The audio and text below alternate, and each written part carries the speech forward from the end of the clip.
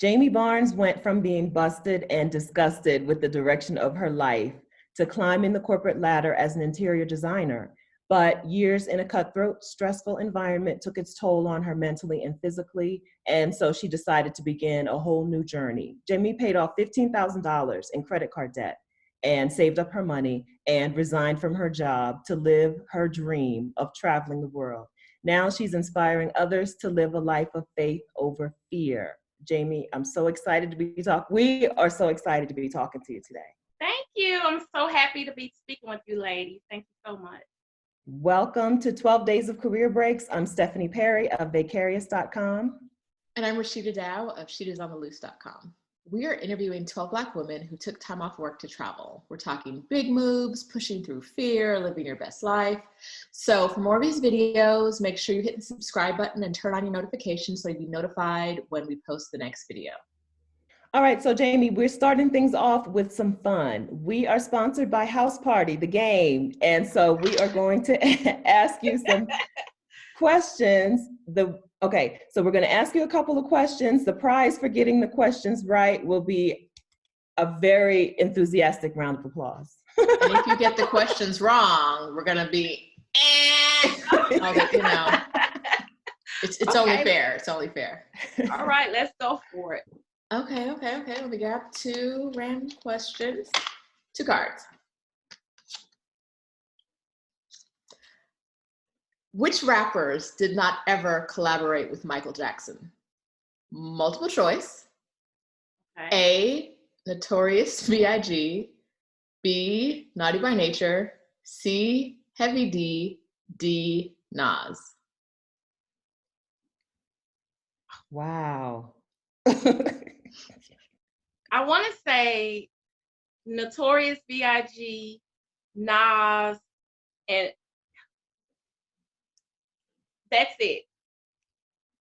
I'm thinking Heavy D didn't, but I'll just go with those 2. So you only need to get one. So you got to narrow it down to one. Okay, so let me think.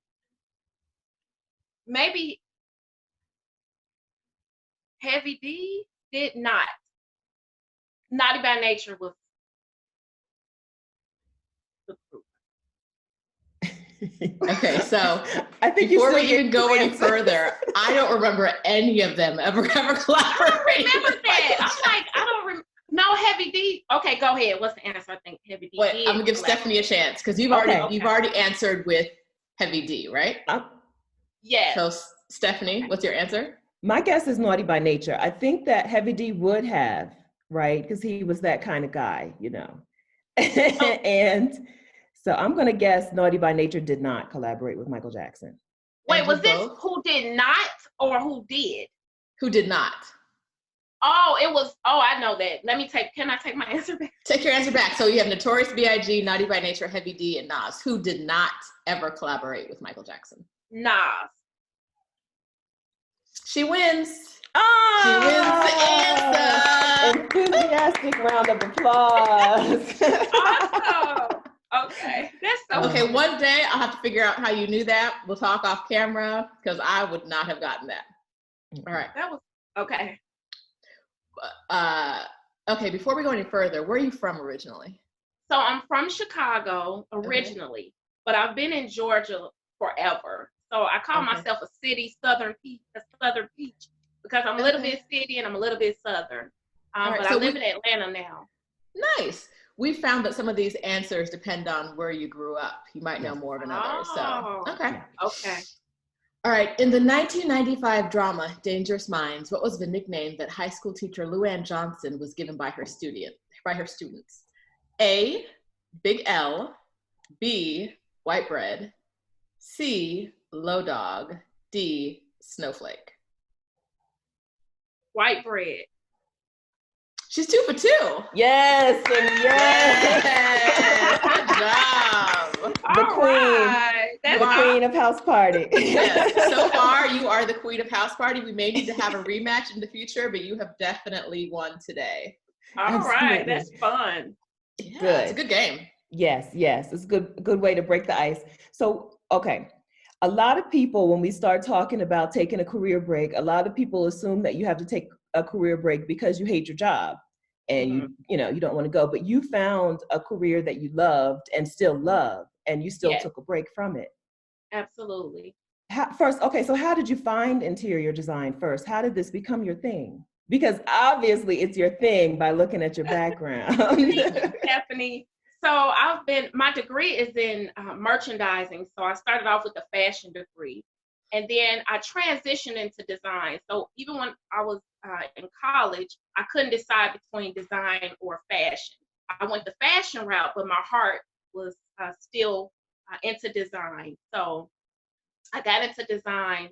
I took college classes and certifications, and then I got into design alongside the merchandising piece of my career. But I absolutely love interior design. I opened a interior design studio about 12 years ago, and I've been doing it ever since. While you were working as an interior designer, you started experiencing burnout because you used interior design to create the life that you wanted in the beginning.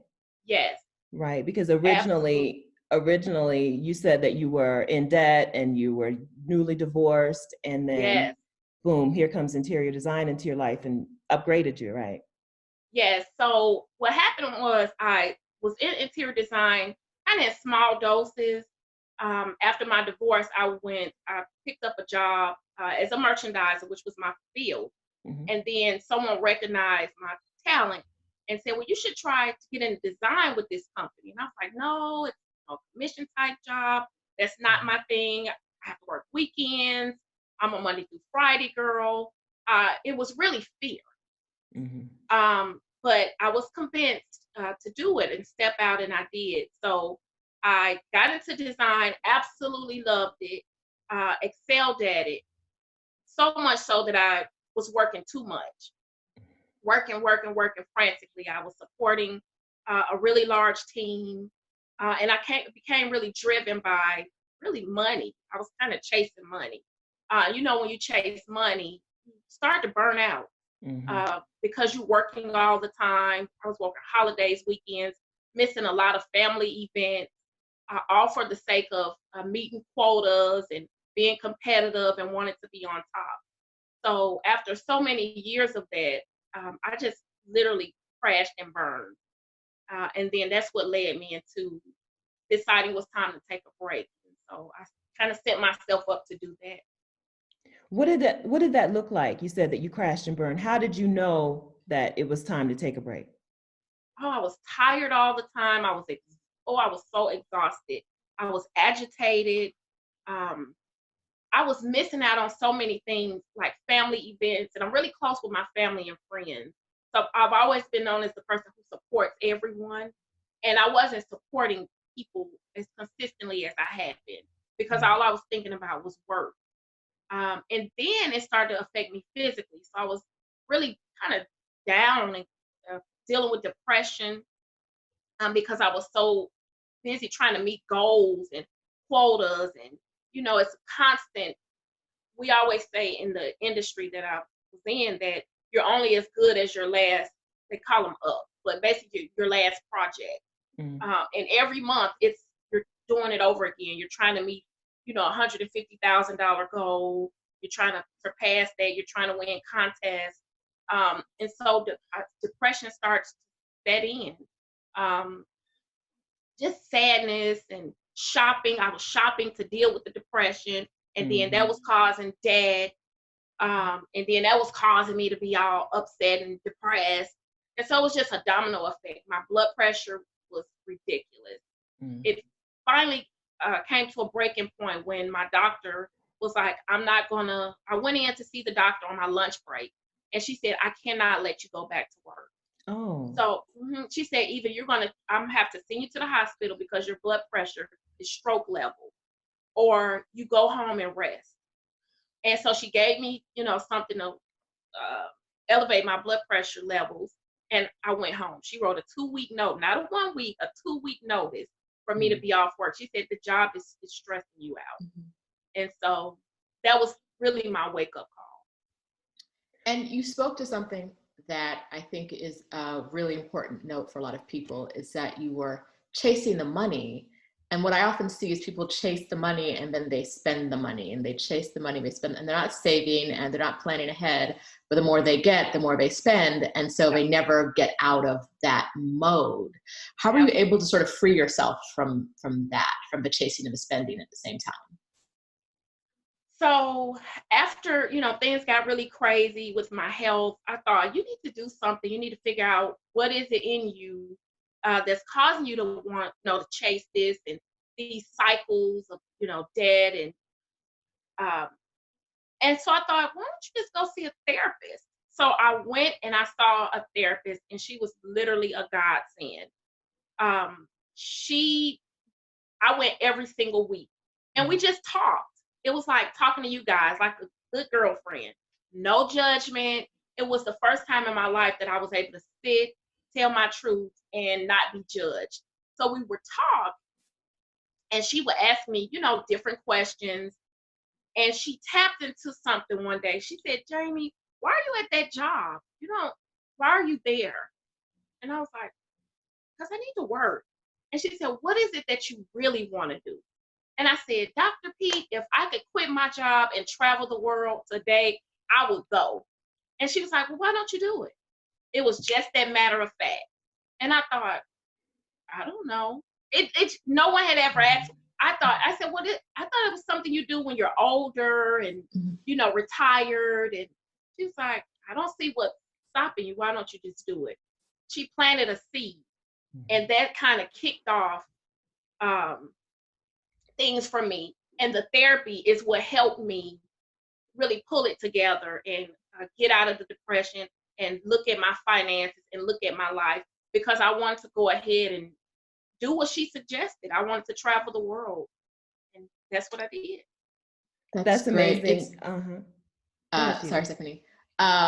Before I left to travel the world, I was seeing a therapist, and I told her my idea, and I sat in front of her and I tried to talk myself out of it. And she was like, "You're playing yourself." Like she totally, I would have let fear get in the way if it wasn't for that. And I think people always think about therapy as like a place you go when you're at your bottom, but like therapy can really take you to the next level of your life, no matter where you are. I'm always such a strong proponent of it, because like I said, I would still be at a job I didn't love. I wouldn't be at that job. I'd be at a different job I didn't love right now if it wasn't for my therapist being like, why are you making excuses? Why are you letting fear like control you? So it's nice to hear someone else having that experience. Yes. Yep. And also it's nice that she planted that seed that this is something that's possible for you. That's why we're talking today, because so many women just don't feel like it's something possible for them. And here we are, just three regular people who who all did the thing that we dreamed about doing. So that's why we're here. Absolutely. I agree. It's good to have people in your life who support you, and if you can't get that support from family, friends, I would suggest a counselor or a life coach or a therapist, just someone sometimes to bounce your thoughts off of, and brainstorm will literally change your life. And that's what happened for me. So I feel grateful that I took that step to kind of get myself better physically, mentally, and emotionally, and ultimately financially, to better position myself to realize my dream of travel. Where did this dream of traveling come from? I think it's just always been there. And my uncle, was a model in Sweden. So he traveled the world, and I would look at him as a kid and be like, "Oh my God, you're where?" And he'd be like, "Oh, I'm in Europe, I'm in Asia." He would be all over the world, and he always sent my mom postcards everywhere he went. And I think it, again, was another seed that was sown, so to speak. This is something that you can attain, because I had an example. Even though he was, overseas most of the time, I would see those postcards, and I think it really did inspire me and encourage me. Okay. Now, before you went around the world, did you have any previous solo travel experience? I want to say a year before that, maybe a year before, I went to Colombia. It was Wow. wonderful. So my first solo trip, and I don't even remember how I ended up there. I think I looked online and it was really inexpensive. I couldn't find anyone to go with me. Most of my family and friends have children or husbands, boyfriends, whatever. I have none of that. So I couldn't find anyone to go, and I was like, I'm just gonna go by myself. And I went because it was so affordable. So I went. Before I went, I almost canceled the trip because everyone was like, Colombia, it's drug lords there. They're going to kidnap you. I was terrified. I even went to like a little lounge one day, and it was really great, well-traveled woman. And we got to talking, and I said, oh, I'm going to Colombia. She's like, oh my God, I would never. Someone swiped my, brother-in-law's credit card there. They're known for, robbing people and killing women. It was just crazy. And I was like, maybe I should just cancel the trip. I am so glad I did not cancel my trip. The best trip to date, almost, that I've been on. It changed my life, literally. It was freeing. It was liberating. The people were kind to me. The place I stayed was absolutely beautiful. I met two of the best friends ever. We still talk online. We still connect via social media. I met a lot of great people. It was awesome. That's awesome. And which cities did you go to in Colombia? So I just went to Cartagena. I stayed there. I didn't go anywhere else. Okay. It's such a great city. I'm going back. Yes. Good. Yeah. Yes, I'm going back to hit up some of the other places. All right. So once you have the medical emergency and you decide that's it, I'm going, how long did it take you to plan? And did you call it like a sabbatical or a mini retirement or a gap year, any kind of label? So I want to say it was a year. I planned for a year, but I really didn't. Let me tell you what I was planning to do. So the goal was that was in my head, to travel, but the goal was to pay off the debt. That was my number one focus. So I took a Dave Ramsey 9-week course. And so they had it at a church, local church. And I would go there every single week. And I was inspired and encouraged by these people who were literally debt free, including their homes and all of this. So that was my goal. So I was saving the money to pay off debt. But I went a different course when everything happened with the job. And then when I really had that talk with my counselor, I thought, you need to start living your life. You keep, you're going to pay your debt, which is great. And I did. I paid the consumer debt. I didn't pay my house off yet. But I took a turn because I realized I actually ended up having like a back injury, a sciatic nerve injury. Something simple, picked something up, pulled my back, and that again altered things for me. And I thought, what happens if you wait till you're 60, 70, 80, which is fine, but you can do it now. You're in a position to get up and go now. So take some of that money and go live your best life. And so I want to say it was a year, basically, after, life started happening, when I was like, okay, let me go ahead and put this money towards travel. If I remember correctly, you used half of your salary for a year to pay off the debt? Absolutely. Yes. And so you found that very livable? Yes. So, let me tell you, I am like a social butterfly. If you know anything about Atlanta, you have to literally budget to socialize. Everything is a party. It's something to do every single day. And I cut it all out. I told my family and friends, I was like, I'm getting out of debt. I never told anyone I was going to travel. Never. And something that I talk about in my book is holding your vision. Sometimes you have to keep your vision to yourself. And that's what I did. So I did tell them about the debt, but I didn't tell a soul that I was going to quit my job where I was here to do nothing and just go travel. Because people, they counsel you from their own fear. And I just was like, I don't need that. I don't want any negative Nancy's. And people mean well, but it doesn't always translate that way. So I basically paid off the the consumer debt was a big deal. I didn't want to go start traveling and feel the burden of credit cards, hospital bills. And so I saved half of my income by not going out, eating in, really using the budget system that I learned. And that's how I was able to save the money. And then I worked a part-time job. So I had a part-time job, and then I've always done interior design on the side in addition to my full-time job. So I was picking up clients as well. Okay. I kind of did the same thing. In 15 months, I saved $14,000. Half of that came from me just working more hours at work, overtime. It was basically like having a part-time job. And then the rest came from cooking my own food. I hate when people give that advice, but it really does work because I was spending too much money eating and buying food every day. So absolutely. And then this was 2015. I cut out DirecTV, and that paid for I think that paid for 2 months of travel on its own, just from not having DirecTV. Absolutely. And I don't have cable. I haven't had cable in years. Still don't have cable. Mm-hmm. I try to streamline my life as much as possible.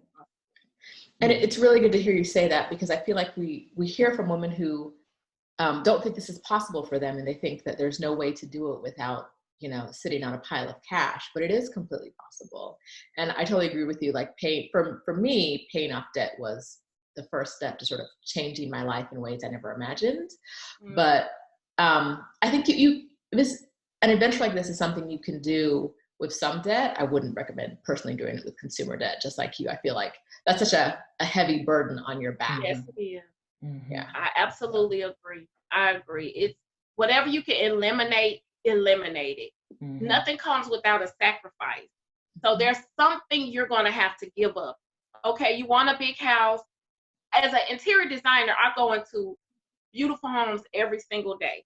And you realize that you're sacrificing something no matter which direction you go.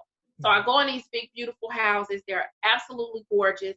They have to spend $20, $30, $40, $50,000 to furnish the house. Mm-hmm. People work really hard to get these beautiful things. That's the sacrifice. Mm-hmm. If you want to quit your job, you want to travel the world, whatever it is you want to do, know that there's a sacrifice involved. I love a beautiful Brahmin bag. I drive a luxury car, love a beautiful luxury car. I love nice things. It's kind of in me. I guess it's the designer in me. But I had to cut that stuff out. No shopping, no buying Brahmin bag, staying home because premium gas is not cheap. Okay. And really making some real deal sacrifices. Going to a job. It's kind of, sometimes you feel like, well, I'm embarrassed to go work a part-time job. I say I'm an entrepreneur, and here I am, at Amazon, sorting packages. Yep, I did it. Amazon. Here I am as a waitress, scared I'm going to see someone. And I'm thinking, JAMYE, just imagine when you're in the sky and you're in Thailand. That's right. Who cares who sees you? Yep. Handing someone a meal or sorting a package. You have to kind of get past your own yourself. You have to get past yourself if you want to live the life that you want to live. And you don't have to have a pile of cash. You just have to be wise. Mm-hmm. Yeah. So how long were you traveling for when you left? So I ended up traveling for 10 months. Okay. I traveled for 10 months. And then the goal was a year off work. And I made it to a year. And so it's about 10 months. And where did you go? How did you decide where you were going to go for those 10 months? Price. That's it. I literally would look online and say, oh, there's a deal here. So that's where I'm going next. And that's what I did. I went to, the first stop was Hawaii. I love Hawaii. I had been before like 10, 12 years prior. So I went to Hawaii. So I stayed in a hostel for the first time ever in Hawaii. And then I went to good experience? No, ma'am. Oh, no. Everyone's a little different. I met the best people. Let me say that. Had I not went to the hostel, my trip would have been touristy. Yeah. I met people from all over Europe, Asia. It was eye-opening. The atmosphere is a little different because you're dealing with different people, and we're a little extra cleanly. So not everyone is that way. I had to go to Walmart and buy bleach and all this stuff. But anyway, that's another story for another day. Mm-hmm. So I went to Hawaii first, and then I went to Paris. I went to Turkey. I went to China. I went to Thailand. I went to Jamaica, Morocco, and I feel like I'm missing something. But that's. Do you mind if we ask how much money you had saved when you started the trip? Sure. So I saved $24,000. Mm. And again, that was living off half my income. That was a little bit of it. I should say, a little bit of it. I think I had like a couple thousand in the bank already. So I saved about $24,000. Eating in, not going out, hustling basically, picking up design clients, part-time job, every sacrifice possible. Some of my fun clothes and shoes I took to the consignment shop. I consigned it. I cut out certain bills. I called companies. I called AT&T. Hey, can you cut this? Can you cut this bill? Can we make some adjustments? I did everything that I could to save as much as I could. And then that $24,000 was able to get you out for 10 months, living life as you wanted to live it? No, I spent less than that because I spent less than the $24,000. I started feeling some kind of way when it got to a certain level, and I was like, "Girl, go back home and get you a job. You need to get out, shake out of it. It's back to reality." So I ended up. I didn't spend all of it. I want to say I spent about $15,000 or less, probably a little less. I had some mishaps, like in Paris. Oh my gosh, that's a story for another day. But I missed my flight. I got on. I thought it was at one time. It was at a different time. I had to pay $800 to get back home. They would not put me on a different flight. They was like, "No, you have to pay for a flight one way back." I was sick. I cried all the way. Yeah. But things happen, and then it's hard to kind of get out of your head that you don't have a job. You're kind of used to a certain way of living. And I can honestly say I wish I had did some things differently. I wish I had stayed in more hostels and not nice hotels. I wish I didn't buy souvenirs. I literally have souvenirs still in my trunk. You know what I'm saying? It was so many things I could have done differently, and I will do differently the next time just to save money. Because I could have stayed out way longer than 10 months. So you're planning on going back out again? Another long trip? Actually, I'm planning on becoming an expat. I haven't decided where, but I've watched Sheeta every last one of your videos. Ooh. So I'm like, oh, okay, the update. What's going on with her? She got her apartment. This is so exciting, and I'm waiting. And then I saw where the Florida thing, and you hurt your knee, and I was like, oh no, So I've been kind of taking that journey with you. And then with Stephanie, I'm like, okay, so maybe I need to house sit. And then I watched all of you guys' videos with the other ladies who've taken their journeys. And so I think it's Shell she's doing seasonal temp work. And I'm like, I think I should do. And then one of your ladies, I've kind of been inspired by her as well. So I am doing my research now to figure out where I want to go. And then how much that's going to cost. Yeah. And Stephanie has such great resources on her channel for people who want to work and fund their adventures through doing some kind of labor outside of their hometown, wherever that may be. And it's been a resource for me too. She's got me thinking about house sitting. I'm not quite there with her in hostels yet. I'm not quite there. If you're like a germaphobe, you wouldn't be able to have it. I'm telling you, there were like critters. No, Jamie, don't do No, I'm just saying the one hostel that I don't went tell her to. that. Stephanie, the one hostel that I went to, it was horrible. And I was like, what is this? But I'm not going to let it stop me because I met women or young girls, a lot of young people, they just fearless. So a lot of them are like, oh, I stayed in a hostel in, I did go somewhere else. I went to Budapest on a solo trip.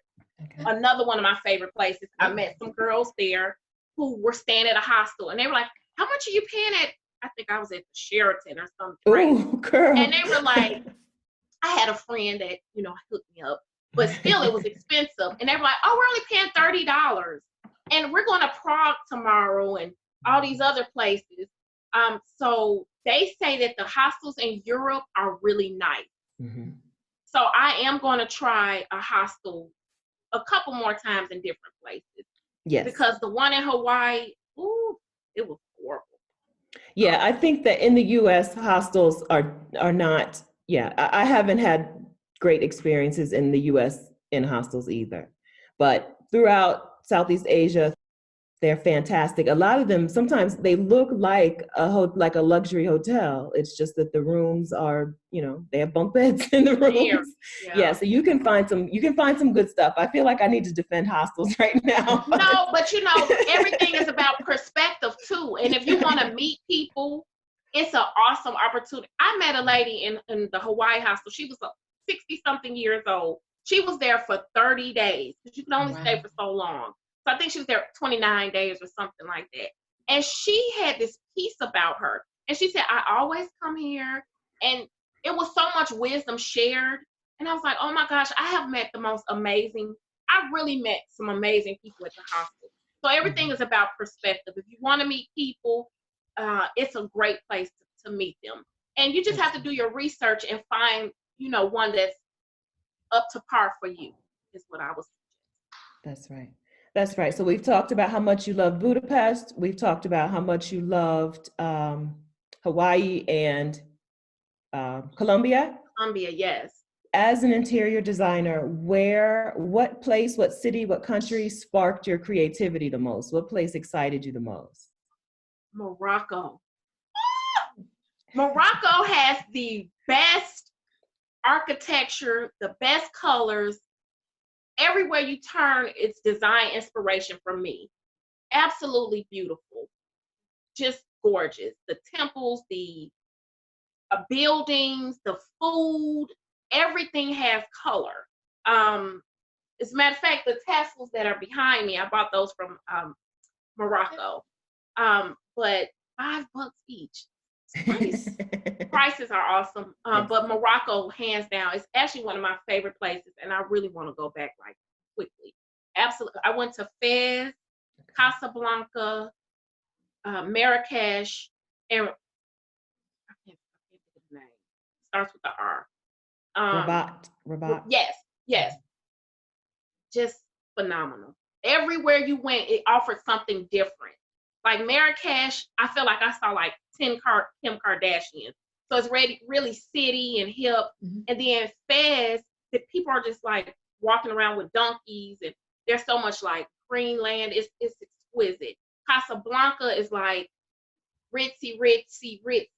I sat and ate lobster, while looking at the water. So it was just every city had something different to offer. It was incredible, and it was beautiful. And it really inspired some design ideas for me. Okay. Now, I've heard some Black women say they didn't feel physically safe in Marrakesh as solo travelers. How was your experience there? So the difference is I went on a tour. Okay. Because I read the same thing, and I read it all over the place. And I was like, okay. And so with the tour, I didn't experience that as much. But when the nighttime came, it was a different story. Marrakesh became a little, I hate to say this, but it felt a little dark. And I was shopping, and the guy kind of closed in on me, but I'm from Chicago. And so, and in Paris, I got robbed. So, pickpocketed, robbed, however you want to call it. So I think the Chicagoan in me is strong enough to handle certain things. But yeah, at Marrakesh at night, it gets a little different, and you need to go find somewhere to be, you know. Mm-hmm. All right. Were there any other cities where you were like, maybe this city just, isn't for me? Paris. I have to do a redo with Paris. And Paris, I had heard stories about pickpocketing, so I tried to be really mindful. And so I had a system going when I was taking my pictures. The first day that I got there, it was raining, it was cold, I was tired, but I was determined to get to the Eiffel Tower. So I walked to the Eiffel Tower. I had a system where I had my tripod and my wireless remote. So I would take a picture, thinking I'm Tyra, and then I would look to check my bag, take a picture, look for your bag, because I knew, it could be a little sketchy. Well, the last time I looked for my bag, it was gone. And so I'm like, oh, somebody took my bag. And I just grabbed my camera because I'm thinking they may be working in pairs. I don't need to leave this camera. And I look around and I see the guy with my bag on his shoulder. And Chicago again came out, and I went a little berserk, and he dropped my bag. So I remember you talking about that. Yeah, he dropped my bag. And she took her bag back from the pickpocket. Give me my bag. Did you get everything back, or had he taken stuff out? No, he didn't have time. I was on him. So I saw him look, and the look in my eye that I gave him, he said, let me drop this lady's bag. And he dropped the bag. He didn't take anything out, but everything was in that bag. My passport, my boots, because I was just being foolish. I changed boots. There's certain things you just should not do. Yes. When you're traveling, and especially when you're traveling solo, you have to be mindful of your surroundings. I was looking like a straight tourist. I had on a red beret, some red high heel boots in the rain, all for this photo op. And a valuable lesson was learned, because your safety comes before the gram, But he came back and apologized to me. Actually, he sure did, because I was still determined to take my pictures. I was still there. And these ladies were next to me, and they said, we'll take your pictures, ma'am. You don't have to. They were shook because I was going crazy. And he came back, he apologized, Madame, I'm sorry, Madame. I just kept I'm sorry, I tried to rob you. Isn't that crazy? But what happened was, the police are everywhere, especially near the Eiffel Tower. And they were watching, obviously, and they ended up arresting him. Okay. It worked out. So I do the same tripod thing you do, and I've done it in Paris, and I don't feel great about it, but what I typically do is I put my bag underneath the tripod. So it's always in my line of sight. In front of you. In front of me. So if they're going to rob me, they're going to take everything. Like, they're taking my purse, taking my camera, but I can see it happening. That's a good idea. It's Pro tip. It's not a great system, because still, like, if it's two people, one can take your camera, one can take your purse. And if they go in different directions. Yeah, but it's still a way to idea. Keep your eye on everything at the same time. Okay, thank you for the tip. I'm not saying don't. I know, come but for me it's better than putting it on the side of you. But it is, that is my pro tip. Put it right by your tripod and get ready. I'm always like ready to run. Even when I hand my camera to someone, I'm like, can I chase you down? Pick the least athletic looking person. Yeah, always like funny. That. And I definitely need to do a redo with Paris. I end up, because of the sciatic issues, it was so freezing. I could barely walk. So I stayed in a couple days. I didn't get to experience it really. And then again, I missed my flight. So it was just a series of things that didn't make it the best experience. But again, life is about perspective. I met a really nice guy who was traveling solo as well. We chatted. We chatted for a little while, so that was nice. And a lot of people helped me out. So I got off at the wrong train one day. I couldn't get back in. Someone let me in with his pass. Just small things. Someone stopped me and said, Madame, you need to zip your bag up, because my bag was... So people were really kind as well. Good.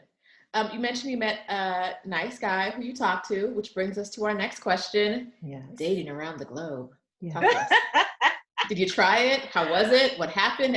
Any love connections anywhere? No love connection. So we're no like love 0 for 4 right now. I love connection. No. Well, one, I would probably be a little scared.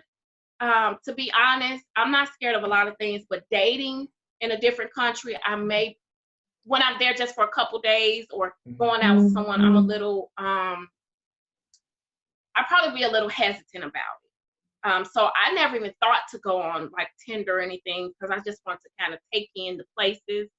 I'm a little more well-traveled now, so I may give it a try the next time.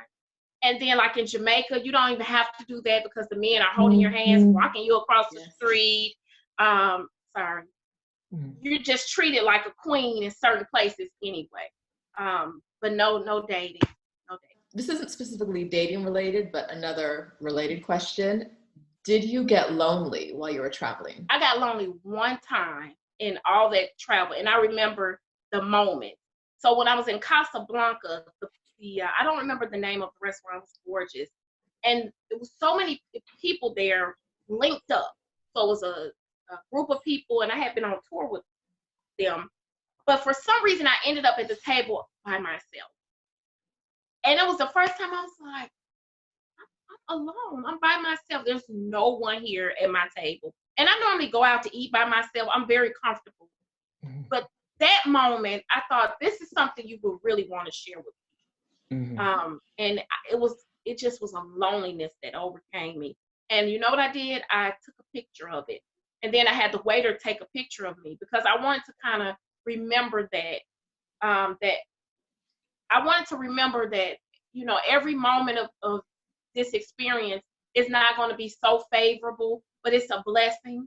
So I captured that moment, and I still have that picture, and I looked at it every now and then, and I don't know, but just that one time. Okay. Now, are you an introvert or an extrovert?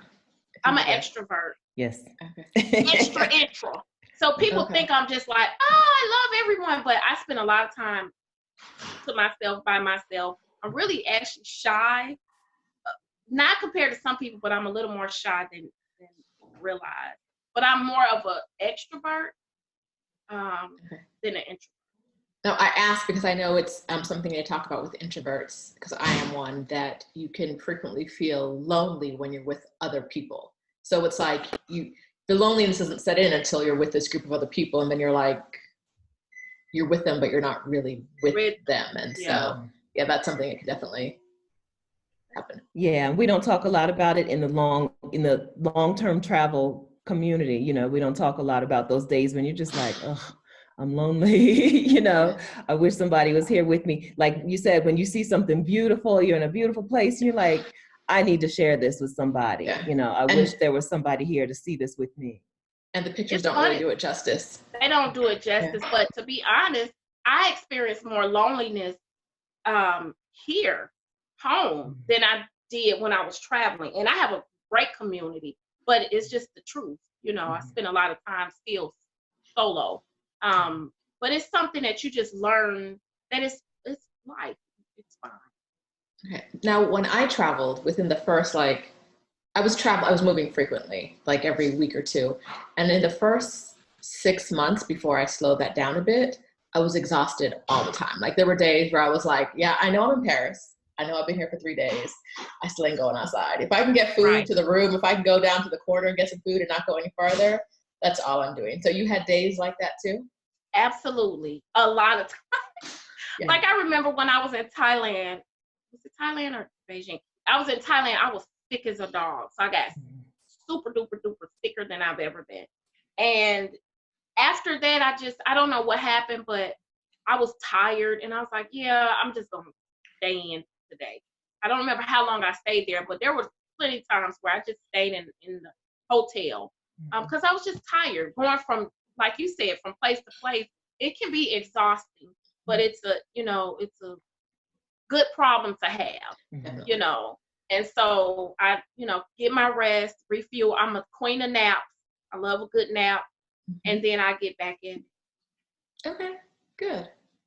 We hear so many people talk about all the good things that come with traveling, but I think we do people a disservice if we don't set the expectations about the fact that there are things that you aren't going to enjoy when you're traveling all the time. So. Like not being able to brush your teeth with the water, you know, and like I said, getting so sick for like literally 4 days I was in the bed.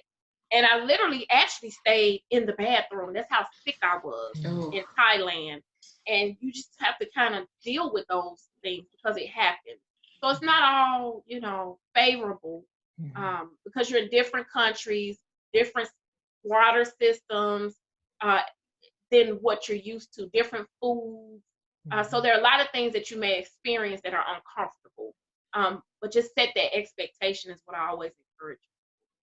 Bring your Pepto-Bismol, bring your, you know, your Get Better kit because you're going to need it. Yeah. Yes, you will. Okay. Yes, you will. So how did this year, or how did these 10 months of travel change you? How are you different today?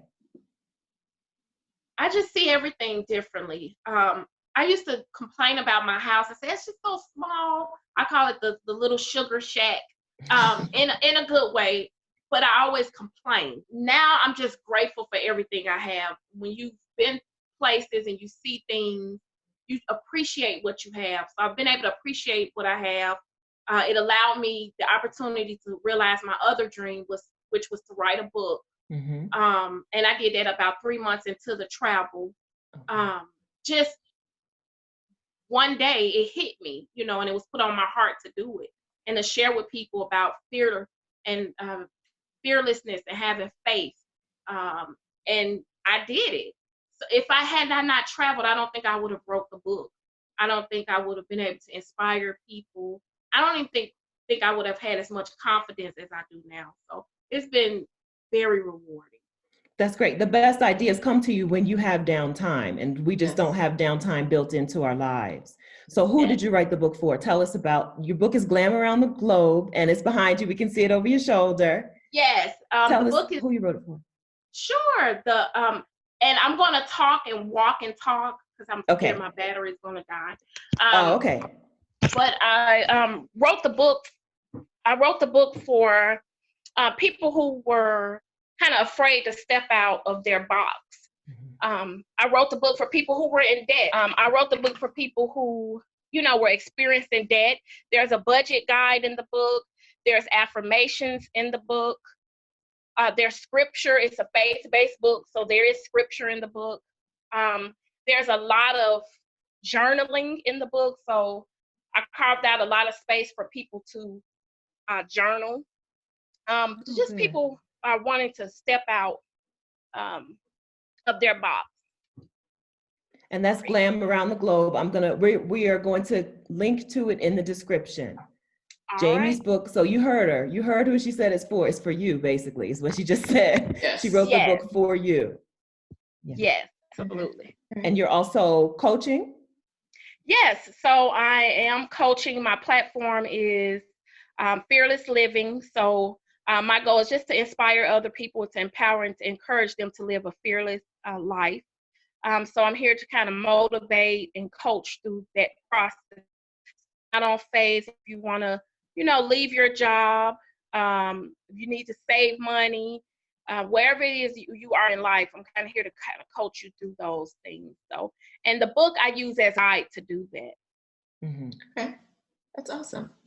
Yes. So I know that this was traveling and leaving everything behind was a big step for you. Did you have any hurdles to get past? You said you were single, so you weren't leaving a relationship behind. Right. Is this the same house you were in before? Yes. So I'm still in my house. And I've been here 18 years. I'm probably going to be going. Gosh. Yeah, I've been a homeowner for 18 years. So I love my house. I think I'll probably keep it. Even if I decide, like when I decide to move, I'm thinking about just renting it out. Because it's, you know, I've been here so long. It's affordable. You know, you don't have to go work a whole 20 jobs to keep it up. So I think I am going to stick around and keep my house. Were there any other considerations you had before, but you had to sort of, or what's the word I'm looking for? Any hurdles in your way to going? Just the house, to be honest. Just letting go of what you think in your mind you should you know, I should have a house, you know, I should have my car, I should have all these things that everyone else has. Why would I, you know, I struggle with that. You know, part of me, the glam girl in me wants, you know, a new, nice, big house, or to keep my house and, you know, keep my lifestyle, so to speak. But the other part of me, I don't want to work for people for the rest of my life. I don't want you to tell me that I can't take a break, or I can't go to, as Stephanie let the world know, that she can't take a vacation. No, I want to be able to live my life on my own terms. And so the struggle or the hurdle is just that, deciding, making the decision, and really owning that decision and accepting the sacrifices that come along with that decision, because it's going to be some sacrifices. Yes. And right now, I'm going to keep looking. I think I have a few more of your videos to look at, Sheeta, about, you know, am I going to give up, like I said, the house? Am I going to rent it out? What am I going to do with this house? That's literally my biggest hurdle. The other hurdle is my degree is in merch fashion. So I'm like, well, okay, if I go to Vietnam, or if I go wherever I go, where am I going to be able to utilize my design background? Do you understand what I'm saying? Typically, nurses, educators, in my mind, these are the people who are traveling, you know, able to travel and pick up work. And I'm like, JAMYE, you're an interior designer. You're not a nurse. You're not an educator. Are you going to be able to find work? So even though we've traveled, and we still have our fears, is, you know, and hurdles, if you will, like everyone else. Well, and one of the things that Stephanie and I have talked about before is that so many people in the U.S., like that cycle we talked about before, are working very hard to afford to live in the U.S. And one of the things I'd ask you to consider is whether, if you move to Vietnam, do you need to do the work you're doing to make an income to live in Vietnam? Or can you coach online part-time and make enough money to live a very comfortable, to live in the same comfort, maybe not the same luxury, but the same level of comfort that you are? Can you switch in a way that's still meaningful to your life, that allows you to jump out of the rat race a little bit, so you're no longer working to live in that same way? That's an excellent question. And that's what I'm honestly looking at and evaluating now. Like, okay, you know, you wrote a book about faith. You wrote a book about fearlessness. You have to tap into that, because we all have so many gifts, you know, talents, you know, that where we're able to sustain a life, but we have to be able to step out of ourselves. You know, and like you said, it may be coaching abroad, because all I need is a computer, really, and do what you ladies are doing. So I'm encouraged and I'm inspired by it. Please know it. What you're doing is admirable. And there's so many of us who are looking at you guys for that inspiration and that motivation, for real. While I'm like looking at every single video, like, oh, let me write this note, you know. But I'm working through it. Yes. I'm working. Good. You had your house before, you have your house after. What did you do while you were traveling with your house? Oh, that's a great question. Thank you. So shout out to my mom. My mom moved with me. I left this part out. My mom stayed with me, and she stayed here. So she's coming temporarily, but she stayed so that I can go. Oh, a mother sacrifice. Yes. That's wonderful. Yes. And that's also how I was able to save up a little more, because my mom stayed and she paid, you know, a little something, which allowed me to save a little something. Right. So my mom, I'm her only child. So she's just that mom. And I feel so fortunate to have had her be supportive during this time. But she stayed at my house while I was gone. Okay. She's gone now. You know, she has her own place and all that. But I'm thinking about saying, Mom, do you want to move back? and that's awesome for you, and because you want to stay in the house. But it's a conversation we have with people who think about moving, who feel like they can't because they have a house, but you can always rent it out or sell it, or Airbnb it or get some sort of manager to look after it while you're gone. So there are a lot of different options people can take if they don't have a mom who's willing to come in and right. live And in their house. I think my mom's over it too. So I'll have to figure out a different avenue. Yeah. But it's definitely one of the things that gets you on the road faster is thinking of creative solutions like you did for those hurdles, like identifying what the roadblocks are and coming up with something that some creative solution that allows you to get past it. Yes. So, do you have any advice for women who are afraid to take this leap? I would say, just believe in yourself, have faith, put some things in place before you take the leap of faith. Be very strategic about what you decide to do. Write the vision, make it plain. But believe in yourself more than anything. That's the advice that I would give. And keep your vision, keep it close to your heart until you're firmly grounded in it. Because if you start to share and you're not firmly grounded, you'll get discouraged. So unless you're firmly grounded in the vision that you have, keep it close to your heart. That would be my best advice. Okay, perfect. Thank you. All right, JAMYE, this was amazing. If people want to connect with you, where can they find you? So they can find me online at JAMYEBarnes.com, JAMYEBARNES.com, or at GlamAroundTheGlobe.com. My IG is Glam Around the Globe as well. And on your IG, I totally dropped the ball on this. On your IG, you have some travel essentials, like travel products that we can check out. Yes, absolutely. So I'm in the process of building the shop on my website, but we still offer the travel essentials on the IG page. So it's passport covers, with really bright colors, fun colors. I found that a lot of people just were having their passport in their hands, and I was like, no. Come on now, we need to have that at a passport holder. I'm one of those. Really? What, you have it? You don't have a cover? I do not I've never had a passport cover. Well, I'm going to send you one as a thank you. So, thank you. You're welcome. The passport covers, my favorite thing in the whole wide world are the cubes, travel cubes. So I have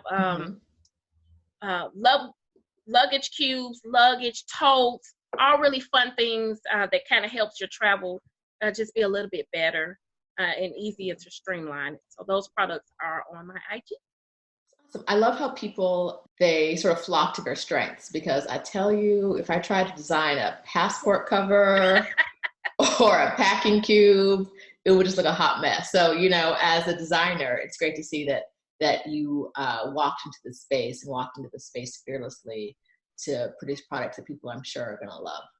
Thank you. And the product, just want to clarify, is product that I sourced. So I haven't designed anything, but I'll receive that because that's that prophetic word you just put there. But I haven't started to design just yet.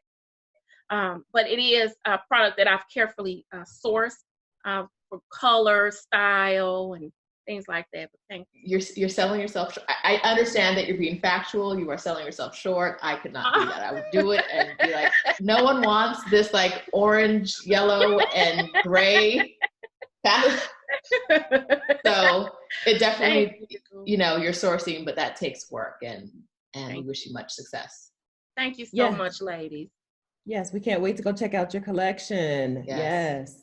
Thank you. Thank you so much for having me. I appreciate it. And I do want to just say again that I'm encouraged and inspired by you ladies. I think what you're doing is phenomenal. Before I even took the leap of faith to take my journey, I did follow Stephanie, and I had a 30-minute call with her. I don't even know if she remembers that. I remember. But it was encouraging, and it was kind of the push that I needed. So thank you so much for what you're doing in the travel industry and just with your lives in general.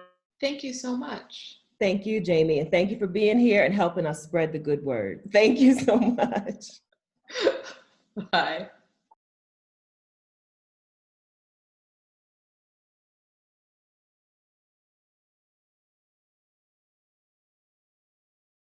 Allison is on month 5 of her 6-month sabbatical that was not planned. Here's how she knew she had to go and how this sabbatical will help her transition into her new job. Welcome to 12 Days of Career Breaks. My name is Stephanie Perry from Vicarious.com. Hi, Allison. I'm Roshida Dowe of sheetisontheloose.com. We're interviewing 12 Black women who took time off work to travel. We're talking making big moves, pushing through fear, and living their best life. So make sure that you hit subscribe and turn on notifications so you'll be notified when we post the next video. We're starting off with something fun today. Because we don't know Allison yet, we are going to play a game called House Party, the game. House Party is our sponsor for these videos. House Party, the game. Yeah, okay. I'm excited. All right, Allison, I'm going to pick out 2 cards, and I'm going to ask you 2 cards from the box. I'm going to ask you 2 questions, chosen at random. House Party, the game. And we'll see how you do. All right. I believe in you, Allison. I think you're going to get this. Which NYC neighborhood did the 1994 sports drama Above the Rim take place in? Multiple choice. A, Brooklyn, B, Harlem, C, Queens, D, Yonkers. Okay. Do you remember? I have no clue. I do remember the movie, but I'm trying to think of the borough, I guess. I have no clue, but I'm going to take a wild guess. Take a wild guess. I'm going to say Brooklyn. So A for Brooklyn. Ooh, it was a little too wild. I guess it was a little too wild. Steph, you want to see if you can pick up a point? By the way, this isn't in the rules. We're just doing it like this today. Steph, do you want to guess? I'm guessing Harlem. Harlem. Stephanie gets a point. Nice. Allison, you did not get anywhere with that. I know, it's sad. Oh, but this one, you have this one. You have it. Thank you for believing in me, okay? I believe in you. All right. Which R&B group was composed of members Dino, Shazam, and G.I.? Your options are A, Silk, B, H-Town, C, Guy, D, Shy. Going to be B, H-Town. I knew it. I knew you'd get H-Town. Thank God. And I was, yes. All right, so that's it for the game today. We're 1-1, but everybody knew something. Well, that's fun. Yes. Okay, so we have a link to House Party the game in the description. Go ahead and get your game so that you can flex your 90s and 2000s knowledge at your next game night. Yes, and try to stump all your friends. All right, let's get into it. Hi, Allison. Hello. So you had an experience that a lot of women have, unfortunately, a lot of Black women. Out of the blue, God labeled you an angry Black woman and caused you significant stress. What was going on? You know, I haven't really figured it out. I haven't dedicated a lot of time to it. All I know, I really think that the timing was very interesting. I was gone to Rome for 2 weeks on a vacation, came back, worked a week, and then I was out for another week because my dad had a surgery, which all of this was pre-planned. I had enough hours, no problem. When I get back, so that 4th week, I get back and I'm basically pulled into the office and told that, you know, while I was away, people felt comfortable to speak up, you know, about me because basically I was just this office place bullying. Mind you, I've been at this place for 5 years, never been written up, never had a negative review, nothing. So, you know, of course, I was completely, you know, bombarded with it. I was just taken aback by it or whatever. So of course I pushed back and I'm like, okay, well, can I get some examples, you know? And of course I was denied any examples because I was told our lab was so small that if they gave any examples, I would figure out who, you know, mentioned it, you know, and they told me that I needed to basically be worried about people's perception of me. And I told them that I disagreed with that, you know, because at the end of the day, in working environments, you know, Black women are often, you know, labeled the words that they use, imitating, angry and rude. Those were the things I was labeled. And from that, I was told that I was harassing them by invoking race. It just got real ugly from there. I was taken to HR, put on a PIP, all of that, and it was just really, really stressful for me. I didn't eat for a few days, and I like to eat, okay? So if I miss a meal, either I'm on my deathbed or something is tragically wrong. So it was just, I did a whole bunch of praying and writing and meditating, and I just realized, you know what, I have to put up with this. I'm being denied examples or reasons why my, work, I guess, is no good. Of course, my work output is perfect. They've asked me to do a job, which I think that was a lot of it.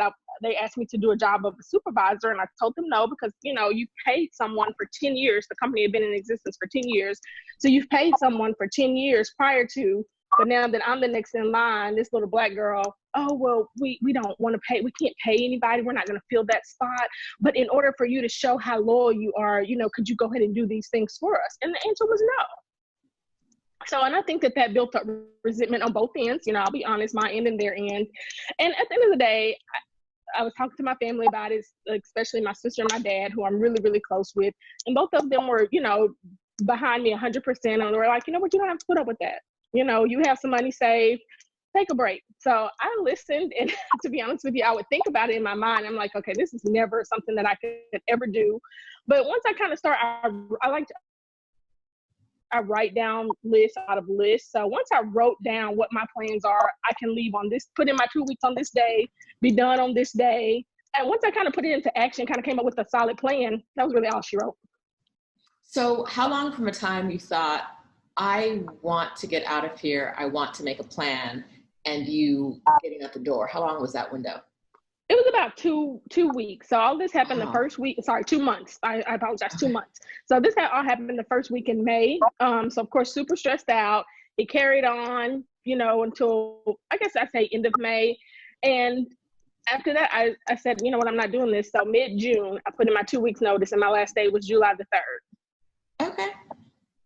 Now, we hear people have, similar situations, but they just stick around, they stay. I watched today. There was an old YouTube interview, and he was saying people will choose to stay in hell rather than take a chance at heaven, So I think it was having your family's blessing that helped you go ahead and make the decision to go, or what do you think was the difference maker? I do. I think it was having that support from my family, not that I depend on them for any bills or anything like that, but just having, because my dad, I didn't expect that from my dad, because my dad's just this old school, very, very country, hey, you got to work. That's what you do. Put your head down and work. But for him to say, you need to let this go. He told me, he said, I've seen, people work under stressful conditions their whole life. He said, and they die. He said, you'll be diagnosed with something. He was like, it's not worth it. He was like, let it go. And that meant the world to me, because I never expected him to say something like that. It's a generational thing. We think because we've work. We think that they work. But really, we just don't have the conversations with them. What they really value, is peace of mind. Absolutely. And you're not going to get that from your job. You're not going to get loyalty from your job. But once we don't have those conversations, so we don't know what.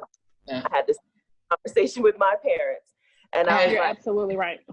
Oh, okay. That I didn't know that they thought like this. So it's so good that you got the confirmation that what you were thinking was the right thing. Absolutely. And I agree. I had the exact same conversation with my parents as well. It was I feel like I've made this decision, and I'm bringing it to you with a very heavy heart, because I think you're going to tell me I should be working instead of going. And they were both like, why wouldn't you go? And I was like, oh, it's just, to Stephanie's point, we don't have that conversation. And so we see what they've done, and we don't realize they have different expectations for us sometimes. Right. Yeah. And I think this conversation is definitely on the forefront right now. It's kind of brought it all, kind of full circle for me with the things that are going on in the media right now, as far as Gabby Union. To be honest with you, just reading some of the things that she went through, verbatim, some of the things, of course I don't have that platform. Most of us don't, but I think that, to your point, a lot of us, brown girls go through that in the working environment. I really do. Yeah, it's something that we kind of think is the norm, you know, we just, how it is, it's the norm. And then when somebody, like you said, Gabby Union, when somebody says, hey, this is wrong, other people, they have permission to say, oh, you know what, I deserve to be treated better. And if I'm not treated better, I will find a place where I am. So how did the idea, so you had an idea to leave your job, but how did the idea of travel while you were out of work happen? Well, I travel a lot already, so I make goals every year. So my goal every year is to leave the country at least twice a year and then travel stateside at least 4 times a year.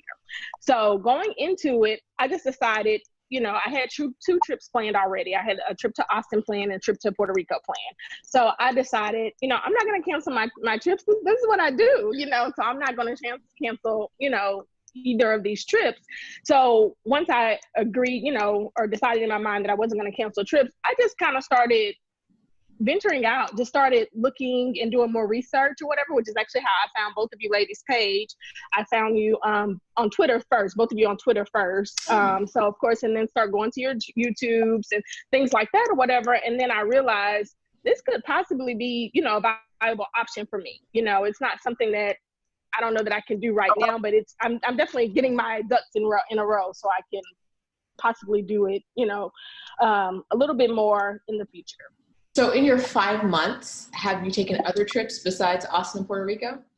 No, that's it. Okay. Well, other than visiting my parents, I've stayed about 6 weeks at my parents' house in Arkansas and then about 6 weeks at my sister's in Shreveport in Louisiana. So I've been on the go. Yeah, so you haven't been home much. No, not at all. Okay, that's awesome. That's awesome. And before you went out on these trips, did you have, on this sabbatical, did you have solo travel experience? I've actually never traveled solo before. It's something that I'm open to doing and I want to do, but it's just normally a friend will say, hey, you're going to, can I go? And then I always end up at least having one person tag along with me. But it's not something that I'm opposed to, nothing that I'm afraid of or anything like that. I just haven't had the opportunity to do it yet. You're one of the people that I hear that says the thing that I don't hear a lot, which is your friends said they were going to go and they actually went. You know, we usually get examples of the other way of like 10 friends saying, I'm going to come with you. And then, so yeah, you usually you're absolutely plan your right. trip first. You plan your trip first and then people hop on. Yeah, that makes sense. So I'd like to hear a little bit more about this. So you say, I'm going to Puerto Rico on these dates and people say, I'm coming with you. And then so that actually happened for Rome. So I found like a sale flight for Rome. It was like $300 or whatever. So I was like, hey, I'm booking this. I sent it to my sister and one of her best friends. We have a group text, of course, together. And I was like, hey, I'm booking this. I get off work at 10:30. I sent it about 9:30. I said, as soon as I get off work, I'm going to book this. I'm going to take about an hour and sit down with dates and I'm going to book this trip or whatever. I will have this trip booked before midnight for myself. And literally, my sister and her best friend were like, oh, no, we're going. These are the dates we can go. And we booked it, all three of us, that night before midnight. That's impressive. I don't think it'll ever happen again. Don't get me wrong. I don't. And I was actually surprised. It's impressive to me as well, because if they didn't say that, you would be a solo traveler now. You know, like you were willing to put yourself out there and take the trip whether they went or not, right? So that's I felt like it was too good of a deal to pass, up. And I see trips like that all the time. So I'll tell, like, even for Puerto Rico, I've had that. I had it booked since like March or April, and I found a $200 flight. I sent it to my friend. I was like, hey, I'm gonna book this tonight or whatever. She's like, hey, I'll go. And so, but yeah, if not, I'm definitely open to going by myself. No problems at all. Nice. Now, you said that when you decided to leave, you were like, I already have savings, I can do it. Is savings something that you've done? Like, did you have a plan for the money and then divert it into sabbatical money? No, since I am a single, unattached girl, I always try to keep a little bit of it's more of an emergency fund. It wasn't sabbatical money, it was emergency fund. But I do try to, save money just because you never know what's going to happen. I don't have, the significant other to go and say, hey, the water pipe busted or whatever. The AC's out, which has happened. So I always try to save money just for the emergency fund. Okay. Responsible. That is very responsible. Yeah. And it gives you a lot of freedom, because if you hadn't done that, you might still be in that job. Exactly. Yep. Yeah. So did you have a name for your sabbatical? Was it like a mini retirement, or did you call it a sabbatical? How did you describe it to your friends and family?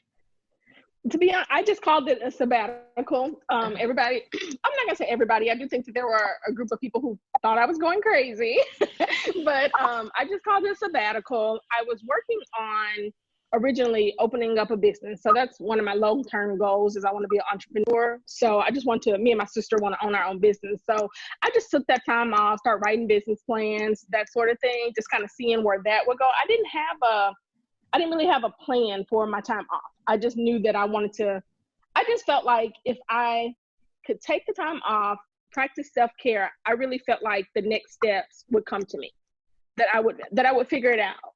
So, and I think that it's worked out really well. Well, you were saying it worked out really well. You told me that this was the best experience of your adult life. Is that? It really is. And I was actually reflecting on that this morning before this call. It really has. I really feel like I've come more into myself, and I know that's an age thing as well, because I'll be 40 next year. I just turned 39 a couple of weeks ago.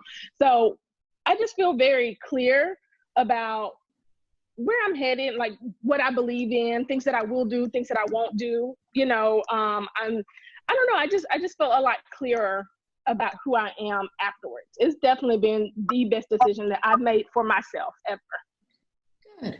Now, when you first went on your sabbatical, you quit, you went on vacation, you came back. Was there a point when you started to notice any changes in either your mental state or your physical state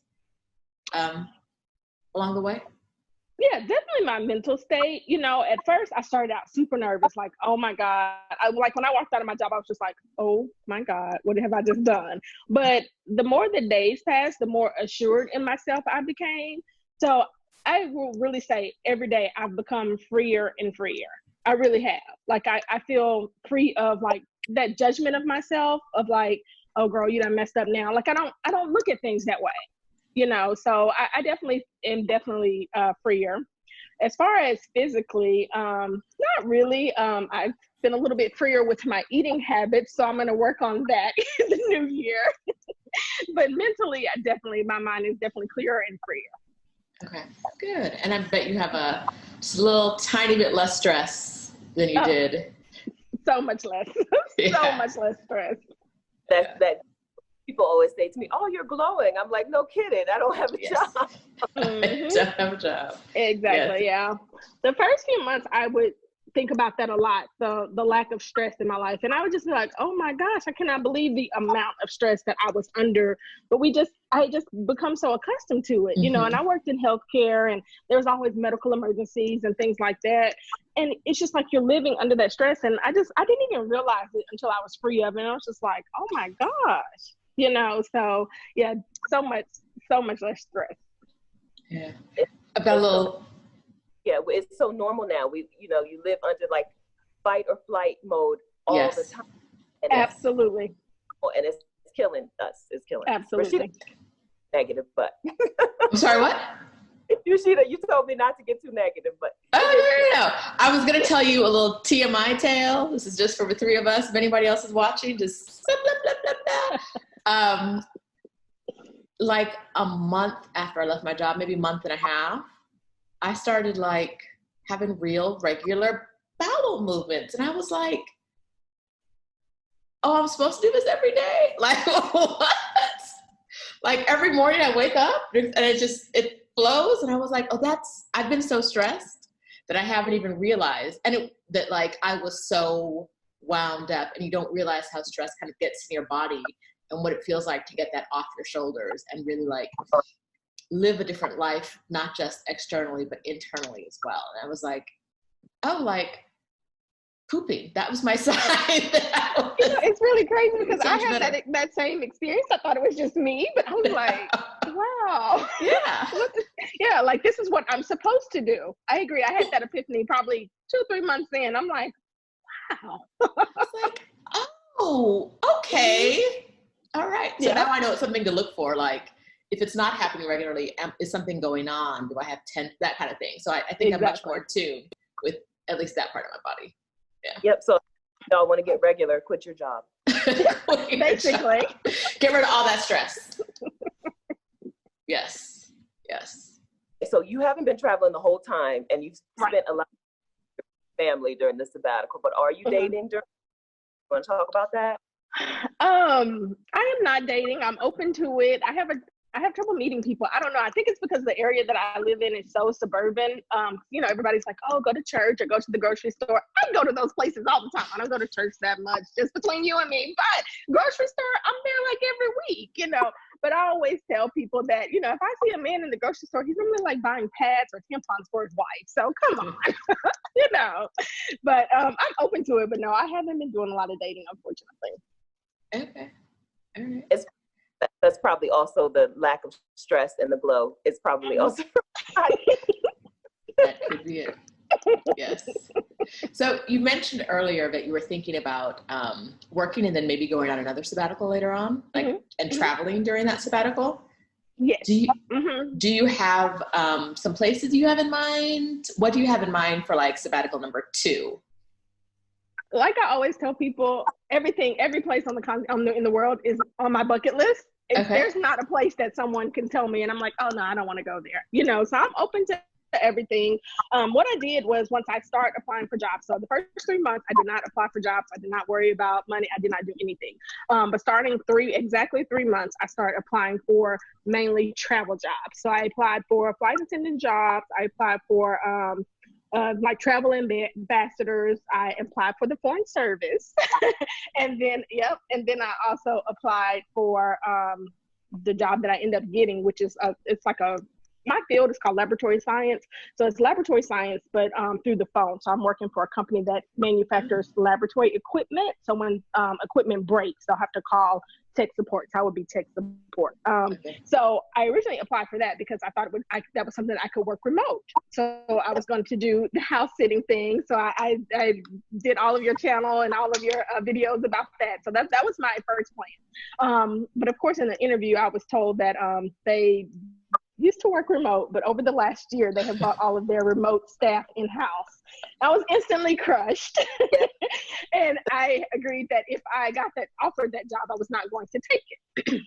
However, when they called to offer me the job, they offered me about $30,000 more than I was making previously. So same field, just in a different industry. So basically the private sector versus the public sector.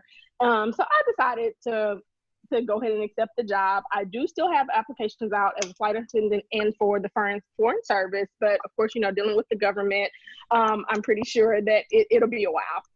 Yes, it will take forever. Yep. So basically, to your question, though, anywhere that I were to be assigned, I would go. Anywhere. Okay, that's good to know. And I think it's really important that now that you know you can quit a job and leave and you'll be okay. It's the kind of thing that you can repeat and do again. Like Stephanie repeated that. I did. Yeah. I'm a serial job. If you hire, I'm only going to be there for a couple paychecks and then I'm leaving. Yep.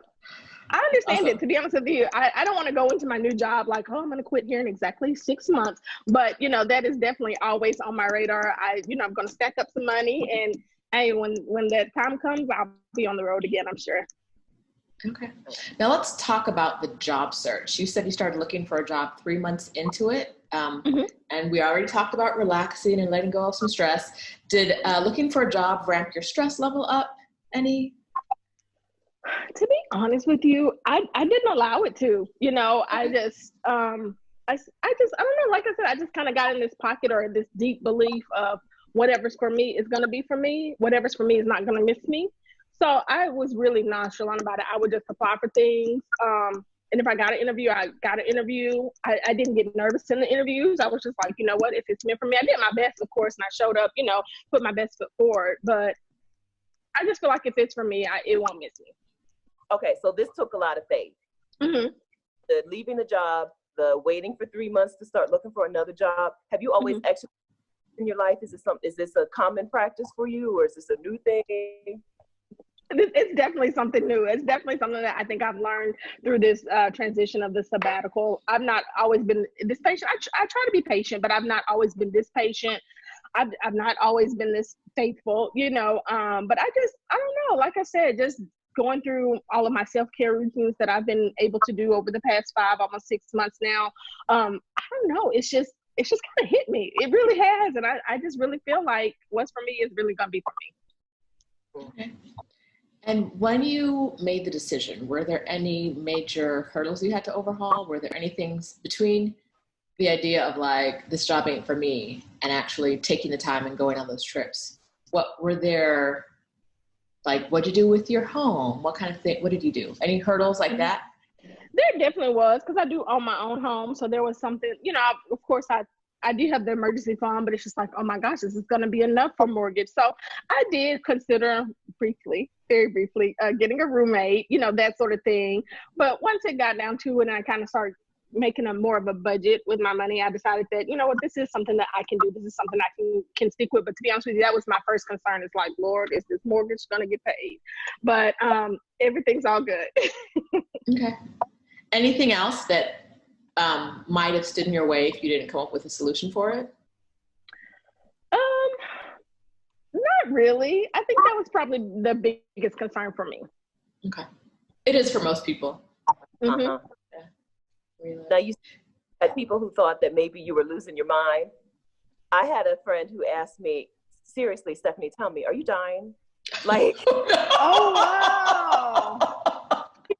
Who don't think that you're allowed to have free time, and who don't think that you're allowed to like try something new until you're on your best days, right? Mm-hmm. Or you're of your sanity. So, Mm-hmm. What advice do you have for women out there who are feeling like you had felt at work and just are afraid or just don't know how to take the leap? What's your advice for somebody else? I think about this a lot because I do have one really close friend of mine who is having a tough time at work, that sort of thing. She's had a tough time at work for them like the past years. Like, so I think about this a lot. But ultimately my advice is that number one, you can do it. Number two, just believe in yourself, stay positive, get a, self-care routine. That's super important. So whether it's, I do jigsaw puzzles and write, I journal, and then I do meditation. So whatever it is for you, come up with a self-care routine, especially in the beginning stages, that really helps.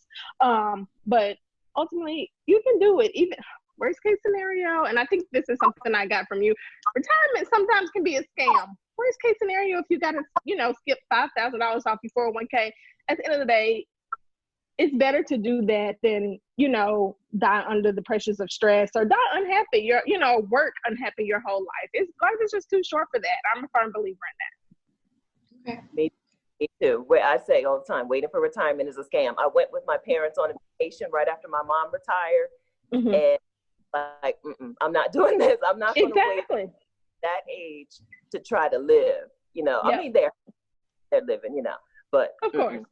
I agree.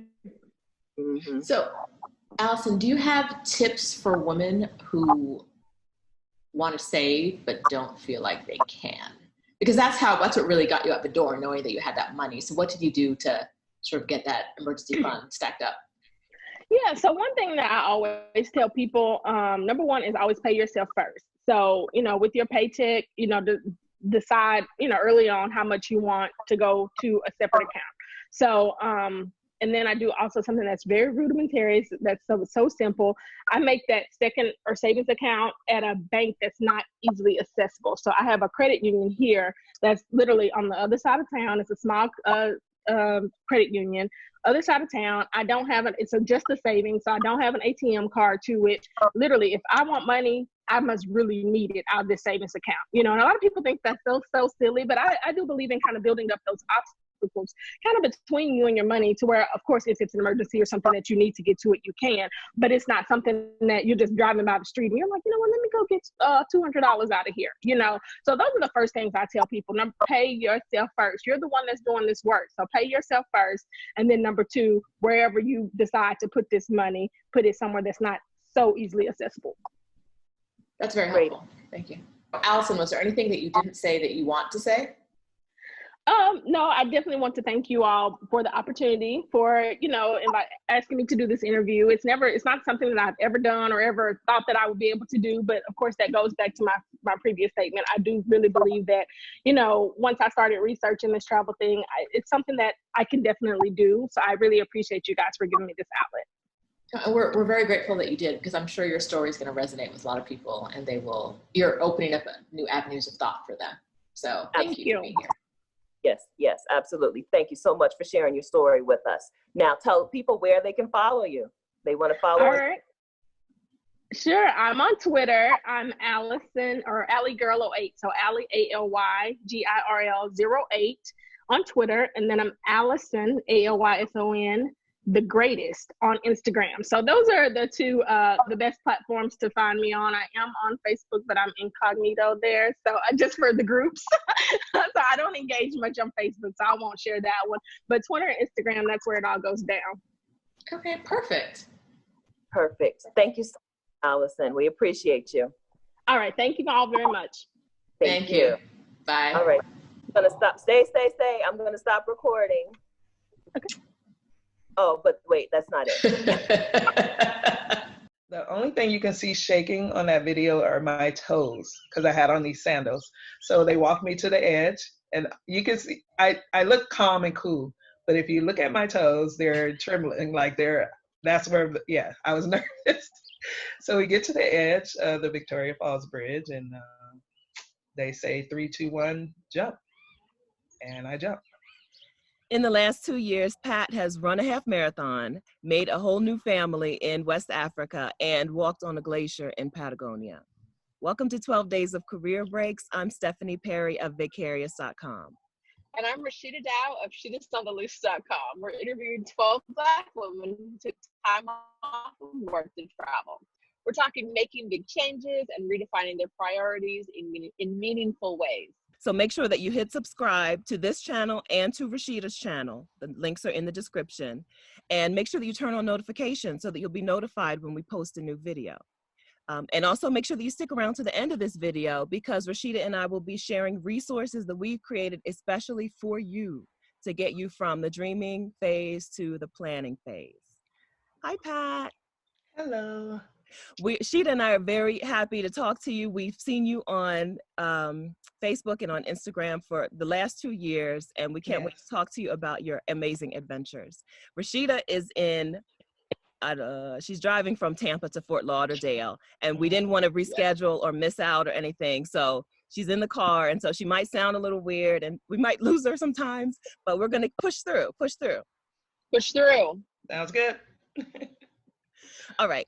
We're going to start things off with a trivia game. We're sponsored by House Party the Game. House Party the Game is a Black-owned trivia game. The link is in the description. And we're going to start off with a couple of questions to see if we can stump you. Question number 1 for you, Pat.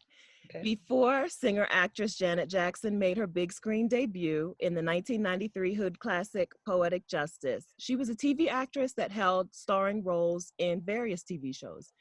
Name 2. Penny on Good Times. Yes. Was she on Fame? She was on Fame. Yes, oh, okay. Yes. Oh, that was easier than I thought. All right. Good job, Pat. Let's hear it for the 80s, right? I think that was, yeah. She was also on, let's see, Different Strokes. I don't know if you'd call that a starring role, but she was also on Different Strokes. Yeah, a few episodes. Yeah. All right, so that was quick. So we have time for question number 2. Okay. Which 1993 urban superhero comedy featured cameos by Luther Vandross, Naughty by Nature, Sinbad, and Big Daddy Kane? Ooh, now that I don't know. Rashida, wow. Do you have a guess for a 1993 urban superhero comedy? It's like right back here, but I can't access it. Like I know when you say the name, I'm gonna be like, oh, I knew that, but I don't have it yet. Can you picture who the star was? I feel like it's probably Keenan. It was Robert Townsend. Oh! Who is in the same, they're like, they were making movies at the same time. And he did wear a costume. Was it like Meteor Man? Yes, that's it. Okay, I think Kat is the only person who's gotten both questions right so far. She's 2 for 2, champ. Hey, 2 for 2. You're a champion. Champ. Yes. All right. All right. House Party the Game Champion. Okay, so we're starting things off on a great note. Sometimes we start off and people are feeling a little down and dejected, but you're feeling good. You're a winner, Pat. You're a winner, yes. So tell everybody where in the world you are right now. I am actually in Fort Lauderdale, Florida, believe it or not. Every now and then I take a little break and come back to the US to regroup. So I'm here for about a month. Yes, and you just got in from Jamaica. I thought you were in Jamaica. Yes. So this is you're even closer I know, than I would have been thought. cool. It would have been cool to do this from the beach, right? I don't know if we would have had your full attention. So even though you're in the US, you've you've been traveling for more than 2 years straight. Mm-hmm. After you retired from the Air Force. No, actually, when I retired from the Air Force, I still worked for the government for like 9 years. Oh. So I left the US December 9th, 2017. Wow. So you retired from the Air Force. Did you take any break in between Air Force and this job? No, I went right to work. I still had bills. I still had a kid in high school. So, and actually I was going through a divorce. So, So no, I transitioned right into my next job. Yeah. How long were you planning this sabbatical or this time period while you were still working on the job? Let me tell you how it actually went down. So I was traveling already, doing solo travel.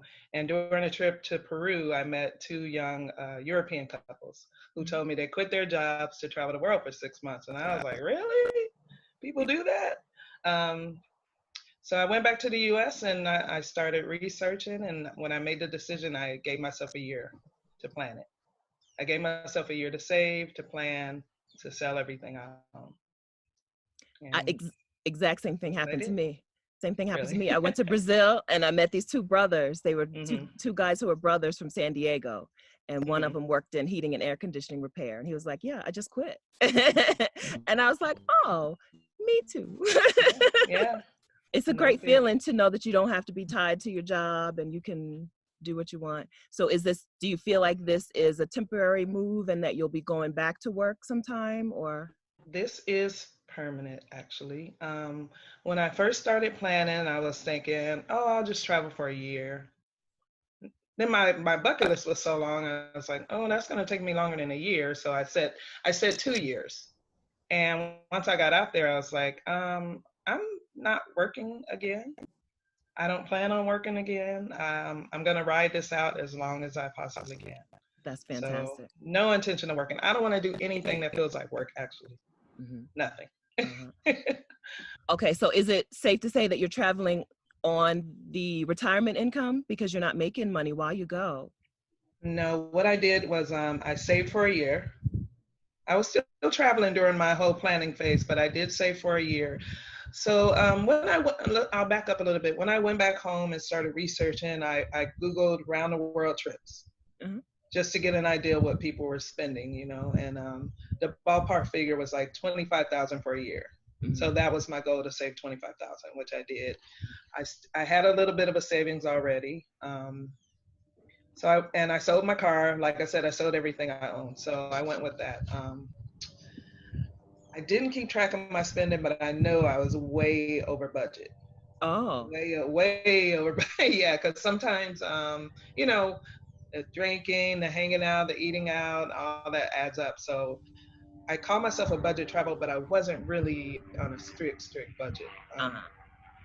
So my retirement is like my safety net. Was I using it? Sure, because I was way over budget, but that's what keeps me going. And what was your budget for that trip? I didn't really have a real budget. I saved the research I did told me like $25,000 a year, but that person who gave me who I got the information from, I think they were traveling through like Southeast Asia or maybe South America, but I spent a lot of time in Africa traveling around. Africa, which is that can really add up. Yeah. I was flying a lot and Airbnbs. Yeah. So that's the number one question people ask me though, is money, and I feel bad that I can't help them with that because it's hard to track every little. That feels like work actually when you're tracking every dime you're spending. I tried to give a ballpark figure, but Sorry. And I think most of us give ballpark figures because I can't track everything. And like you said, that doesn't really make it fun. But what I do want to know is what's the second question people ask you if money's the first? What's my favorite place? What's the Okay. favorite place I've ever visited? Well, we were going to get there eventually. So well, we know you have an answer for us. But before we get there, when you were planning your sabbatical, when you were planning this trip, were there things that were sort of in the way of your planning process? As in, was there anything you had to sell, things to pack up? What did that process look like for you? There was only one big thing is I had a sister living in Illinois near me. I have a sister who suffers from mental illness, and I was kind of her, I don't want to say caretaker because she lived by herself, but I was responsible for taking her to her appointments, you know, and taking her grocery shopping because she didn't drive, or just getting her out of the house. So that was the one thing I had to take care of. And so what I ended up doing is getting my family. I said, hey, I'm leaving my job and I'm going to travel, so I need somebody else to take over. And I moved her to California, back to California, which is where we're from. Okay. That was the big thing. My kids are grown. There was nothing else holding me back. That's why I felt like it was the right time. Yeah, did you feel any mom guilt about leaving them behind and traveling without them? No. Awesome. But what do moms say to the you? kids are grown, you know? I mean, they're grown. I love my kids. I miss them. But no, I'm doing me now. Do you have other moms in your family who are, or in your life, who are a little bit maybe judgmental about the fact that you're away from your kids in another continent? Not at all. Okay. People who know me know I do what I want. I really don't care what people think. And I've always been like that. So I haven't heard the comments if they are judgmental. We hear, unfortunately, from a lot of moms, no matter how old their kids are. It doesn't matter if their kids are 2 or 32. We hear from a lot of moms who just feel like either they feel guilty about wanting to go, or they know that other people are going to have so much to say about it that they just dismiss it entirely. I never experienced that. Now, if my parents were still alive, maybe they'd be concerned. I know my mom would be like, what, you're selling all your stuff, you're quitting that great job, that great paying job, what are you doing, you know? I think my dad would have just been concerned about my safety. So yeah. But no. Yeah. Let's rewind a second to quitting that great paying job, because that's a topic that comes up often too. Mm-hmm. What gave you like the strength to do that? Because it's not easy to walk away from something that's so steady and provides such resources. True. That's very true. And my job, for example, the job I had after the military, I don't even know if I could say this. It required a security clearance. Okay. So I don't know if I could talk about that, but we call it the Golden Handcuffs because you're pretty much going to get a job somewhere in the government if you have that security clearance. It was never a fear, and I didn't leave. It was a great job, great pay, but I did start to see some changes, and some changes were going to happen in the company. And that also fed into my decision, like, yeah, this is the right time to go. But it was I left a lot of money. Yeah. I left a lot of money, but travel just meant more. Travel, my bucket list was so long that if I kept working, I wouldn't have been able to see all these places. Mm-hmm. I wouldn't have had time. So let's talk about all these places. Mm-hmm. I don't know that we could list. Do you have a number? Do you know the number of the countries that you've visited? In that 2 years, it's 32 countries. 32 countries and maybe a little over 100 cities. Okay, so everybody asks you about your favorite. Go ahead. What's your answer? Even if you don't have a favorite, what do you tell them? Because even when I didn't have a favorite, I would just tell people an answer. I tell them I have favorites for different reasons. You know, I could say Egypt for the sights. I could say Patagonia because I love hiking, and it was a true bucket list thing for me to be out there hiking, you know, and you said I walked on a glacier. I never saw myself doing that. Botswana for the people, amazing. I did the Serengeti in Tanzania. So Colombia because I love salsa dancing, you know, it was so many different things, and that made me just fall in love with certain places. So yeah. Did you have a least favorite place or place where you wouldn't recommend Black female solo travelers go? I have a least favorite place, but it has nothing to do with being a Black person, because I've traveled to some of the widest places in the world, if you will. I just have places that I know I wouldn't go back to.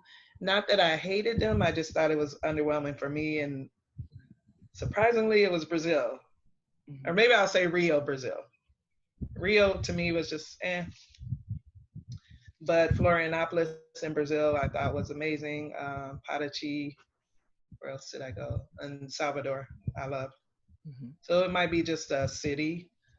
There's no country where I just totally disliked it. Okay. Was there anything in particular about Rio that made you say no thanks, or was it just a vibe? It just didn't. I think a lot of people go for the partying, and maybe I was already at that point in my travels where I was tired a little bit, and I really didn't care to party. The beach was underwhelming to me. You know, Copacabana to me was. I have Venice Beach in the U.S. It's the same thing. It's hanging out at the beach, people watching. So that's what Copacabana was.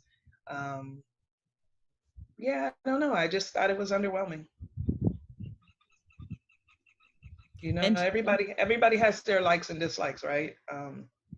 People swear by Rio. People swear by Dubai, and for me, I'm just like, it's okay. And Jamaica has a special place in your heart? I'll tell you, Jamaica has been a special place in my heart because I started listening to reggae music when I was in high school. So I was always drawn to the music, the culture, and once I visited back in 2015, I felt like I was at home. I fell in love with the people, the vibe. Jamaica is an entire vibe if you do it right. So yeah, I just love going there and hanging out. I have friends there now, so. Tell us how to do it right then. Do it like the locals. Hang out with the locals. Don't hide in the resort. Just move around. See the country. And what areas do you visit when you go to Jamaica? My favorite place is Negril, and since I hadn't been in 2 years, I stayed in Negril pretty much 3 weeks. So that time I didn't move around. Now when I go back, I also do Kingston. And if you love reggae music, you have to do Kingston. I've been to Ocho Rios, Mobe. I have not been to Port Antonio, which is my intention to go when I revisit. So the countryside is beautiful. Yeah, it's just, I mean, the people are amazing. The people are amazing. So how do you meet these people? Jamaicans are overly friendly, especially the men, you know that. But I love talking to people. This is for me anywhere I go. I love talking to the locals. And that's pretty much how it happens. You just have to be open and friendly, right? Yeah. Let's get back to that overly friendly part, because I'm Jamaican, so I would never say anything bad about Jamaican men. But they can be very friendly. So I want to know, while you were traveling these past 2 years, have you had any, let's call it success while dating, whatever that means to you?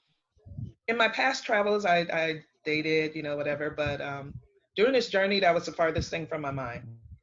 I don't know what it was. I was just focused on me, my journey, whatever. So I didn't actually meet someone that I was interested in until I was in Ghana. And that was something that just happened. We just became friends, and it became more, and it was a little thing. But the whole time I knew it wasn't going to be serious because I had more traveling to do. So outside of him, I'm just hanging out, doing my thing. I meet people, but I don't go in it with I could be very flirtatious. So right now, not so much. I just like go and talk and have a good time. Then I go home. I go to my room or wherever I stay. It's not going down like that. And you know, Jamaica is a whole different ball game. If you say hi, you're you know, they're what do I want to say? They're going to marry you in a week. Possessive, yes. They will stick by you the entire night. Yeah. Yes. Okay, so Ghana, you felt like there was a little bit of a connection. I mean, you talked No, about there you definitely knew was. what. Yeah, good. She said, put some respect on his name. No, I mean, sorry, ma'am. I think everybody who follows me on Facebook wanted to know how that story ended. But what I want to know is you knew that wasn't gonna last because you were leaving. That leads to another question, which is about the hard times on the road and some of the loneliness that comes around. Were there places, you say you're friendly and you can make friends, were there places where you just felt lonely on this 2-year journey? Never. No? Okay. Never. Seriously. Not even, I won't say homesick, but maybe I missed certain things in the US. Hard times, I will tell you what happened. I accidentally overstayed in South Africa by 5 days. And as I was leaving, that's when I found out I was going a camping trip around Africa. The lady says I overstayed 5 days and I can't come back for a year. Well, I left some things in South Africa because I intended on returning. So the things I left behind, my laptop, some of my contact lenses, I wear daily disposable, so I left a bunch of those behind. Extra credit cards, birth certificates, stuff like that, I left with a friend because I had every intention of returning. So that kind of stressed me out as I continued to travel around Africa. So I figured once I got to Tanzania, I'll just have her ship them to me. She couldn't ship my contact lens. Well, she tried to ship my contact lenses.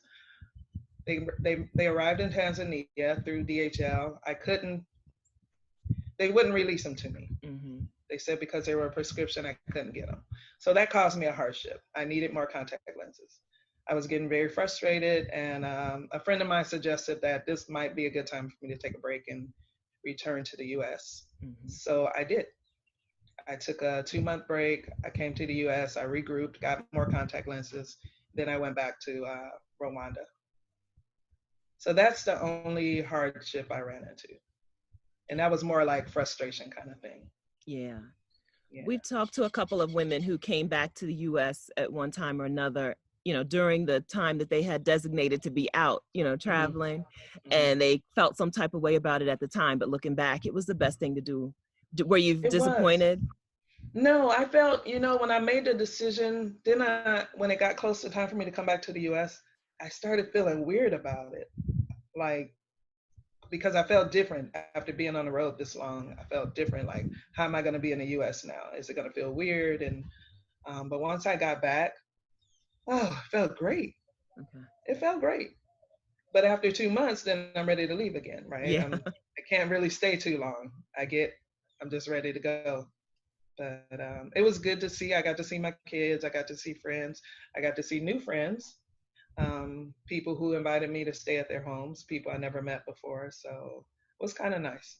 Yeah, because you've become like a social media celebrity. You're like my most famous Facebook friend. No, you are. Every time you go somewhere. I downplay that all the time. No. Every time you go somewhere, you're like, oh, this is somebody I know from social, and I'm meeting them in real life. Everybody wants to. That is so cool. It's really cool and unexpected, because when I do come back to the US, depending on where I go, people want to meet up with me. They want to meet me. They want to take me out to dinner or whatever. And it still surprises me. It's an amazing thing. I met some great people. I have. Even over in Jamaica, I have met people from Facebook. So they just happened to be over in Jamaica. So it was cool. And no celebrity here though. No, you said one lady was in one part of Jamaica, headed to Negril to visit you, and she told the person, it was like a van driver. She told him where she was going, and he knew who you were. He turned out to be a mutual friend, but I only knew him from Kingston. I met him once in person, and she knew him. I can't remember how she knew him, but as soon as she told him, I'm going to Negril to meet a Facebook friend, he was like, is her name Patricia? And she's like, yeah. So that just, the world is small, right? That just cracked me up. But she made the drive to come see me, and it was a good time. We had a good time. Yeah. It's weird. It's all weird to me. It is. That's why it's so good though that you share your journey, because people, not only do you meet new people, but you encourage new people to try something new. Even if it's not this thing, it's something that is out of their comfort zone, but they get to stretch and grow just because you share what you're doing, the ups and the downs. Yeah. And I have to be honest, like I told you, I have been turning down podcast requests and stuff like that, because I always feel like I'm not doing anything special. I'm just living my dream. I'm just traveling. I'm not trying to be, a blogger or anything like that. So I never understood why people want to talk to me about it, but I get it. And even my brother told me, you need to share what you're doing. You need to do that. In some way, even if you just keep doing it the way that you're doing it, because it's just like you did research when you were going out there, there's somebody right now with the same questions that we have as Black women, and they just don't have anybody to answer those questions. Because there are certain things that we have, questions that we have that nobody else is going to have. We're Black women, we're over 40. It's, we just have concerns that other people can brush off. A 20-something, everybody that I got information from, except for the one house sitting lady, everybody was like a 20-year-old white kid. Right. So they don't have these same questions. How are people going to treat me? I was really nervous about South Africa. I was really nervous about Airbnb, and I don't know, I just thought it was going to be horrible. It turns out Australia was racially, in terms of being a Black woman, Australia was worse. South Africa was amazing and welcoming, and just, I would never have known that. There was no information at the time from anybody that I knew talking about that. And then you have to take everything with a grain of salt, because just because somebody had a bad experience somewhere, it doesn't mean everybody's like that or the entire country is like that. So I do take things with a grain of salt. I hear stories all over, and I say, well, that wasn't my experience. Mm-hmm. So it's hit or miss. It's hit or miss. I've not been anywhere where I felt, any direct racism or anything. Uh-huh. And I have been all over the world, pretty much all over the world, except Asia. I haven't done Asia yet. So that's going to be interesting. Yeah. Coming soon. Yeah. I tell Black women, if you want to feel what white privilege is, be a Black woman in a lot of the rest of the world. You get to feel a little bit of a privilege because you're American, right? It's not the Black woman thing, but it's that American accent, those US dollars get you in places that that you would never be able to get into. That blue passport cover. True. That's right. That's when we get to feel privilege. Once you leave the US, you get to feel American privilege. Exactly. Okay, so part of my time in Africa, I did an overland tour, which was a camping trip through about 6 countries. 2 years before that, one of my Facebook friends, Davina Gibson, did pretty much the same trip. And I saw where she did a bridge jump in Zimbabwe. And when I saw that, I knew I was going to do it. So when we get to Zimbabwe, we get checked in, we set up our tents, we go see the tour operator to see which activity you want to do while you're there. I signed up for the bridge jump. I did it the same day. They picked us up from the tour operator from the office, and we get there. I'm doing it by myself. Mm-hmm. Nobody's with me. My campmates wanted to do something else, so I get there. I get geared up. I had to wait about 30 minutes, which gives you time to get scared, right? Yes. You're seeing people do it before you. So I had some butterflies, but nothing that would make me change my mind. So my turn came, and they videotaped the whole thing. They're talking to me. I'm answering the questions. The only thing you can see shaking on that video are my toes, because I had on these sandals. So they walked me to the edge, and you can see I look calm and cool. But if you look at my toes, they're trembling, that's where, I was nervous. So we get to the edge of the Victoria Falls Bridge, and they say 3, 2, 1, jump. And I jump. So is that like a bungee jump? Are you tied to anything, or is it? Well, the bungee would be attached to your, you're going in upside down. I just jumped, and you free fall for a little while, and then you swing. So it's similar to a bungee. Okay. The bungee, you're diving head first. Diving. Yeah. But you're jumping feet first, and on a stretchy cord, and it kind of you swing. You swing. It's swinging? Yeah. I'll have to show you. I'll have to show you the video. You might need some photos and something from that, because my video. brain is telling me no. Oh, it was so scary. And you don't. I mean, there's nothing to hold on to. You just have to jump. And I knew if I hesitated, that would make it worse. So when they said 3, 2, 1, jump, I jumped. And it was the most amazing experience. Like I would have did it again, except I didn't want to pay for it again. Yeah.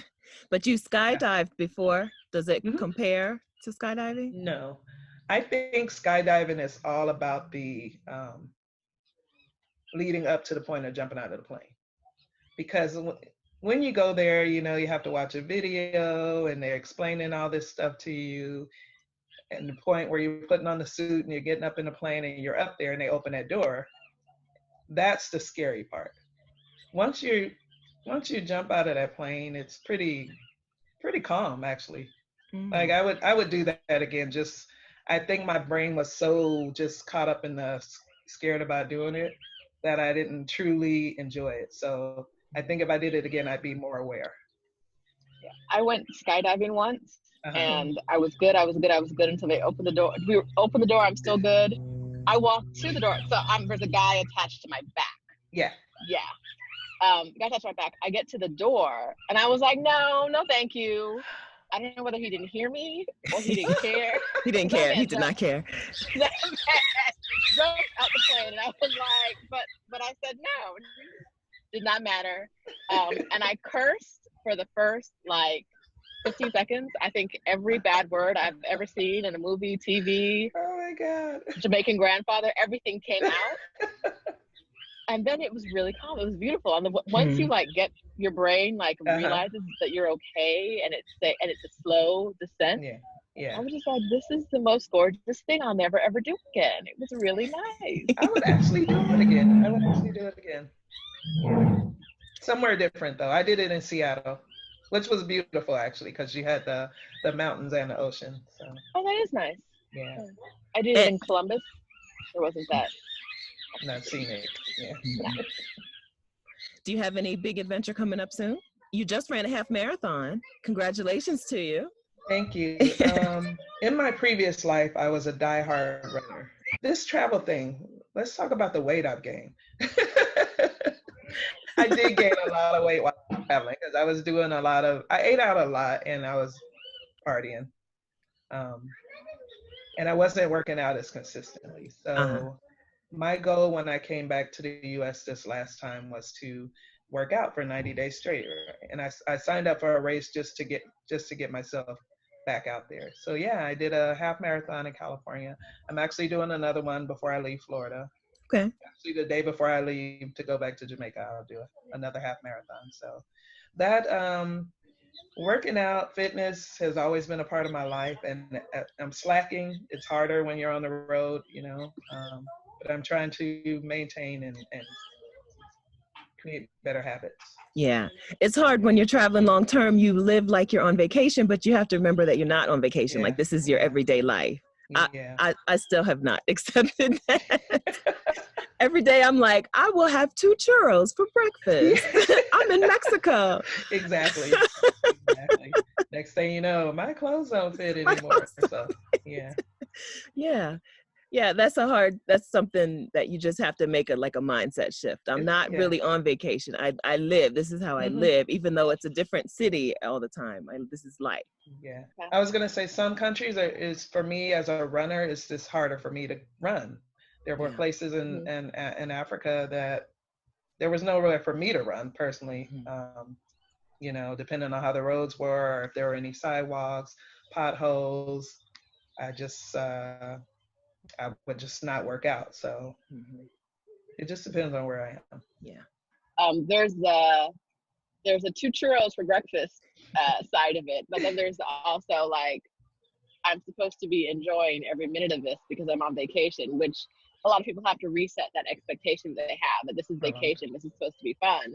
And I had to reset that for myself and say, no, this is real life. It's okay for me to have a bad day. It's okay for me to not want to see anyone. It's okay for me not to want to see a museum or art or culture. It's okay that I want to binge Netflix all day because this isn't a vacation. This is my life, and I can't. Every day can't be an on day. Exactly. And so I know a lot of travelers have to sort of, long-term travelers have to budget time for that. Is that something that you had to sort of work into your schedule as you went along with that? That's what I love about what I'm doing, because I'm not on under any time constraints. So like you said, if I want to binge watch Netflix all day, I'm happy. If I don't do anything that day, it's okay, because I'm here. I'll be here for a while. Like, I'm not in a hurry to do anything. Like before, when I was working, it's like every day you got to go do this, got to knock this out, got to do this, because you have to hurry up and go back home and go to work. But now I can just take my time, and I love that. Yeah, so let's go back and talk a little bit about your home base, because you've gotten rid of everything but a little bit. So tell us about the little bit. Yes, my son kept a small container of sentimental things that I had. My friend, where I am now in Florida, I have she allows me to keep a backpack here. So the backpack has some clothes in there that I didn't want to get rid of, maybe some warm weather items. So what I do is when I come back to the US, I usually come to her house and kind of transition. I might pull some stuff from my backpack that I'm carrying around and put, just do some switcheroos. Or I realized that actually the first time I went out on the road was 16 months straight. So I didn't even remember what I had in the backpack I left at her house. I had no idea. And what does that mean? You don't need it, right? So I came back and I went through everything, and someone was like, "Oh, that's cool. I have this Bob Marley jacket that I didn't want to. I still have it. I won't get rid of it. I can't even fit it anymore, but I love it." So stuff like that, like, "Oh man, I forgot about this." But there were also things where I don't need this, so I donate it. But yeah, that's it. I have a backpack here, and I'm thankful for her, because I didn't think I would need a home base, so to speak. But you do, or at least I do. Yeah. Because I can't carry everything I own. When you were I'm carrying mostly everything I own. When you were looking at the backpack that you had, like your everyday backpack and the stuff that you have at your friend's house, did it seem like, wait a minute, this is not enough? This is not enough stuff. When I was planning this, I think I used to travel with a 55-liter backpack. And that's what I was going to use for this journey. And I realized from some of the places I was going to be going, I needed something bigger. So I actually carry a 70-liter backpack. Because I need at least 3 pairs, because I knew I had to carry my hiking shoes, my running shoes, some sandals, stuff like that. So that bag is always full. That 70-liter bag for me is always full. And it's because I carry workout clothes as well. Some people can do it with much smaller, but yeah, I needed a few more items with me. And I'm still wearing the same clothes over and over. They just, it takes up space. You need your toiletries, you need your hair stuff, Now, 70 liters doesn't sound like a lot in general, but it does sound like a lot to have on your back all the time. So how have you traveled with that? Has it been fine? It's about 13 pounds on average. Is that it? Yeah. Okay. And do you use that? Heavy. And when people see me carrying it, they're just like, "Oh my God, what do you have in there?" But it's not. It's about 13 pounds. And the furthest I've walked with it was maybe half an hour. Oh, okay. That's what I was going to ask you. So, because you don't hike with it. I haven't seen you. No. Yeah. No, absolutely not. But you did. So tell us about Patagonia. It's not even something that I would have known to put on my bucket list until I saw people's pictures on social media. It's still not on my bucket list. Don't worry. I'm still team boycott winner.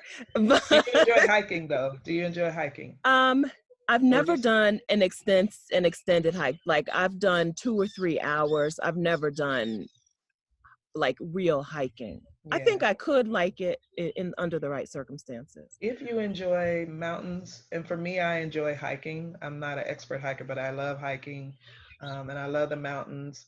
This is something I didn't used to be an outdoorsy person. I was such the diva, trust me. Oh, really? I was like, I did not want to be outside. Yeah.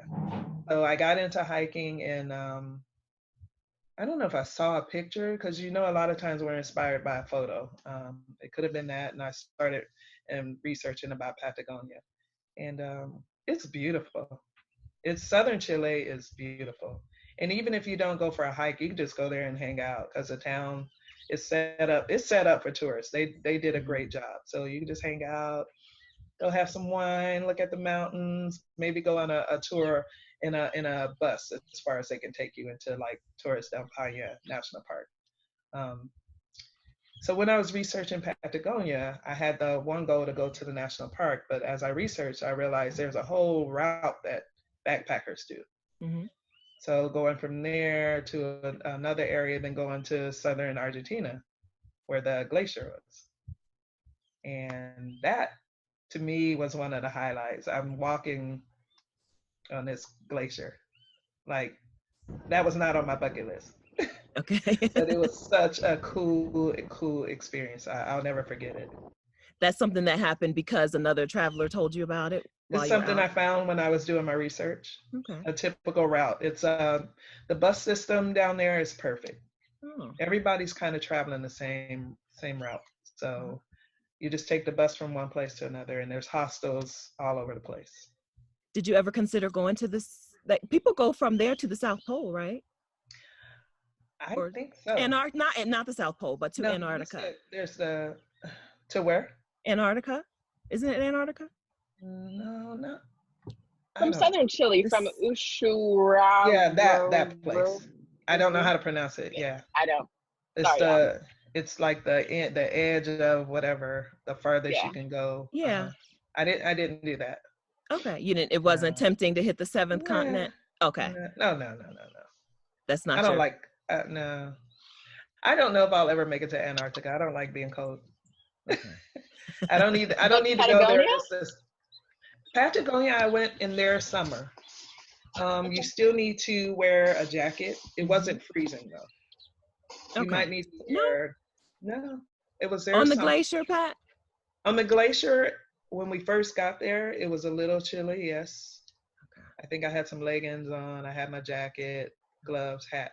When we started walking on the glacier, then you start peeling that stuff off. It got warm. Yeah. So you said that you when you were doing your research, you found out about other things, and it adjusted your schedule, and that's why we're talking today, because women will see what you're doing, and suddenly it'll become not just a possibility for them, but like realistic for them. Yeah. So we really appreciate you being here. Do you have advice for women who want to go off on their own adventure and are just afraid? Don't let fear stop you. There's nothing to be afraid of, in my opinion. I've traveled all over the world by myself, never any issues. You just use common sense no matter where you go, just like you do in the US. So don't let that fear hold you back. And this is what I try to tell people all the time when they're there. Aren't you afraid? Are you worried? Be safe. And it's like, no, I walk all over the place by myself. When I go to a country, I walk. That's how you get to know the place. That's how you get to know the people. And 9 times out of 10, people are just generally nice people. They're good people. So do it. I think it's so amazing when you share your story and you hear back from somebody else who says, absolutely, thank you for that. And I've gotten that a lot. I mean, I've been bombarded with messages, with private messages, just how much I've inspired people in different ways. So I can tell you a quick story of a girl I know who's been married since she was probably 18. She's a military wife. And, they had kids young, and she's still married. But she told me I inspired her because she's never done anything on her own. So she went to dinner by herself, and she loved it. She didn't have to worry about her kids. She didn't have to worry about her husband. She just enjoyed her time alone at dinner. So I thought that was something different. I was like, oh, that's really cool. So I love talking to people about it. Like I said, I never feel like it's such a big deal what I'm doing until somebody gives me feedback. And I'm that's like, right. oh, I never knew I can inspire people by just doing what I want to do. That's right. Just by living living your life. Yeah. That's really all I'm doing. I'm just living my life. Yeah. Yep. But those couples that you met who told you about this, they changed your life. The guys that I met in Brazil, they changed my life. And it was just a quick conversation, and I won't see them ever again. Right. So yeah. So it's wonderful when we can just share what we're doing, even if you don't make it a big production out of it. You don't have to turn it into a YouTube series. Yeah. 12-part YouTube series. but when you share what you're doing, somebody else can be changed, and Absolutely. it's an amazing thing. It is. So I'm going to try to do better on that front. Okay. Yeah, don't feel obligated. You do you. That's the point. But yeah. But know that everybody, it does make a difference. It does make a difference. Yeah, I agree. So Stephanie and I both provide resources for people who want to take their own sabbatical. I provide a resource called the Complete Gap Year Planning Checklist, and I'm going to put that in the description, or Stephanie's going to put that in the description below on her channel. And that'll take you through the steps of sort of coming up with the idea of what you'd like your sabbatical to be, all the way through planning it. So go check that out and get the deets. Yes, that link is in the description. I have a list of 50 cities where you can Airbnb for $500 a month. Pat's doing a lot of her travels through Airbnb, and this resource will help you decide where you want to go and help you figure out what places you can stay a little longer and enjoy a little more. Yeah. Again, the links to both of these are in the description. And if you've watched this far, you're totally interested. Pat, thank you so much for sharing your story with us. So many women are now going to see this life of adventure as a real possibility for them and not just like some pipe dream. So we really appreciate you being here today and for putting up with our weird internet stuff today. Technical issues today, but we made it through. Thank you for having me. Tell people where they can follow you on your awesome adventures. Okay, so I run my mouth on my own Facebook page. It's nothing formal. It's just me talking about what I'm doing. So it's Patricia Clay on Facebook, or on Instagram, it's Pat_loves_life. All right, those links will be in the description. Thanks for watching. Let's see. Let's try. Do you have a question you want to jump in on, Roshida? No, now she's frozen. Okay. Honestly, that experience just kind of shook up my whole world. It just even made me question, I went through a short phase of, do I even want to go in this direction? This video is for all the moms who think that you have to wait until your kids are out of school before you can take a sabbatical. Christina and her 3 kids spent a year traveling around the United States in an RV and out and about in Europe, not in an RV.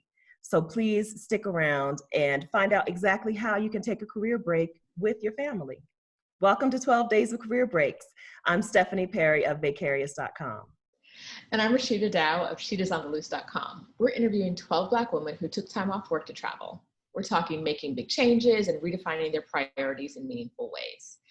And make sure to hit subscribe and turn on notifications so you'll be notified when we post the next video. Also, stick around until the end of the video where Stephanie and I will be sharing a couple of resources to take you out of the dreaming phase and into planning. Welcome, Christina.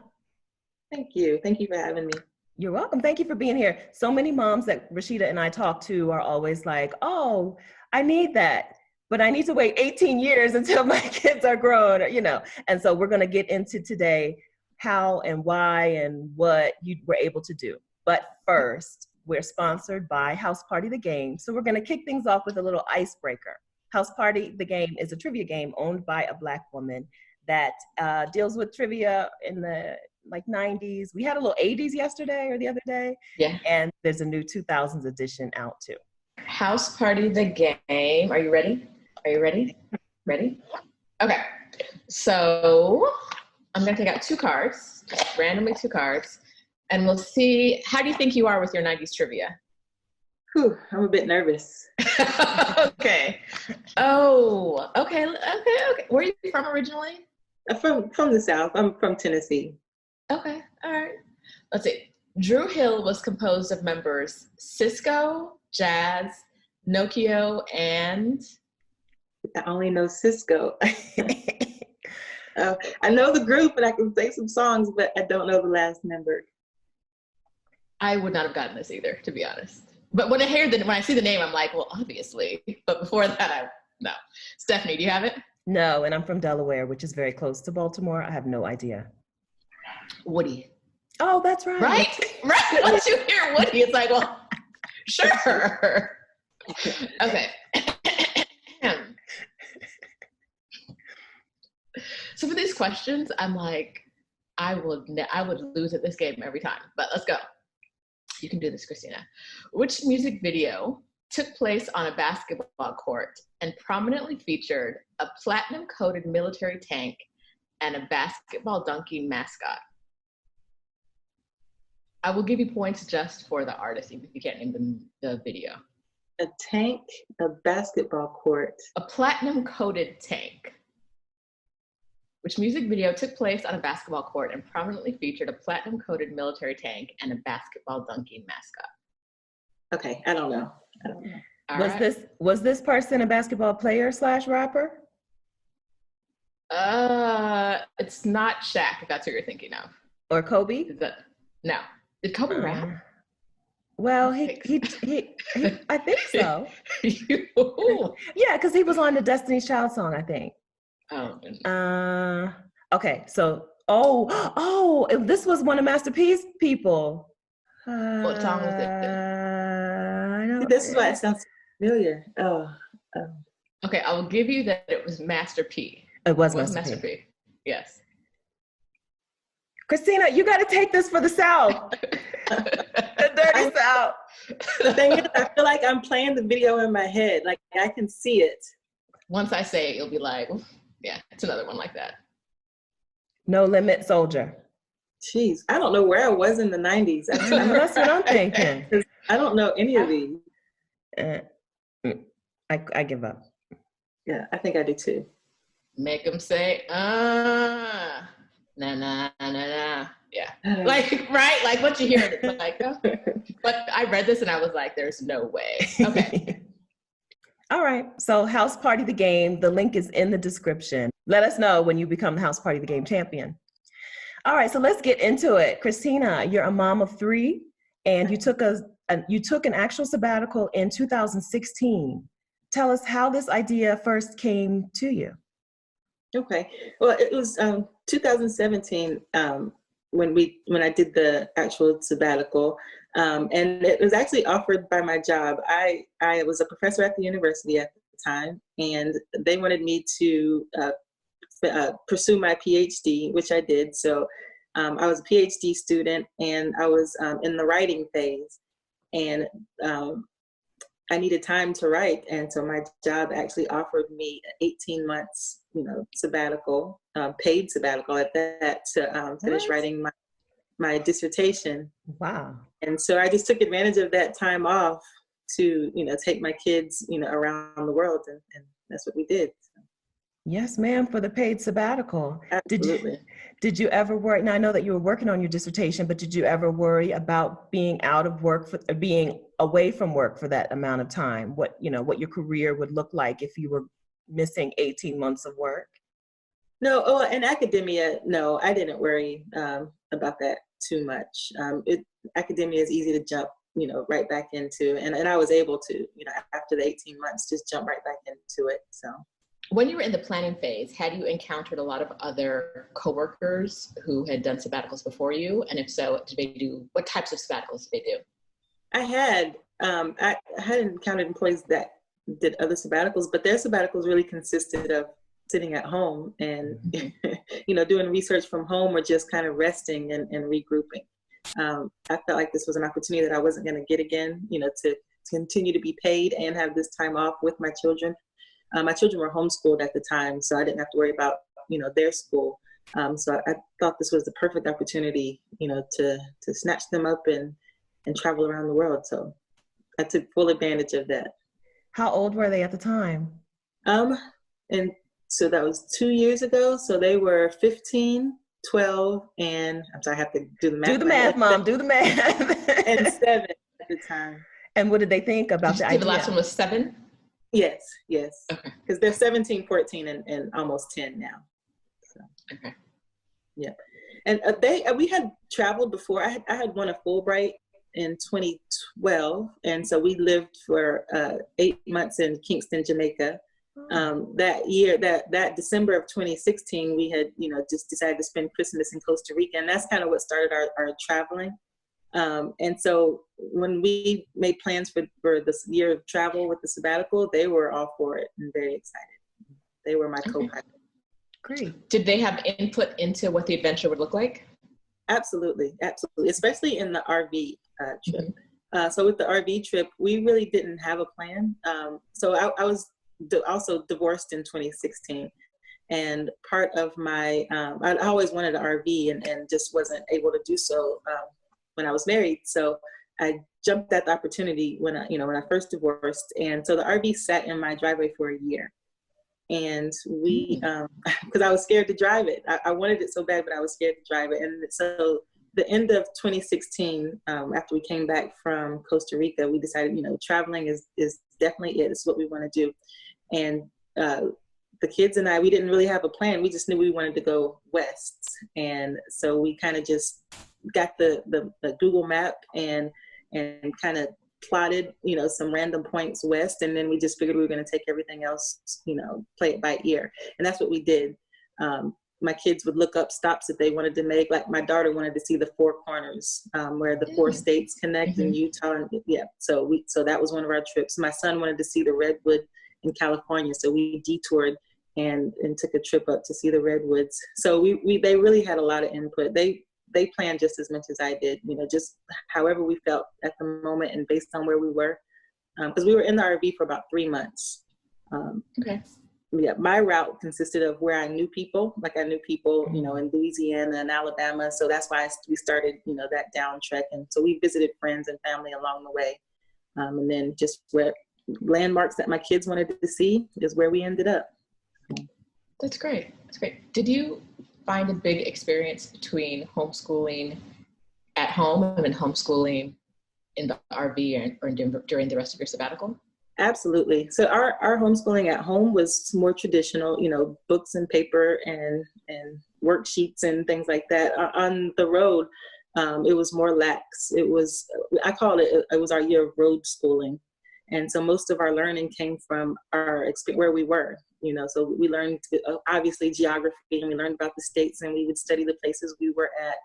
But we were also able to connect it with the physical actual activity in that location. And so we didn't do a lot of, ABCs, 1, 2, 3s during that time, but we focused largely on the experience, the location, the geography of it all.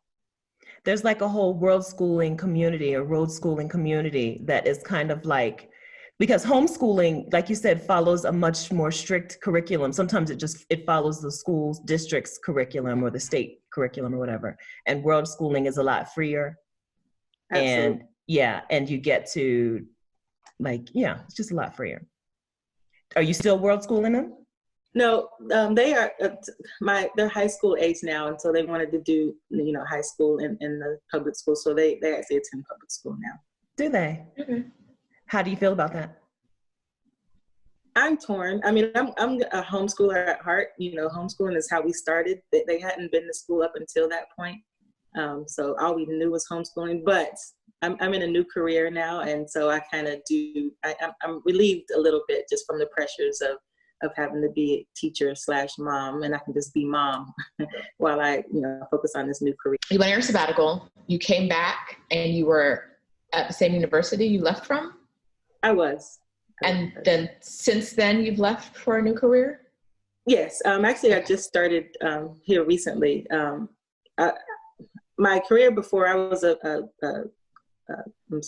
forensic anthropologist, African diaspora archaeologist at the university. Wow. And so now I focus solely on field work, and I'm in death investigations now. So forensic anthropologist full time.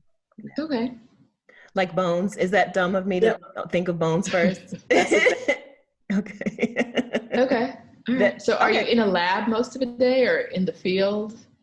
In the field. I work for the medical examiner's office. And so focus on death investigations. Okay. So that's going to put a damper on travel for the near future, do you think, or no? Well, we have traveled a lot over these last couple of years, and we're just kind of settling down. So I'm planning for 2020 to kind of be a year of rest anyway, because we've been traveling up until recently anyway. So 2020 is going to be a year of rest. So I don't have any travel plans. Well, I have a few. I have 4 more states I have to hit because we had a goal of visiting 40 states by the time I turn 40, and I'll turn 40 this year. And so I have 4 more states So we'll do some mini trips like that, but that's probably going to be it. Nothing expensive.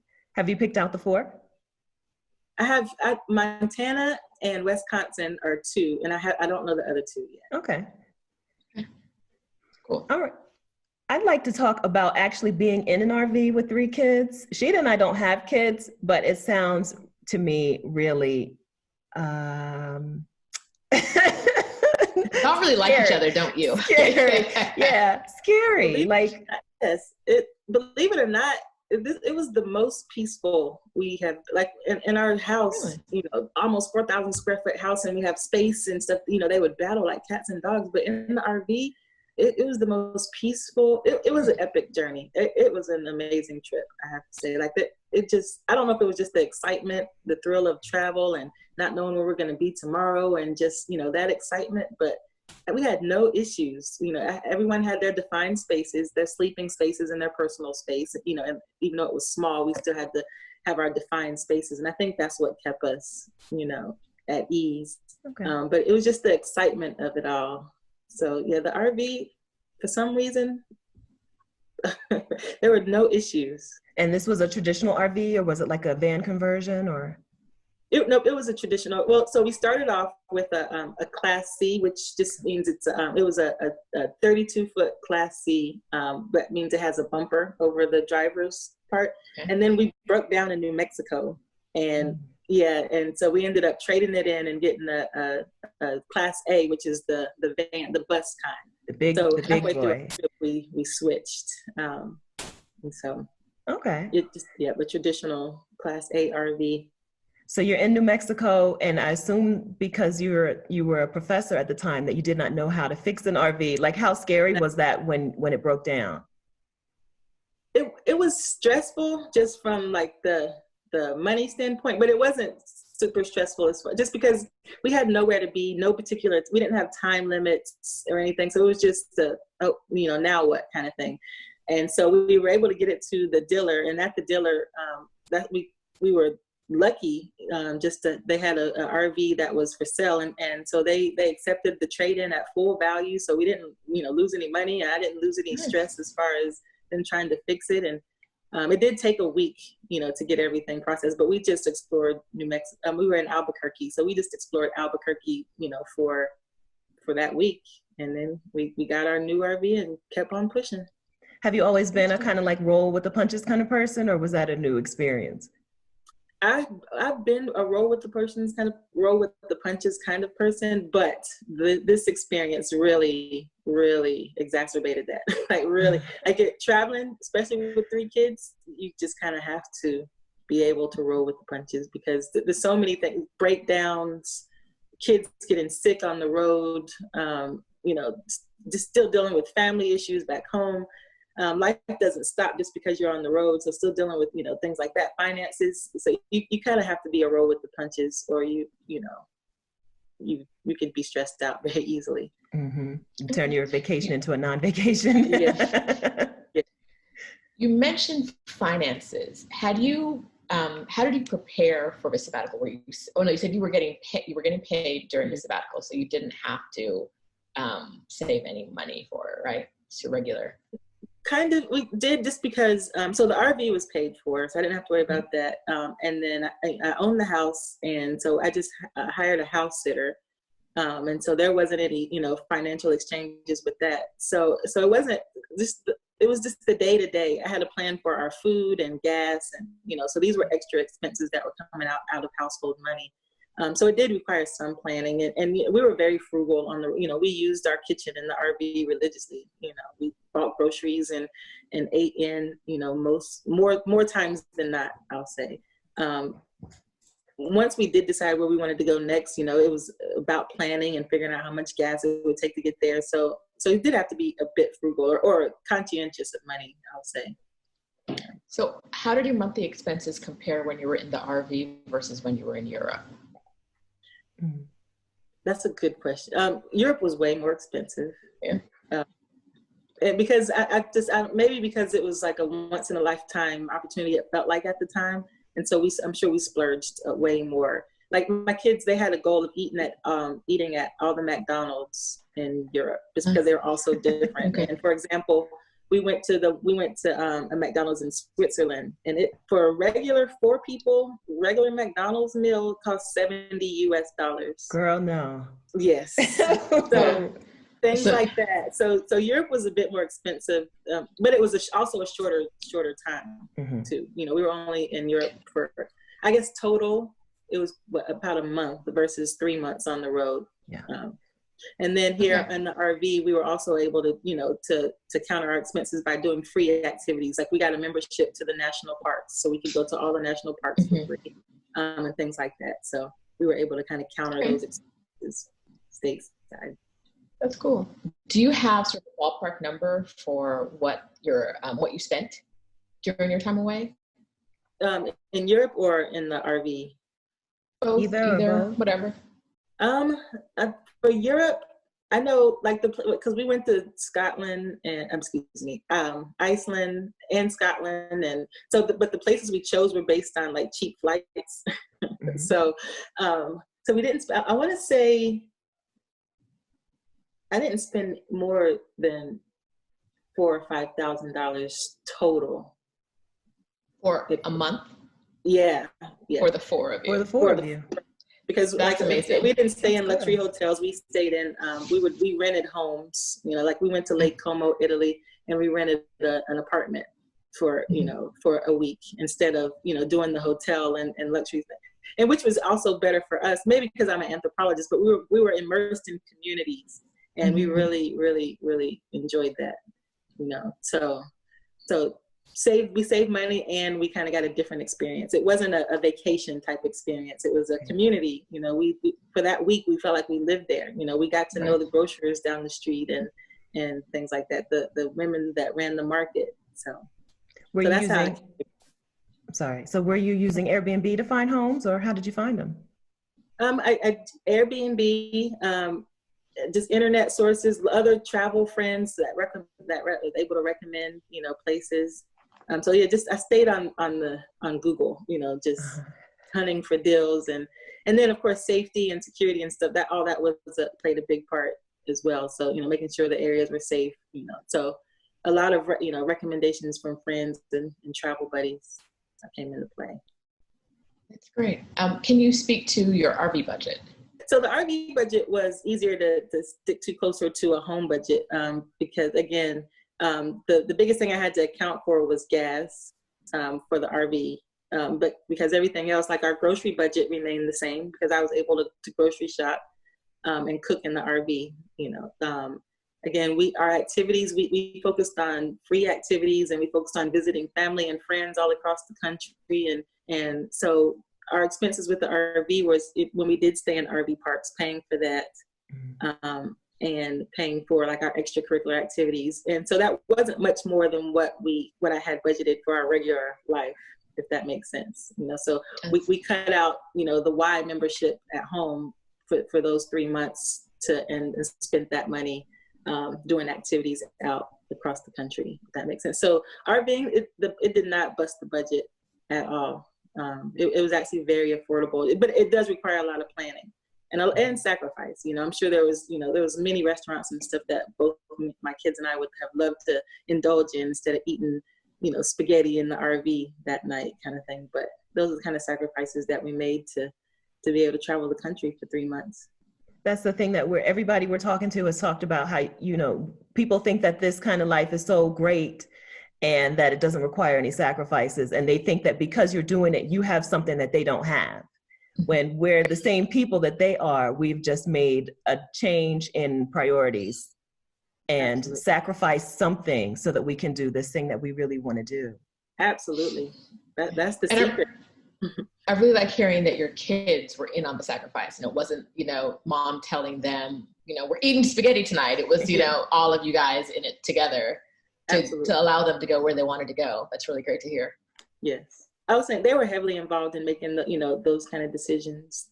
Even at home, they would, for example, I had a grocery budget, and then I gave them X amount of dollars to contribute to, you know, whatever they wanted to get at the grocery store to help meal plan for the week. And we just continued that same thing on the road. wherever we were, you know. So they were heavily involved in it and understood. It's really good that your kids were involved, and it's really good that you saw the benefit to your kids, because a lot of times we talk to parents, they think that uprooting their child is depriving them, and it seems like you were able to really bless your kids with a really great experience by uprooting them from the life they knew, but showing them, you know, the life out there, which can be even better sometimes. Absolutely. And I don't even look at it as uprooting them. I just feel it was an experience that I offered to them, and even now I feel like they're reaping the benefits of it. My daughter, you know, she wants to go to college in London, for example, which before she wouldn't have known, or you know what I mean. She wouldn't have maybe considered had we not gone there. You know, she enjoyed London. She loved the visit while we were there, and it became a part of her reality.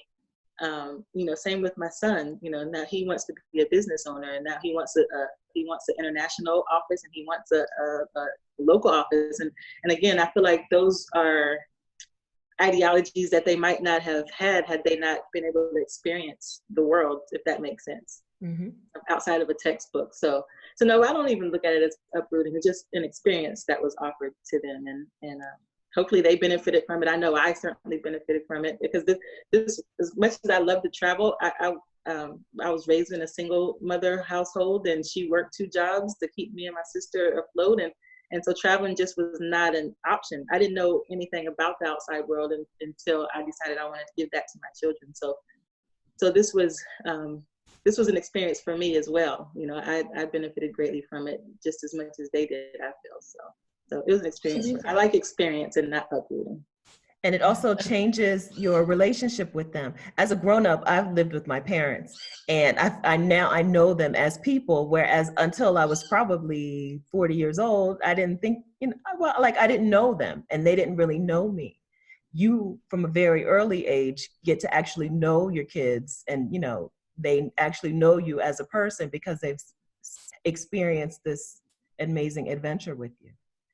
Absolutely. And they're planning to bring me along as when I'm an old woman. You know, they have plans to they're traveling with their wives and husbands and children to, you know, I'll have an RV in the back of theirs, or so they're planning for me to continue these adventures with them into adulthood. So I'm very grateful for that. That's a great gift to give them. Can we talk a little bit about RVing while Black? RVing, I have a dream to RV to do what you did, to RV to national parks. I want to see Zion National Park and Yellowstone and Yosemite. And what's it like being like the only Black family in a campground, and being in those national parks where Black people have sometimes not felt safe? It was, I never felt unsafe. I felt highly disappointed. That's the word I'll use. Disappointed that we were oftentimes the only Black family. And it wasn't because we never felt unwelcome. We never felt, you know, threatened in any kind of way. It just, I think there's a misconception in the Black community about camping and RVing and the outdoors and that kind of life. Every campground we went to, we were welcomed with open arms. But there are stories where that's not the case. We were fortunate. In our experience, we were welcomed with open arms and never had any issues.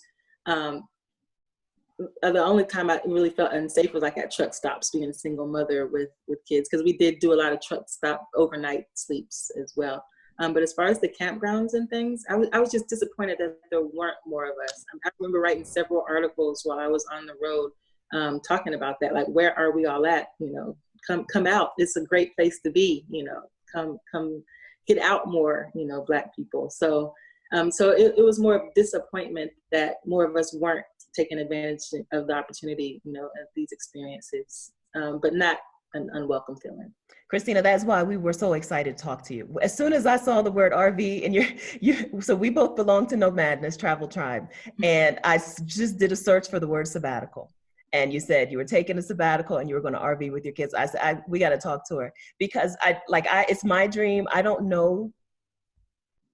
Now I don't know that I know anyone who is RV long distance. I do have a couple of cousins who have RVs and like RV to the beach because we live in Delaware. But I don't know any Black people who have just taken off in their RV like this. And so the more with that, more, you know, you talk about it and tell people about it, the safer people will feel doing it. I think that that's probably the main, the aspect of safety, and then just the unknown quantity, like the unknown idea of how much is it going to cost, and nobody ever tells you how much things like this cost. And so that's why we're talking to you, because we want to share, we want to spread the word. Yes, absolutely. If I could share, you know, the biggest thing to learn is just how to maintain and operate an RV. You know, that I think that might be a hindrance for some, because RVing is foreign. It was foreign to me. And it was a lot of trial and error, and a lot of, you know, figuring things out.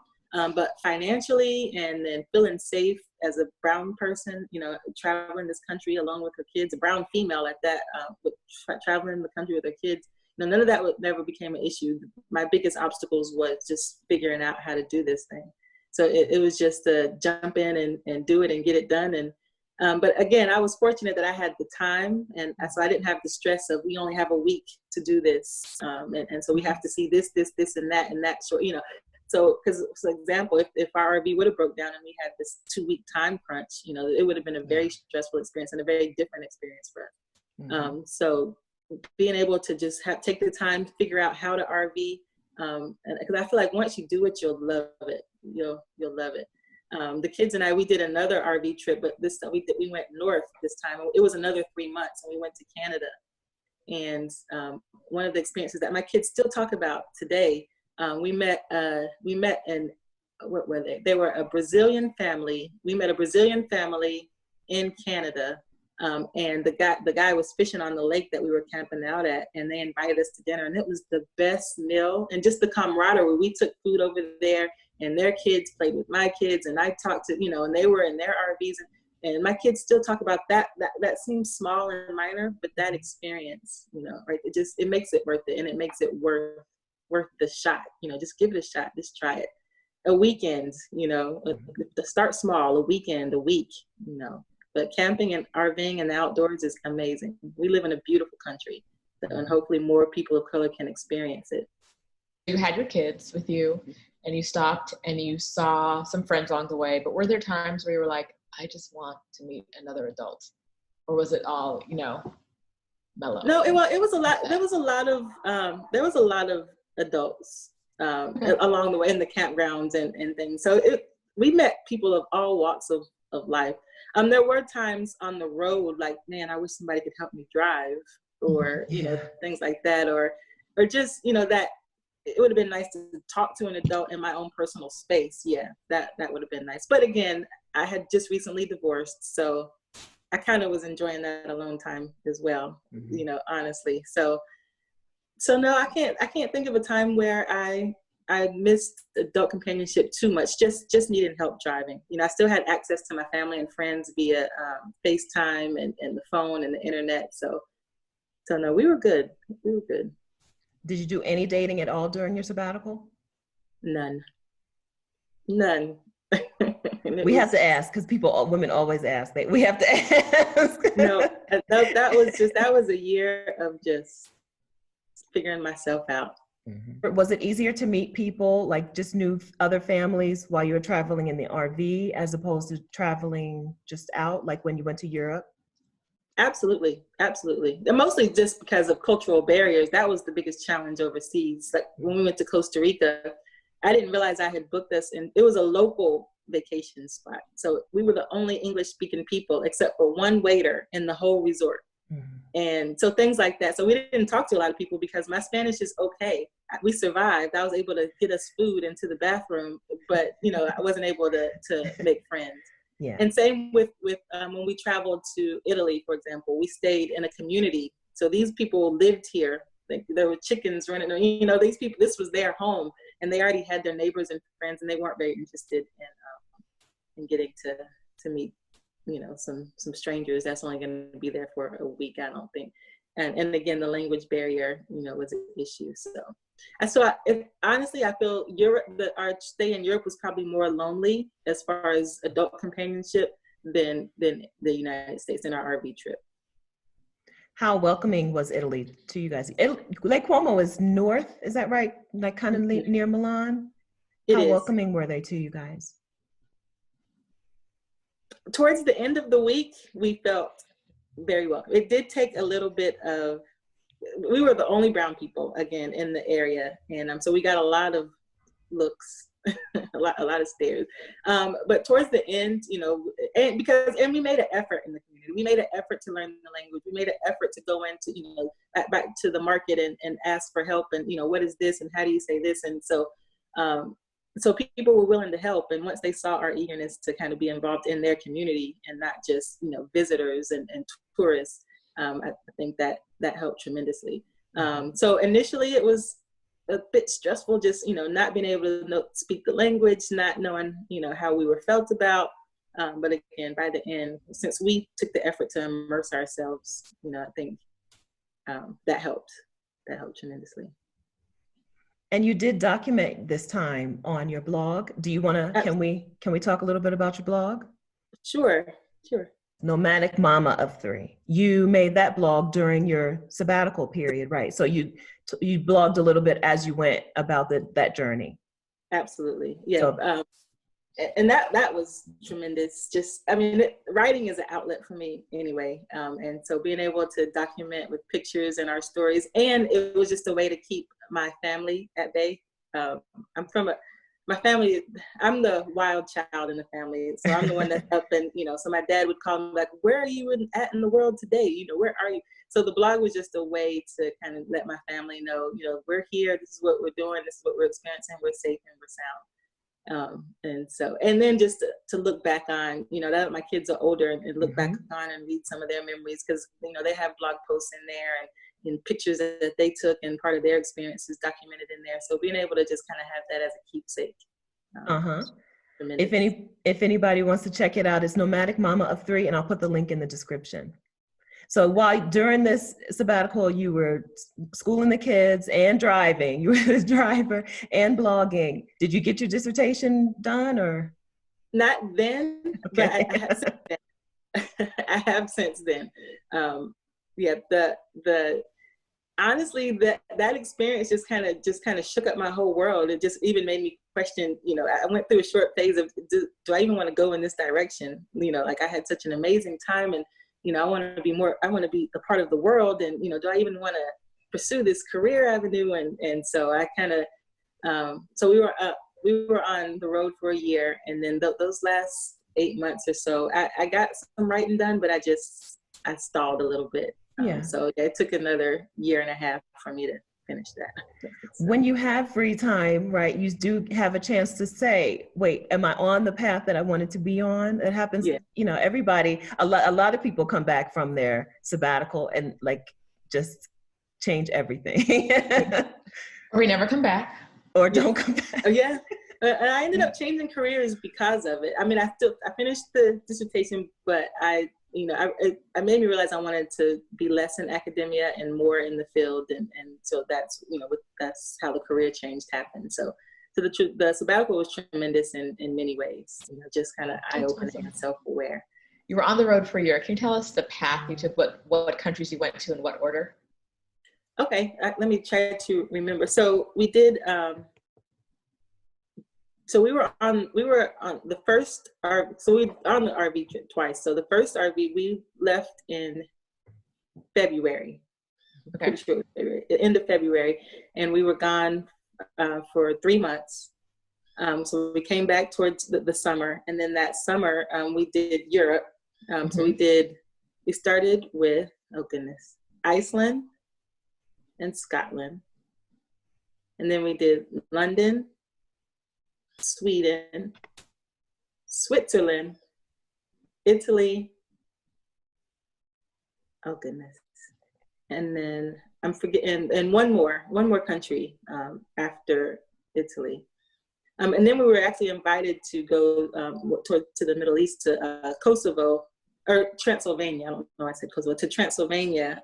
It was going to be part of work projects / vacation, but we were so exhausted by the time, you know, that 10th country came around. We did 9 countries. We were exhausted, and so we skipped that last one and just came on back.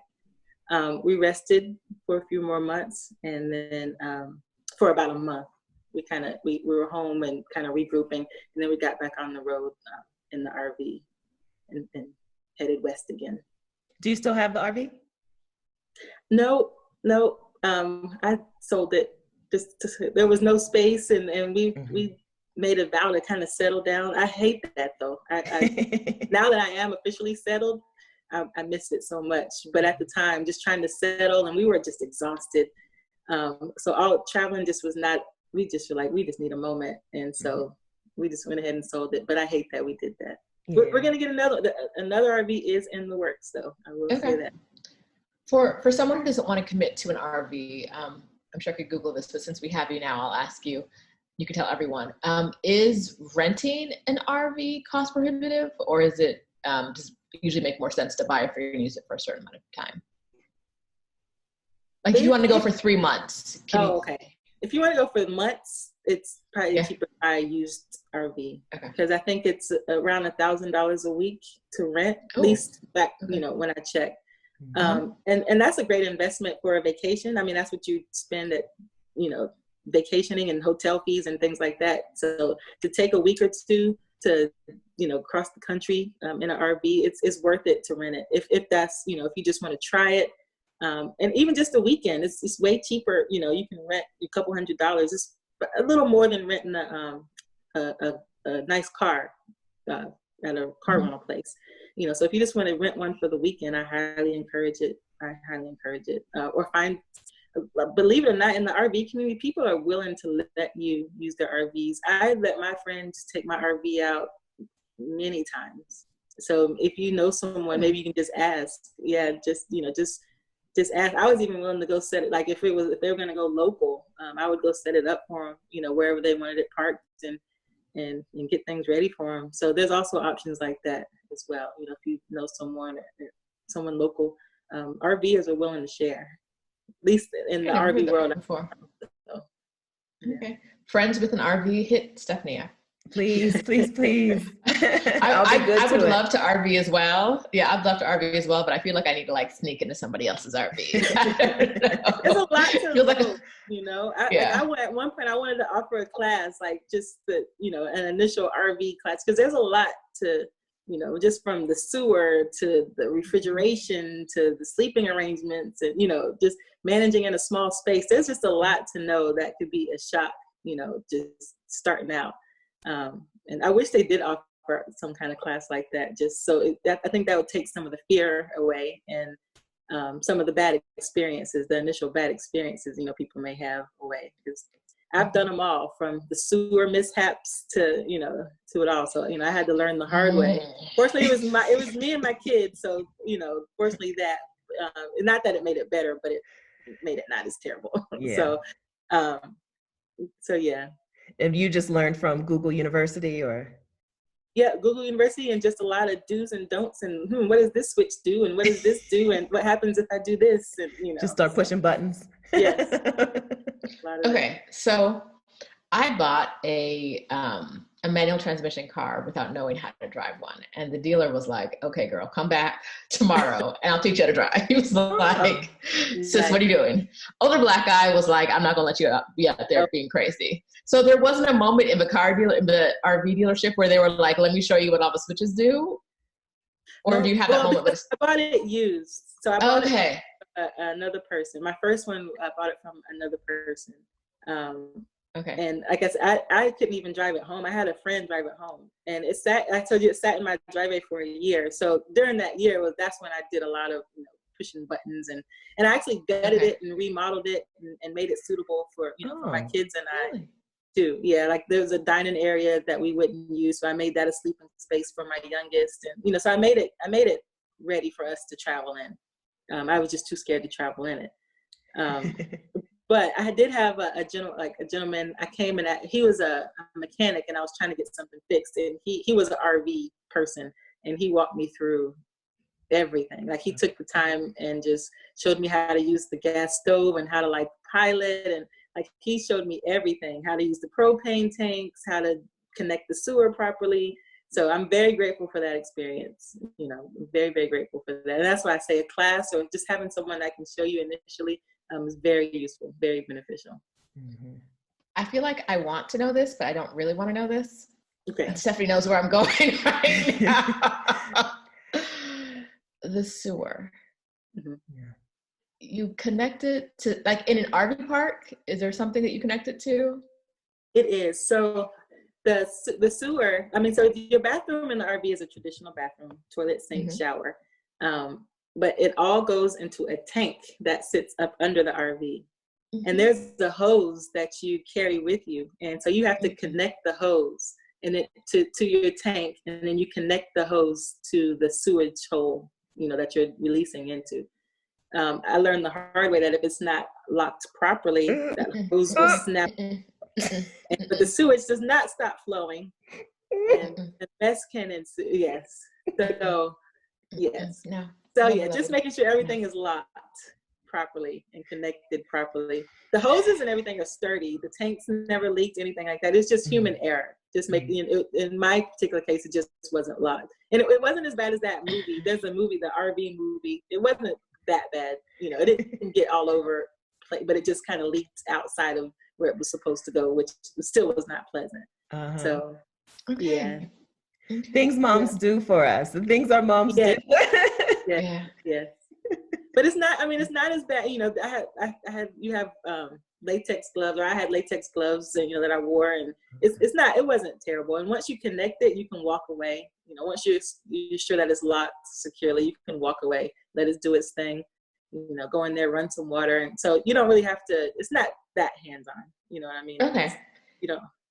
And are there sewer connector hole things, pits, at other places besides RV parks, or was that the only place you could do that? No, truck stops, but you have to pay. I think it's $5 or $10 to dump. But you can stop at truck stops, because remember I was telling you we did a lot of truck stop sleepovers, and so we would just pay the fee, dump the tanks, and then for the longest, and this might be edited as well, but for the longest I had a no poo in the loo rule, because I just didn't want to deal with it.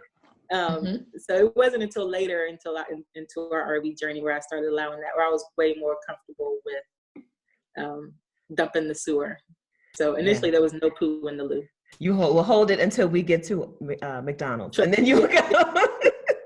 Yes, we did a lot of Walmart. Like Walmart allowed sleepover. You could park the RV there and sleep overnight. So a lot of Walmart bathrooms and things like that. So yeah, until I got comfortable. Okay, I think that'd definitely be me. Yeah. All right. So you took a major step. First of all, you bought the RV, even though you were already afraid to drive the RV. And you took the major step of taking the sabbatical and taking your kids traveling around the world. A lot of women, as you know, have the exact same dream. They even have, some idea of how they would do it. They're just afraid to take the step. What advice do you have for women who are afraid to take the leap? That is, it's really such a personal thing, because like I said, I dreamed of it for so long while I was married, and wasn't able to accomplish it. So like I said, as soon as, I was on my own, that was the first thing I bought was an RV, second to my house was an RV. But then, like I said, the fear, of just the safety, like all of it combined. So it was just a matter of, I just got to do it. And so when the sabbatical opportunity came up, it was just like, I can't let this go to waste. Like, I have this time, I can't waste it. So we're just going to do it. So I actually planned it. I paid money. I booked like our first campground, and I put money out there. So it just kind of forced me to do it. I told the kids about it, and there's no going back once you tell the kids. Yeah. And so once I did that, it was just to get behind the wheel and go and see what happens. And that's what I did. So it was really just a leap of faith. So somebody just has to be ready to take that leap of faith.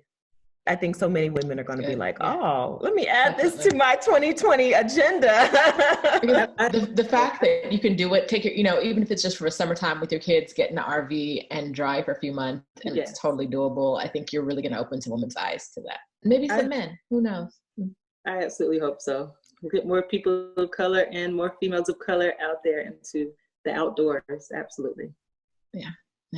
Well, thank you for sharing with us today. Stephanie and I both provide resources to help you get out of the planning stage and into the execution stage. I have a checklist called the Complete Gap Year Planning Checklist, and I'll take you through the steps that you need to take to plan a sabbatical. You can find that in the description below. And I have a list of 50 cities where you can Airbnb for $500 a month. Christina talked about how they stayed in homes for entire weeks or longer by renting them instead of staying in hotels. Saved a lot of money on her family travel budget. So get your list of 50 cities. The link is in the description.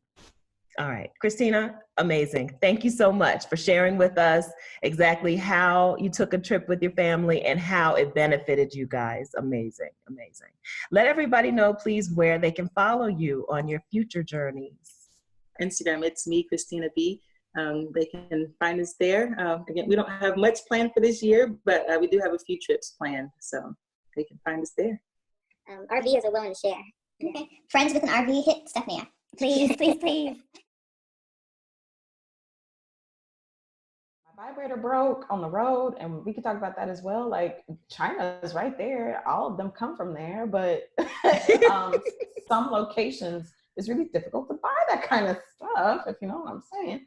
Wanda worked at CNN, but when she hit the glass ceiling, she left to volunteer in El Salvador and to teach yoga and make music in Jamaica.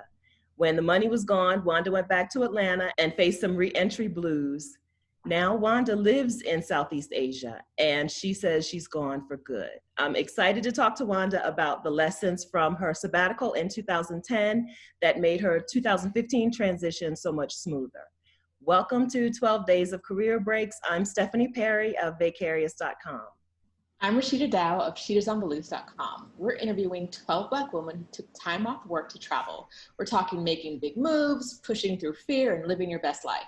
So make sure you subscribe to both of our channels and turn on notifications so you'll be notified when we post the next video. Welcome, Wanda. We're so excited to talk to you. Where in the world are you? Malaysia. Malaysia. Yes, I'm in Malaysia.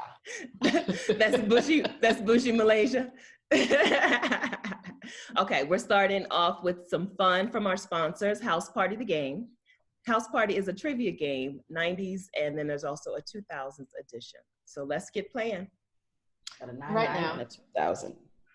This is where it starts. You ready, Wanda?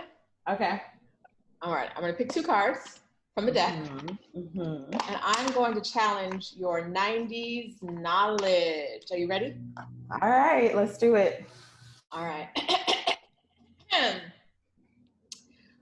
Which 1998 romantic comedy starred Jada Pinkett Smith as a feisty man magnet who turns the life of a straight-laced law clerk upside down on the first date?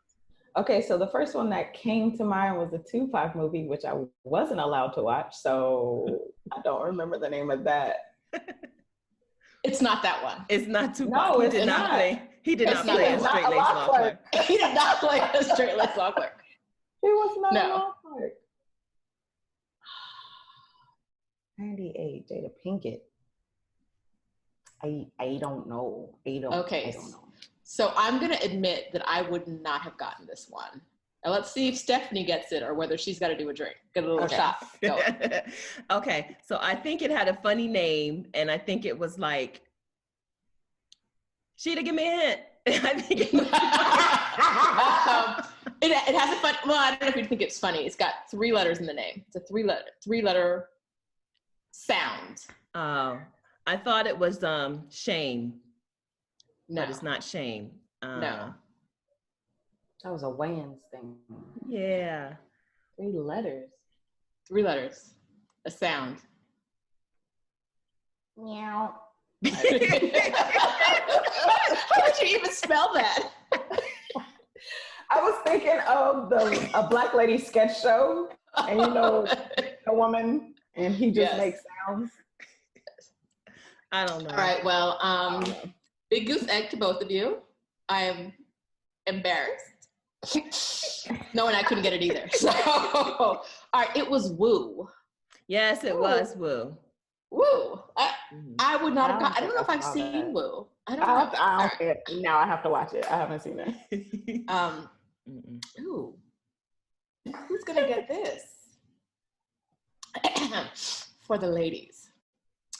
Which Bad Boy remix featured both Lil' Kim and Foxy Brown in their first and only appearance together? A, Total, No One Else. B, Gina Thompson, The Things You Do. C, MC Light, Cold Rock a Party. And D, 112, Only You. Can you hear it, Wanda? I think it's Only You. You agree? I'm going with The Thing You Do, right? Is that what it's called? I'm going with that is an option on the card. Wanda thinks she's right? Wanda thinks she's right? Yeah. You're both wrong. So it was Total? It's Total, No One Else. I do not remember that remix. I think my 90s memory is just like off in the, it has died. First of all, I was like 3. So there's that. Okay. That's fair. Yeah, I don't think I would have, I might have. And Gina Thompson, The Things You Do? I don't remember that. The Things You Do. Is that one? I think so. Okay. Well, we're all wrong. But if you want to stump your friends and see who really has a good memory, is it? Yes, and the link to House Party the Game is in the description. Get your copy. Okay, let's get started. Wanda. Well. Are you okay? You ready? Like a loser, but yeah, okay. No. That's how we like to start our interviews. We really like to get you down at the bottom, feeling real low again. Then build you up as we go along. Come on, you raise me up. Speaking, it's why we're here. Speaking of feeling down and low, how much does that glass ceiling hurt? Let's talk about work. How did you feel? How did you know at work that you were at a point where you weren't going to be able to go any further? I was at HR, and then I learned the purpose of what HR is really there for. They are not there for the humans. They are there for the corporation. Some things had happened in my career, and I felt like my boss was retaliating. It was a schedule kind of position. So we had this schedule bid, and I don't know, there were like 30 schedules because there were 3 different networks. It had to have been more than 30 schedules. And the very last one that I selected was the one that she assigned me to. And so I went to HR like she's being retaliational. Retaliational. And they were like, oh, wow. So how can we help you? And I was just like, I'm done. Like, I'm super done. Like, it's over. So that's, you know, it's a process, generally speaking. And in any relationship, like, there are the breakdown points. So, like, that was it. I was just like, I'm not doing this anymore. So how did you get the idea to take a sabbatical instead of just going to another job? Jamaica. I had been traveling with my best friend to Jamaica, and our very first trip, we came back, and she lived in Ohio and I lived in Atlanta. We were on the phone, and we would be on for hours, and we were just like, what are we doing back? Why are we going back? America's terrible. It was like, she had like 4 kids at the time, 3 or 4 kids, I can't remember. But yeah, and it was just like, I don't have to do this. I don't have to be here. I don't have to do this. And it was all because of Jamaica, like taking that trip there, eating mango next to the ocean. I was like, people do this every day? Oh, what am I doing in Atlanta? No. So how long did you spend planning before you actually left? I don't think it was very long. Okay. I had a 2-week vacation planned. It was like the end of the year. It was like Christmas or something, because I was going back to Jamaica. And I think I made that 2 weeks vacation my 2 weeks notice. So I don't think it was very much time at all. Now, did you pay, in case you're wondering? Did you stay in Jamaica? So did you go down there for your 2-week vacation and stay down there, or did you for a while, or did you come back as scheduled? No, I came back. Okay. And I was looking for volunteer situations everywhere. I forget the name. I think it's idealist.org. And they have like a bunch of nonprofits all over the world. And the opportunity that spoke out then was in El Salvador. So I came back from Jamaica and spent a little bit of time like getting my mess together, like selling my stuff and all of that stuff, and then went down there. So before you took the 2 weeks, when you put in your notice, did you know that you weren't going back to a corporate job? Did you know you wanted to go volunteer somewhere, or were you just like, I'm not doing this anymore? I'm pretty sure at that point I did know that I was not, like I wasn't applying for any local jobs at all. So I'm pretty sure like I was planning that before I left for Jamaica. Yeah. Your trips to Jamaica had been with your girlfriend. So did you have solo travel experience? How did you feel so comfortable just going to El Salvador? I solo traveled a bit in the States. Like I would travel around. I was doing like music technology stuff back then. So I'd like go to California. I went to South by Southwest in Austin. Actually, I went with a friend to that. But California was by myself. DCU by myself. Like driving distance from Atlanta, I've been to the Carolinas and down to Florida. So I'd done some road trips and like some flying alone. But I wasn't scared at all about going to El Salvador by myself. Other people were scared for me. They were like, are you a drug mule? Like, why El Salvador? Like, why there? Why go in there? Like, so. It's one of the things we hear from people a lot is either people projecting their fears onto them or these sort of ridiculous notions of the reason you must be trying to live outside of what societal norm is has to be something kind of wild. And aside from that, it's like CNN, like that is the top of a lot of people's careers. Other than that, it's local news, and like the pay and the benefits like aren't as good as CNN.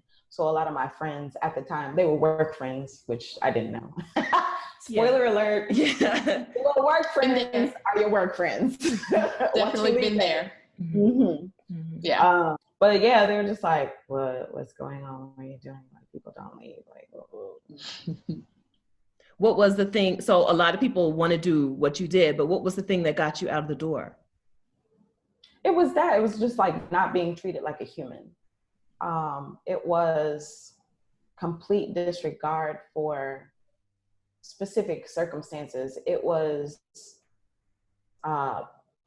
changing people's perceptions and not being able to. A lot of people had been at the company since it started, like 20 something years ago.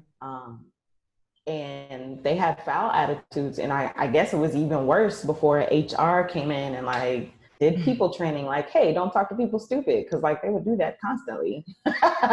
And I would speak up like, hey, I'm sitting right behind you, like I heard what you said, like you don't have to talk to me like that. So of course that ruffled feathers. And then like I had my afro, and you know, like I had my afro, like it wasn't this TWA. I guess that's what the girls are calling it these days. That's the lingo. But yeah, so just like my presence was pretty rumbling, but you're oblivious to that because you're just like in your own skin, living your own life. You know. So what kept you at CNN as long as you were there? Since it doesn't sound like it was a good situation, why didn't you leave earlier? I mean, it wasn't that long. It was like 5 years. I got my first promotion after 6 months, and I was looking for my next promotion 6 months after that. And it was like what I went to school for, and I needed a job and it paid well enough.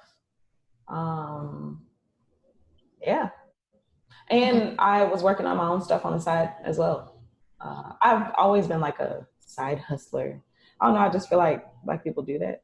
You know, you got the auntie next door that does a candy shop in the front. when you went to El Salvador and Jamaica, did you call it a sabbatical or like a mini retirement or career break or anything? No, because those terms to me kind of indicate a return. Mm-hmm. And there was no concept of that.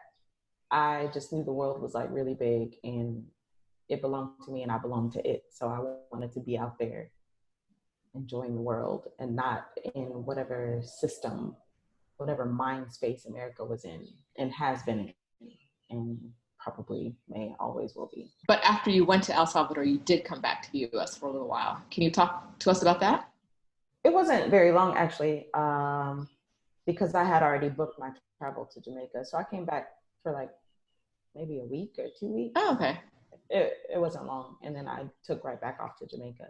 It was after 3 months in Jamaica that I came back to Atlanta and like fell apart. Okay, can you talk to us about falling apart? Yeah. Yeah, I was just like, maybe it's me, maybe I'm. So what happened was I encountered my decision of faith. So I either had enough money for a return ticket to America, or I could continue to figure things out and pursue music and teaching yoga, whatever else I was doing down there, and extend my visa. And I had some voices in my head and I was not listening to myself, and I came back, and you know how that goes. So I spent some years marinating on that lesson. Mm-hmm. And I was like, I'm just gonna like hunker down. Like, my condo was foreclosed on. That was also happening around the time that I came back. And then I had to like declare bankruptcy, and you know what that does to you in terms of like trying to get apartments and like all that kind of stuff. So yeah, it was just like really tumultuous. And then having a bachelor's degree didn't help in trying to get jobs because I don't know, it's just, it seemed like when I came back, everybody wanted you to be really passionate. It's just like, can I cuss on here? Because it's just like, so what happened was I encountered my decision of faith. So I either had enough money for a return ticket to America, or I could continue to figure things out and pursue music and teaching yoga, whatever else I was doing down there, and extend my visa. And I had some voices in my head and I was not listening to myself, and I came back, and you know how that goes. So I spent some years marinating on that lesson. Like, I just want a job. Yes. Just cut the check. Like, I just want a job. Like, you need a body. I'm going to do the work that you hire me to do. Just let me do the job. Like, so what happened was I encountered my decision of faith. So I either had enough money for a return ticket to America, or I could continue to figure things out and pursue music and teaching yoga, whatever else I was doing down there, and extend my visa. And I had some voices in my head and I was not listening to myself, and I came back, and you know how that goes. So I spent some years marinating on that lesson. How long did that phase last? What is that, 6 years? Five years? Okay. Just like working these little jobs, no plans to leave. I was like, let me just stay, and like, I don't know what my idea was. Let me just stay. And I think it was 5 years because I left in 2016. So yeah. So at the time, did you feel like the sabbatical or the leaving the US was a mistake, or did you feel like at the time, did you feel like it was still worth it? I don't think I thought of it as a mistake. The sustainability of it is, I like problems, and that was a problem that I was not able to figure out because I took myself out of the situation before I could figure it out. Mm-hmm. So I think that just kind of lingered because even though it's difficult, there are ways for you to, like, you know, the system in America. So you can kind of finagle yourself around, but like trying to figure it out on a different, like this is, being abroad is higher stakes. In my mind anyway. So I don't think I thought of it as a mistake. It was just part of the process, I suppose, of me trying to like learn and live this lifestyle that I was trying to bring into my actual life, take from my mind into my life. Because you were trying to make a living. You keep saying making music, but you're a singer, right? Or am I wrong? I sing. Okay, because you say it real general, like, but you're a singer, yeah, and I think you're a singing coach too, right? You're really secretive about that. Am I? I think so. I had no idea you were a singer, but I knew your voice was all like, Wanda's in my ear, and I love every minute of it. I didn't know. Just throw this thing on. I brush it off with a little tea every now and then. No, I've shared. I don't know. Maybe I am. I have coached. I've stopped coaching. I was coaching in Penang for the last year. Not online, so it was like an in-person, like there were 2 different shops I was teaching at. And it's kids and like some adults, but you know, they ain't really serious. Malaysians or travelers? Yeah. Well, they're not travelers. They are primarily Chinese Malaysian. Okay. But yeah, so I have sung. I don't know that I'm a singer specifically. I don't know. It's like, I'm gonna challenge you on that. Whatever, but like everybody has a voice. Everybody has a dance. So you don't sing in the shower? No. Asian showers are just like a different kind of well, yes, that is true. Really like no, it's not like you're not hanging out in there for 30 minutes. I get it. Floor all wet, everything wet. Yeah, no, I get it. No socks in the bathroom ever. It's just like, no, it's just different. No mirrors usually. Yeah. Speaking of which, how's Malaysia? How do you like Penang? How did Penang? Yeah, how did you choose that as your hub?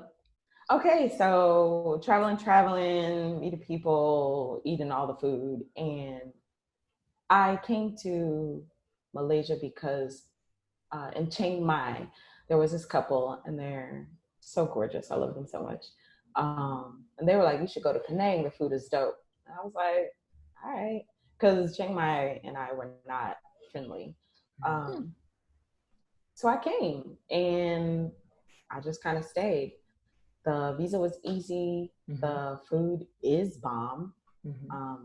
You get to eat like 3 different types of local food, and it's all local versus like in Thailand where there's only one local food and then the rest of it is foreign. And then like I went to a couch surf meetup, and they do that heavy here. They meet absolutely every Friday. And I went and I met like local Malaysians, and they were just like really witty, and I could have local friends here because pretty much everybody speaks English, especially the younger generation. And that's really important to me, like being able to communicate with people. So yeah, it just kind of, it has been a good fit for the amount of time that I've been in Asia. Okay. Good. Malaysia is a place where I'd like to give another try. When I first left, I thought that I was going to travel around for a while and then stick to Malaysia. But I got to Malaysia, and that humidity was unlike anything I had ever experienced in my entire life. I've been to New Orleans in summer. I've been to Houston in summer. Malaysia, that's when I learned that humidity is relative. It's not just humidity. It's like relative to the area or whatever. So it drove me out. And so one day I'd like to come back because the internet is fast. It's got all the things, right? Yeah. The internet's fast, and it's not like food is Vietnam good. fast. Yeah. Well, my experience in Kuala Lumpur anyway, maybe Penang, yeah, but in Kuala Lumpur, that I remember sitting in that hostel and everybody was like, this internet is so fast. And we're streaming stuff. I'm downloading stuff. I'm like, I want to do everything while I'm here. Yeah. Yeah. I definitely had a good experience in Kuala Lumpur, but like Stephanie said, it was the humidity where I was like, I don't even want to leave this hotel. I just want to stay here all day. And that's not why I'm here. So yeah. So, Chiang Mai is like in the mountains. And so when I came down here, I was like, I've landed on the sun, literally on the sun. It is so hot. And if you are like into touristy things, it makes it hard. So like I would carry around an umbrella for a while during the day because that's what like locals do. But it's just like drenched, like so many showers because I do not like being sticky. So it's just like, but we found a way to survive. Find a way. Speaking of the experience of traveling and all the good and the bad, have you tried dating while traveling? And if you have, tell us. What, that face? You gotta lean in. Stephanie, you ain't gotta lean in. I want to hear. Come on. Well, if you yes. I am a very sexual lady. Yeah. And so I was trying to get mine on the road. All right now. And it's just like, it's been difficult in Asia. I wasn't really trying in Europe when I was over there or whatever. But a lot of the men that come here, first of all, are, and I can't believe I'm going to say this because all God's creations are wonderful, but they are hideous. And that's why they're selling. They're hideous. And they just happen to have like a little bit of privilege coming from whatever home countries. And so, and I'm not going to knock the hustle, but these Asian chicks get with them. Yeah. It's whatever, but that's not my situation. So, especially in Chiang Mai, and I met some huggers, and it was just like, go get swaddled by your actual mother. Like, I'm not here to swaddle you. We're getting sweaty, and I'm taking a shower and going home. Like, I don't get like literal huggers. So I think someone was actually. You're talking about actual hug. You lose me. Like, you seriously lost me. You're mad because he's hugging you, Wanda. Take it out. What are you doing? Take it out. Sorry, did you say take it out? Yes. So you're just looking for wham bam, thank you, ma'am.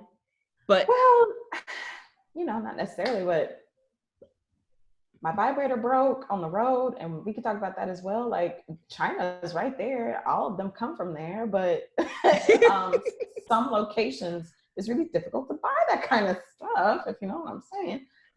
And like, it just gets stuck up in there, and I need help to get it out. And so, Wanda, I'm gonna try to corral you just a little bit. I love it. So it's not it's real. It's real, ma'am, but it's just like, I need a penis, and you're here, and that's what people do, right? So in your group, just yesterday, I think we had a quick conversation. Wanda has a Facebook group called Black Women Digital Nomad Entrepreneurs, which I'm a member of, and I would recommend joining the group if you are a Black woman digital nomad entrepreneur, or if you want to be. But in the group yesterday, we had a conversation about women saying that they're not getting attention from men, but you're not having the problem getting attention from men. You're just having a problem getting. No, because again, like, I'm just a regular ass.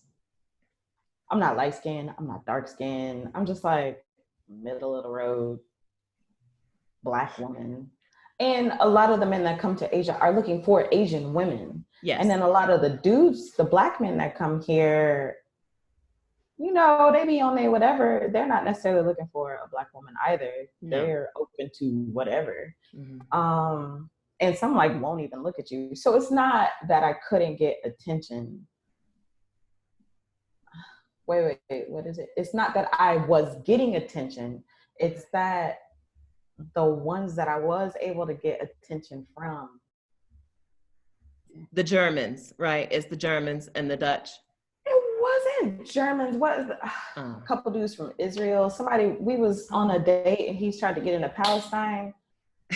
What? Okay. He's trying to debate Israel versus Palestine on the date.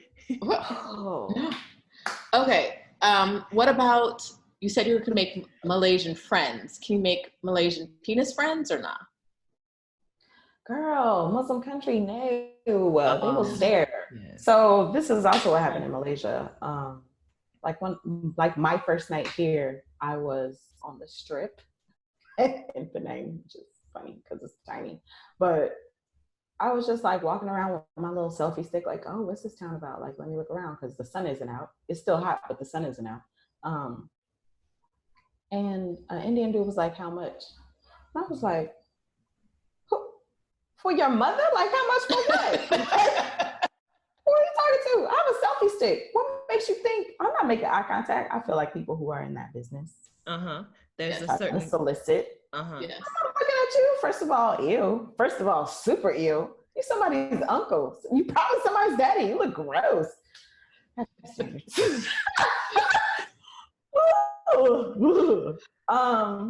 So there's Indians, Chinese, and Muslim Malay people. Okay.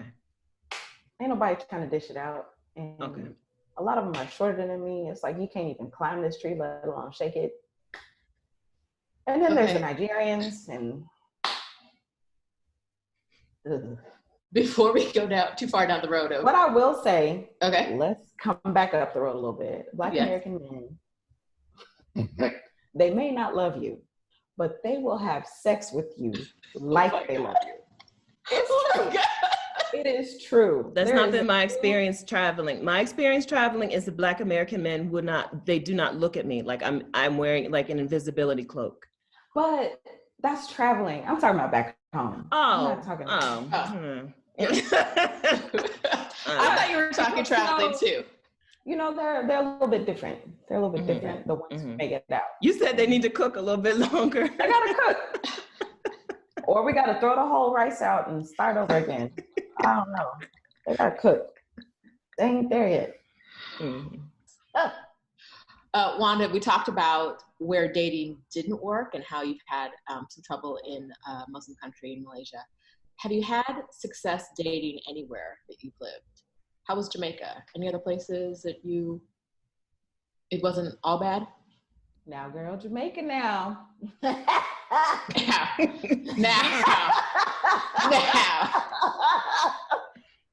El Salvador, they were also quite timid, but Jamaica, baby, girl, me love you. You know, the Jamaican women hate your entire guts, but Jamaican. Before you go too far, I am a very proud product of a Jamaican mother. But now get reckless. Just now that I put it out there, you just go get wild. It still stands. Jamaican women hate your guts.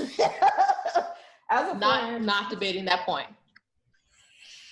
But Jamaican men, I mean, they probably got like a wife and some kids, a couple of families. They probably got a couple families, girl. Yeah, more than likely, but they'll still, they will take it out.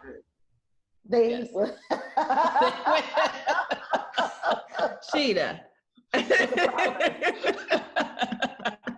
It's a process. It's not just take it out. It's like a process of. But you get to the right point. You get to the beast. Yeah. So I know that women always ask you, Black women, probably Black women in particular, always ask you about dating when you go to other countries. You just tell them don't bother. No, they don't actually ask me. Oh no, people ask me that all the time. What, really? You know, if I go right, I'm not getting what I want here. If I go out of the country, what country should I go to if I want to find a man? I'm like, child, they all the same. I think that might be a you, Stephanie, thing, because no one's ever asked me that.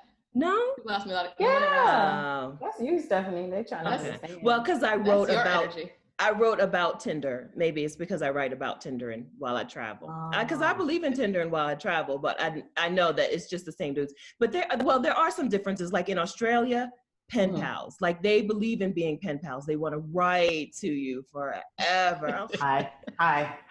How's your day going? Hi. Hello. Hi. Are we going or not? Free drinks. I mean, like I mostly want free drinks. Like That's fine. Beer in Australia is really expensive, really expensive. So I'm like, dude, if you're not buying me free drinks, there's no reason for me to spend with you. That's what you message them, free drinks? Yeah. Where are you going for happy hour? Right? That's the question. Wow, that's a good one. Where are you going for happy hour? Right to the point. Cut off all that hi, hello, huh? I'm great, fine, wonderful. Where are we going for happy hour? Thank you. Thank you. Still didn't work. Okay, so I think I want to switch gears and ask another question that I get asked a lot, which is, what do you do with your hair? How do you handle your hair? Black products, all that other stuff. So I had long, luxurious locks. Okay. And I found that the heat over here was drying them out. Like the ends would start breaking off. It was bad. And I tried a bunch of different stuff, but it didn't really work for the locks. Not really, because they were never like, I just felt like they were never fully moisturized. Like they were getting hard. Mm-hmm. But I would try stuff that you could find anywhere. So like aloe vera. They also sell, what are those seeds? Flax seeds. Mm-hmm. Flax, F-L-A-X seeds. And I could make a gel with it. So you just put it like in a little pan with a little bit of water, stir it up for like literally a couple minutes, and it makes a gel. So that's what I would use to like twist my locks. It's also really moisturizing as well. And then they have like some national brands, international brands, like Pantene or whatever, where I could find like a shampoo and a good conditioner. Conditioner has been like super important. So that's what I do now. A little coconut oil in that thing, a little water, and keep it moving. So like it's much better now that I've tried it out. But if you lived somewhere else that was not the surface of the sun, do you feel like you could have kept your locks? Probably. I don't remember them being like that in Europe. Of course, it's like cold and shadowy. Even when I was in Spain, like there's still enough chill in the air. It's just like you would think the moisture, that there'd be moisture, but like there wasn't. So that's my answer to that. You gotta get a little crafty, because I don't have friends with money, so I don't have people bringing me stuff. And you know, you can't get a lot of stuff delivered. In Europe, there's less of a problem because there's usually an African population. You could just pop into a store. I did that in Paris for sure. Because when I was traveling around, like I would just buy some stuff, put it in like a Ziploc bag and like hide it somewhere in my stuff. So, you know, the luggage police didn't get my products. Because I'm a carry-on kind of girl. I don't really check. But that's what I used to do, is find where those communities were and try to prepare. How have you made this life more sustainable than it was for you in 2010? So overall, just hustling, just trusting my process. The money got low, baby. The money got low. But I wasn't bothered. Usually that I'm used to having a savings account. I'm super fiscal. I traveled for 3 years on 10,000 USD. That's about $10 a day, I think. Excuse me, what? Okay. How? But that was making choices. That wasn't necessarily hostels. There was a lot of house sitting, because once you take out that housing, yes, a lot of it is a breeze. But then in Asia, I would usually rent an apartment, but like a studio. Like I wasn't looking. I have wholeheartedly been more focused on making this sustainable than comfortable, and identifying what comfortable means to me. So having an apartment, usually everywhere that I've gone, it's really, really easy. Or not even a full apartment. Like when I was in Indonesia, it's just like they do compound kind of situation. So, you know, you have the family's house who's renting the properties, and then they just have like a bedroom with the en-suite bathroom. I guess that is a studio, but it's like really small, like no kitchen. Like a guest house. But spread out. Yeah. Mhm. And then there's like a central kitchen, which everybody can use, like situations like that. So I've explored ways to financially make it work for me to make that dollar last, eating locally. Although in Indonesia, I kind of lost my mind and paid so much, just for, I don't even know, like cheese, like, Yeah. the comfort, like the stuff I'm used to, like chia seeds and stupid, like stupid stuff, because they sell that kind of stuff out there. I feel like that happens to every traveler. If you've been traveling for a while, there's that point where you're like, I don't care what it costs. I want something that makes me feel like warm and fuzzy inside. Yeah. Okay, so you have a community of women who share on Facebook their experiences as digital nomads. You also have a podcast called Black Women Travel. Who is your podcast for? My podcast is for Black women who like to travel. So whether they have their day jobs and they're taking trips here and there, or they're a little bit more location independent and they travel part of the year, or they're out here like us, traveling full time on their sabbaticals. It is a way for us to relate in each other's stories. That was really important to me, to try and get diverse stories. So I'm trying to talk to all different kinds of women, all different ages, all different body representations, hair, skin, like background, so that we have a place where we know that there are women that are just like us. It's very different to me than the Black travel groups or the girls' trips. I want to get in depth. I want to get into who the person is and how they were able to make the decisions that they were able to make. Because so many women wonder how. How do you do it? How do you travel? How do you travel, first of all, even domestically? In America, like, it's just mad expensive.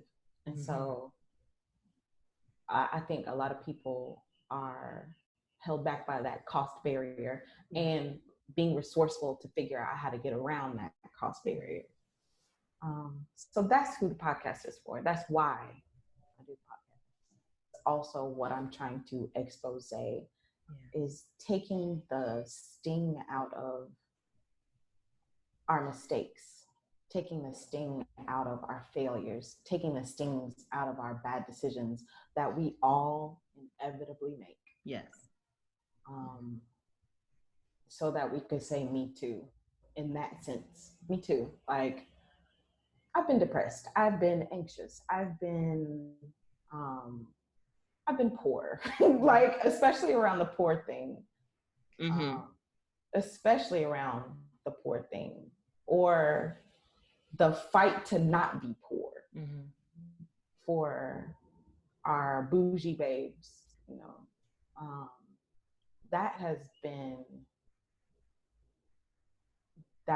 something. I don't edit a lot out, so the real reactions that you hear are the actual reactions. I just listened to an episode, I think your latest episode was Glam Powered, and she said that that's your gift. She said you have a gift of, like, interpreting what people are saying and what it actually means. And I think that's all what we all want to a certain point, is to be seen. Yes. Or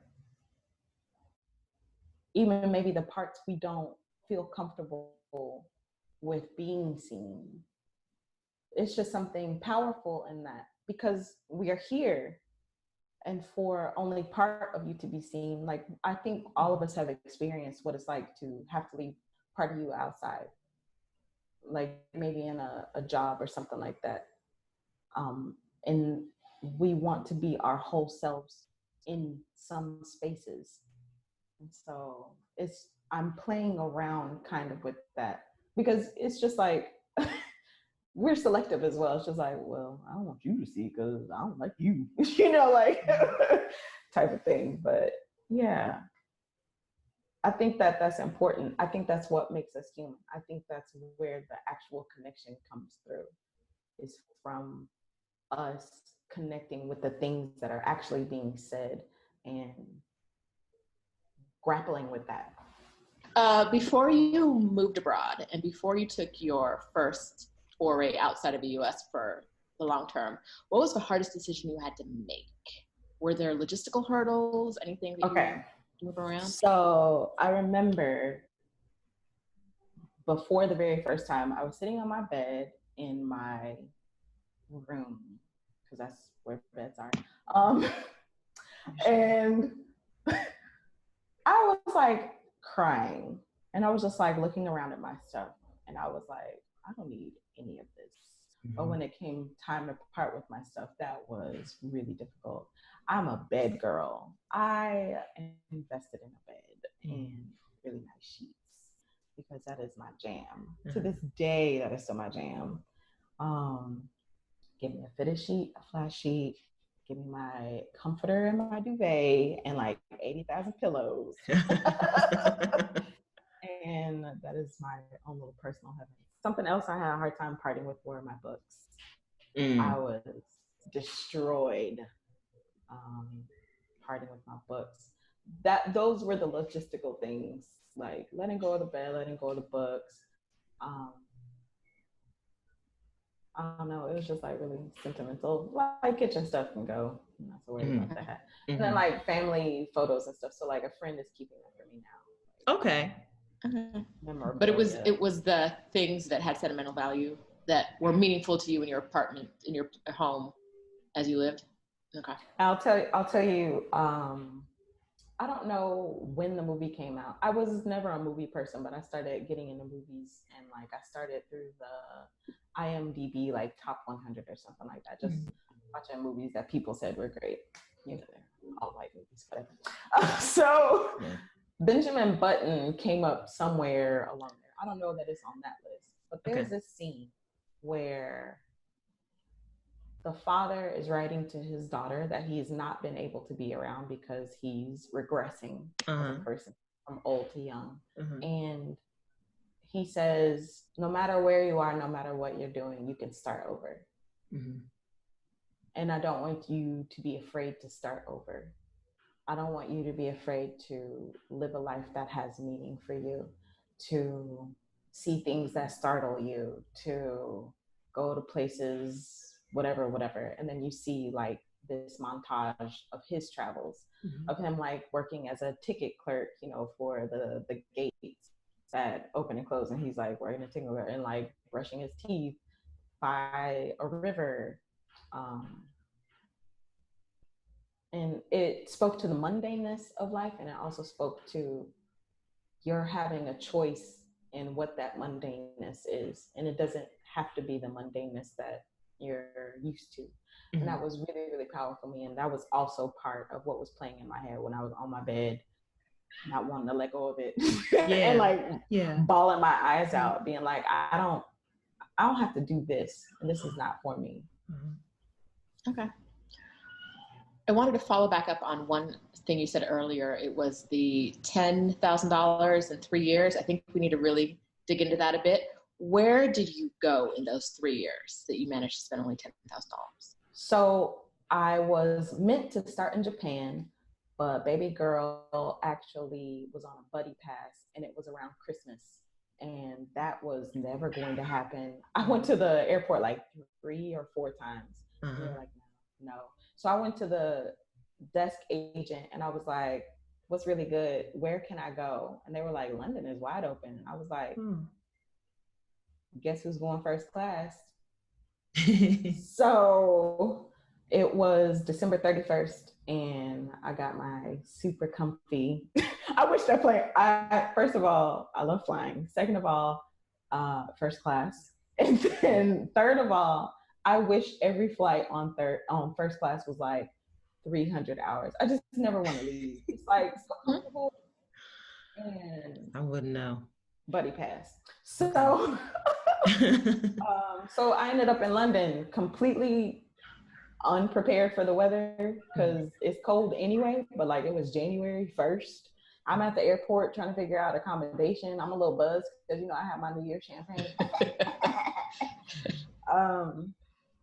So that's how it started. And so I was in Europe. I was house sitting all over London. That's where Trusted House Sitter started. So Yes. there's a strong, like, yes. and they be leaving for months. Long, yes. Best house sits. Yes. But all over here, because a lot of the British go to other countries and they have their pets there, or they live between countries and still want you to. So a lot of them are actually British, the houses that I did. So, okay, I was in the UK, I was in Ireland, gorgeous. I was in France, Spain, and Italy, all through house sits, mostly. Like I'd say 80%, 90% house sits. And then from Ireland, I went to Vietnam, and I was there for like 9 months, even though I didn't like it. But I had a year visa because you had to get a year visa at the time. And then Thailand and Malaysia and Indonesia. And I went to visit my friend in Hong Kong. I think that's it. So that's where I've been. So in the $10,000 3 years, it was Europe and Southeast Asia. Yes. Okay. I'm going to put a link in the description to my video on where do you find house sits. It's real. It's a real thing. People think it's something that it's like a fantasy job. It's a real thing. So watch the video. It'll be in the description. And every time I hear someone talk about it, I'm like, why am I not house sitting? I mean, if you're in a place like in Asia, they don't really do that. In Asia, if they are expats, usually they're teachers, and teachers really don't get that kind of time out here. Otherwise, I would still be house sitting.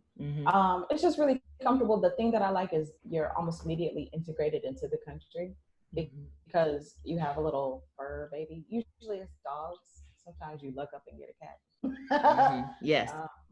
But the dog helps you to get to know the neighborhood, and the homeowners kind of tell you where to go and what to do. The dog keeps you a little bit more attached to the house, but I'm trying to build a business. I'm not really trying to be outside. I'm a terrible tourist. I'm not really trying to be outside. I need Wi-Fi so I can work myself to death. No. Figure it all out. You're not working. I know, Stephanie. Normalize free time. I'm sorry. You're working yourself so hard because you have an amazing travel conference coming up. Yeah. Talk about it. Yes.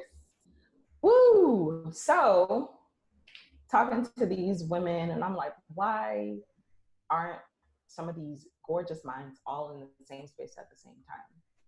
From the podcast. And I was like, I could do that. So that's where the Black Women Travel International Black Women Travel Jubilee came from. Is this idea of all these Black women, especially like from the Facebook group and from the podcast, who are trying to figure it out, trying to get their lifestyle to the place that they want it, to improve the quality of what they're already doing a lot of times. I want them to have a place to come to where we can learn from each other, because white people are great somewhere sometimes, because that's the thing is like when I was doing all of my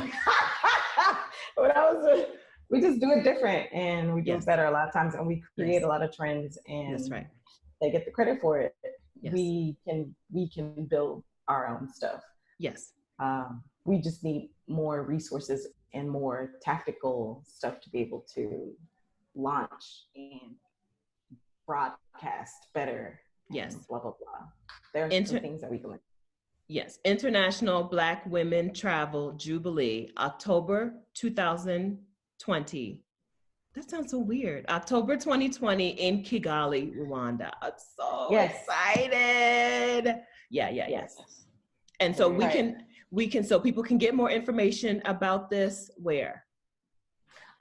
There's the website. So it's ibwtj.ashalbh.com. Link, of course, will be in the description. If you Google it, you'll find it, I'm sure. Yes. Yes. Okay. So you have adventured out into the great unknown twice, that big wide world. Do you have any advice for women who are thinking about taking the leap, but are either too scared to do it, or they don't know if it's the right choice for them? Any wise words? It is the right choice for you, because I'm sure it's been banging around in your brain for a while. So it's for you. Mm-hmm. You are afraid because you don't know about the sustainability of it. The thing is that because you are going to put your attention and your focus into this, you will figure out a way, because we all do. We figure out a way. So my advice to you is to take a step, and it doesn't necessarily matter what step that is, because all the steps that you take are going to lead you to where you need to be anyway. But you do have to pick that foot up and place it back down and repeat over and over again. So don't get caught up too much in the details of like what bag and like shoes and what should I pack for this trip. Don't get caught up too much in that. Focus on the sustainability, because you can always buy stuff pretty much everywhere except for bras from my busty girls out there. Yes, that's true. But I have figured that out as well. But you got to take a step. The longer you sit there going back and forth with yourself over if this is right for you and how am I going to do it, the longer you sit in fear and the longer you allow the fear to control your life. And what kind of life is that? So walk it out. Walk it out. Walk it out. Perfect, Wanda. Thank you so much for sharing with us today. I really appreciate what you're doing. I love being online friends with you, and I can't wait to be real life friends with you. So I'll see you in Rwanda if I don't see you anywhere else before then. Okay. Tell everybody, please, where they can find you, where they can follow you. Hi, I'm on everything. I prefer Twitter or Instagram, but I'm usually on my podcast account. So that's BWT Pod on Instagram and Twitter. Reach out. I would love to talk with you and connect. Perfect. Thank you so much. Thank you. Thanks. I wanted to go for the full year. I'm not mad at how far I made it, how long I went, the places that I went to, some of the things that I did just, I look back at my stuff and I blow my own mind. Like, Courtney spent 7 months traveling the world full-time while working part-time. She hit up 26 countries on her around the world expedition. She's now a girl on a mission to challenge herself and the status quo. Welcome to 12 Days of Career Breaks. I'm Stephanie Perry of Vicarious.com.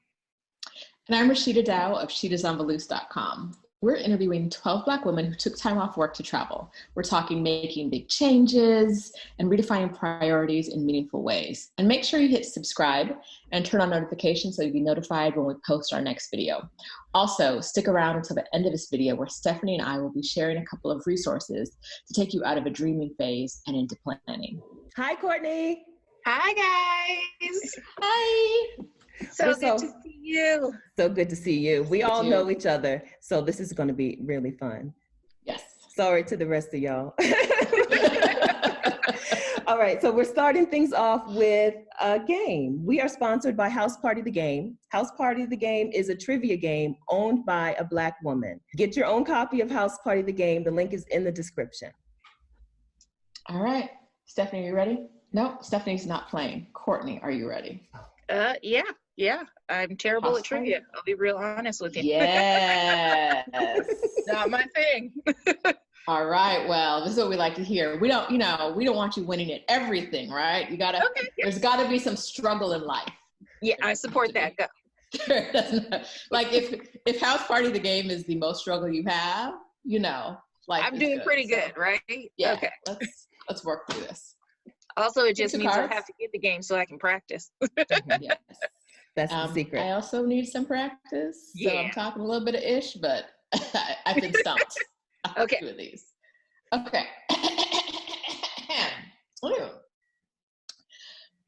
Which location was not mentioned in 112 single anywhere?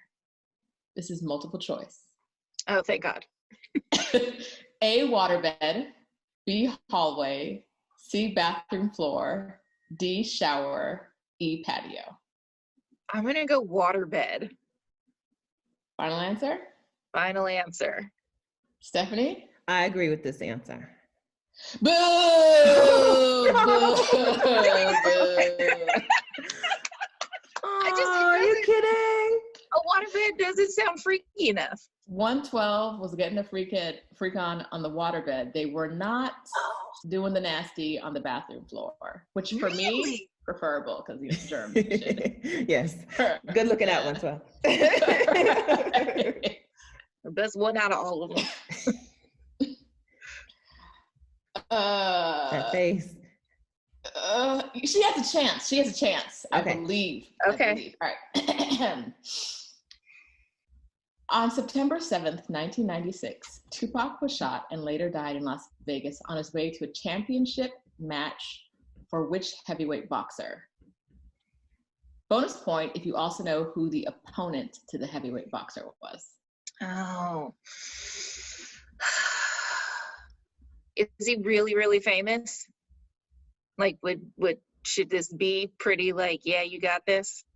You can take a hint from, Stephanie's allowed to give hints. Okay, hit me with the hint. Yes. So great. You just, yes. Yes. All right. The first heavyweight boxer you're thinking of. Mike Tyson? Woo! Yeah. Your face. Yes. You got that. Do you know who his opponent was? Point, girl, you don't need it. I think it was, I'm going to guess Trevor Berbick. Was it Berbick? Bruce Sheldon. Never heard of him. Have you heard his name? Uh-huh. Steph? Okay. Selden, right? No H, Selden. Sheldon with an H, according to. I think it's wrong. I think that's wrong. We'll take that out. I'm pretty sure it's Bruce Selden. I might do my Googles later. Stephanie is right. It is Bruce Selden. Uh-huh. Stephanie just stumped the game. Good job. She's the national champion. Yeah, I'm like, that's like 5 bonus points for you right there. Right? Because I was like, that's not a real person. She was like, no, it's Selden. Solid game, though. I like that. Yes, it is. Okay, Courtney, like me, your gap year wasn't like a major vision quest where you were out soul searching. Everybody always asks, like, did you find yourself while you were out there? I don't want to mock that because there is, every time you take a long break and you get to spend time with yourself, you do learn new things about yourself, but it's okay to travel just for the sake of seeing the world. Yeah, and that's what I kept telling people. I was just like, I do understand that there are people that do it for those reasons, but I was not lost. I just needed a break. I was unhappy and I needed a hard reset to get back to my happy place. And that's what this trip was. Me trying to get back to my happy place. So how did you decide that a trip was the thing that was going to do that for you?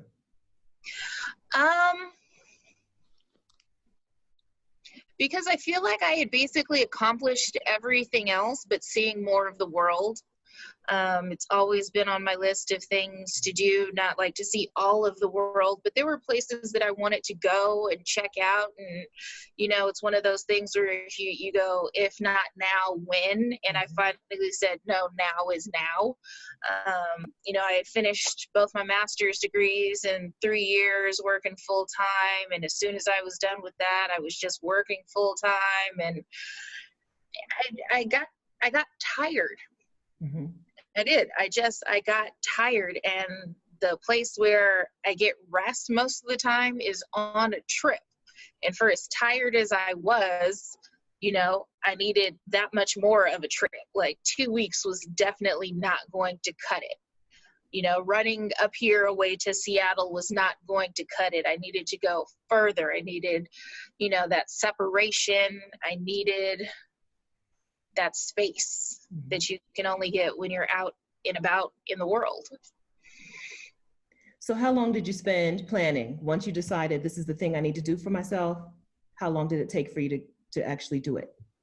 So I don't know that I actually planned so much as worked towards saving, because I knew, you know, in all the research that I had done, that it was going to cost me a little bit of money, especially since I also didn't want to do it super budget. I am my mother's child, in that, you know, for me to be able to sleep, I need to sleep someplace where I feel safe and comfortable, and that was not going to be in a hostel in a dorm room with 8 other people, and my things hopefully locked in a box that someone wasn't going to break into.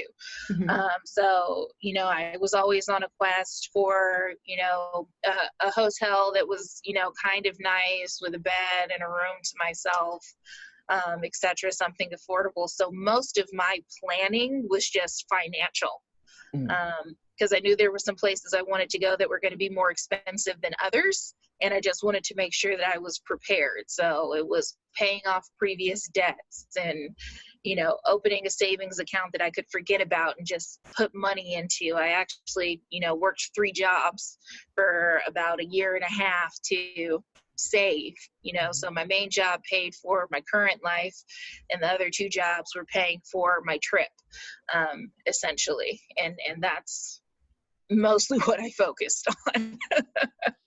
That, and making sure that at least 4 people had credit cards to get me home if I went to jail or something like that.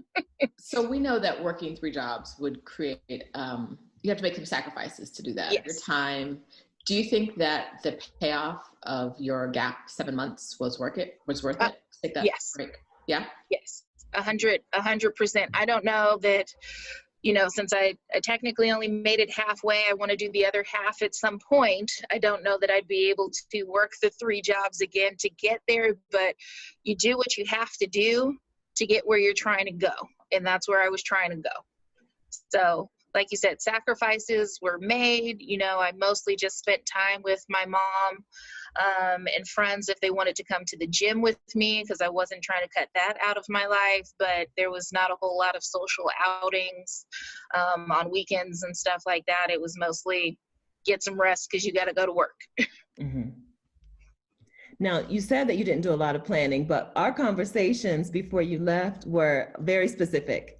Which backpack or which bag should I take? And where do I get bug spray? And you were asking me specifically about bug spray. And I'm like, Courtney, you're starting out in London. Like, why are you worried about bug spray? I think that ties back into, you know, the comfort thing for me. Like, bugs, critters in my space make me nervous. So yes, you know, there were some things that I was nervous about, and I guess that I wanted to be prepared for. Like, you know, I wanted to be team carry-on 100%. I wanted to be team carry-on. I was not trying to be one of those people that traveled with the oversized bag. I was like, I'm going to have to take care of all of my stuff myself. So I needed a backpack I knew that could handle, you know, storing souvenirs and a sweatshirt and, you know, a day bag and a water bottle and a scarf and a laptop and all the things. So, you know, I had done a bit of research on some of that stuff. And then, of course, my travel Yoda, as I call you, Steph, you know, I would hit you up occasionally and be like, well, what do you think of this? Yep. Yeah. But I guess when I think of planning, most people think of like how you mapped out what countries you were going to go to when and stuff like that. And I didn't do any of that. I kind of, you know, got to the UK because I like England and my friend wanted to come with me. That one-way flight was super cheap. So again, it was financial on that. And then from there, it was like, okay, so, you know, I'd look on Hopper and Kayak and Skyscanner about this is where I am, where's the cheapest flight, next destination kind of situation. So that was about as much planning as I did. So you felt comfortable being like on only one-way tickets and not knowing where your next destination was when you got to a place? Yeah, I liked that part. It was kind of fun and exciting and took me to some places I didn't necessarily think I would go, you know, because when you I feel like when you plan, a lot of people plan to go to destinations that people have already been to a lot, that are like, oh, I got to get this Instagram shot. And that's all well and good. I support that. I like those spots. They look beautiful. But then other times, you know, it pops up that there's a random $50 one-way flight to Abidjan, Cote d'Ivoire. And I'm like, well, I have no idea what's there. So yeah, I got $50. Let's book that. Let's go find out what's going on in Cote d'Ivoire for no reason. Can we actually delve into that a little further? Once you got on the road, what were your other criteria for like picking the next destination besides a cheap flight? Honestly, I think that was mostly it. Like, I guess, you know, I didn't want the flight to be long. I preferred not doing long flights. So something that was maybe within like 5 hours, getting, you know, just across the United States and stuff like that. But yeah, other than that, I didn't have a whole lot for where I was going. There was one time I was looking at how to get from Tbilisi, Georgia to Azerbaijan, Baku, Azerbaijan, and there was a train that, you know, did that journey. It looked really cool and stuff, but I don't know, I had Googled that flight, and then, you know how Big Brother watches you and starts, you know, telling you stuff like, these are things, and I saw something about, you know, women in Azerbaijan, and I was like, okay, well, that makes me a little nervous. Yeah. You know, so let me do a little bit more research. So I guess at certain points, concerns about safety as a solo female traveler popped in, but that wasn't always my biggest thing. I feel like you should be able to go anywhere.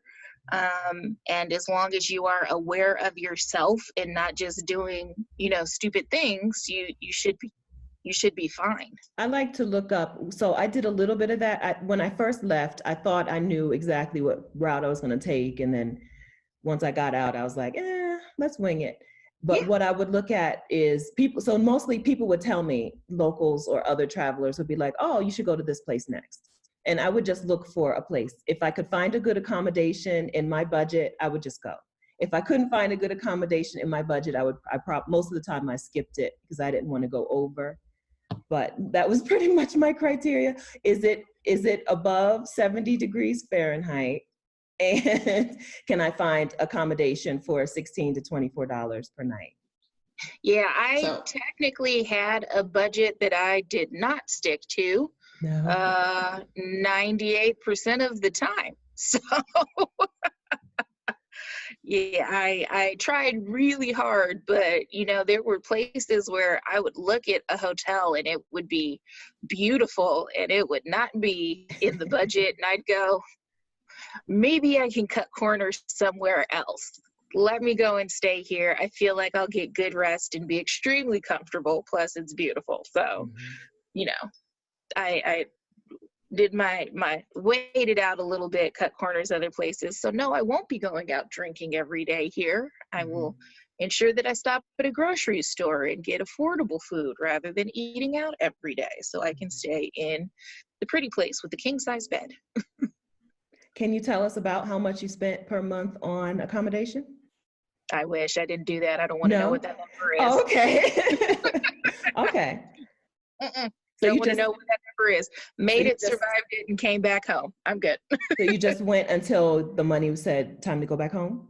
No, I actually went until when I was talking to my manager, and one of the projects that I had started before I left really needed, you know, some really hands-on guidance, and I was really into it. It was going to be an opportunity for me to, you know, stretch my skills in an area of coding and development that I was interested in. It was sort of my opportunity to own something. Like originally before I left, no one was sure what was going to happen with it. Was it going to take off? They were going to do more research, build a business case, whatever. But then it was like, oh no, we're doing this. And I was like, this is mine. Can I have it? Okay. And she was like, yes, come home, handle this. So yeah, that's kind of what got me back.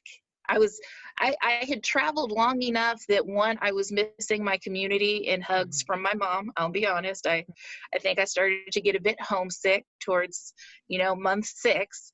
And also in this opportunity for me to have ownership of something that I was passionate about. I had hit the point where when I got that information, that news, I was finally excited. And I had not been excited about work in a long time. And I feel like that's where I should always be. I should always be that excited about work. That's a great benefit of taking time off. You come back recharged and energized and ready to go. Most people, not me in particular. I don't have experience with that, but that's what I've heard from other people. I've heard others say. Courtney, so you talked about going back to your original role, but let's talk about the work that you did while you were on your trip. You were still doing some work.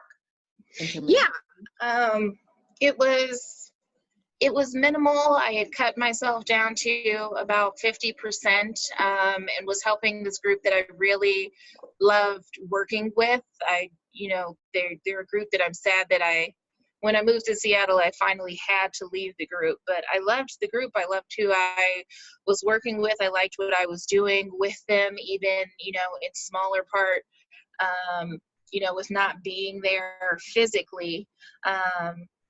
But yeah, it was great. One of the things my mom always says is, not everybody's going to do that. Not everybody's going to do what you guys are doing because they don't think they can. Yes. There's a lot of fear. We get into our comfort zones and these spaces, and what about this bill and that car and this house and these things and all of that, and all of that is transient. Like, right now I have this life. If I get reincarnated, cool beans, but I won't remember it. So what I need to do is build memories today, for now, for me. Can we talk about fear? What were your fears when you were in the process of getting your savings together to do this? What were your fears around taking the gap year? I'm going to be honest, I was terrified. I was very much at home in Oakland, in my bubble with my family and my friends, doing what you do. I was extremely comfortable. So leaving that was terrifying, just that I was going to leave that on purpose. Like, no, I had a good job. Like, my nieces I got to babysit them. My mom was my gym friend. My kindergarten friends and I would go and hang out at the lake and have barbecues every Sunday during the summer. Like, this was life. It was golden. People dream about these things. And here I was saying, I'm going to go away for a long period of time. And people were like, why? And it's because I knew those things would still be there when I got back. I had to trust that these people that said they loved me, that were part of my community, would not desert me when I decided to take this opportunity. And it's something that I've always encouraged in others. And I don't know that I felt like it was necessarily 100% encouraged in me. So I had to start encouraging it in myself. Like, you need to do what you keep telling other people to do, because you've been here. You've been other people's safety nets. You have to trust that they will be yours in turn.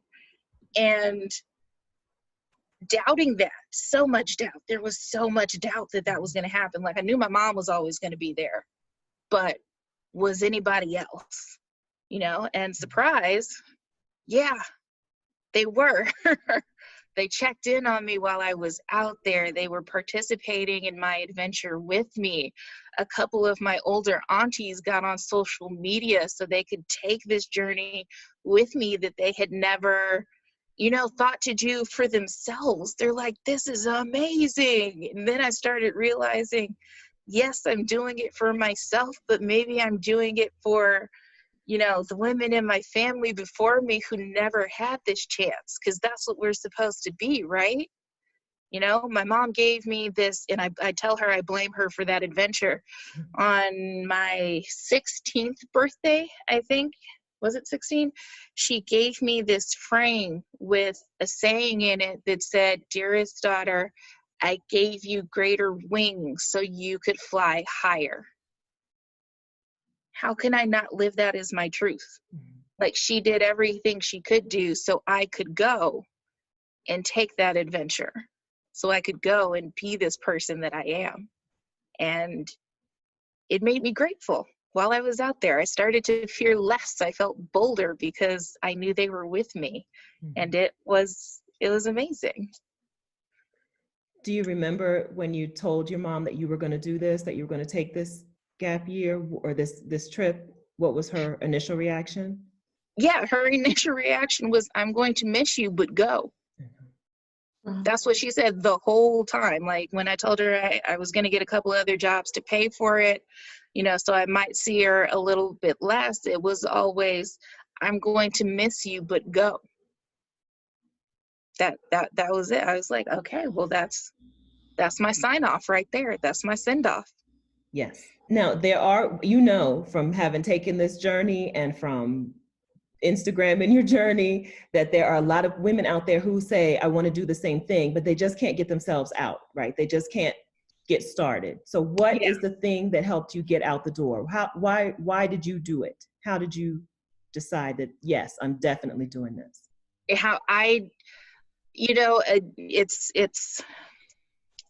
It's weird to compare it to addiction, but you know how when people are addicted, they say that thing about you have to hit your rock bottom. You know, you yourself have to be done and want to help yourself before other people can help you. I felt like I had hit, you know, that bottom for me. I was done. I was done. I was burnt out. I was tired. I was angry. I was becoming disillusioned, jaded, unmotivated, all of the things, and I did not like that space. You know, so my therapist was like, can you take a vacation? And this was about, you know, somewhere in the middle of 2014, actually. I didn't even leave until 2018, but it was like, can you take a vacation? And I was like, yeah.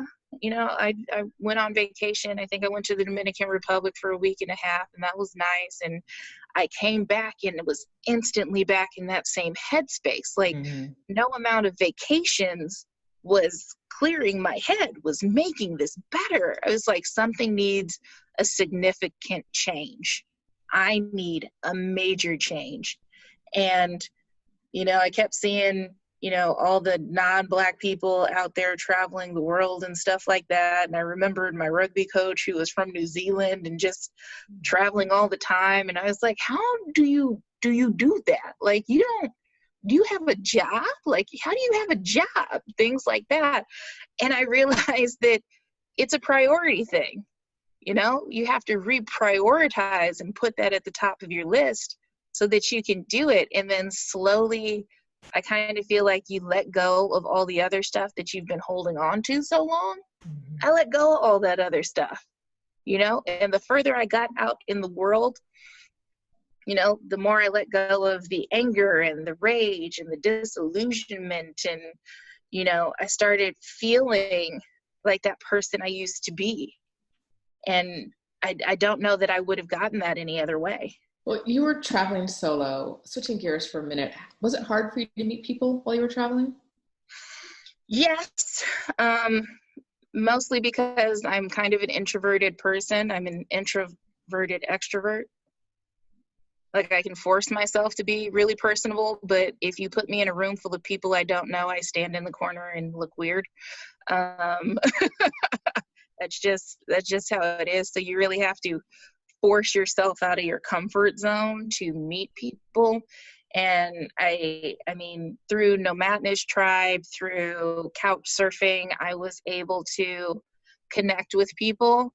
And then one of my best friends said something that just like blew my mind, because she's one of those people that I encourage to travel all the time. She actually moves to other countries after she's been there 3 times. Like, I like this here, I'm going to stay now. I think that's amazing. But she said, find what you like to do. And if there's other people there, say hi.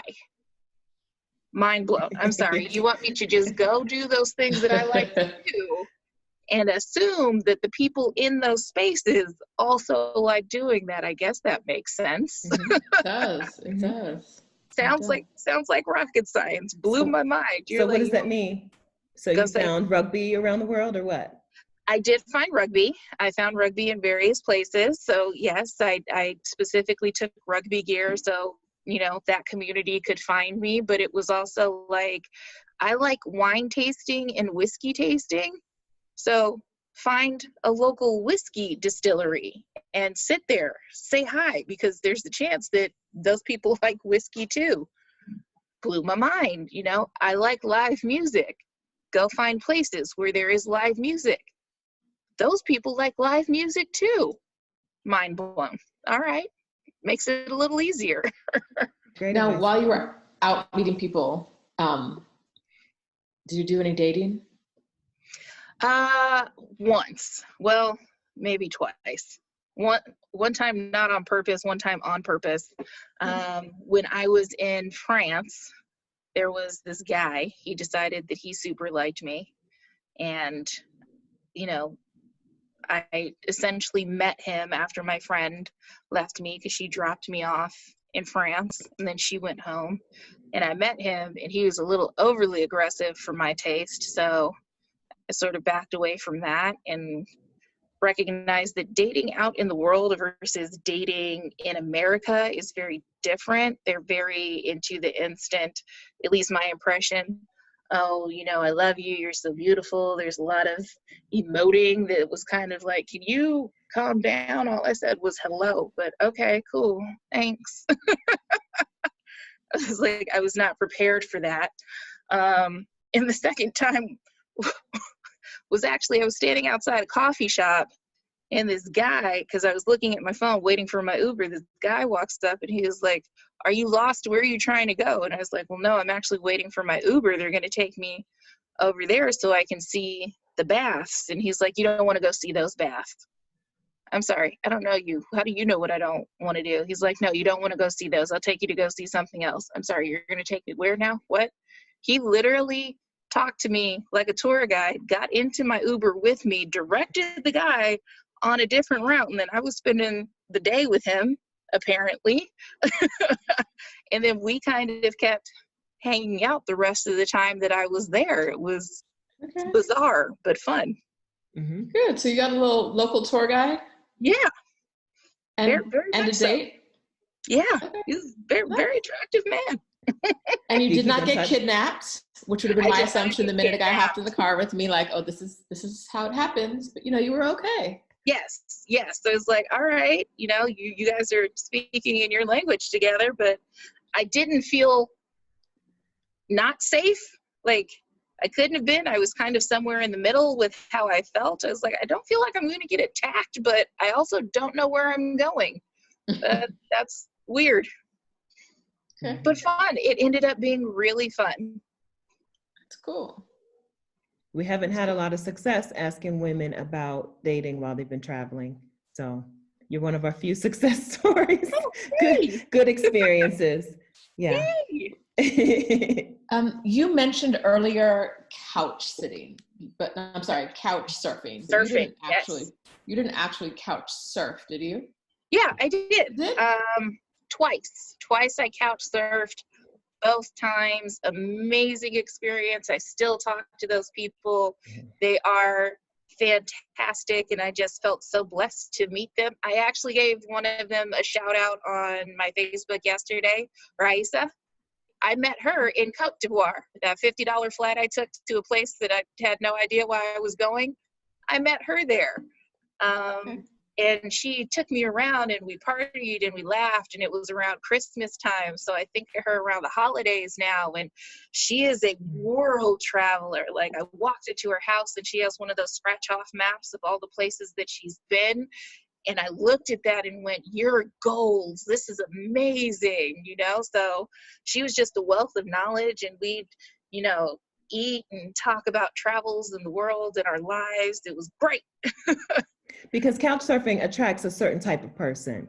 It sounds weird and dangerous, I know, but it attracts that kind of person, the person who's looking to meet other travelers and who has done a lot of traveling on their own. As long as you have to use common sense. 100%. I will be honest about that. Like, I was introduced to couch surfing before I left because my best friend from high school hosted couch surfers. She couch surfed, you know, while she was traveling for a little bit as well. And my only criteria with couch surfing was I was always looking for a female or a couple. Even though I know there are some nice guys out there, that's just a safety thing for me. Like, we don't necessarily speak the same language in all these places that I'm going to. I would just feel a little bit safer and hope that another woman wouldn't walk me into a situation that she wouldn't want to be in herself. So the first place I couch surfed was actually in Tunisia, and it was with a couple. They were amazing. And I hosted Thanksgiving dinner for them because I was there around Thanksgiving. So I was like, we need to go to the store and get a turkey. And they was like, why? Did you get a turkey? Did you find one? We got some turkey legs. Some turkey legs. I roasted some turkey legs and, you know, made some, I actually did get to make candied yams, and I made some carrots and stuff. And, you know, they also had another couch server from Japan. So she got to participate in Thanksgiving with us as well. And it was a really nice little friend dinner for the holiday. Cultural exchange. Cool. Yeah. When I was in the Philippines, a little girl came running up to me, and her pressing question for me was, what does turkey taste like? Because they didn't have it. They don't do it. I didn't know there's no turkey in the Philippines. No, Asia, they don't do turkey over there. No. All right. Yeah. I didn't know that. I guess I didn't see any turkey while I was there. That's true. Why I was surprised you found it in Tunisia, but. Yeah. Honestly, I was surprised at finding anything there because they don't have grocery stores in the same sense that we do. It's all very much corner markets. Like, it's all going to the butcher, but the butcher could be, you know, this little shop in the front of someone's house. And, you know, you go to the fruit stand where, you know, you can get choice fruit from this guy on Wednesdays. Like, he's got the good fruit on Wednesdays. And going specifically to the bakery to get bread. Like, you don't get bread in a grocery store, you go to the bakery to get all your bread. And so we had to go around to different little shops, and it was kind of a fun adventure. But yeah, I made it happen, and they were down to participate with me. That's awesome. I want to ask you quickly about Georgia too. When people start talking about, their favorite places, it always comes up on the list. What am I missing? What's so great? Honestly, I think Georgia's like a little California. I appreciate wine country's 2 hours away. The mountains and the snow are 2 hours away. You can get to a large body 2 hours away. And then Tbilisi is such a nice, clean, calm, peaceful city with a lot of history. So it's got new parts and old parts. I met some rugby players there. They were my tour guides on the hop on, hop off bus tour. So it was a training session, and the guy that was training was a rugby player, you know, and was talking about the Georgian team. I didn't even know they had a team. It was like, this is amazing. So it was also the first place I had been for a while where it didn't seem to matter to anybody that I was there. Like, no one cared. I was just another person. Like, oh, look, there's a person. Okay. And they went about their day and their lives. And that was amazing because, you know, other places I hop out of a taxi and people are running up to tell me stuff like, you know, they can tell you're foreign and, you know, oh, buy this, buy this, buy this. Or, you know, you get the other tourists from other countries that are like, oh, taking pictures can we take a picture of you? Trying to touch you and your hair. Yeah, you're a Negro. Like, hey, we've never seen one of you before. Got to Georgia, everybody went, hi. I've heard that. That's what I've heard. I got to get there. You got to get a house sit in Georgia. Yeah, that's right. I need to find one. I went at the wrong time. I need to go back in September, so I'm trying to convinced my brother, his birthday's in September. I was like, we should go to Georgia. The wine is delicious. The food is delicious. It's greener. I went during the winter. Okay. So it's greener and everything looks a little bit more lush and beautiful. And then of course you go to the mountain because the snow's not closing the road. It feels a little bit safer. You know, and then when you go to the water, you can actually get in it because it's not going to be freezing cold. Okay. But yeah, I liked Georgia so much. It was the only place where usually I stayed in one place from like Sunday to Saturday and then transitioned to whatever my next spot was going to be. It was Thursday afternoon and I was on the phone with my mom, like really upset because I was really going to go to Azerbaijan. I was like, I don't know that I really want to go. I like being here. The little apartment I rented was beautiful. And again, simple things that are mind-blowing. My mom said, do you have to leave? And I said, well, no. Like there's nothing waiting for me at this next destination. I was just going to keep it moving. She's like, then don't go. So I stayed 2 weeks there and loved it. Had a beautiful time. Found a nail shop where I got the best mani-pedi I've ever had in my life. Dated my man friend for the week.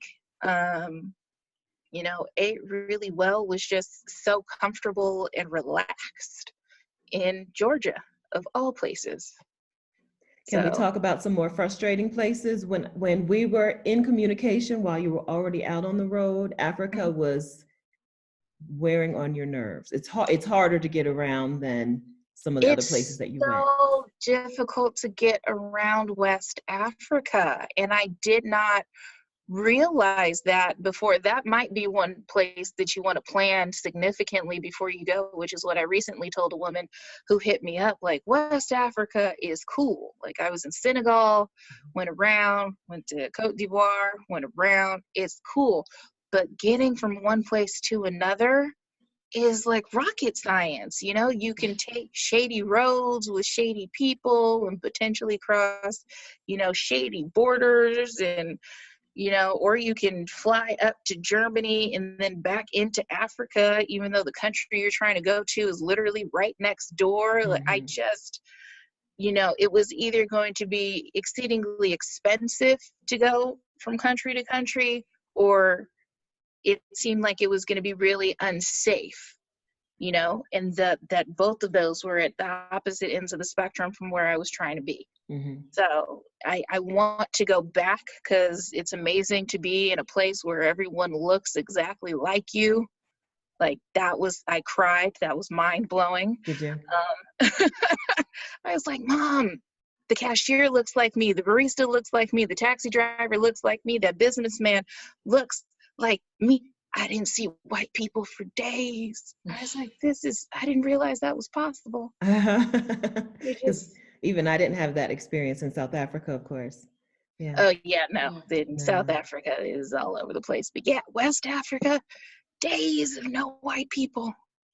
It's bizarre. I don't know.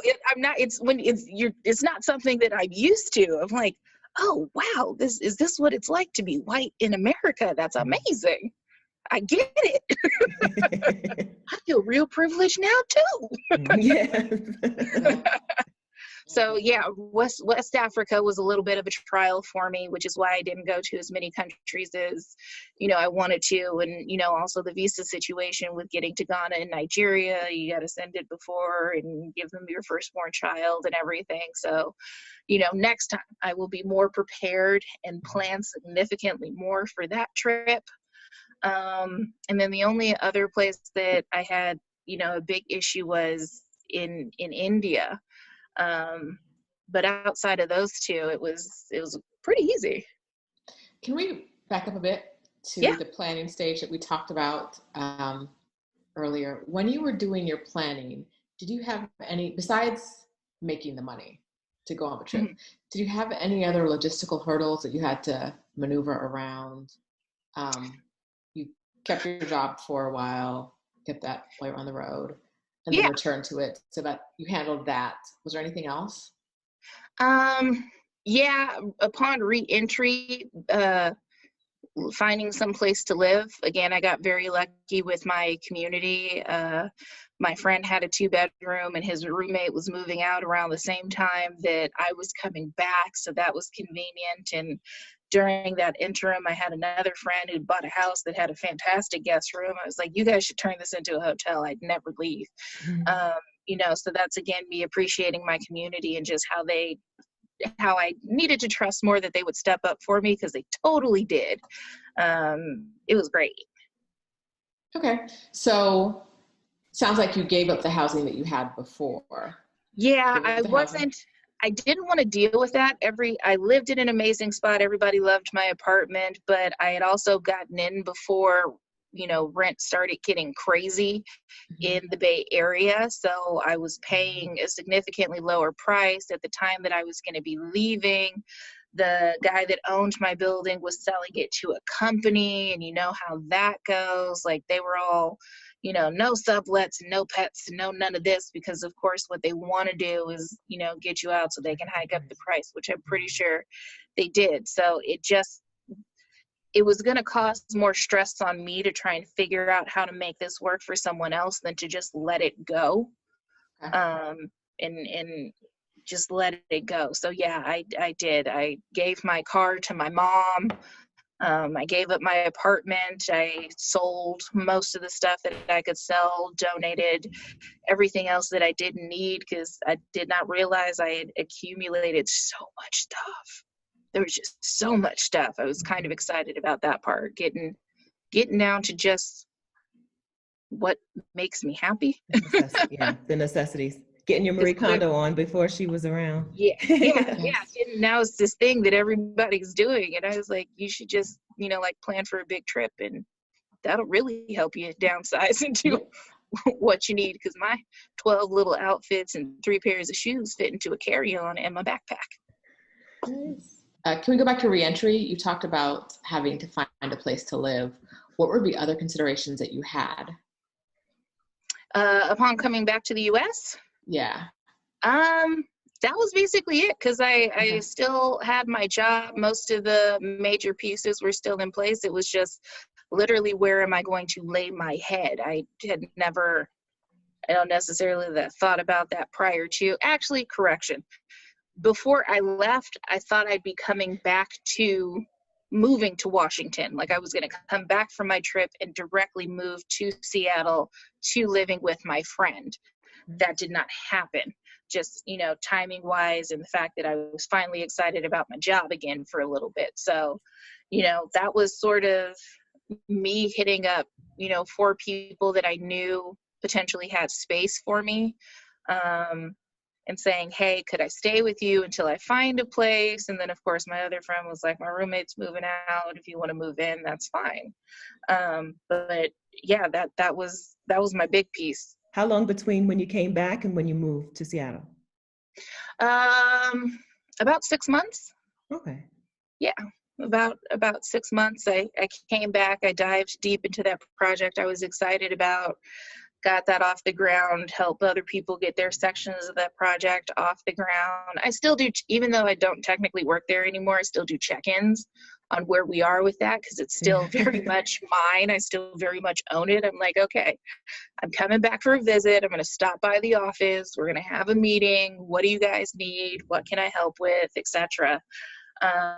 Because it's when you have a passion project, it doesn't just stop being your passion because you live someplace else. You just find another way to keep it going. You said that this wasn't like some spiritual journey. It was a vacation. It was a time to travel. But what changed? How did you change? I relaxed. I didn't know how much I was holding on to emotionally, not just for myself, but like other people. You know, you start to absorb things from everyone around you. Their struggles, their emotions, their feelings, and that weighs down on you in addition to your own. And me being bipolar, you know, I think that just, you know, makes it more extreme by itself. So I'm dealing with my own innate depression and then things around me for other people. So like I said, the further I got away the more and more I let everyone else's stuff go away, like I don't have to be responsible for that. You know, I love you dearly. I support you in making the choices you need to make for yourself. But I, Courtney, do not have to be responsible for that. And I think that's a wonderful revelation. Mm-hmm. And in continuing to remind myself of that, it allowed me to have more fun while I was traveling and continue to just leave that behind, which was weighing me down. Like I kept telling myself, you brought a backpack and a carry-on. What is all this other luggage that you taking with you? Yeah. You know, and it was all the emotional luggage, all the baggage from, you know, all the things that were frustrating me, that were making me tired. And I didn't have those every day anymore. So why was I still holding on to that? Mm-hmm. You know, you let those pieces trickle as you go. You don't have to answer this question. What did you do about bipolar medication while you traveled? Actually, I don't take medication. I'm in therapy, and that's been keeping me pretty even keel for the most part. Although I do recognize that this transition to Washington has been a little bit more of a struggle. So I am looking into finding a therapist up here to provide me that outlet. So I did have some emergency medication with me just in case, but I was also kind of blessed that my therapist at the time said she'd be willing to do Skype sessions if I really needed them, that I could email her if I really needed to. And I did hit her up about 3 times while I was out there at certain points, definitely after my friend left, because then I was actually alone for the first time traveling by myself. A little scary, didn't think it was going to be, actually terrified. Yeah. And she just reminded me of why I was out there and what I was doing this for, because it was supposed to be about me, not, you know, my friend. Mm-hmm. And I was like, that's a solid point. So, you know, spurring me on to do that. And if I hadn't been able to do that, I'm not 100% sure how it would have gone. So, you know, having, with all the therapy apps that are out now, I think it'd be significantly easier. I don't use any of them, but, you know, if you're in therapy before you travel, I think that's one thing you should plan for, figuring out how to continue that as you go, because it's not like being on the road is going to make anything easier. If anything, it makes it more difficult. And you're going to want to have that support.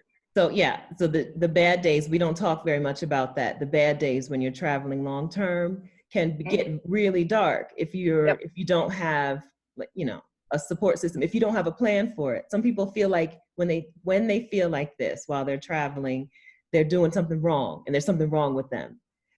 It's just part of it. It goes along with everybody has bad days. Whether you're home or not, everybody has bad days. And so it just feels different when the expectation that you have and perhaps others have as well, is that you're living like the time of your life. This is the best thing ever. And I think sometimes those can make your bad days even harder, because like you don't feel like getting out of bed, but like a sight you want to see is right outside. You know what I mean? Like it's a mile down the road, but you're like, I just want to lay in this bed for 2 days. And that contrast. Did we talk about that when I was in Porto? I think we had that conversation about me being in Porto and just not feeling it. Like I was not about that life. I stayed in my Airbnb for 2 days, but here's the thing that I did, which I appreciate when we have these, you know, real conversations, is I actually posted my bad days. I'm not just out here, like you said, having the time of my life. I posted that I was in Porto and had not left my bed for 2 days. The sun was shining in. It looked beautiful outside. I'm pretty sure life was being lived, but I couldn't participate in it. Like that was not where my head and my heart was, and I wasn't going to force myself to have to. I mean, benefits of being out in the world by yourself. You don't have to do anything. So, Courtney, do you have any advice for women who are considering doing the same thing you did, taking the leap into the great unknown? I'm going to say the same thing that my mom did. Go. You know, just if you need that outside encouragement, because I feel like that's a big part. Find you know, that person who nurtures your heart, who nurtures your spirit, and keep talking to them about it so they can continue to encourage you to do this. Because even if you don't go for a long time, like, you know, I wanted to go for a year. I made it 7 months, and that's absolutely fine. Like, you just have to give yourself the space to be able to do it. So if you want to start with, you know, just being gone for a month to see how you feel and grow into that space, go for it, you know, because everything that you've got going on at home is not going to go away. And those things that do go away, you probably didn't need in the first place. So, you know, find that resilience in yourself, find that enthusiasm, because we can do it too. God damn it. Good advice. Thank you. Thanks. Courtney, you mentioned solo traveling earlier and really feeling like you were in that solo mode once your friend left. Was this your first solo trip, or had you solo traveled before? First solo trip ever. Wow, that is so big. Yeah. Like, most of my friends are very traveled, and I always encourage them to travel. So at the times that I was traveling alone, I was literally just going to meet somebody that I already knew there. Mm-hmm. This is the first time that I was going places where I had never been and knew absolutely no one. Like, negative people. And to do it for that long for the first time, I know seems crazy, but go big or go home, or go big and then go home. I mean, we hear from so many people who are afraid to take like a solo weekend trip, and you plan on taking like a solo year trip. That's really big. Very impressive. Yeah. I recognize now that is a little crazy, but no. You know, I had traveled enough at this point that I felt pretty confident in my abilities. Like, I think it'd be even crazier if my first trip ever was out about in the world by myself. But this was not my first trip ever out and about in the world. It was just the first time that I was going to do it alone. And I guess I felt skilled enough to be able to handle it, and safe enough that, again, before I left, 4 people had credit cards to get me home in case anything happened. You know, I felt safe in my abilities to return to my comfort zone if I needed to. So, like I said, while I wanted to go for the full year, I'm not mad at how far I made it, how long I went, the places that I went to, some of the things that I did just, I look back at my stuff and I blow my own mind. Like, I don't even stalk other people's world adventures now. I just look back through my phone. It was awesome. Like, yeah, that's me. I was there. You did a lot. You rode a camel. You did a lot, Courtney. Yeah. I'm going to cut to the video of Courtney riding a camel. Yeah. Things people should warn you about. It is as long as that one thing. It's not like riding a horse. That is, and that was when I was traveling with my friend in Egypt. I went to go see her play rugby in Dubai, and she had more time off afterwards. So she came with me to Egypt. She's extremely adventurous and, you know, does like rock climbing and wants to do all the things. And she was like, let's ride camels. And I went, oh yeah, that everybody looks like they're having a good time. Lies. Those things are tall. It's like, what? Just sit on top of this skyscraper that's moving and feel like you're safe holding on to almost nothing. Okay. With the world's most adorable 11-year-old boy singing No Woman, No Cry because I had locks, and that is the only song he knows by a dark person with locks. That's so cute. This would only happen to me. No woman, no cry. Smile, smile, happy. No woman. Excuse me, tiny child. How old are you? it helped though, didn't it? Just a little bit. No. Come on. I just spent the rest of the time yelling at him, going, I will cry if I want to. This is terrifying.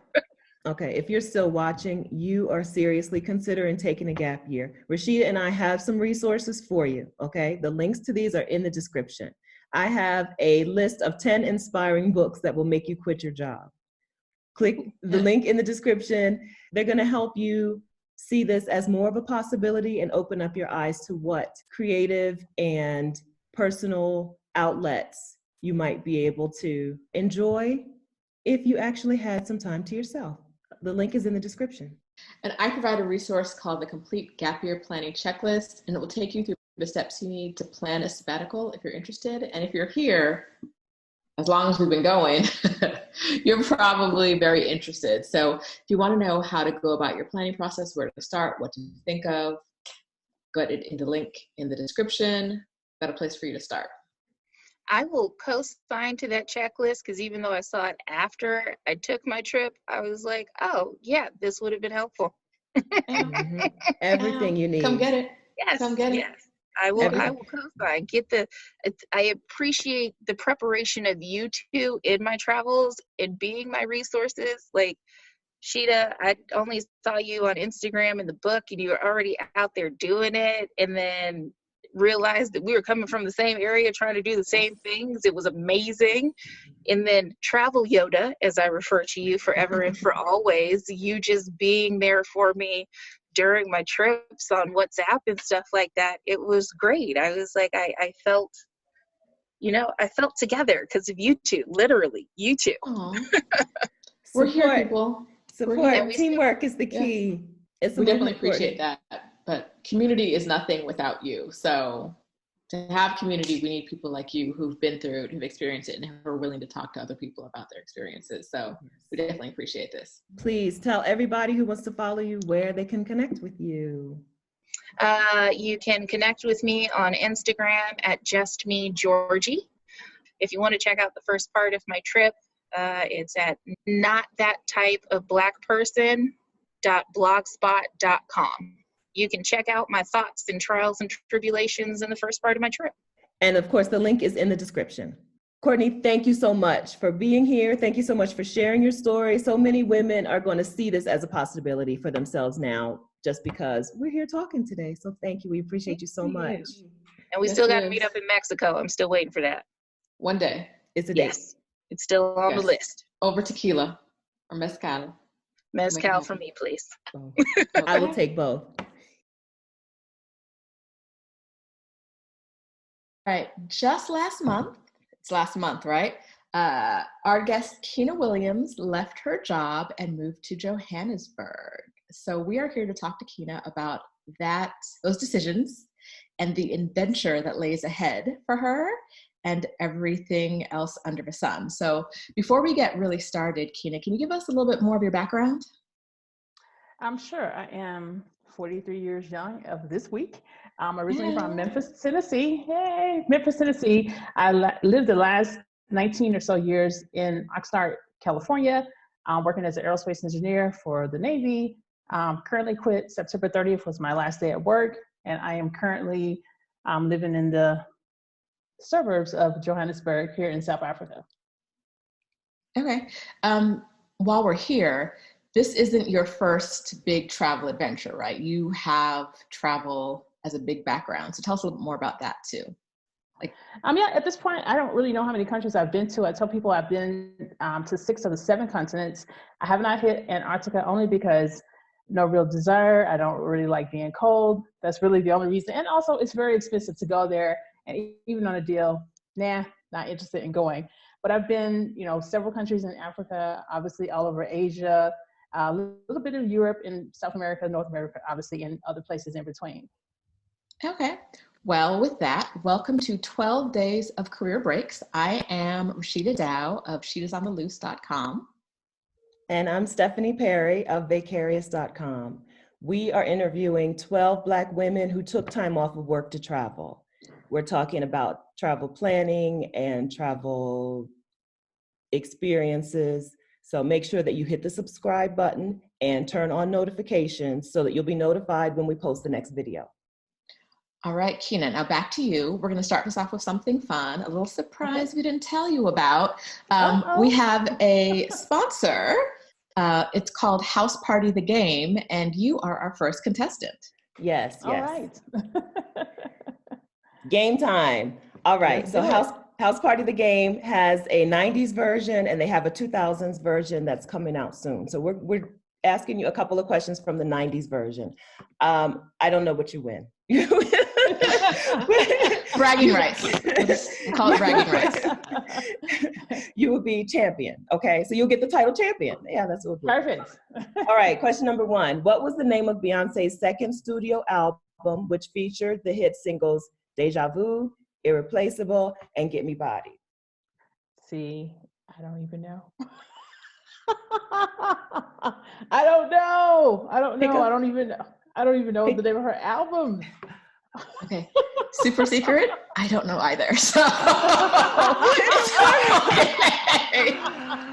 Beyonce stands, don't come for us. Do not come for us. No, don't come for me. All right. Stephanie knows the answer. I don't. So I thought this was the easy question. The answer is B-Day. B-Day. It came out on her birthday. Yes. Okay. B-Day. And Okay. Happy birthday to you, Kina. Happy birthday. Yes. Thank you. All right. Question number 2. Okay. So y'all are Cali women. So this might be, maybe this one is the easy one. Which LA-based Grammy Award-winning hip-hop group, then a duo, no longer a duo, got their first major break in high school after being signed to Eazy-E's Ruthless Records? Ooh. LA-based Grammy Award-winning hip-hop group. Eazy-E signed them in the 90s. There are, I don't know how many, 3 or 4. They're male and female. And I wouldn't necessarily. I'm failing here. Okay. I don't know How many this one hints? either. So they've done projects separately. One of them was called The Duchess, one of the separate individual projects. Is it the black? No, it's not the Black Eyed Peas, is it? Yes, say it. Black Eyed Peas? You are the champion. all right, now to the actual non-house party questions. First one is, okay, so you quit your job, you moved to Johannesburg, you left California, moved to Johannesburg. How long had you been thinking about doing it? And second part of the question, how long did you spend actually in the planning process? Well, actually, I have been planning this for a very long time. I would probably say my initial planning probably started 2-3 years ago. And this was not my first location. So this was not, the reason I'm here is really by a fluke. This is not where I was really going. Originally, my plan was to go to Malaysia. I was going to go to Malaysia under a business visa. And then last year I met someone and they lived here in South Africa and blah, yada, yada, yada, yada, yada, yada. Here I am today. We're no longer together. But at the time we had planned for me to come here and I was like, okay, I think I can come here. So, I ended up getting a visa for here and now I'm here. But it took me, I'd probably say 2 to 3 years of, I guess, the thought process of thinking about how am I going to do this? How do I walk away from the type of job that I have? And as far as the actual planning, I would say probably about 8 to 9 months, maybe. Okay. So follow-up question. You moved with someone in mind and that person is no longer in the picture. Do you have any regrets about moving to Johannesburg? Oh, wait, correction? No. We split before I made the move. So the move, we split back in March of this year. I didn't get my visa until May. I had already planned to go without him. So I already made the plan to go. So that was it. Because I was wanting to leave my job anyway. I wanted to do something different. So even if he was or was not in the picture, I was leaving. I mean, I have been here. I would maybe have gone somewhere else, but that's where I am now. Okay. Thank you. Can we go back to your original plan of Malaysia? Now, when I left, I originally thought that I was going to move to Malaysia. They have great internet. It's inexpensive. But then when I got there, this was before I'd ever gotten there. But then when I got there, I didn't like it.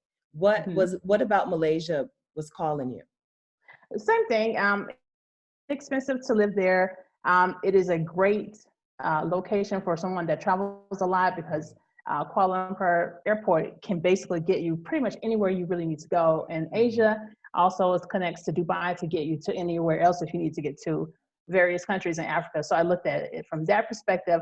Also, they have several visas that apply to me, like a business visa where they'll allow you to stay for 2 to 3 years. I was like, okay, if I can't figure it out in 2 to 3 years, I probably need to be doing something else. So I looked at it from that perspective. Okay. And I'll tell you one thing, and don't laugh about this. Once I realized, originally I was like, Malaysia. I don't know if I can talk about this, but I was thinking, can I meet a man there? I don't know. So Girl, I said, yes, talk about this. Well, I figured my chances would be higher in this country versus Malaysia. So that was another reason to make the move to this place. Okay, thank you. Now, how did you first, so you said that you had originally had the idea like 2 or 3 years ago. How did you first get this idea? Like, it's not something that is normal where we live, where we're from. I think for a lot of us, it starts with work frustration. I'd worked for the same company for many years, and it's getting to the point where you were getting frustrated with the rat race. Mm-hmm. I was applying for upper level management positions and told you don't have experience. I'm thinking, I've been in this position for how many years? I think I know this job at this point. Mm-hmm. And to be told you're not qualified, and to see other people get the position and then they jack up the whole office and then they're replaced. And I'm just like, but I wasn't qualified, right? Got it. So it's, you get to a point where you're like, hey, why am I doing this? Why am I killing myself? Why am I coming to this office every day? And that was it. My current, one of the reasons that I will say this, that propelled me to do what I'm doing now is, last year my mother passed away in April last year. Doing my performance evaluation of the same month. And I should also add this, that my mother died April 7th. One of my best friends, coworkers, one of my best friends who is also a coworker, who sat right next to me at work, died 2 days later. Mm-hmm. So I basically asked for 2 months off work. And basically I said, let me have this time off work so I can go regroup, think, cry, grieve, or whatever. So before I left, I had my performance evaluation, and my boss at the time told me, she said, you're on task to do everything you need to do for this year's performance ratings. You're doing fine. However, if you can take off work for 2 months, just know that you can be replaced. Ooh. And I was like, okay. And then she told me, she says, if you, she said, you need to pursue your real passions in life. And if you leave this place, we will understand. Okay. And I was so angry because, number one, my mother had just died 2 weeks ago. I'm already back at work. Our performance evaluation is, you're basically hassling me. And I'm thinking, are you telling me to quit my job? So I basically left that job because I decided this is a hostile work environment. I don't want to be in this office anymore. Took a job for a different department, basically because I said, I need to get out of here because I can't do that. And that basically, although I hate what she told me that day, hindsight, somebody needed to tell me that to get to the point where I am now. Because I think if she had not told me that, I would have probably still been at work, upset, angry over a few little words that someone told me that basically, I would say she probably saved my life in a sense, if you look at it like that. Yeah, so you look at it like that to say, hey, yes, your words, they hurt, they were very painful at the time, but it needed to be said at a point, I'm grieving and you give me more grief, but I needed it. That's right. A lot of people just need a push out the door. And that's what got you out the door. Yes. Yeah. Yes. So what are you calling this? Do you call this a sabbatical? Are you never working again? What a retirement? I don't really know what to call this. I didn't take a sabbatical for it. I basically turned in a full resignation, basically said, thank you guys for the time that I've had here. It's been a great experience for me. However, I worked for the government, and if I wanted to come back, I could come back. But at this moment in life, I am enjoying doing me at this time. Mm-hmm. I'm sitting here in my apartment in Sandton, South Africa, and I'm thinking, I haven't left this place all day, and I'm actually okay with it. They have Wi-Fi here. I've got a great view. I can work from my computer. Nobody's bothering me. I've made friends with the housekeepers, the hotel, the staff. I basically rented an apartment in a hotel, which oddly kind of works out very well for me. So I'm kind of liking it. Yeah, that's nice. Tina, what was the hardest decision you had to make when deciding to move abroad? Honestly, the hardest decision was the leaving the job part, because once you leave a job where you have been there for so many years, it becomes a part of your life. You leaving I tell people, I'm leaving a consistent income, leaving health insurance, and leaving everything. So that was probably the hardest decision, because originally I had planned to make this move in 2020. And one of my friends called me and she told me, she says, why are you lying to yourself? You're going to leave before 2020 because you're going to be so fed up that you need to step now. And I have to tell you this, for anybody that will be watching this later, how I knew it was time to go was my new office was on the second floor of this building. I would go upstairs to the second floor. There was a little window in the building. If I would see people walking down the hallway when it was time for me to go to work, I would wait till they passed, and then I would go into my office because I didn't want to see anybody. I didn't want to deal with anything. So I was like, let me just escape. And that's not my personality, to hide from people. I just didn't want to deal with it. That's why I knew you're not going to make it to 2020. Yeah. You got to get out now. You had to get out. I was like, I got to get out. I got to get out now. Yeah. Okay. So, and were there any other logistics that made it more difficult to leave? So you had to quit your job, but was there like houses or cars or anything that made you had to be very careful and thoughtful about when you were leaving? Basically, with my house, I have I call it a modest condo in California.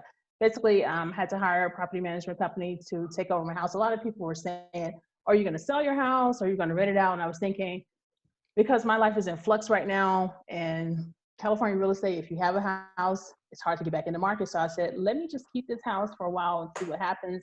So I decided to keep the house, get a property management company to do that.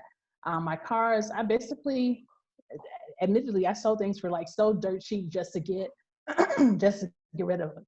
Just to get rid of them. One of my cars, I just gave it away. I was just like, here, take this car. Gave one car away. The other one, I sold it for cheap. The furniture in my house, I was putting it up on the Facebook marketplace. Here, come get this $10. Come get this $20. Because it was cheaper for me to have people pay me for my stuff than it was for me to pay someone to take it out of my house. So at that point, I just needed to get stuff out. And my biggest thing was I had to decide was, hey, I need to become a minimalist. I need to get rid of stuff. So prior to actually getting a lot of the bulk of the stuff done, what I did was I gave myself a little test. So I basically started going through the dresser drawers of my room and said, okay, can I throw this away? Can I throw this away? Can I throw this away? So I basically took a lot of trinkets. I held everything, looked at it and said, okay, woosah, let it go. And just threw it out. Because I figured if I held on to stuff, I would still be there. So I had to let everything go. I did keep a few things. The things that I decided to keep, these were things like, with my parents being deceased, any birthday cards that they sent me, I kept those.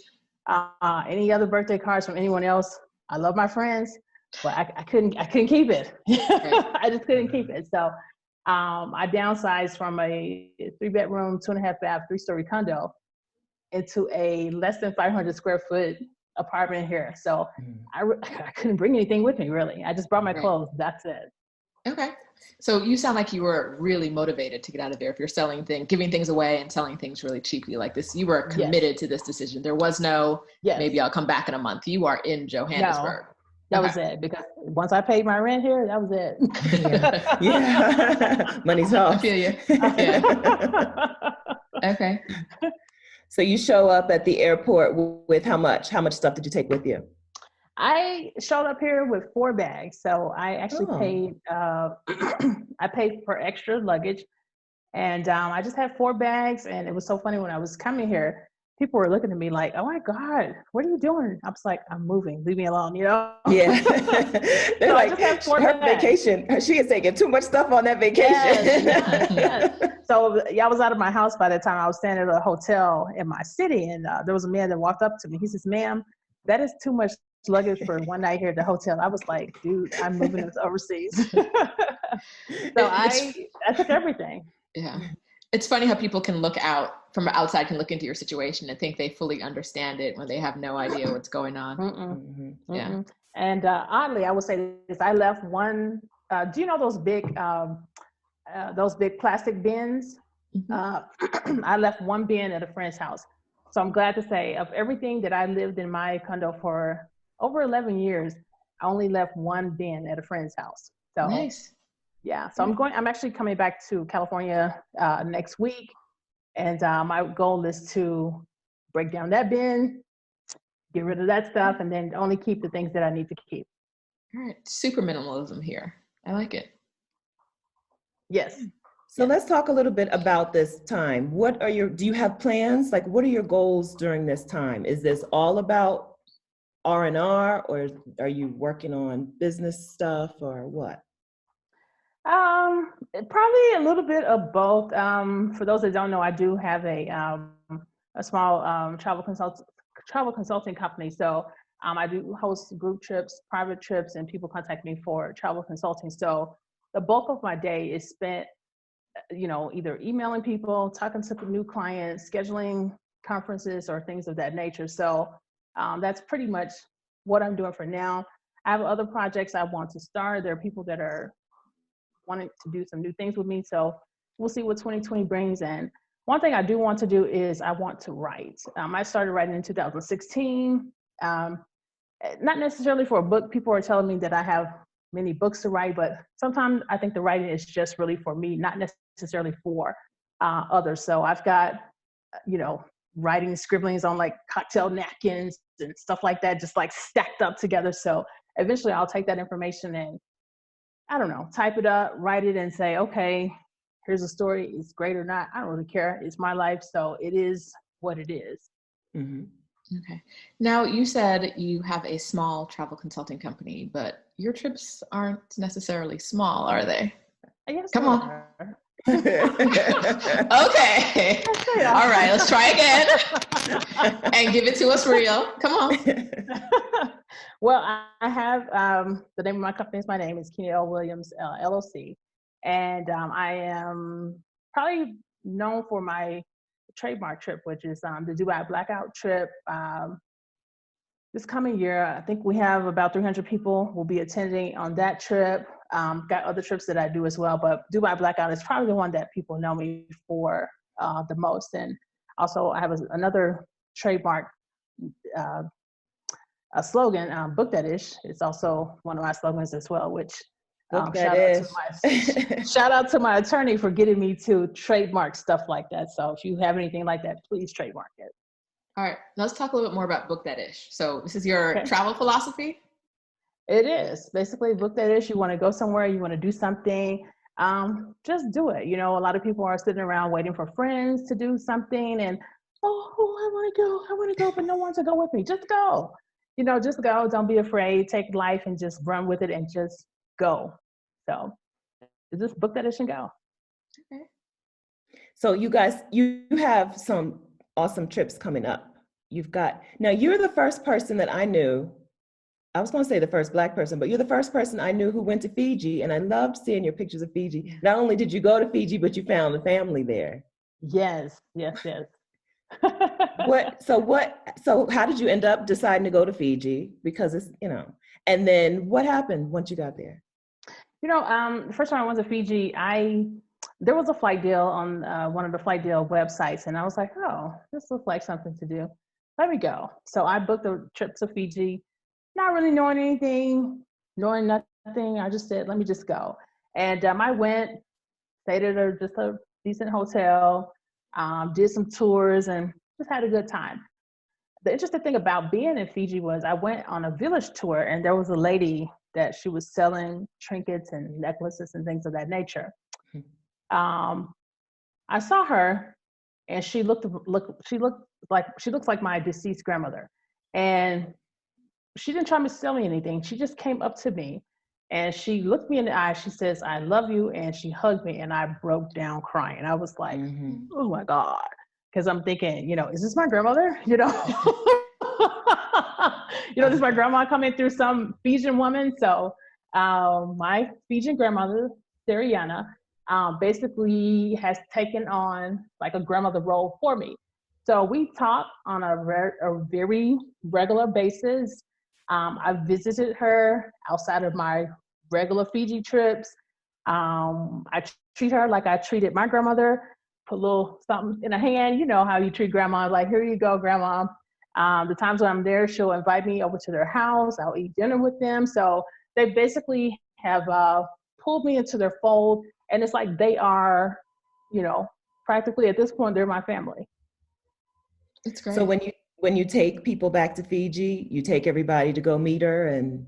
Yes, and this last trip, we were in Fiji in October, and she prepared fresh coconuts for everybody. So she treats them. I'm like, hey, don't do this for them. This is for me, That's my grandma. So she treats everybody like that. And we had one person on our trip that her mother had passed away within the last 2 weeks. And she went over to her and she hugged her. And she's the type of person that there are people that when they hug you, you feel their energy that you just kind of just melt. And it's safe, it's comfortable, and they don't want anything from you. They're not trying to harm you. They are people that genuinely care about you. Okay.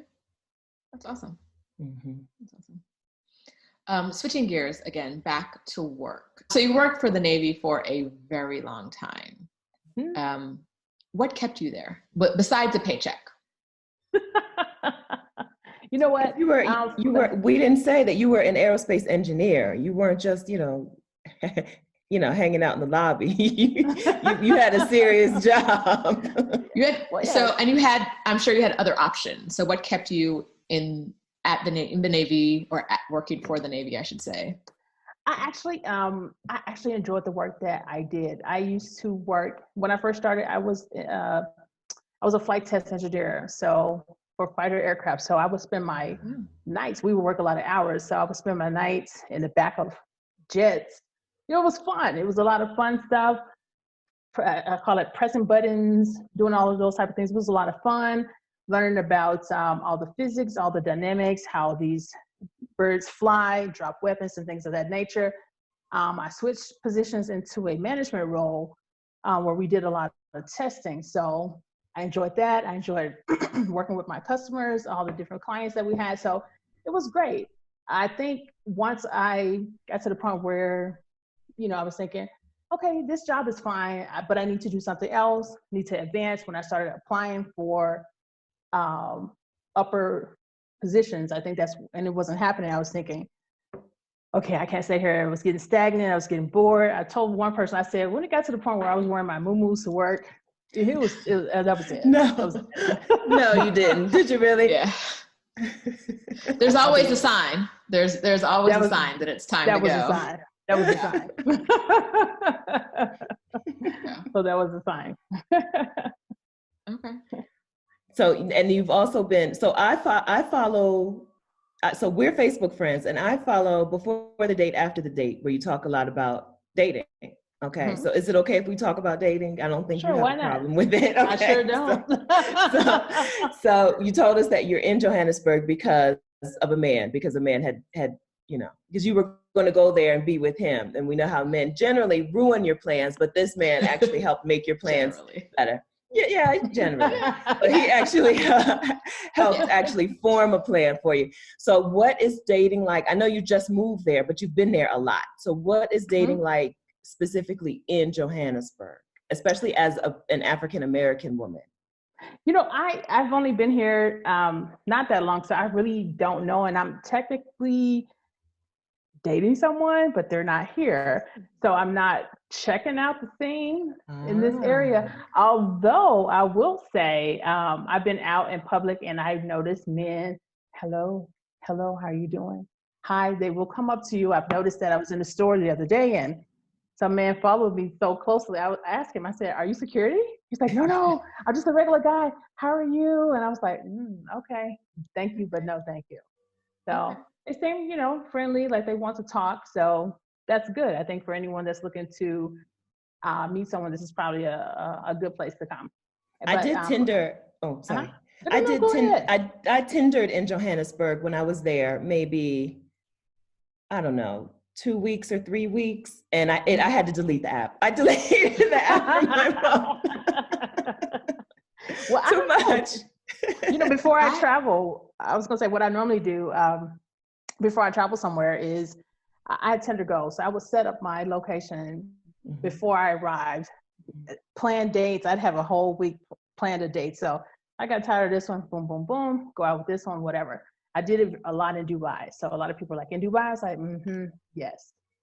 So I actually learned that from you online. I saw you post about it and I was like, brilliant. Yes. Yes. I have not personally had a lot of Tinder and internationally. I think I've been on like 1 or 2 dates, but didn't really, whatever. But we in this space, we end up talking about dating a lot. So what have your experiences been like as you travel and date? I've had a lot of good experiences with guys, the times that I've been out. The only worst experience I've had with dating internationally was I met a guy, it's so funny to me. I met a guy in Dubai and this was last year. And on the first date, he was convinced by God that he and I were supposed to be together, that we were supposed to be married. I was like, dude, I just met you today. I don't want anything from you. Just, can we just go get some chicken and just be done with this? Whatever. It's to the point where I had some errands to run. And I told him, I said, hey, if you don't mind running these errands with me, feel free to come along. You're welcome. He said, fine. He's probably the first person I have probably ever wanted to push out of a car. I was just so irritated. I couldn't wait till that date was over. And he was cute too, but no. You said about dating in Dubai, did you ever end up dating someone who was from there, or have they only been tourists or? Most of the people in Dubai, I think you probably know this already, 85% of them are expats. So yeah, I went out with a Turkish guy, Nigerian guy, Cameroonian guy, and somebody else. They were just from a variety of different places. No one that was actually from there. Okay, and I asked because I went to Dubai once before I went on your trip. And I don't think I ever, in that entire probably week and a half I was there, I don't think I met anyone who was actually from the UAE. Like everyone was from somewhere else. And so I wondered if you were able to, because you've been there so many times, you probably have more connections, if you ever actually like broke through that barrier. Although I have friends that live there that dated people that were actually from there, but it's very rare. Okay, that's what I thought. Do you think there's like a 90-day fiance thing happening nowadays? Is it harder to date when you're traveling now because people know that the tourist visa is real, or the fiance visa is real? No, people have been knowing about that forever. That's like so common. It's the green card thing. Some of the situations are real, some are not. So I don't know. I think people at this point, everybody knows, but they've been knowing for years. Okay, that's why I deleted in South Africa, because I felt like everybody just wants me for my citizenship. Well, you know what? No, go ahead. It was like, I meet you at a restaurant, where I'm minding my business. I give you my contact information. By the time I get back to my hotel or my hostel, the messages are like flooding in. You're everything I've ever wanted, baby. I just can't believe. I'm like, dude, you don't even know my real name. Yes. Right. Well, that's an interesting thing to talk about, because I will say, for me personally, especially somebody that's in these international streets, I tell people, if I'm talking to guys online and your fascination with America becomes greater than our regular conversation, I'm done. I'm done, because to me, that's telling me, you're wanting something else. So I don't know. However, there are ways to. I'm never mind. I incriminate myself. Okay. This is going on YouTube. I've also found that there are some challenges in dating internationally that, because our expectations are different than other people's. Like, I went on a date with a guy in Mexico, and he told me he preferred to hang out with people who weren't Mexican, and I'm like, but you're Mexican and you live in Mexico. So like, I don't know I can't speak to this self-hate that I'm sensing, but like, I don't want to voyage through that. So I'll take a step back from whatever's going on here. And so I realized that in other countries, even the way people, like in Mexico, when men approach me, I'm like, this energy, I don't know what this is. Like it's different than I have experienced dating in the US, and sometimes I don't know how to react to it myself. So have you experienced that too?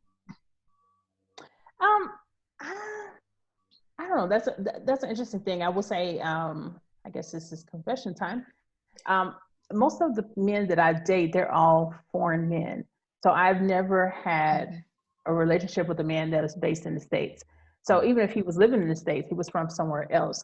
So I think for my dating experience, it's all been based on a man that lived somewhere else, and maybe he's bringing his culture to wherever he is. So I can't really speak about what the experiences are in America, because I can only go by what my girlfriends tell me. So that's all I can go by. I mean, not that I didn't want to, it's just that these type of men never approach me. So while we're still in the confessional before we get out, is there anything else you don't want the people on YouTube to know? Come on. What? No, I'm a pretty open book at this point in my life. I mean, I'm obviously on Facebook, saying all kinds of things. My before the date, after the date, Chronicles of Push a Key dating page, tell all. So there's nothing hiding or anything like this. I tell people that my life is really not for me. It's really for other people. So whatever my stories are, hopefully they inspire other people to do whatever they need to do. So, I mean, at this point, I don't work for the government anymore, so who cares? I really appreciate how open you are and how much you share, because a lot of women, I think for Black women, we feel like we have to keep things quiet because everybody's going to have something to say. Mm-hmm. And I really appreciate you showing what real life is like, what real travel is like, what it's like to move to another place, because people want to see it. It's hard to imagine something for your own life if you can't point to another person and say this person did it. And so when people can see that you're doing it, that you're making it work, and that you're enjoying it, it gives other people permission to at least consider it for themselves. So I really appreciate that. Thank you. Mm-hmm. Thank you. Do you have any advice for women who are afraid to take the leap themselves? What are you afraid of, ladies? What are you afraid of? A lot of people will say that they're scared to travel overseas. And I tell people, you take a risk every time you open your front door. So if you look at it like that, get on the plane, go somewhere. If you want to start somewhere that may be easy to travel, I mean, it could be a road trip, somewhere that's 2 or 3 hours away. Get used to traveling by yourself, used to doing solo travel, also group travel as well. Don't let me knock that. So you got that as well. But, get used to going places and doing things by yourself. Just don't be afraid of the unknown because you don't know it. If you can leave your house every day to go to work, go to school, go to church, go to wherever your activities are, you can go somewhere. It's just in a different location. I was sitting here on my couch earlier today saying, wow, I live in South Africa, and looking out the window, it looks like New York. So, so it's just, you're just planting yourself in a new location to give yourself new adventures, new experiences. So just do it. Book that ish. Book that ish. Book that ish. All right. Well, thank you for sharing your story with us, Kina. Where can people follow you and connect with you online? Most people connect with me on Instagram. I'm at Just Me Kina, and that's Kenna.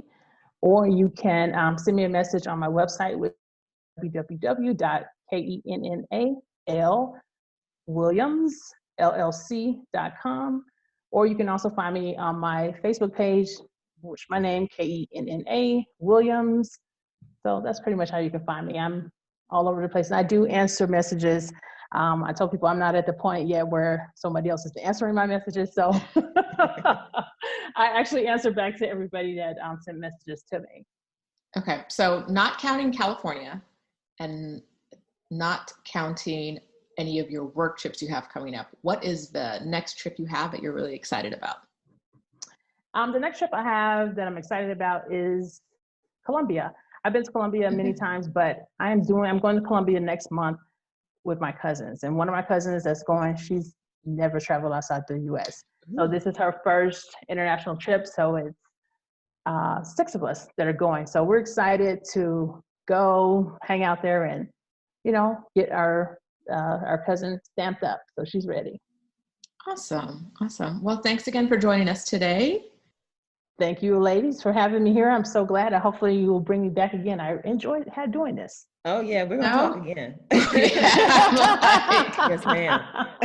She has a channel. I have a channel. We can do this all day long. So definitely. Thanks again for being so gracious with your time and your information and energy. All right. Thank you, ladies, so much. Take care. You Bye. too. Bye. Bye-bye.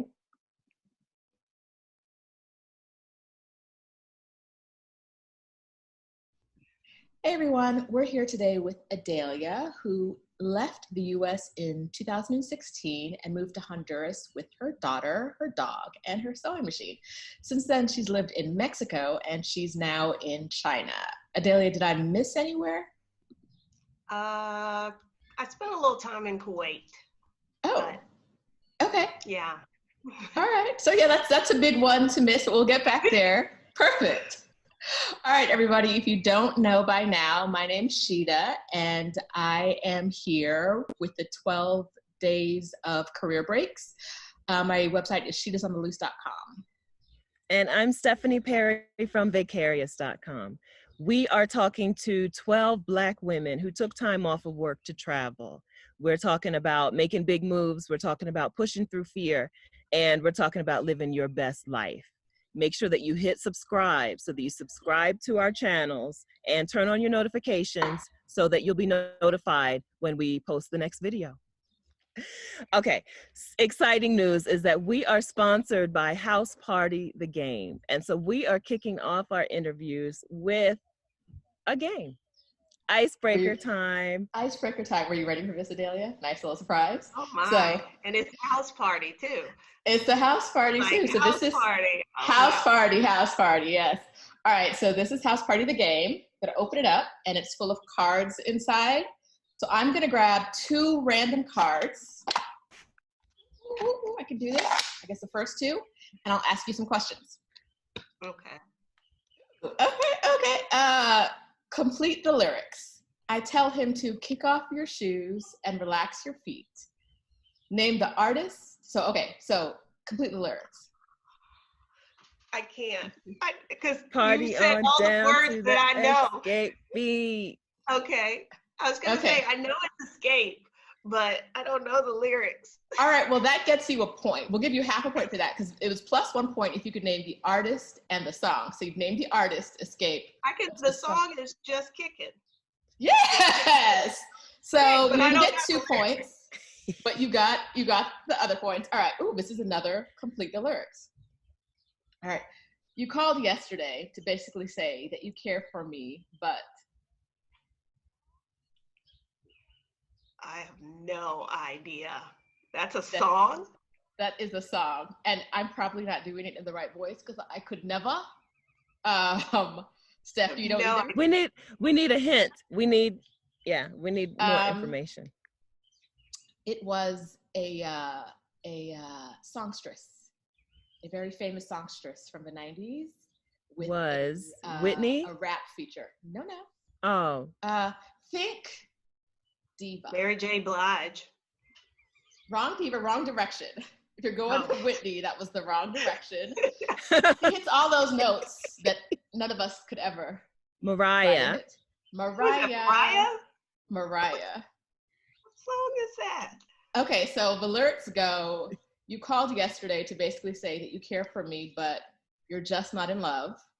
And the song is Mariah Carey featuring Bone Thugs and Harmony, Breakdown. That would be why I don't know. Right. All right. Would you like another? Sure. Okay. One more, just to see. This is supposed to make us feel good. Okay. You got this one. I believe in you. This one. Okay. Which two Wayans siblings starred together in the 1992 comedy Mo Money? A, Damon and Marlon. B, Keenan and Damon. C, Sean and Marlon. D, Keenan and Kim. A. Mo Money was. Are you sure? There had to be a Damon. Damon Wayans had to be in that one. And you got it right. And you got it right. All right. So that was A, Damon and Marlon. As I was reading them, I was like, as I read all the names, I'm getting confused about who was who. Every single one. It was all of them. It was all of them. Mo Marlins. Right. Thank you for playing with us. And we will get to the actual point of what we're here for, your interview. Okay. Yeah. So the intro said that you started with your move to Honduras. That was the first place that you moved. Tell us all about how you decided how that happened. Now that was for a job. I had been teaching stateside at that point for 19 years.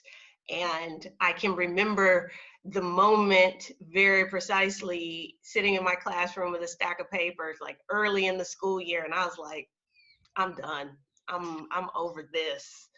I did not know what I was going to do, but I knew I wasn't going to do that anymore. I used to joke like, oh, well, maybe I'll just work at Starbucks, but I'm done with this.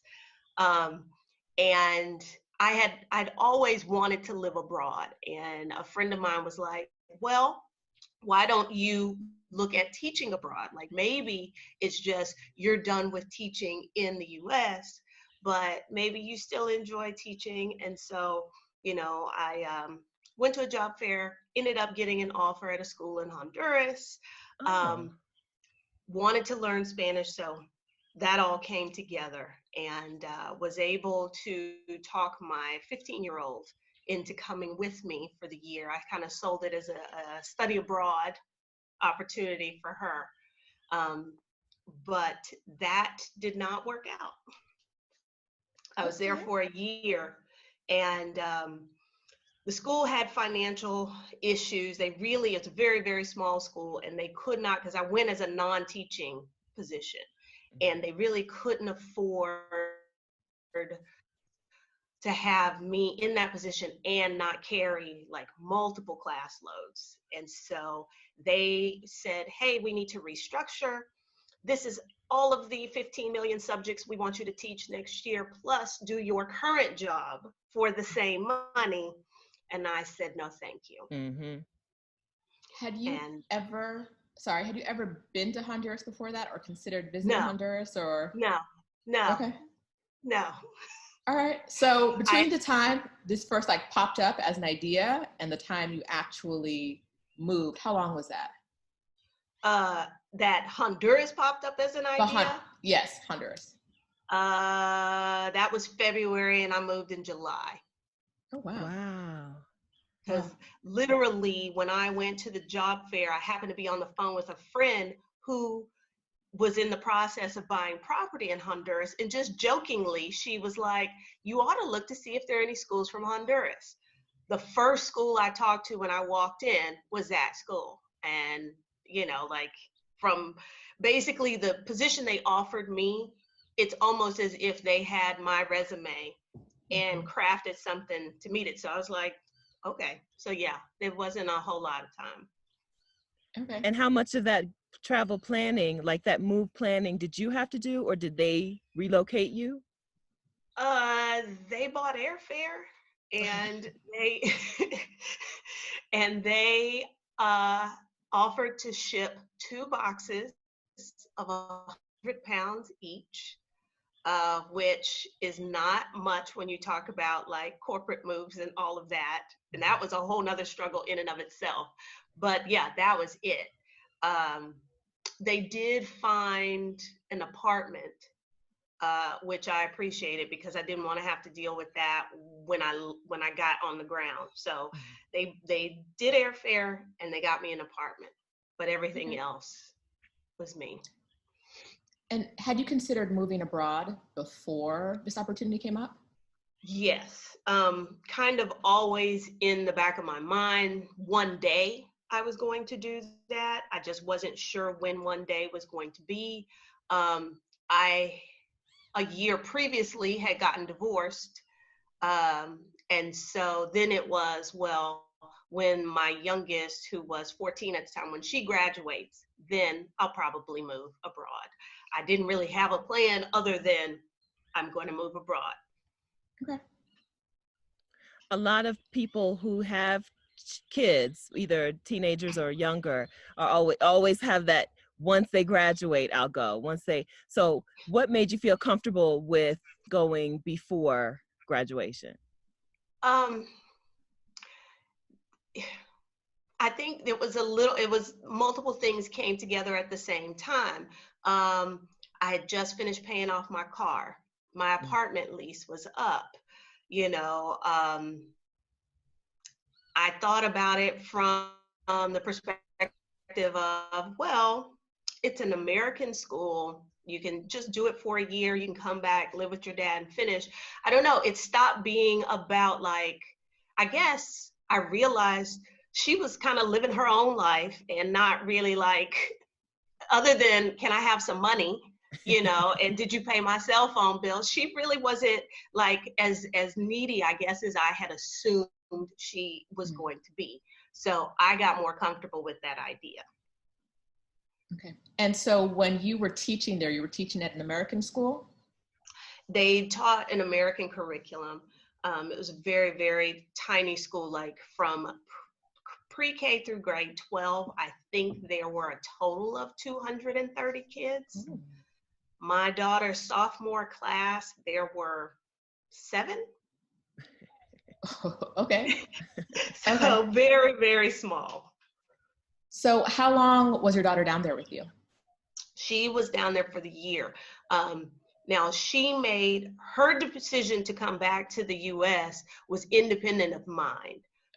Before I found out that, they weren't going to be able to honor my contract, she had been doing FFA, Future Farmers of America. She had been doing that when she was in 8th grade and 9th grade. And she really had her heart set on raising a pig. And she actually ended up enjoying Honduras quite a bit and was very torn about coming back and staying another year, but she opted to go back to Texas so that she could raise a pig. And so after she decided that, that's when the school presented me their new plan. And so I kind of had a little bit more freedom to be like, no, thank you. I'm not down with that plan. And had she been going to that, so she was going to the school that you were teaching at? Yeah. Okay. And did you find any problems with the curriculum itself? How was her education for that year? Her education, actually, I would say, was better than what she had been getting because it was so small. She could not hide and be like, oh, I didn't do my, nobody noticed she didn't do her homework and that sort of thing, because there are only 7 people in the room. She took classes that she would not have probably taken in the States. The one drawback, we had hoped that she would have gotten her Spanish credit out of the way. But because the school is so small, all of the kids take the exact same classes together. So many of them were native Spanish speakers. So they were in Spanish 27.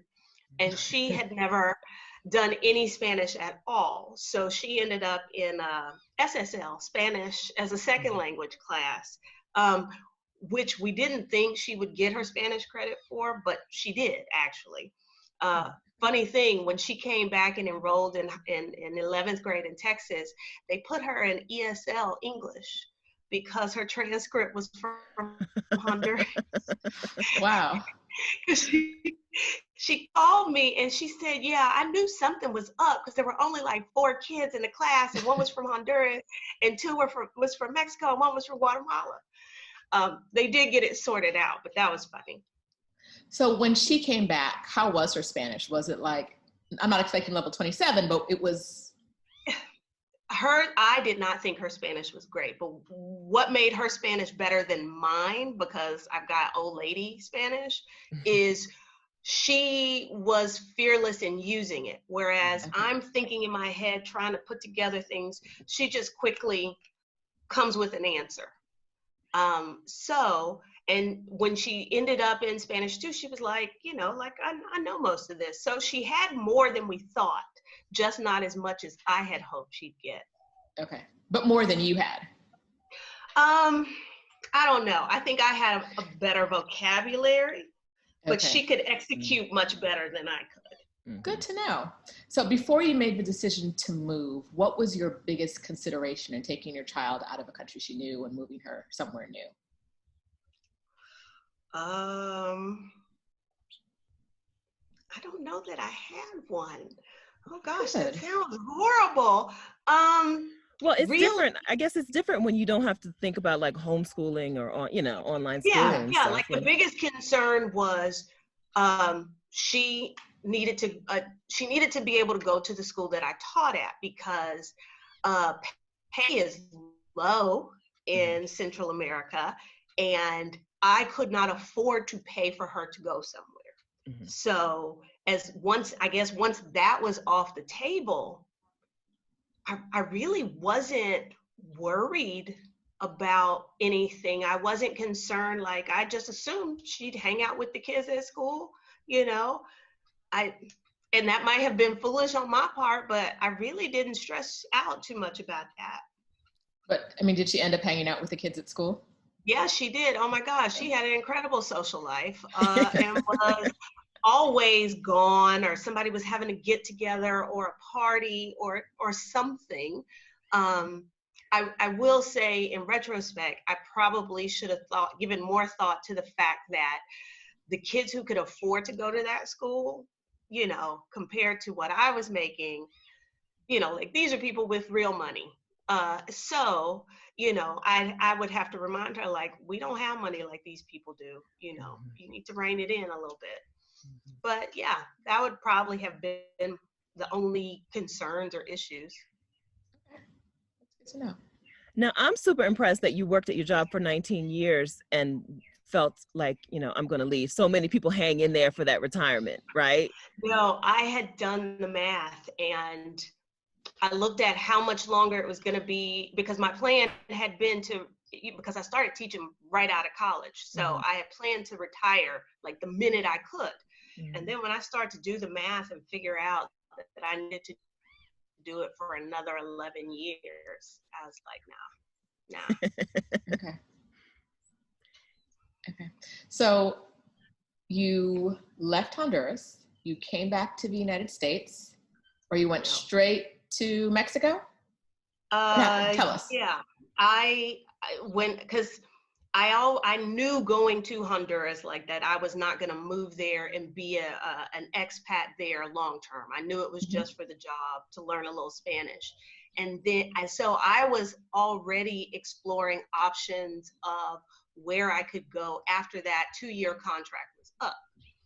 And I knew I needed a place where I could travel from easily, because traveling from Tegucigalpa is very difficult and very expensive. And I needed a place with mass transit, so I made this list and started thinking about places. And then fast forward, when I basically had resigned my job, those places on that list, I was like, oh, okay, I need to pick one of these to live in, because I had no intention on going back to Texas. And so I had a vacation already planned. And then after that vacation, that's when I moved to Mexico City. Sheeta loves Mexico City. I do too. Yes, actually, Adelia and I met in Mexico City earlier this year. Yeah, this summer. Yeah, it was this year. Yeah. I was chasing pie, but that's how we. Chasing That's pie. how You have to tell the story. A few of my friends tagged me in a social media post from a company that was in the Bay Area where I used to live, and they were doing, they were coming to Mexico City to sell their pies there. And I posted about it because I eat. And Jillian hit me up and was like, if you're going, I'll go with you. And so we ended up meeting over pie. How was it? The pie? The pie was good. The pie probably wasn't worth the wait in line.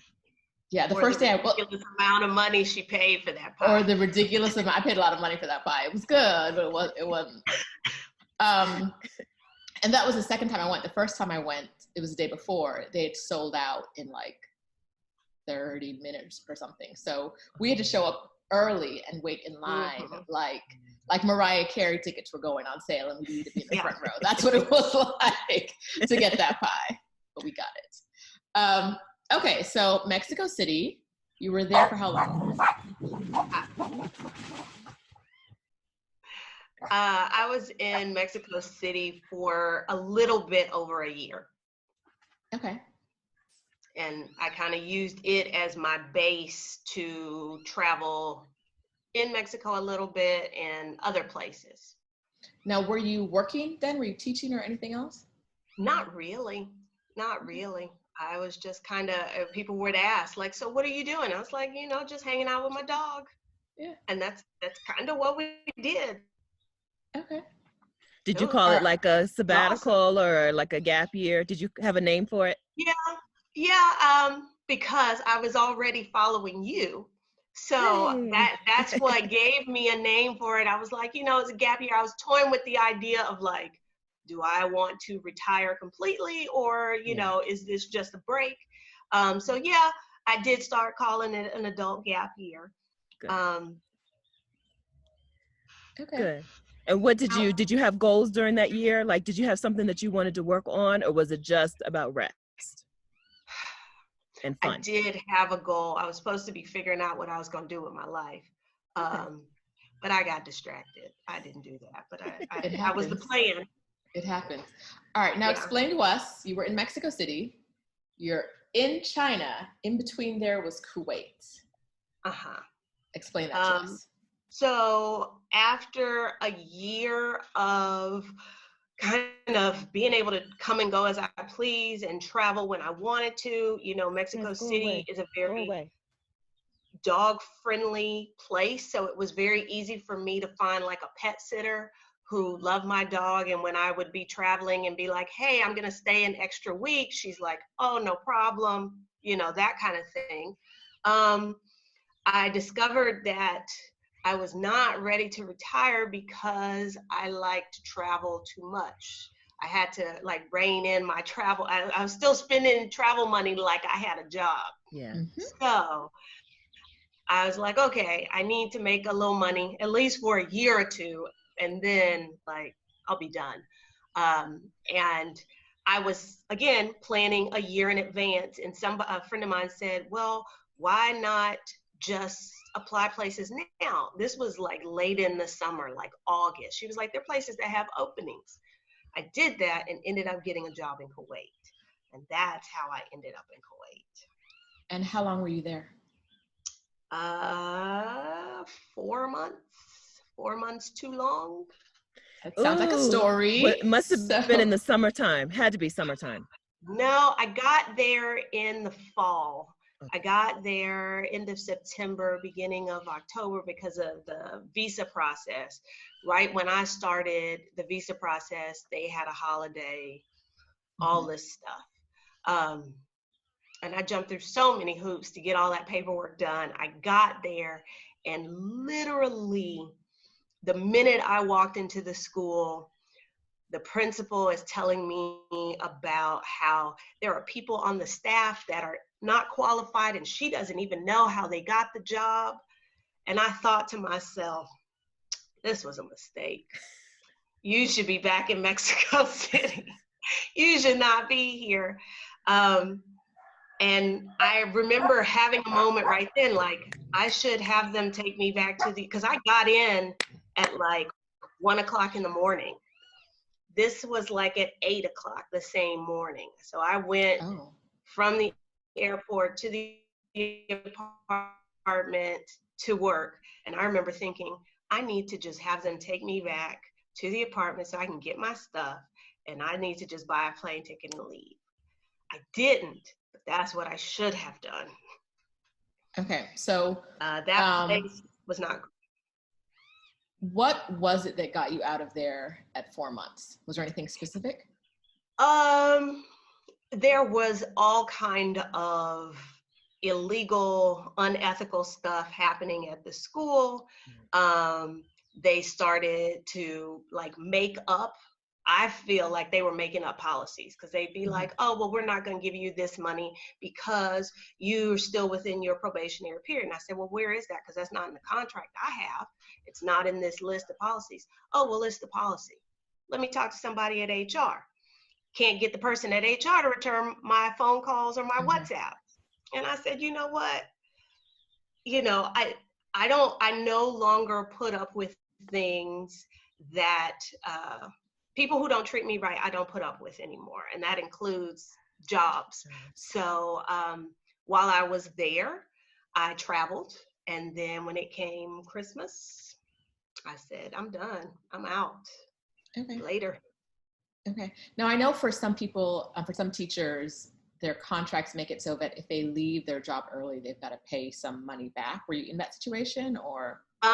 There was nothing in the contract that stipulated that. But I also knew that, you know, if I was not going to stay out the contract, like if I was going to leave, you need to do that like right after payday. And mind you, somebody beat me to that already. Like there was a girl from South Africa. She called them Monday morning and was like, yeah, I'm in South Africa. I'm not coming back. So she got that pay and dipped or? Yeah. Yeah. So, you know, like I understood that, and because of the kind of country it is, I understood that, you know, when and if I left before my contract, that I needed to put some thought into the timing of that. But also at the same time, I think being from the US, we're like, we have a contract. This is what it says in the contract. But when you are living in a foreign country, your ability to enforce that contract varies a great deal. That's an important note, yeah. There are third parties that people can go through to get jobs that help to like fight for them or negotiate for them, right? Some do, and then in some countries, they have like councils or organizations that if you ask around, because you're having problem with whoever you're working for, they can say, yeah, go to this organization, they will help, you know, with an unlawful termination or that sort of thing. Okay. I will just add that Kuwait is the least friendly country to foreigners. They have been number 1 on that list for like the last 10 years. That I did not know before I went there, but I totally understand why. Okay, so I was just about to ask if your departure was strictly related to the school and their ethics, or if it was Kuwait related as well, but it sounds like it was both? It was a little bit of both. It was a little bit of both. So Kuwait is not on your list of top 10 places for Black female solo travelers, we'll say. Oh, no. Okay. All right. So we've named 4 countries. You've 5 countries, including the US, I think? I can't count right now. Yeah. So far, which one has been the best for dating? Have you tried dating in any of them? I tried dating in Honduras and Mexico, and I mean, I guess you could say I dated in Kuwait, but the person lived in an adjacent country, so I don't know if that counts. Mexico was easy. I wasn't successful, but it was like easy to get a date. Honduras? Not easy to get a date.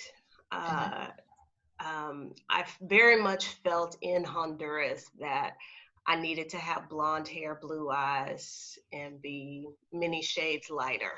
to get any attention. Did you feel like that in Honduras in general, or specifically when attempting to date?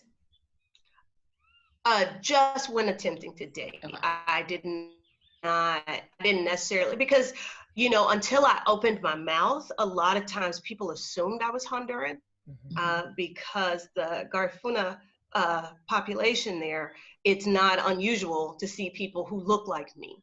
But when it came to dating, that's when I felt there was a definite issue. Okay. Have you tried dating in China? No. I'd like to segue into your China experience right about now. Tell us more. I've got some really complicated feelings about China. I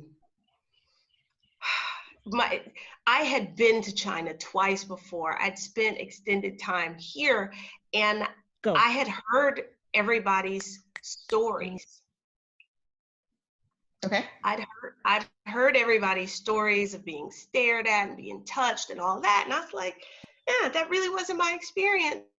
That the 2 times I'd been here before, the Chinese seemed to get really excited about people with blonde hair and white skin. Not so much me. They just kind of ignored me. That has been very different from my experience this time. Very different. And as far as dating, and I may be wrong for this, but I kind of feel like, why even try, like if we're talking about trying to date locals in a culture that thinks I'm unattractive, who thinks I'm a little less than maybe human? Like, why even open myself up to try and navigate? I do not have the energy or the time to try and educate anybody.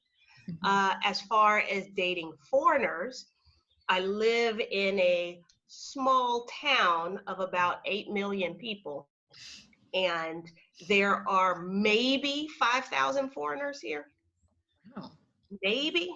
That ratio is crazy. Yeah, so like I can go outside of the 8 people I work with. It is not unusual for me not to see foreigners for weeks at a time. Okay. Now, same question as before. Does this less than feeling carry over outside of dating, or is it something you feel specifically when thinking about dating and attempting? No, it carries over outside. I actually was talking to somebody who lives in Taiwan, and we were comparing what is it like to look like us and live in Asia. And every day I am stared at.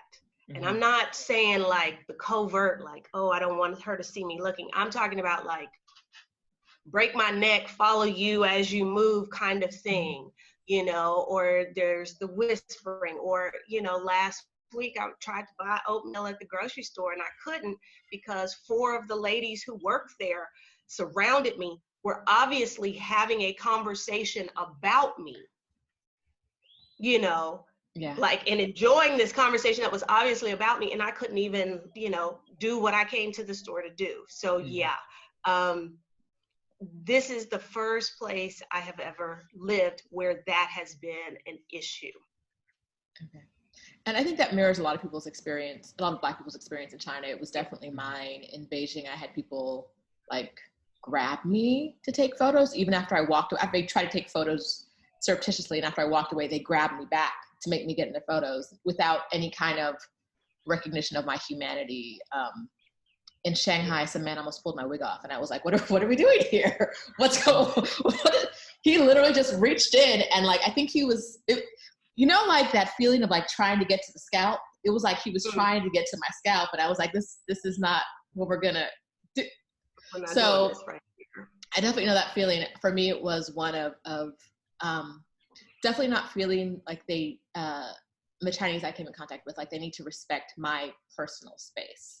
And so I can imagine that dealing with that on a daily basis, your personal space and your autonomy being not as respected as you would like it to be, being a little tiring.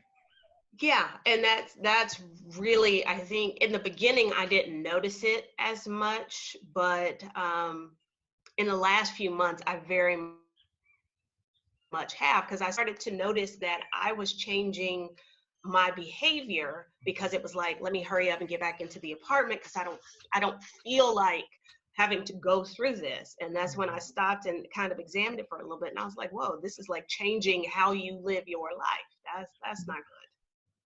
Now, how much longer do you think you have in China? I will be here until the end of June. I have already like scoped out the flight I want. Because I have the dog here and there's total drama with getting the dog out of the country, I want to leave on a specific day, because if not, I gotta wait an extra 3 days for there to be another flight. So yeah, end of June. Okay, and that will make it a year there or less? No, actually more than a year. I've been here since February. Okay. Now, do you know what country's next after China? Probably back to Mexico City.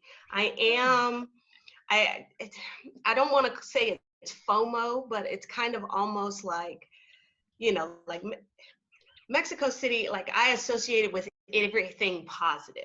It's the kind of thing like there was some show on Netflix that was filmed in Mexico City, and I'm sitting there watching it with my cousin, and I'm like, oh yeah, this and this and this and this. And I was like, you must really like this place. And so that's my automatic default. But then I thought, well, what about Medellin in Colombia? Like, am I missing out on something great there because I've got like these blinders from Mexico City? So probably back to Mexico, but there is a very small possibility I might go to Colombia. It's hard to decide, right? Do you go back to the thing that you already know that you like, or do you try a new place that you might like and you might not? Yeah, it's a hard decision. So that's what's next. All right. So you are a blogger. We haven't even talked about business you. We've talked about teacher you. You're a blogger, and you host a Facebook group for other Black women travelers or expats. Yes, for Black female solo travelers specifically. Because I have pretty much traveled solo, like I do everything solo. And it's not something I even had to think about. Actually, I've had the other issue. It's like, when I would see a deal on TravelZoo, that's of course double occupancy. I'm like, who can I get to go? That was more of a hassle than the thought of, oh, let me just buy a ticket and go myself. So traveling solo has been second nature to me. But what I've noticed is that for a lot of Black women, that is not the case. And they are like not doing the thing that they want to do because they're waiting on other people. And I'm all about, you got to make the most out of your time you have here. And there may not be a tomorrow. So I wanted to create a community where Black women who are traveling, who are doing their thing, can share what they know and help other Black women who are wanting to, but, for whatever reason, not being able to achieve that. Do you think there's a reason why Black women in particular feel a little more fearful about solo travel? Those who haven't done it yet. Is it just the horror stories? I think so much in American society works to keep Black women in this little defined box, this little defined role. And anything that varies from that, we are discouraged from. And I think solo travel is one of those things. And I don't think that they always see it as that initially. Well, some of it is, fear, like security, safety, that kind of thing.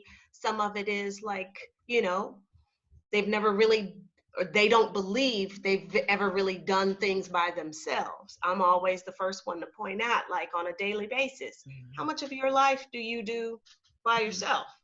You know, travel is no different than that. So I think it's a combination of those things. Okay. And tell us the name of the Facebook group. Solo Sisters. Okay. We'll link in the AS, description. right? We will link. Yeah. All right. And how old were you when you started traveling solo, if you don't mind me asking? Internationally, or? Let's say internationally for now. Internationally, probably, it was 2013.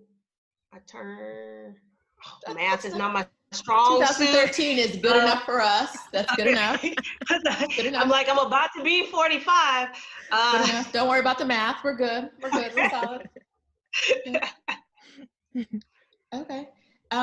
Do you have any advice for Black women who are considering moving abroad or taking a sabbatical, switching up their life in that really big way, but they're unsure about doing it, or they're hesitant? My first piece of advice would be, look at, why are you hesitant? Because I would suspect that a lot of the reservations are not necessarily their own, but kind of coming from, well, society expects this, my family expects this, that sort of thing. But, you know, I'm a firm believer in, if you always keep coming back to this thing, like you keep finding yourself saying, oh, you know, I wish I could do XYZ. There's a reason that idea will not go away. We are very good, and Black women and women in particular are very good at talking ourselves out of things, at ignoring that little voice in our head and coming up with all kind of reasons of why I shouldn't listen to that voice or why I shouldn't do this thing. So my first piece of advice is really to kind of step back and look at, why are you saying that? Is that really how you feel? Or is it because you think that's what somebody else feels? My second piece of advice is, do it. I mean, it can be done. I have never, when it comes to anything travel related, now, there are other parts of my life I wish I was as equally as fearless. But, you know, like the idea of moving abroad, it never occurred to me that I couldn't do it or that I shouldn't do it. It was like, I want to do it. Let me figure out how to make that happen. Okay. That's why it's good that we're talking today, why it's good that we're blogging. All of us have blogs, and we all have, you know, outlets where people can share their stories too, because the more you see it, you know, the more realistic it becomes. And that's one of the reasons why I started blogging, because, you know, there's that meme on the internet that talks about, like, be the person you needed when you were younger. Like, had I had somebody's blog like mine or like y'all's showing me that these were possibilities, because, you know, I was a black kid, grew up in the hood, you can only know about what's in front of you. So yeah, definitely. And you're from Texas? Yes. Okay. From Where Houston. in Texas? Houston. Okay. Okay. So do you see yourself settling back down? I'm sure in the my United accent States? probably betrays me. No. Did I say that fast enough? No, That was a no. Yeah, I don't intend to. Okay. And your daughter, how is she with the level of travel? Has she been to China? How do you guys make that work? Youngest, I tried to get her to come with me to China, but she was like not having that. She's kind of off doing her own thing, because the youngest is 18, the oldest is 24. And actually the younger one was considering going to school in Germany. So like that year in Honduras really opened up her horizons and helped her figure out really what she wanted to do with her life, actually. Because she was exposed to, because of the kids at the school and what their parents did, she was exposed to people that I probably never would have had a chance to expose her to, where she's hanging out at their houses and asking them questions about what they do, that sort of thing. When I lived in Mexico, she came to visit, And then every year, with the exception of this one, I'm very sad about, I usually do New Year's Eve girls trip. But because holidays are not really a thing in China, I will be in China and not on a beach in Thailand for New Year's Eve. You can tell I'm real salty about that. A little salty, a little. Yeah. But she came on the New Year's Eve girls trip that year to Colombia. So the younger one, she's like, give me a passport, send me a ticket, whatever. The older one is less like that. She worries, and I just find that hilarious. Is that a personality thing difference between the two of them? Okay. I think so. I think it is a personality. She was the oldest, and all that stuff that comes with being the firstborn. The younger one has always kind of been sort of, I will do whatever I want, regardless of what the rest of you think. So yeah, and at some point, my daughter's children are 4 and about 7 months. When they get a little older, I'll get them passports, and we can do some unaccompanied minor stuff. Okay. So do you think that living with you in Honduras impacted your younger daughter's desire to see more of the world, or to just like her willingness to do it and to sort of be a little freer than her older sister? I think so, because before we moved to Honduras, she and I had gone to Thailand, and she kind of was like, I'd rather be doing something different with my Thanksgiving break. And she was like, it was okay.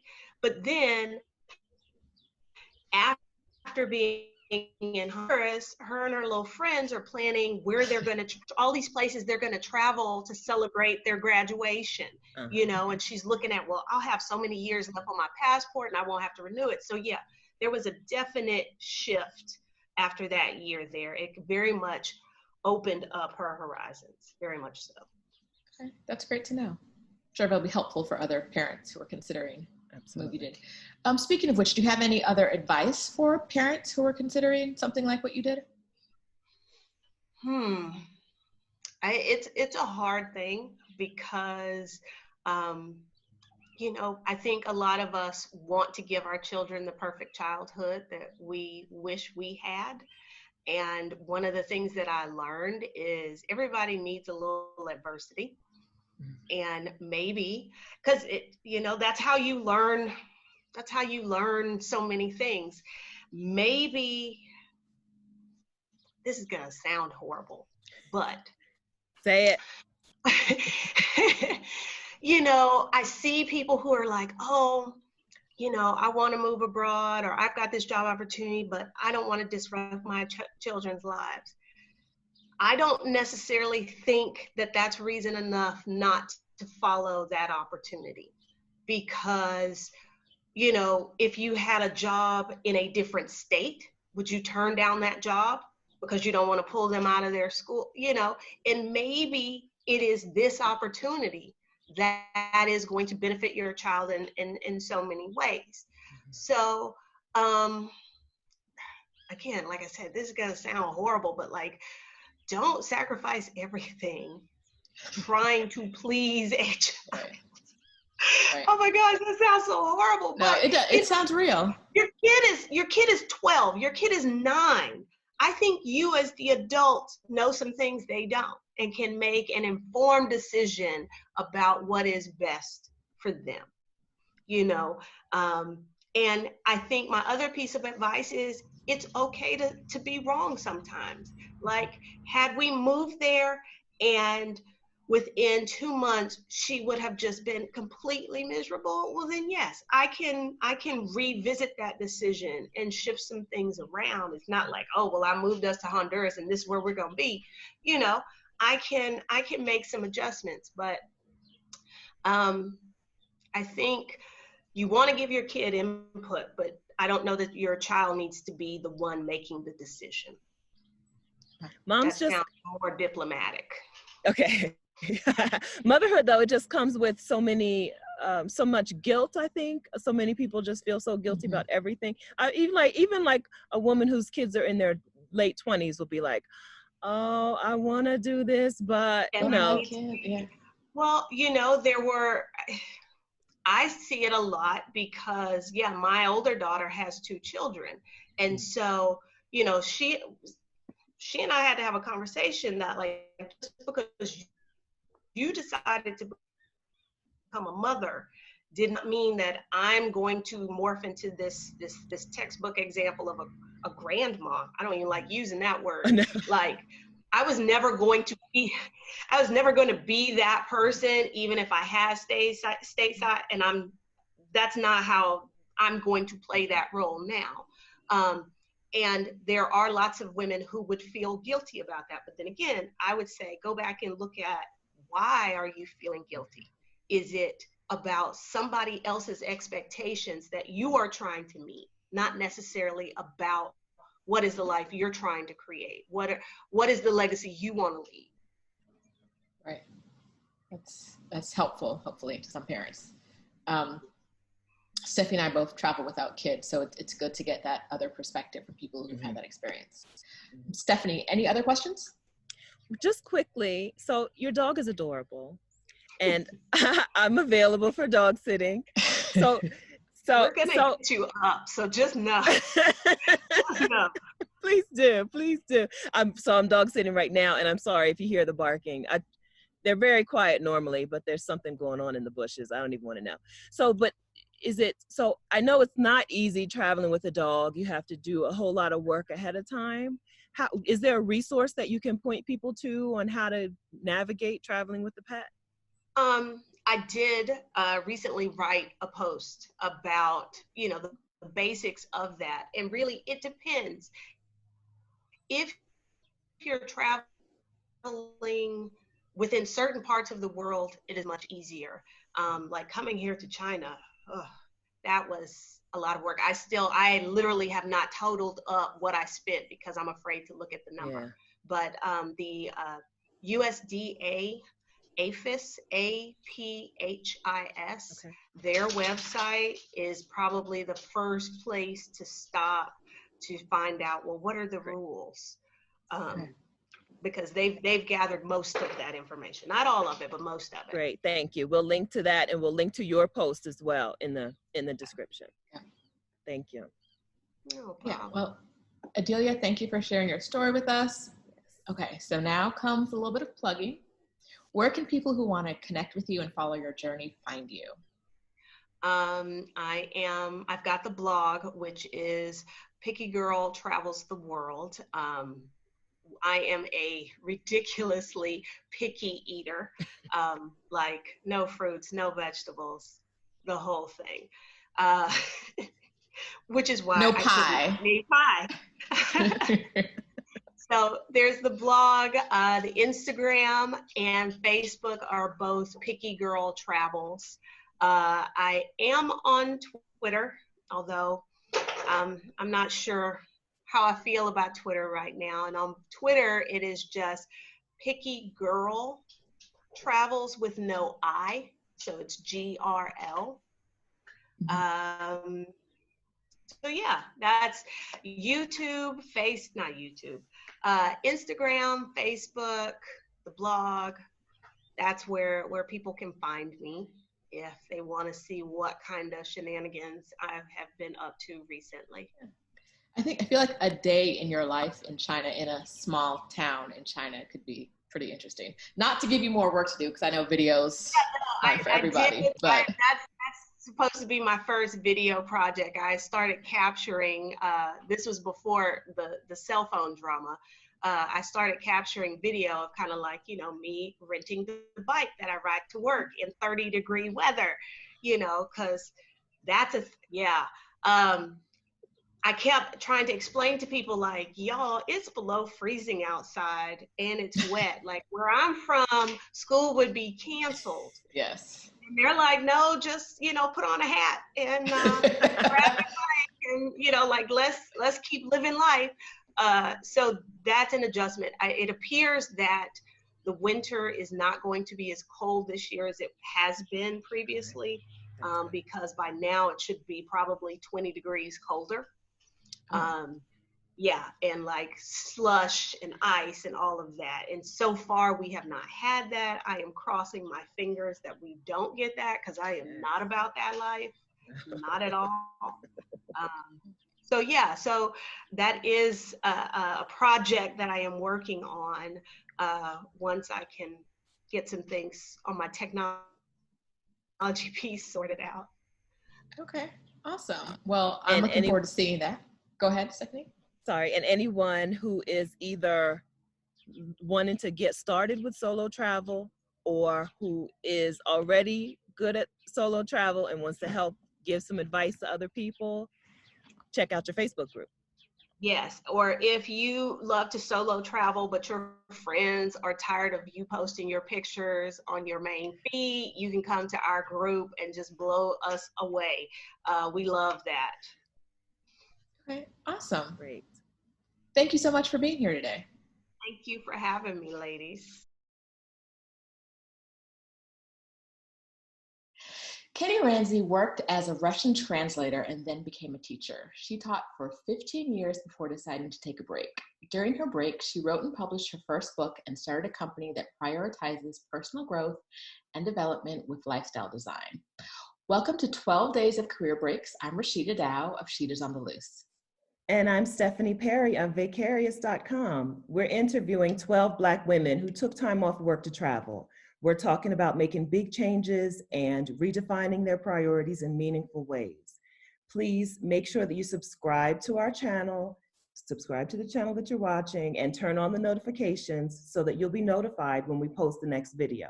Also, make sure that you stick around to the end of this video, because Roshida and I will be sharing resources that we've created to help get you from the dreaming phase into the planning phase. Kenya, welcome. Thank you. Thank you for having me. I'm very honored to be here. Thank you for being here. We're going to have a great conversation today. We're starting things off with a little bit of an icebreaker. We are sponsored by a trivia game called House Party, the game. And so we're going to do a little, we're going to play a little game and see if we can get you the crown of, see if we can get you the title of Queen of House Party. All right. Okay, I'm all about the trivia. Let's go. Are you? Are you about that house trivia. party, 90s hip hop trivia? Because this is where we're going right now.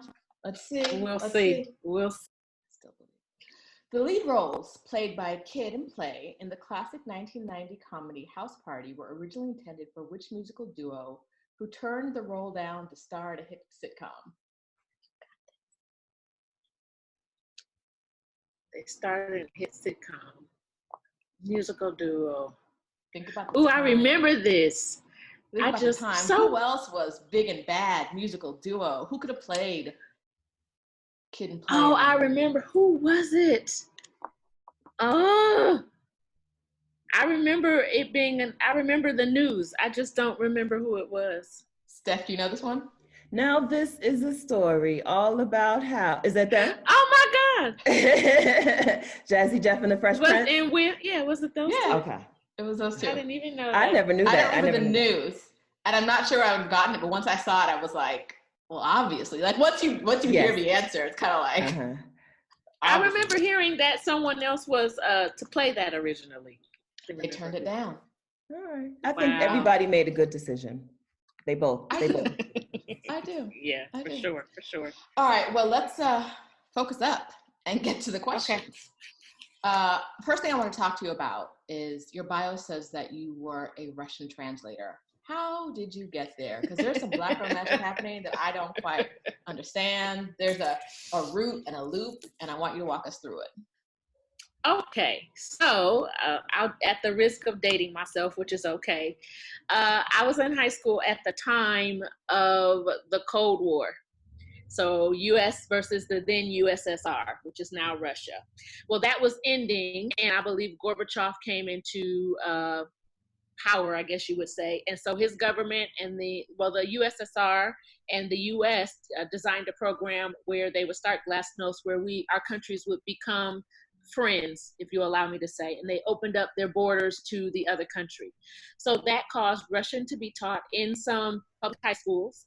I was learning French, and my mother just said, why don't you try something different? You can learn Russian, or you can learn French or Spanish at any school. Why don't you try Russian? We also offered Chinese, which was unusual. I'm from a small town. So I took Russian, and I did well in it. I won some competitions, won some state competitions, and then went on to college at Ohio State University. And I just took Russian to kind of, OH. I just took some, oh, you all know that, that's right. I took some courses just to help boost my GPA. And then I just realized that I really love culture. I love people. I love learning about language, music, and food of different places and ways of life, more so than I liked learning about science and drugs and chemistry. I was a pharmacy major. And so I switched over. And then once I graduated from the university, I was placed with an organization that helped Russian families immigrate. And so I just would go with those families and translate whatever they needed me to translate or interpret in everyday situations, such as enrolling their children in school, going to the grocery store. I even had clients that got arrested. They needed to know their Miranda rights. So that's how I got that position. And that's what I did with it. It was really cool. And how long did you do that? Just a few years. What happened was I had to switch into I switched into education because, as you know, when we get a new president, they have say-so over how funds are directed. And so our department was closed because that funding was redirected to another department. So, yeah. And in June of this year, you went on a big trip? Do I have those dates right? In June, I started traveling. So yes, that was the beginning of a big trip, but I've been traveling for the last 6 months. Okay, so tell us about those travels. How did the idea to travel for 6 months come about? Well, I've always liked travel. And so you mean how I started traveling and what gave me the idea to start this, or? Sure, yeah. Okay. So the end of 2018 or so, I had a great job, loved it. I liked what I was doing, made a decent amount of money, great amount of money. But I began to just say that, what am I doing? I'm working to make money to buy stuff. And there's got to be more to life than this. Don't get me wrong, I had a great time, but there's more. I'm looking for something else. So I began to soul search. And long story short, a few life events happened. We unexpectedly lost my father.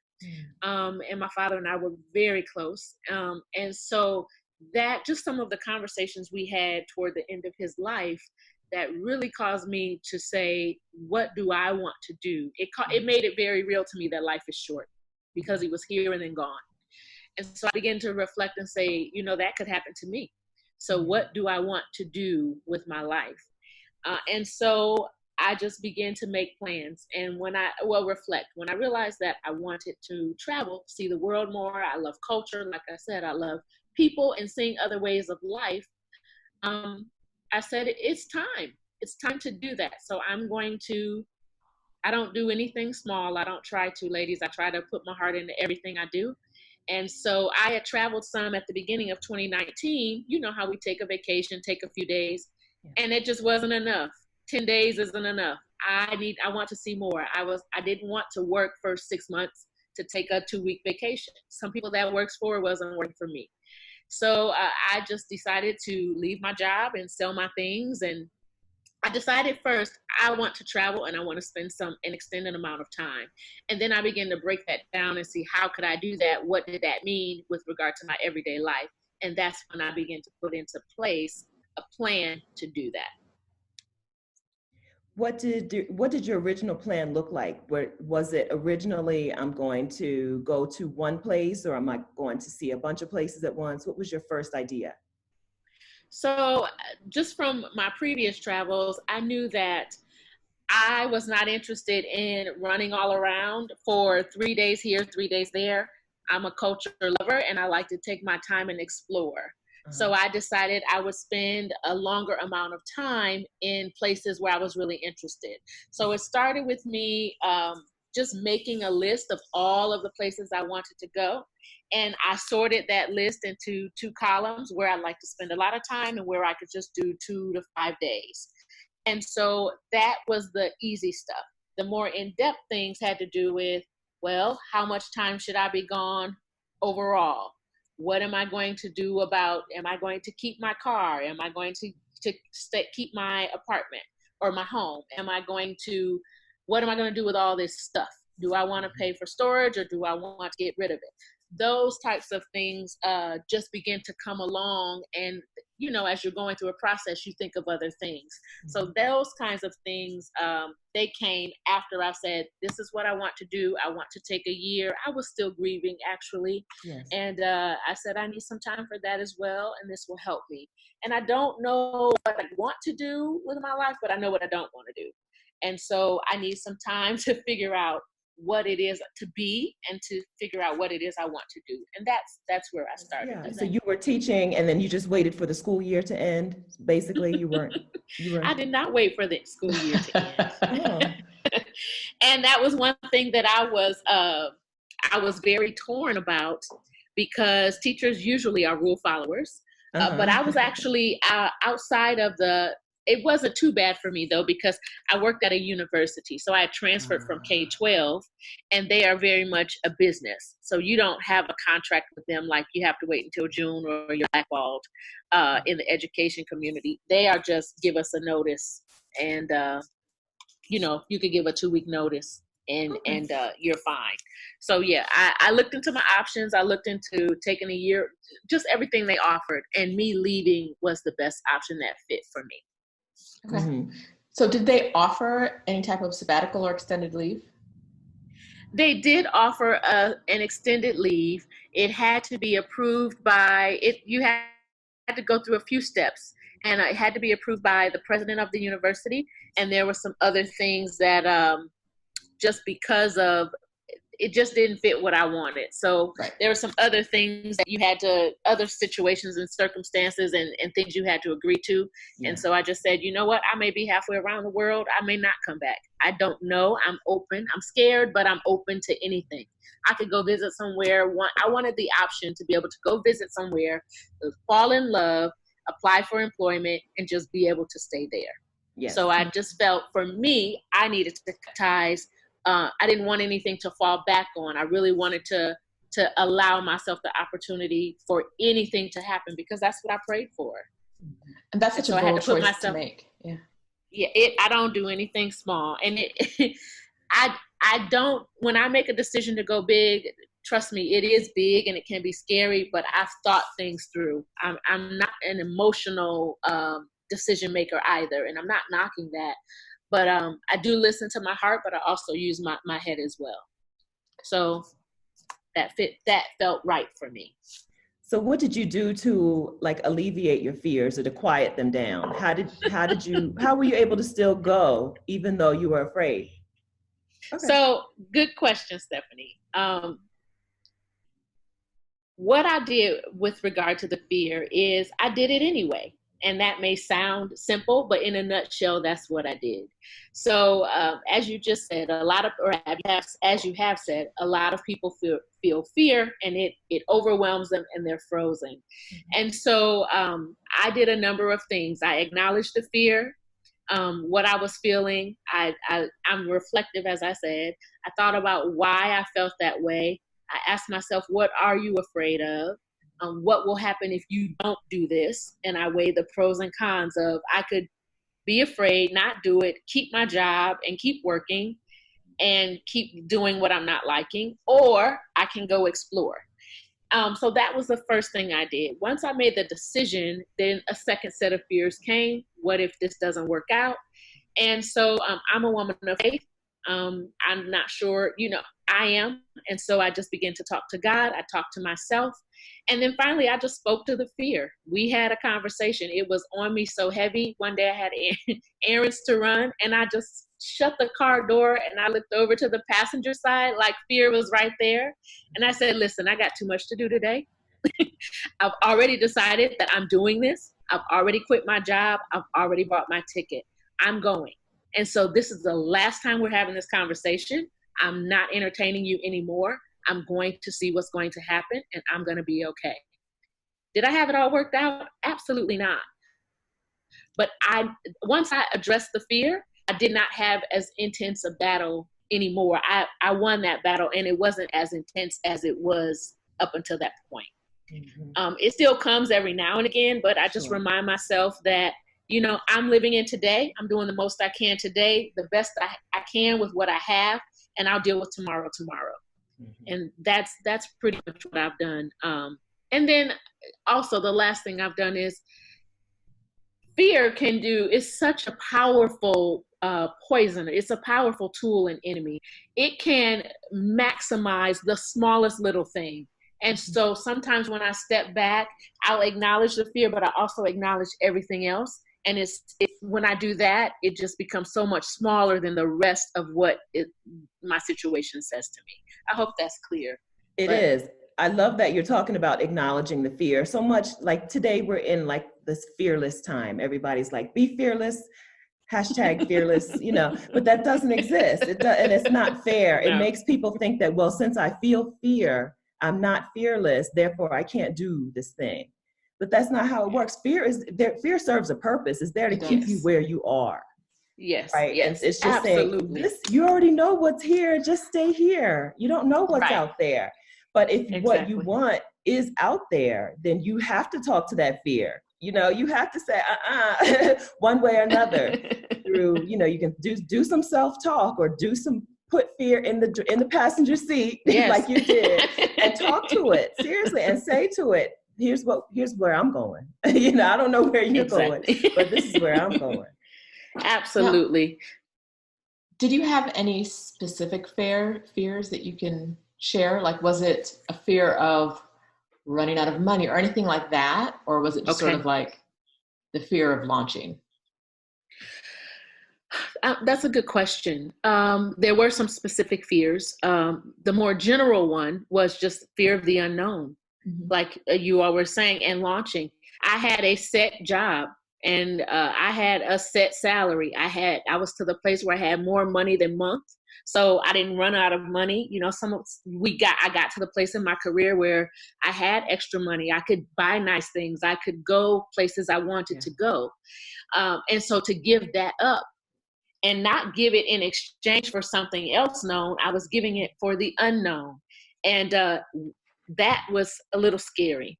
No one I knew had ever done this. And so there was the concerns. I heard the concerns in my ear of family that love me. Who do you know over there? Where are you going? How do they treat us? What are you going to do? You're a woman. You're by yourself. So I heard that. The specific fears, that wasn't necessarily my fear. But it was spoken to me, and I heard it, and it became a small concern. My specific fears, honestly, I am a high achiever academically and different things like that. I hold myself to a high standard. I've been self-sufficient for about almost 30 years. And so it was just, what if I'm embarrassed? What if it doesn't work out? What if, I'm giving up this great job with good benefits for what? And so there was just some conditioning, I think, that was causing some fear. Because I did launch a company, I wrote a book. I had a set salary versus being an author. I had not been an entrepreneur. I just have not been operating in a business mind. So it was, how am I going to make ends? That came. How are you going to be sure you can make ends meet? That kind of thing came to me as well. Okay. And what was the timing of going away and writing your book? Were you doing them sort of planning at the same time, or did you only start writing after you left work and you started traveling? So I've always been writing, but I started writing this book at the end of 2018, this specific book. And I just couldn't seem to get it finished. And so at the beginning of I did some things. I hired a coach, and he kind of helped me with some things and helped me focus. So at the beginning of 2019, around March or so, I finished the book, and I did not, right at the beginning of April, didn't like it at all. And so I knew that just so happened, I wasn't able to put my full energy in it. That was another sign for me that I needed to leave my job, because what I was passionate about, I was spending all my energy at a job where I clocked in and clocked out. And then I had no energy to put into my passion, which I really desired to do. My heart was really to write my book. Yes. So once I quit the job, I left in April, and I had already planned to go to Thailand. I left the beginning of April, and I planned to go to Thailand mid-April. So I talked to my coach. I said, the book is finished. I read it. I don't like it. And he talked to me and he said, you know what? I think you need to start over. So after I threw a temper tantrum for about 2 days, I literally went to 2 years old in the floor crying. So after, between April 5th and April 18th, I said, I'm going to write this book, and Thailand's going to be my reward. And the second time, I wrote the book from cover to cover in about 10 days. Wow. 8 to 10 days. Yeah. Wow. Yeah. And I believe it's say that again. Sorry. I'm sorry. I was asking what the book was about. And what did you say, Stephanie? I was going to say, I think that's what free time will do for you. Yes. I was free from the burdens of dread and not wanting to go where I was going and not wanting to do what I was spending most of my day doing. My book, the title is Girl Talk, Truth Every Woman Wants to Know. And it's just that. It's the truth every one of us wants and needs to know and hear about where we derive our value from, how to view ourselves regardless of what we have, don't have, what we do, don't do, how our value is internal, and having an accurate value system or assessment of how we attain our value, or how having the proper tools and system by which we assess our value is important. So it's about that. It's about knowing who you are, and knowing what defines you. Now, you described yourself as a high achiever. So many women, especially Black women, have been, I think, taught to value like what we achieve and our accomplishments and our titles over our own selves, right? Over our own peace of mind, over our own actual desires, right? We have to go after the things, these status, I don't want to call them status symbols, but these external rewards instead of our own self, our own personal goals. So how did this being, so I feel like this, but I'm not a high achiever. Like I've always been, I'm just going to chill, So how does a person, so it's interesting to me to hear you, a high achiever, still have these same feelings that, your personal goals are more important and your inner value is more important than these external things. How did that happen? Well, I will say that it has been a journey. And so I can't really tell you how it happened. I can just tell you some of the things I believe that affected my metamorphosis, if you'll allow me to call it that. Sure. I achieved all that stuff. I have several degrees. I make good money. And for me, good money doesn't mean it's necessarily loads of money. It means I live a nice quality of life. I can pay my bills, and I can do things that I enjoy to do. I can even help others if that's what I desire to do. So I was at a place where I could do that, and I did do that. I had achieved just about everything that I wanted. The only thing that I had not experienced yet that I desired was to be in a long-term committed relationship, to be in a romantic relationship. And that's where it started. There was a time in my life, because I was early 20s and 30s, because I was going after degrees and a good career, I wasn't interested in marriage at the time, because I knew I would not be able to fully give what I felt I should give to a partnership.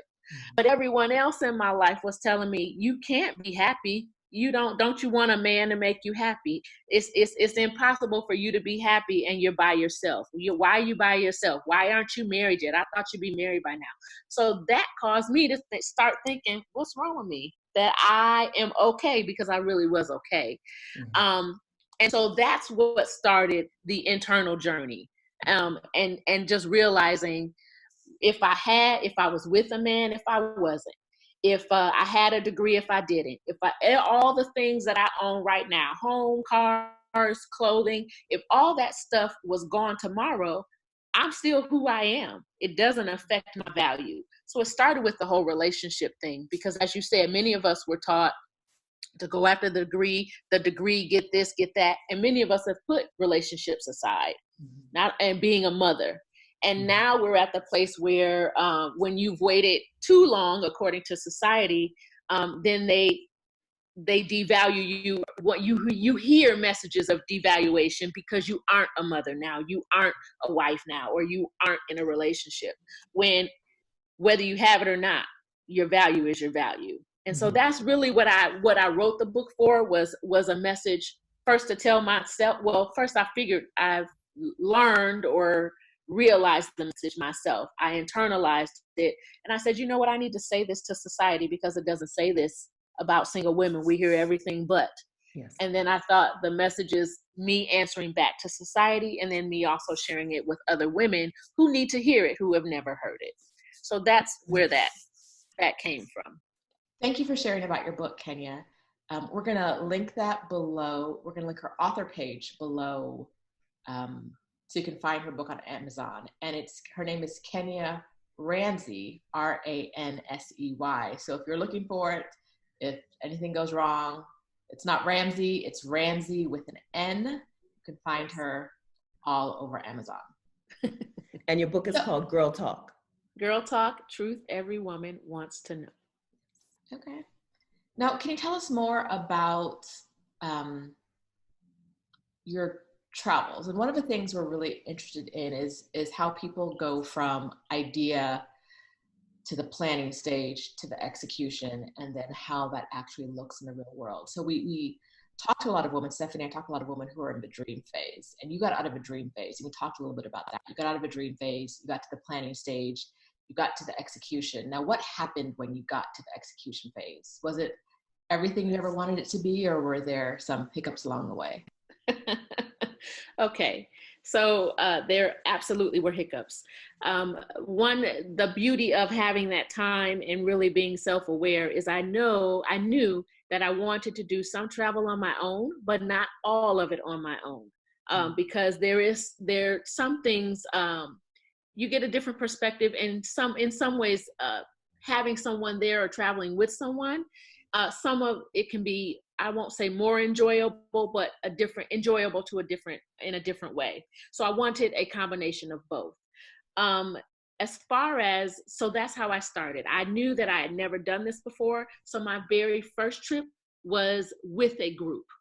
And then I went on a trip that was Thailand. I went with a few people. I went for a shorter amount of time, I think 10 days. When I started in June, my first trip was for a month, because I was starting one of the places where I wanted to spend some time, and I didn't want it to just be 4 or 5 days. So one of the things I did, let me back up, is when I made that list and I sorted into 2 to 5 days and a longer time, I looked where they were geographically, because I knew it would be more fiscally responsible if I went to locations near each other instead of floating back and forth across the globe. So that was one thing I did. I started with my first trip was going to be a month, and I went not actually with the group, but I met a group of people there, and we lived as a community. They had been traveling for some time, and so I got to kind of ask them questions and just listen to their experiences to learn certain things. So I traveled with there are a couple of companies out there where you can, if you work remotely, you can travel for a whole year. I didn't want to commit to a whole year with people I didn't know. So I found someone that would let me do that for a month. After 1 month, I was ready for some Kenya time, and I went to my next location, and I went for about 10 days. that was Korea. So my first place was Bali. And then from Bali, I went to Korea for about 10 days, and I went by myself and did the tourist thing, where I just hit a lot of hot spots and did some things that I wanted to do. And so I began to answer your question, and I think I'm answering your question. Am I answering? You are. Okay. And so I don't know if you wanted me to tell all of the locations I went. We want all the information you're willing to share. Okay. So let me say that overall, I just looked at places geographically, and then I thought, how long do I want to be there in terms of what am I looking for to see there? Do I really want to delve into the culture? That determined how long I would be there. And then sometimes I changed it along the way. So as far as hiccups, I did have a plan, but I was flexible in my plan because I had time. My travels this year were, I'll start with Thailand. I did go to Aruba, but Thailand, then I went to Bali, Korea, Spain, the Netherlands, Bahrain, and Oman.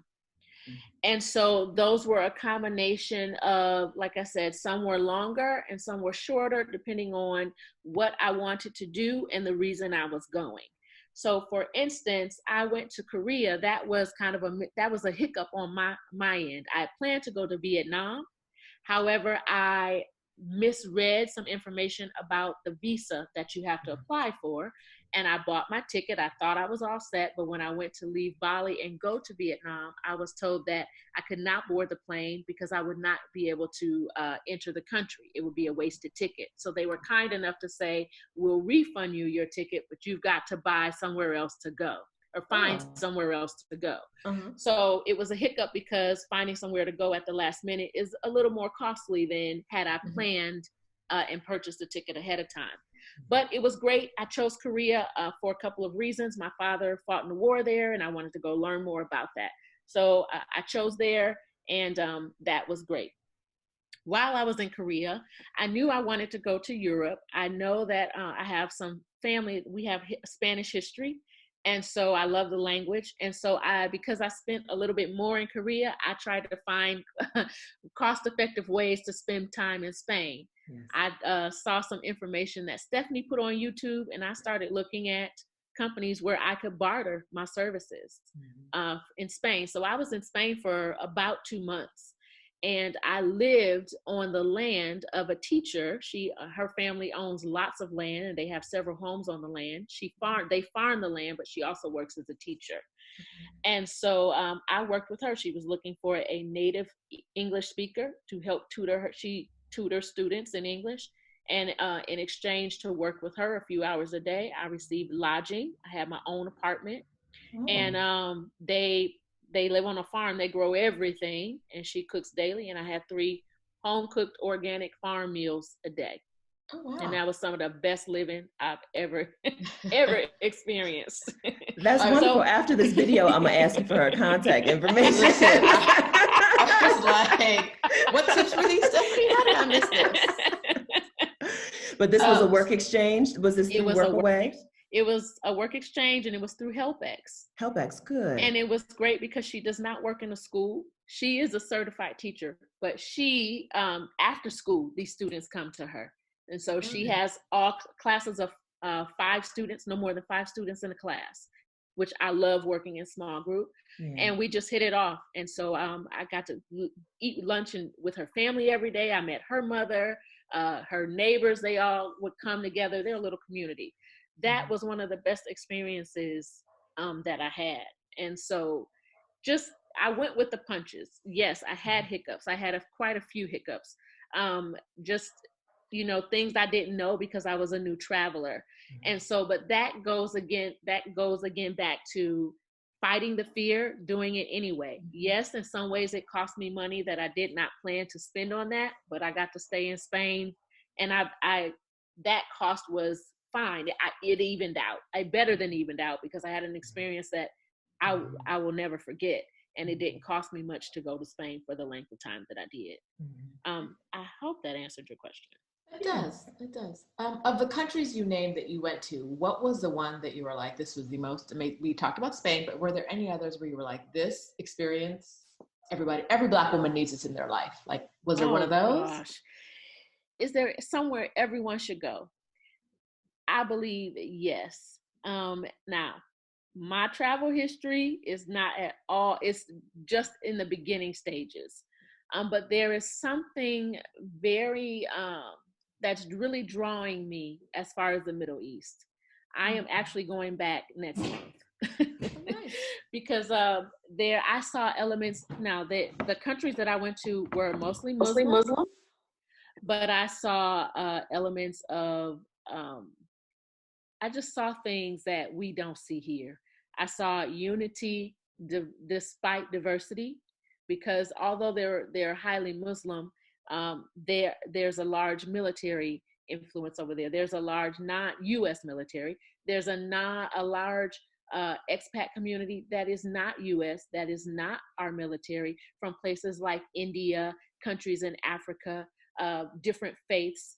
And I just saw what the American dream actually realized.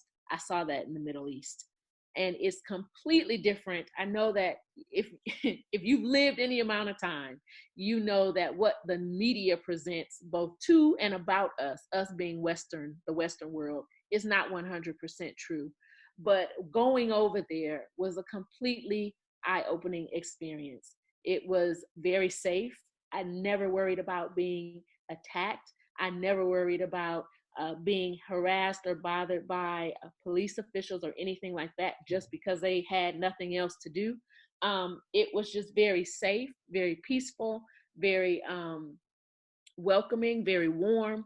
And so I would say the Middle East is someplace that if you can, many of us would be quite surprised.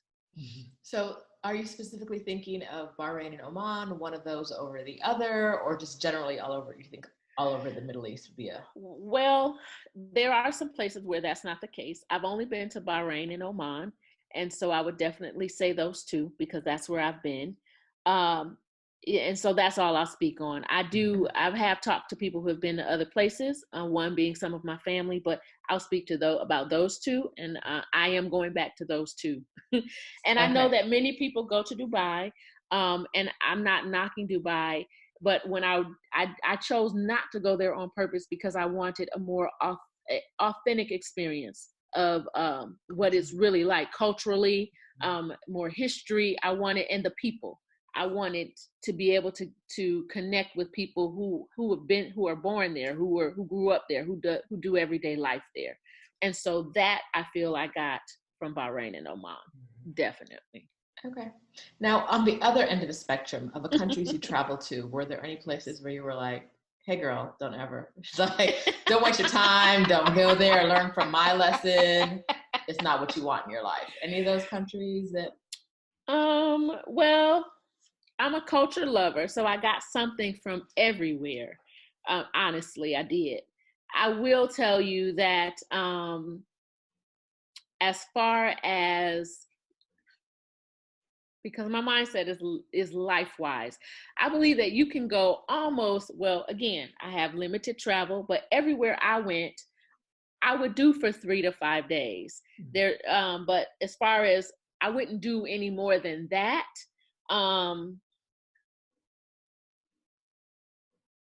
There's nowhere that I would say don't come here. Not that I went in this round. No.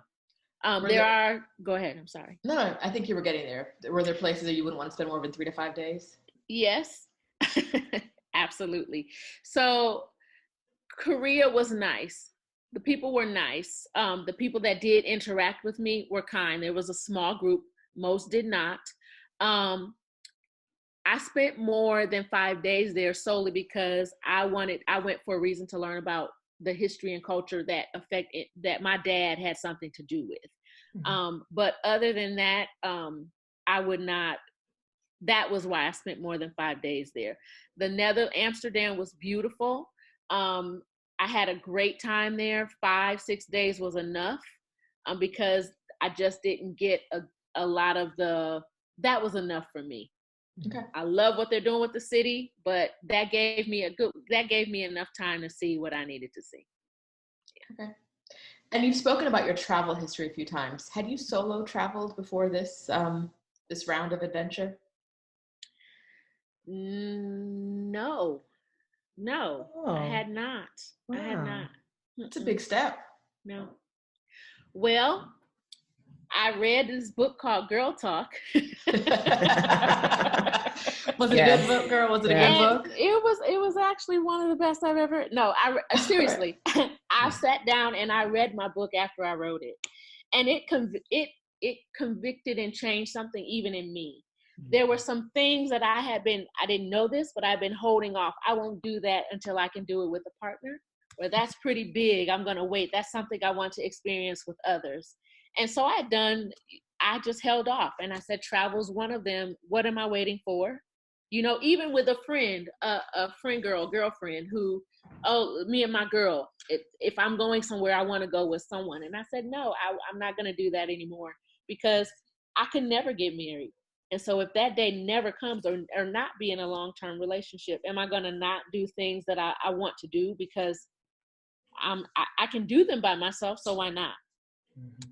So that, some of the things that I read, it really has caused me to look at my life and say, what are things that you're holding off on and why? And if the reason is valid, then fine. But if it's no longer a valid enough reason, I need to get out there and do it. So this was my first time, and it's been a learning experience. Not at all an expert, but I'm excited. And the more I learn, the more I realize how much I don't know. Okay. I don't know. Now, a lot of people have a fear of solo traveling. Did you have one? And if so, were there any steps you took to get over it, or did you just kind of jump out of a nest and fly on your way down? Well, this is just my perspective. It depends on where you go. A lot of the fear, well, let me start here. Some of the fear has to do with being a woman in America, and just what we experience here. That's a lot of it. I'm not saying that things don't happen in other places, because they absolutely do. But I did find that being a solo traveler, like if was in my taxi, or if I caught public transportation, someone was always striking up a conversation. They were interested in why I was there, especially in places where I didn't look like the rest of them. They were wondering why I was there, and they were just interested. And it happened a lot when I would take the time, because everywhere I went, I took the time to learn a few basic phrases to speak to them in their language. You know, a lot of places speak English, but everybody doesn't have to. If you're in Spain, to expect people to speak English, to me, it's just like, you're not in an English speaking country, so why would they? And so just like we have the choice to learn other languages or not, so do they. So I took it upon myself, because I wanted to see some of the culture, to learn some of the language. So when I would just learn to say hello, how are you, thank you, those things like that, people would ask me why I was there. And so they would tell me, they would offer information, you know, make sure one place told me, try to be off the train by 9 o'clock or by dark. Most of them though said, oh, well, you'll be very safe. You don't have to worry. You can go out at night and you'll be fine. Gentlemen would tell me, elderly guys would kind of tell me, you know, make sure your things are put away, just basic common sense things. So I did not have a lot of fear. But I also am a woman, and so I listen. I follow my intuition. Yeah. If I would go out and I feel like, no, I need to get back, I'd hop on the train and I'd get back to where I was supposed to be. You follow what I'm saying? I would use my common sense and listen to people, because people were helpful. They tell me areas to avoid and things like that. So, I would also ask. And I think that a lot of people forget about when they're thinking about solo travel, they forget about group trips, and they forget about like the remote program that you did. So was it worth it to you know, kind of transition into solo travel by starting with the group trips and then into the remote program and then off on your own? It did.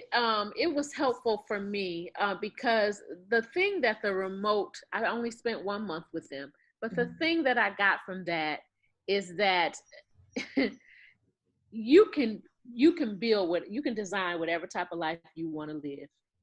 the possibilities are endless. But if all I'm exposed to is going to a 9 to 5 every day, whether I like it or not, and getting a check, then I don't know what's out there. I met people who are I met a girl who she just took a trip on a whim, and she started traveling, and so she noticed she didn't have a dating life, and now she started a whole new business. She has a matchmaking service for digital nomads.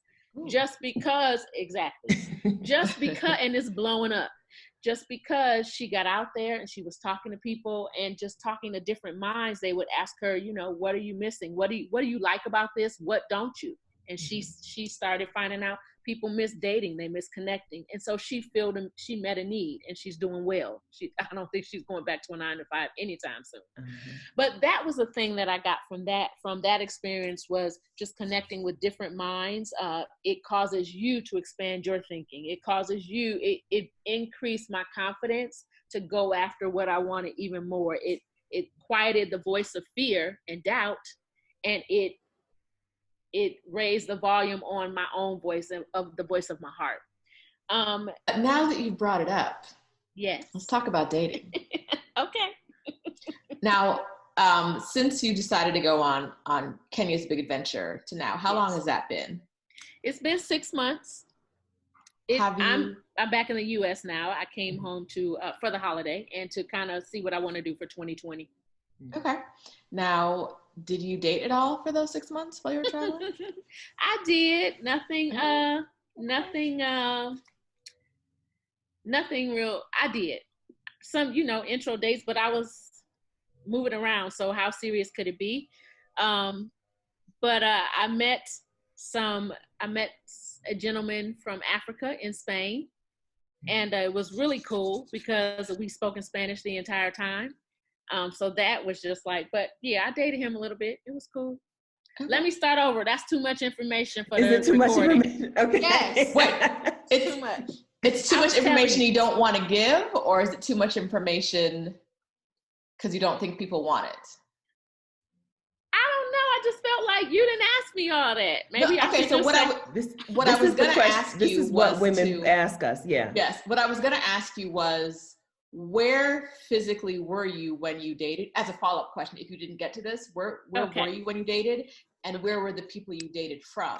But you just told me an African man in Spain. So girl, you answered my question before I asked it. Okay. But perfect. If you don't want that information on the video. I just thought I felt like I was rambling. Okay. No, you answered my question before I asked it. So that's exactly we're here. We got a mind meld going on, Kenya. We're good. Mm-hmm. I need to turn my brain off and just talk to y'all.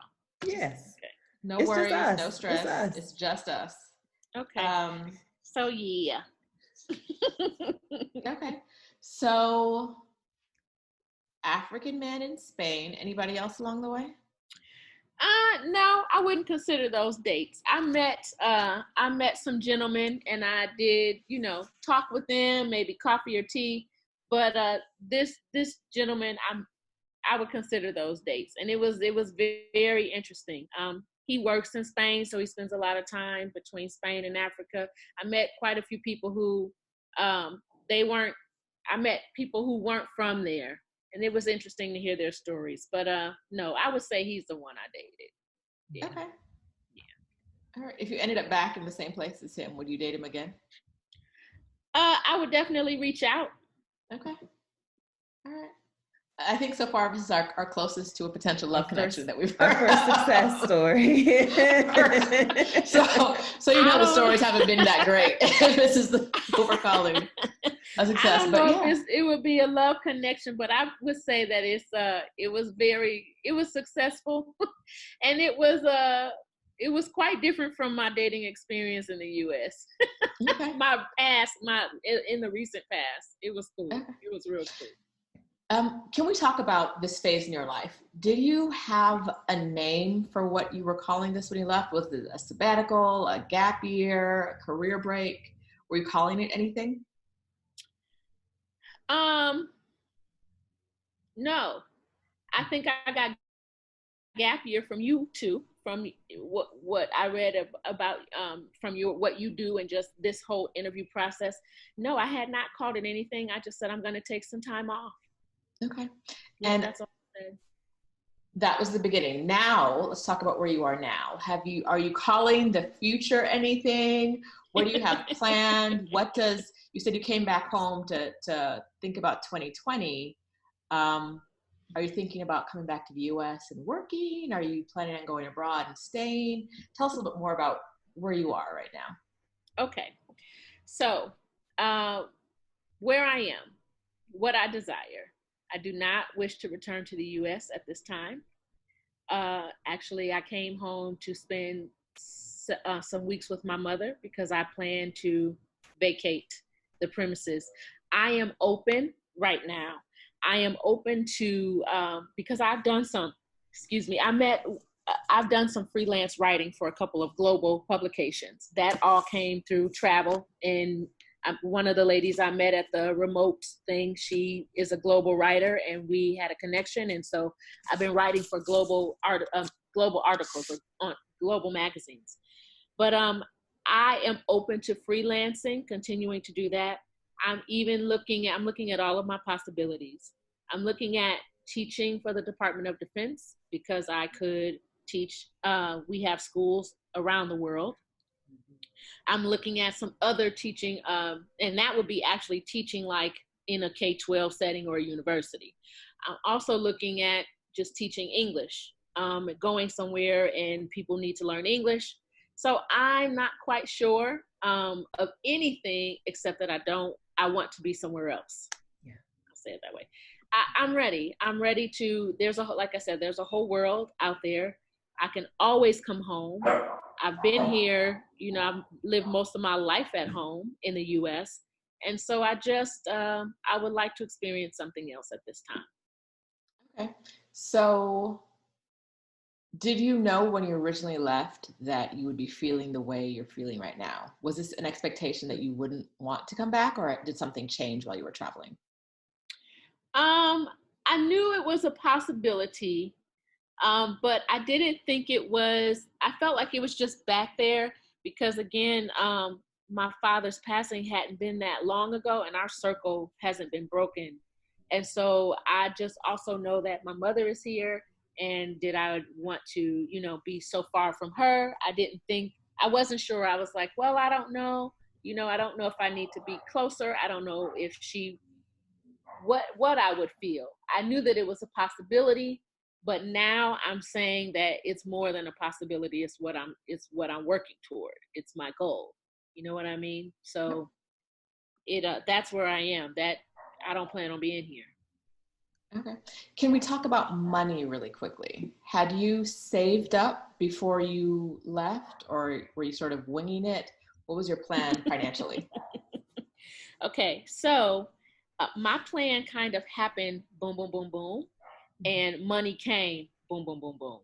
So I had a savings, I did. And then the money that I used, because I decided I was going to sell like 95% of my stuff. I sold all my house furnishings. I had 2 cars. I sold one. The other car, I was in a car accident. I was hit by a drunk driver in 2018.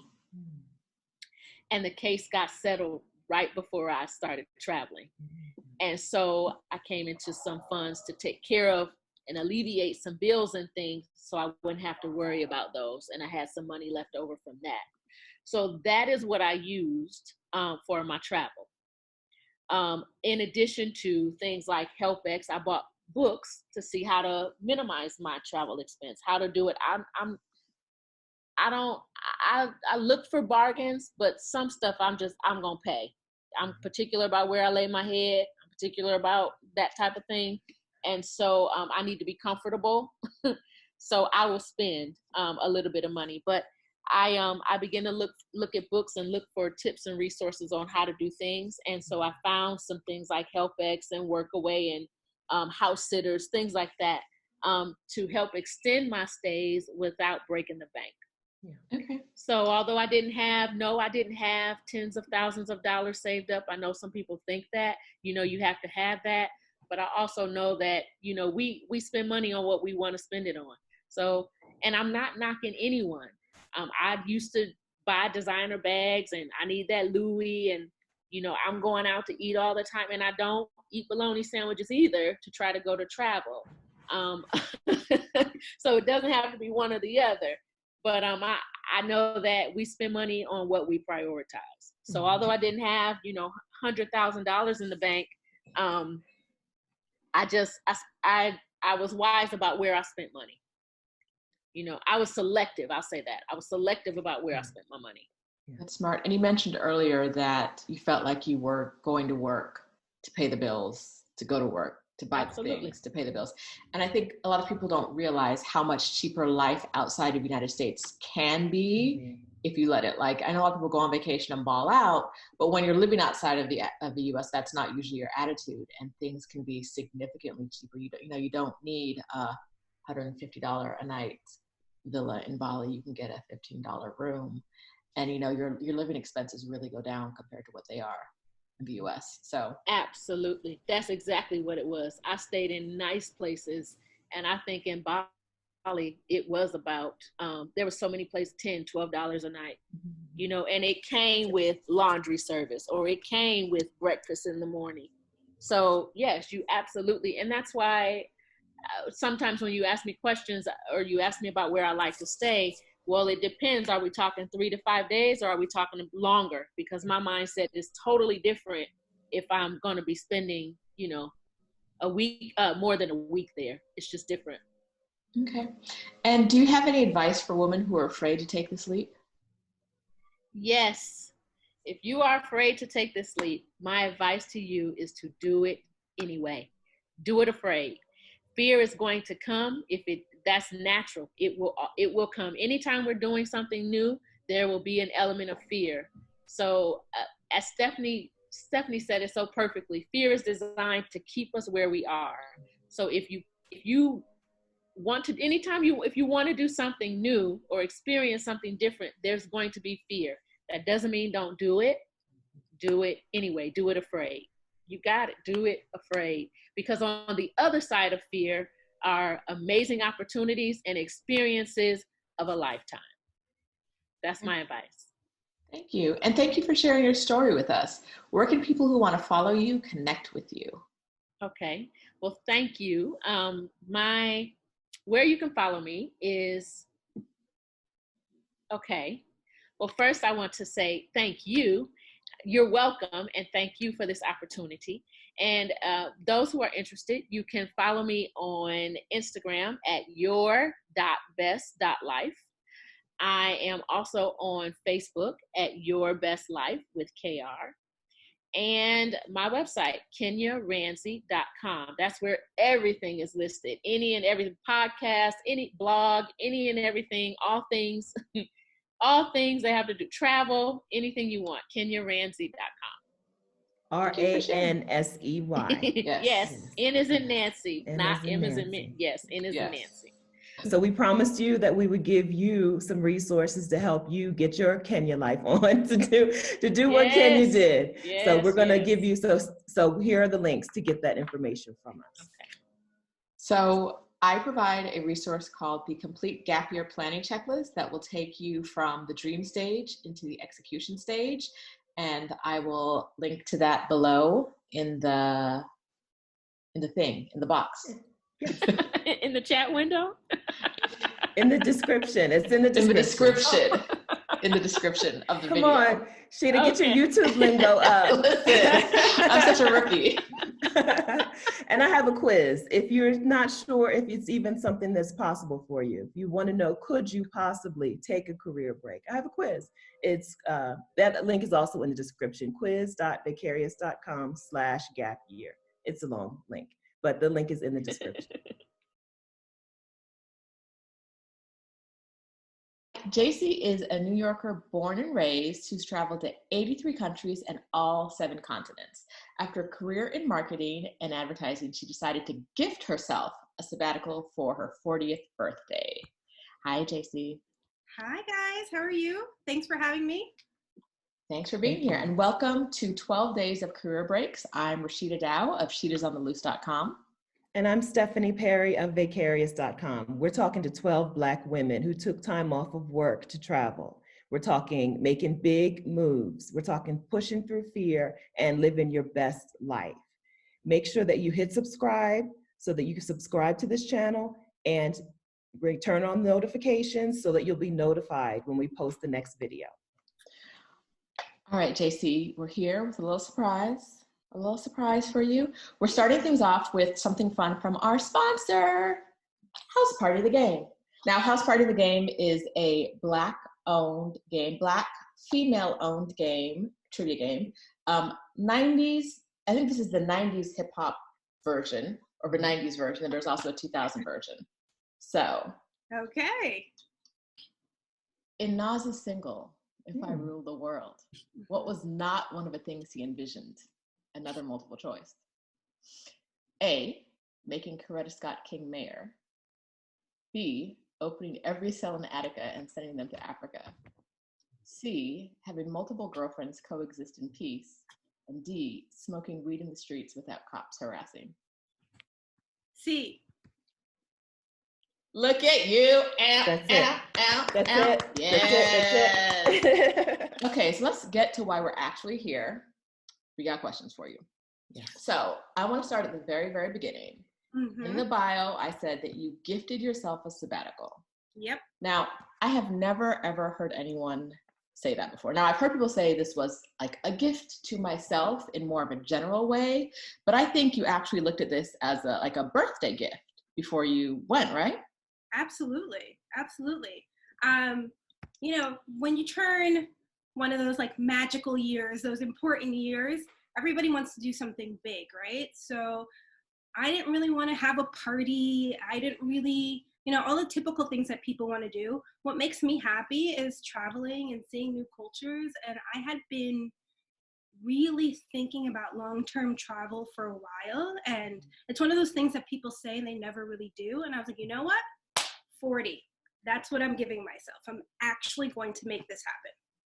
Now, I think there's something magic about that year. I went at 39. Steffi went 41. And then we've talked to other people who were like right around there, like 43 or something. There's something about 40 that makes you kind of say like, no, it's time for like me time. It's time for me time. Absolutely. So it's just really interesting hearing you say that right on the dot. Yeah, I think I finally came to terms with like the fact that I'm not interested in sort of the life that you're supposed to want to have, you know, the house and the dog, and well, I have a dog right here, but the house and the like 2.3 kids, and like this is what makes me happy, and I'm going to embrace it and lean in. Okay, so back in a second. Yep. You have a home, you have a dog, you had a job? I had a job. Yes. So you're back now from your sabbatical. Are you back at the same job you were at before you left, or walk us through that transition? I am not back at the same job. I'm at a new job. Actually, what happened, so I decided that I was going to take the sabbatical at 38. Okay. And so at that point, I got a new job with a higher salary with the intention of putting 2 years in, banking money, and taking off. Like that was the entire goal of that job. Not mad at all. Very, very impressed with that. Yeah. It also happened that job sucked. So I had, you know, no reservations about leaving, but that was the goal. Okay. So you put in 2 years in a place that sucked just to get your money up and get out? That is correct. Oh, that's impressive. I own my apartment here in New York, so I had to save for my mortgage and I had to save for travel money. So. Okay. All right. What did you think was going to happen at 40? Like, what did you think what did 40 mean to you at the time that you wanted to tie it into the sabbatical? Like I said, it was more about like embracing the things that make me happy. And like, I think at that point I was like, I'm not living for anybody else. I'm not living for like my mom's expectations for like, you know, what I'm supposed to do. This is the thing that brings me joy. And I just like, I really wanted to lean into that at 40. Like, this is me. And who says that only 20-year-olds get to take time off and travel for a year? 20-year-olds or 65-year-olds. Yeah. But those are the examples we typically see, and that's what we're used to seeing. And that's, I think, in our society, who we think is allowed to do it. So it's really good to see you setting an example out here. Thank you. Huh. So 38, you get the idea, you want to travel. What was that 2 years of planning like? Was that like were you super focused on that goal, or were you like, you know, I'm saving a little bit of money, having fun, doing whatever, like kind of still living your life in the same way you lived it before? I definitely was not living my life the same I was living before, but I knew that I could not give up travel for those 2 years. So I actually had a really tight budget so that I could continue to travel those years and save money for this big trip. So it was mostly like cooking at home instead of going out to dinner, having less social events with friends, like outside of the home, that sort of thing. And just really sticking to a diligent budget. Yeah. Okay. It's funny because we end up, one of the questions we get most often is like, how do you afford it? And, you know, I hate that, like, just don't buy coffee every day, or I hate that advice, or just take your lunch to work. But the women who've discussed this with us, quite a few of them have said, I cook more at home, you know, like I went out less because going out was costing me a lot of money. And so it really is there really are ways to build in that savings into your daily life without, you know, thinking that you need to like stumble upon a bag of cash in the streets to do something like this. I think you have to be intentional about it, you know? So, you know, I made decisions like, well, I'm not a shopper anyway, but I'm not going to buy clothes. I'm not going to buy, you know, fancy whatever, no new car. This is the thing that's important to me. So this is what I'm going to put my money towards. And I think I actually didn't tell a lot of people I was going to do this. And so as like people realize, oh wait, this is not a normal trip, she's not coming home, I was getting a lot of DMs about like, how do you afford to do this? And there was a little, like, there was a certain level of hostility in it, you know, which was surprising. And I was just like, well, this is the choice that I made. Like, I saved for this. You guys do other things. That's right. Yeah. We all make choices. You know, your life is largely a result of the choices that you made and the priorities that you set, you know, for yourself. I like that you said you just have to be intentional about it. Sometimes the advice is like, take away everything that you enjoy out of life to save money for XYZ. But it's easier to rearrange your priorities when you have an actual goal that you're working for, that you actually want. You know, it's not like a goal that somebody else has decided is important for you. Absolutely. So before you left, you were in marketing? Yep. Advertising. And are you in marketing and advertising now? I am. Okay. In between the journey, the 6 months that you were gone, was there ever a point, or almost 7 months? Almost 8, actually. Oh, okay. I started working mid-August. I left in January, went back in mid-August. Okay. Yeah. Of the almost 8 months you were gone, did you ever think about switching gears, not going back? What was your mindset like about work? It's funny you asked that, because one of the goals I had for my trip was sort of to like figure out what I could transition to, because let me be careful because it's going to be out there in the world. But you know, I've been doing this for a very long time, and I'm getting to a point where there's like, I'm not learning anything new, right? It's the same job. I just change places that I do it. And so I was just like, what else can I do? I'm going to spend this time. I'm going to get to know myself, you know, and figure out what I want to do. That didn't happen. I was out there living my best life, enjoying my world. And then I shifted to, I mean, well, I'm sure we'll get to this, but like, I want to be able to do this again. What's the best way for me to bank money again? Yes. Back in the same job. Yes. Okay. That is Stephanie's area of expertise. So we'll definitely touch on that. Yeah, because, you know, for me, it's like once I decide I'm going to do something, I'm going to be committed to it. So if I was going to if I was going to switch fields, then that was going to have to be my main focus. Yeah. And that would have taken some time. And I decided that, nope, I'd rather be in the world. Now, you interviewed for this job that you have now while you were out on the road, or had you come back home before you started looking for the new job? I started looking for new jobs in July while I was still traveling. Okay. This particular job I didn't actually start looking for until I got home, but yeah. Okay.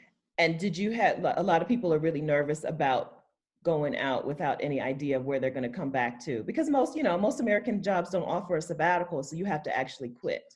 Yeah. So how stressful, how worrisome was it knowing that you were out traveling, but that you'd have to come back home and try to find work? You know, it's funny. It's something that the few people who did know that I was leaving were constantly asking me, like, how could you just quit your job? I was never afraid that I could not find another job. Like, that was something I was confident in. Like, there are jobs out there, I will get one. You know, whether or not it's going to be like my favorite job or not, I don't know. But, you know, I've been in this field for a while. I have a certain level of expertise. In a couple of niches, like I just felt like there will be a job there. So, and I was willing to take the leap. So people ask us about like reentry plans, like how do you make a reentry plan? But it sounds like yours was like confidence. That was your reentry plan, confidence in your skills and the market. Yeah. Okay, that's awesome. Okay, let's get down to some details here if you don't mind. Sure. Did you know that you were going to leave for 8 months when you left? And can we talk about how money played a role in that? Like how much did you come back because you ran out of money? How much had you saved? Did you come back with money saved? Let's get all to the meat. So originally my plan was to be away for a year. Then I did not save enough money for a year. So I downgraded that to 6 months. So my goal was to be away for 6 months. 6 months. I came back to New York at 6 months, and I was home for about 2 weeks, and I was just like, I hate it here. And a friend of mine was in Argentina and was just like, come here. And I was like, okay. And so that extended it. Okay. And to answer the latter part of your question, yes, it ended because I ran out of money. I was like, okay, I need an income now. Because I didn't plan on doing this for long term. And so, you know, once I started doing it and realized that I enjoyed it, I was like, okay, I see where I need to change this moving forward. If I want to do this again, these are things that I need to do. Yeah. So you're thinking now about possible ways to make it more sustainable? That's correct. A lot of women go and think that they're just going to be gone for a few months. And then when they come back, they're like, actually, I quit. Again, yes. I'm a serial job quitter myself. So I know what it's like to think, you think, oh, I'll just come back and, step into the same shoes. And you're like, actually, I don't even like these shoes anymore. It's funny you said that because I had to do like a complete overhaul of sort of my life here to make it enjoyable for me again. Like I said, I owned my apartment. Like I completely redid my apartment. I was like, if I have to live here, it's got to feel like, my sanctuary. Like there were a lot of things that I had to do to my life in New York to make it feel like mine again. Normally when you go away for a short trip, you come home, you're just like, this is my space. I did not feel that at all after my sabbatical. It felt very alien to me. And I had to Did you rent it out while you were gone, or was it sitting there? I did not, and that's actually one of the other reasons why I redid everything, because now my apartment is completely rentable, and it will be the next time. So I don't have to save for that as well. Nice. Okay, doubling back. Putting mortgage to the side, if you can do that math really quickly. Yeah. How much money had you saved to travel on for that 6 months? I saved $10,000. And you spent $10,000 in the 6 months. I spent on my traveling $8,000. Okay. Yes. It's what people really want to know. They want to know, like, how much money do I have to save? And the number varies all widely between women, but like, that'll be really helpful to someone. So, I did some research because I knew I was going to go to Southeast Asia, and I had done some research, and it was like, if you want to do it on the shoestring, you need $1,000 a month. And if you want to like ball, like $2,000 a month is great. And so I was like, I'm just going to go in the middle. So I roughly averaged or tried to save $15,000 for each month I was away, and then have a little buffer. $1,500 for each month. Sorry. $1,500. Yes. So where did you spend the majority of your time? I saw some Cambodia pics. Is that were you there a lot? I was in Southeast Asia. I spent about a month in Indonesia, a month in Philippines, a month in Vietnam, and then a couple of weeks in Cambodia, Laos, Singapore, Brunei. Nice. You were all over the place.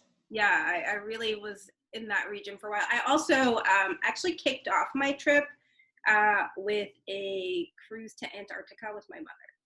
Oh, yay. How was that? It was incredible. I have never seen scenery like that in my life. Gorgeous. Okay. I'm doing that next year with my mom, or 2021 with my mom. No So kidding. It's great. A great experience. I highly recommend it. How did you convince your mom to go? There's no convincing. That woman is a traveler. Oh. It's funny because she was gracious enough to watch my dog for 7 months while I was away.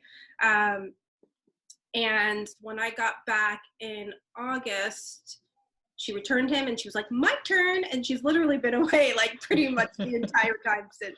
Wow. That's awesome. That's awesome.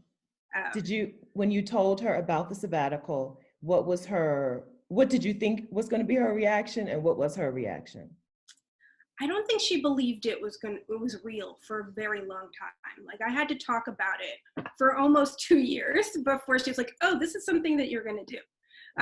She was very concerned with excuse me. She was very concerned with me quitting my job. Mm-hmm. Like, that was just something that, in her generation, you didn't leave a good job. Mm-hmm. And then, I don't know, one day it just clicked in her head, like, okay, this is going to happen, so I'm going to get behind it. Nice. So, yeah. And that's basically the way I expected her to respond. Yeah. But you said there were some other people that you did not tell about. I didn't tell the majority of people, honestly. Okay. Some very close friends and some random strangers. Sometimes it's easier to talk about it with strangers. Yeah, definitely. When you finally told people, or when they found out, did people have the reactions you expected from them, or were people kind of all over the board? I think it was what I expected. There's always, I think with all my travels, there's always the like, oh, I wish I could do that, response. But then there's like the 87 reasons why they can't. Yeah. And then there was excitement, there was general excitement because it was something like, wow, like it felt very big to people, like, wow, you're leaving for that long, so. Okay. I felt like that to me too. Good. Some of that feedback sometimes, at least for me, when I received it when I was leaving, some of it felt like really genuine, and some of it felt like there's something else going on with you that you should process before you come into sometimes it was like, oh, you're so lucky, but it also kind of felt a little bit like shade. Like there was something else that was unsaid, Yeah, I got a lot of that while I was traveling. That was a lot of like the DM messages that were like, there was like a lot of hate liking going on. Yeah. And people, I think because it's so unconventional, people don't know what to say, and they don't allow themselves to think that it's possible for them. So you must be like an alien to have made this happen for yourself. Exactly. Or you stumble onto a bag of cash. But the more you talk about it, some of those very hate likers will end up on the same journey a little bit later. Mm-hmm. Some of the very people who were like, oh, must be nice. next conversation you have with them, they're like, tell me exactly, what is it like to stay in a hostel? Or what, what's the visa process for Vietnam? Those same people will, once they see it enough, their mind starts to change. Yeah, a lot of people need to see that it's possible, and they need to see that it's possible with someone they know. Mm-hmm. Yes. Yes. Something will trigger it. For me, I think the thing that really triggered long-term travel for me, I was in New Zealand a few years ago, and a friend of mine and we were driving down the 2 islands, and we were doing it in 2 weeks because that's all the vacation that I had. And every single person we met, we were like, oh, we're here for 6 months. We're here for a year. We're here for 3. And there were just so many of them. And I was just like, why don't I do long-term travel? Like, that's when it became real to me. Something just needs to trigger it in your head. I had the exact same experience. I went to Brazil on my 40th birthday and I was there for 5 days. And everybody was like, why are you only here for 5 days? I'm here for 3 months. I'm here for 6 months. And I was like, these people look like they're in my financial, category. These people don't look like they're on trust funds. How is this possible? Changed everything. I mean, as soon as I saw that regular people, one was a waiter, right? One was a heating and air conditioning repair guy, a couple who were teachers. I was like, oh, boom, I now do this. Yeah, exactly. So let's touch back on your travel history. 83 countries, girl. 83. Yeah. So usually we ask people if they've solo traveled before they started this adventure, but at 83 countries, like, we know you solo traveled. So I have, but I haven't done a ton of it. Really? Yeah. Okay. Yeah. When I was young, like, I don't know, I feel like a lot of people in this area, like, I did a lot of Caribbean with my mom, and my cousin, my immediate family. And then when I was in college, my college boyfriend did a year abroad, and I went to visit him by myself. And that was when the first time I was like, oh, I can travel alone. Like, this is not scary. Like, that triggered that for me. And then also while college, my mom, for some reason, one day called me and was like, do you want to go to Italy for Thanksgiving? And before that, she had come into some money and she was like, what should I do? It wasn't like enough to like really change her life, but it was like, and so she was like, do you want to go to Italy? And that sort of opened the non-Caribbean world for me. So those two things really opened travel for me. But for a while, I was just doing it with my mom. We would do like one big trip a year. After Italy, we went to Egypt, like we were just, doing it that way. And then social media, Madness, like all these other like travel groups came. And that's when I really started traveling. Okay. That's awesome. And you were able to find the time while you were working to like take trips that were meaningful to you? Yes. Luckily, I really got hit with the travel bug. Like when at a point in my career where I had some decent time off. I mean, I think there are always people who have more than you. But I had a decent amount of time off. And I can finagle a day off. Like a long weekend here, I'm working home on a Friday, I'll take a call on a Monday, and like I will be out. That's a special skill. Yeah. A lot of women have the same dream that you had, but you got out the door. What was the thing that got you out the door?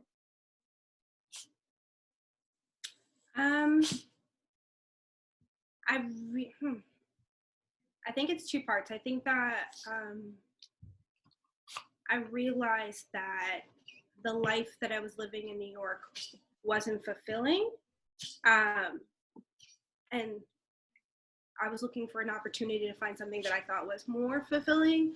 And then the idea of really being out in the world by myself, with essentially a backpack, like my world on my back, was really challenging and exciting to me. And I think that's what really motivated. Like, it was just like a challenge that I wanted to take on and sort of like discover myself. Okay. And what did you discover? Well, I discovered I'm a very I shouldn't say anti, that's not what I meant. I'm a very introvert. I'm an introvert, I should say. And I think the biggest like bit of feedback that I got when I told people was just like, really, you're going to be out there by yourself? Like, you're not going to know anyone. You're not going to talk to anyone. I was actually really social on the road, which was surprising.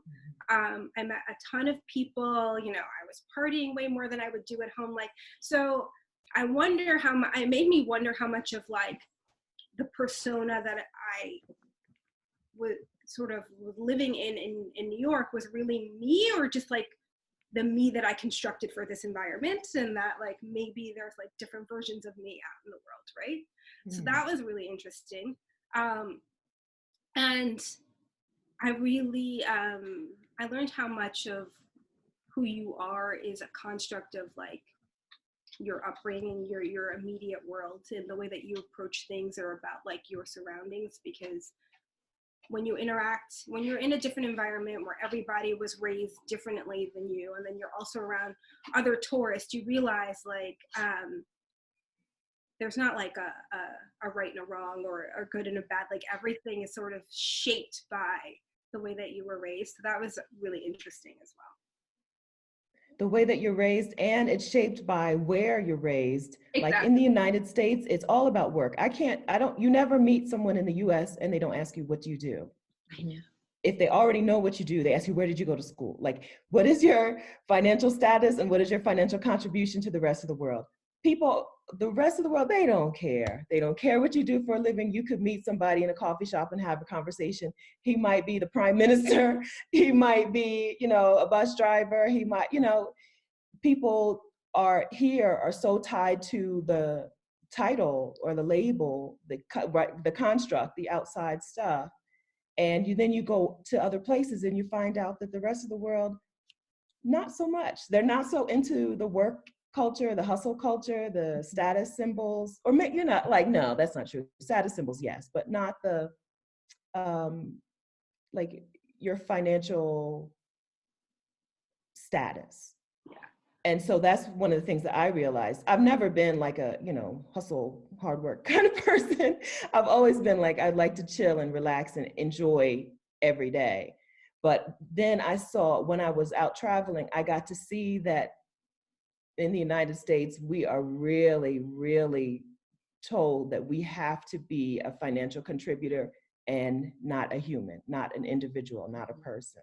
Absolutely. I really loved the fact that I was meeting and engaging with all these people and nobody asked me what I did for a living. And it's funny, a woman that I spent a good amount of time with in the Philippines, when we came back, she made a post from her office, and she worked at the exact same company that I worked at, just in a different country. And we didn't know until months and months later because it just didn't come up. That's amazing. Yeah, that's so funny. But the thing that people do care about and ask you about everywhere in the world is, where's your husband, and yes. where are you married, and where are your children? Yes. Mm-hmm. In the Philippines, where's your companion? I'm like, why are you using that word? That's funny. Where's your companion? I've been asked that on 6 continents. I guess you beat me. All right, JC, we've talked about a few different topics that are pretty much helpful to everyone across the globe, but let's get into some Black girl questions. Okay. And the things we get asked the most as Black women navigating through the world is, 1, what do you do with your hair? And 2, what about the men? So let's talk dating and let's talk hair. Give us what you got. What did you do with your hair? So yeah, hair was something that I was very concerned about. And so I did a lot of research. There's not a ton of information out there, unfortunately. And considering how many women I've met on the road, I feel like there probably should be more information out there than there is. But so I figured I was going to keep my hair in braids as long as I could. I looked up places and people who had braids, who lived there, and just like did a lot of research that way. And I found a person in Kuala Lumpur, and I found a person in Ho Chi Minh City. And so I basically sketched 2 cities when I knew I was going to need to get my hair done. I didn't really have a set travel plan, but I just knew like, okay, I'm going to keep my braids in for this amount of time, so I need to hit this city then, and then I need to hit the next city. And so that's the way that I worked that out. Nice. Smart. And then what about products? The other thing was that I had friends who met me, not a ton, but I had some friends who met me on the road. So I had them bring me products that I needed because I was traveling only with a carry-on. So I couldn't take big sizes, everything. So I took as much as I could. And then I had people bring me products along the road. Okay. I had my friends do that with prescriptions. Especially ones I didn't need to take every day. I would say like, hey, you're gonna come see me on this date. I need you to go to Walgreens. And that always worked out really well. It didn't happen often. I didn't have, like you, I didn't have a lot of friends join me on the trip, but the ones who did, here are 3 things I want in your suitcase. I had one friend who came to visit me in Mexico City bring me braiding hair. Like, let's not play. Wait, can you braid your own hair? I'm impressed. I learned how to on the road. Now it's raggedy. It is not. Them parts are not what you want. You would not pay me if I did it to you. But on me in a flash, I'm good. I feel you. And then honestly, for the entire month I was in the Philippines, I brought like 3 head wraps, wrapped it up the entire time. Yes. You weren't too hot? Isn't it really humid there? You know, at some point, like, your body adjusts to the heat. Yes, it's humid, but like, I was just hot for 6 months. It was fine. Okay. We're all team head wrap. Yeah. Head wrap definitely. Wednesday and I'm team head wrap, team braids, team wig, team I don't want to comb this hair. It's too much. Absolutely. And yeah, I think that's one thing people underestimate on the road is that you've got to find a way to keep your hair cute without actually thinking about your hair, because you're not going to want, like, if you've got a week in a country, you're not going to want to spend a day, that full wash day, doing your hair. You're like, what's the quickest thing I can do? So yeah. Head wrap. Head wrap. Lots of head wrap pictures. All right. Now, the other question. Did you try dating on the road? So I honestly, going into it, really didn't think about it at all. And I remember one of my good friends was like, "Did you pack condoms?" And I was like, "What?" Like, it didn't even occur to me. And then while I was there, like, just like I said, I was more social than I normally would be. And so I was just meeting people out, both locals and other tourists. And so it sort of happened organically. So yes, I did date while I was on the road, but that wasn't ever like really a part of my thought process. It just kind of happened. But it happened, so yay, because it happened. You know, you once again might be an outlier for our research. Okay, so when the dating happens, did it happen more with locals or with foreigners? Mostly with foreigners. Okay. Yeah. And where were most of these foreigners from? Was there any one place where you ended up attracting a lot of people from that country? No, definitely wasn't one country. There was actually not even one region. Like, you know, there were people from all over the world. I love it. I love it. Yeah, it was more like, oh, we're vibing. Like, we're hanging out with this group. Let's, you know, do something by ourselves. That sort of thing. That's why, awesome. Sheeta, did you find, Sheeta, that you were getting attention from somebody from one particular region? I feel like we've had this talk and, you know, I wasn't getting any attention. So, like, there was nothing. I went on. I don't believe you. It's because I don't believe you.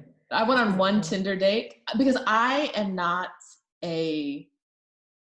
traveled solo most of the time, didn't go out at night, and I'm not a hang out with groups of people person. So I didn't meet people. Mm-hmm. So this is the good advice you need to take from JC is like, find people you can bond with. I was like, oh, it's after 6. It's time to sit in my apartment. No, it's funny to say that because that's like the way that I am normally. Like I said, I'm an introvert.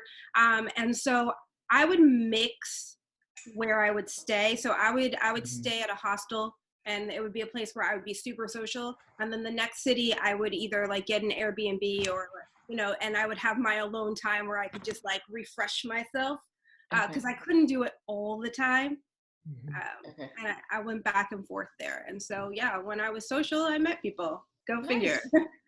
Okay, so let's dig in. Can we dig into hostels a little bit? I know Stephanie is a real hostel, what's the word? Advocate. She is an advocate for hostels. I'm an introvert like you, JC. I don't want to see another human in the morning until I'm ready. I need I don't want there to be any lights, no noise, no movie, no rustling. I've obviously never lived with anyone. My mother's very upset, but I don't like people in your space. Yeah. Even you breathing on the other side of the room is too much for me. Now, as an introvert, is that something, maybe your feelings aren't as strong as mine, but were you comfortable staying in hostels? Comfortable for the most part, I would say yes. Because I knew what I was getting myself into, right? So I mentally prepared myself for those environments. That said, I did a lot of research and tried to select a specific kind of hostel. You know, I can't stay in a room with, 18 other people. I personally prefer female only dorms. Like there's certain criteria that I need to make sure that the place had before I would stay there.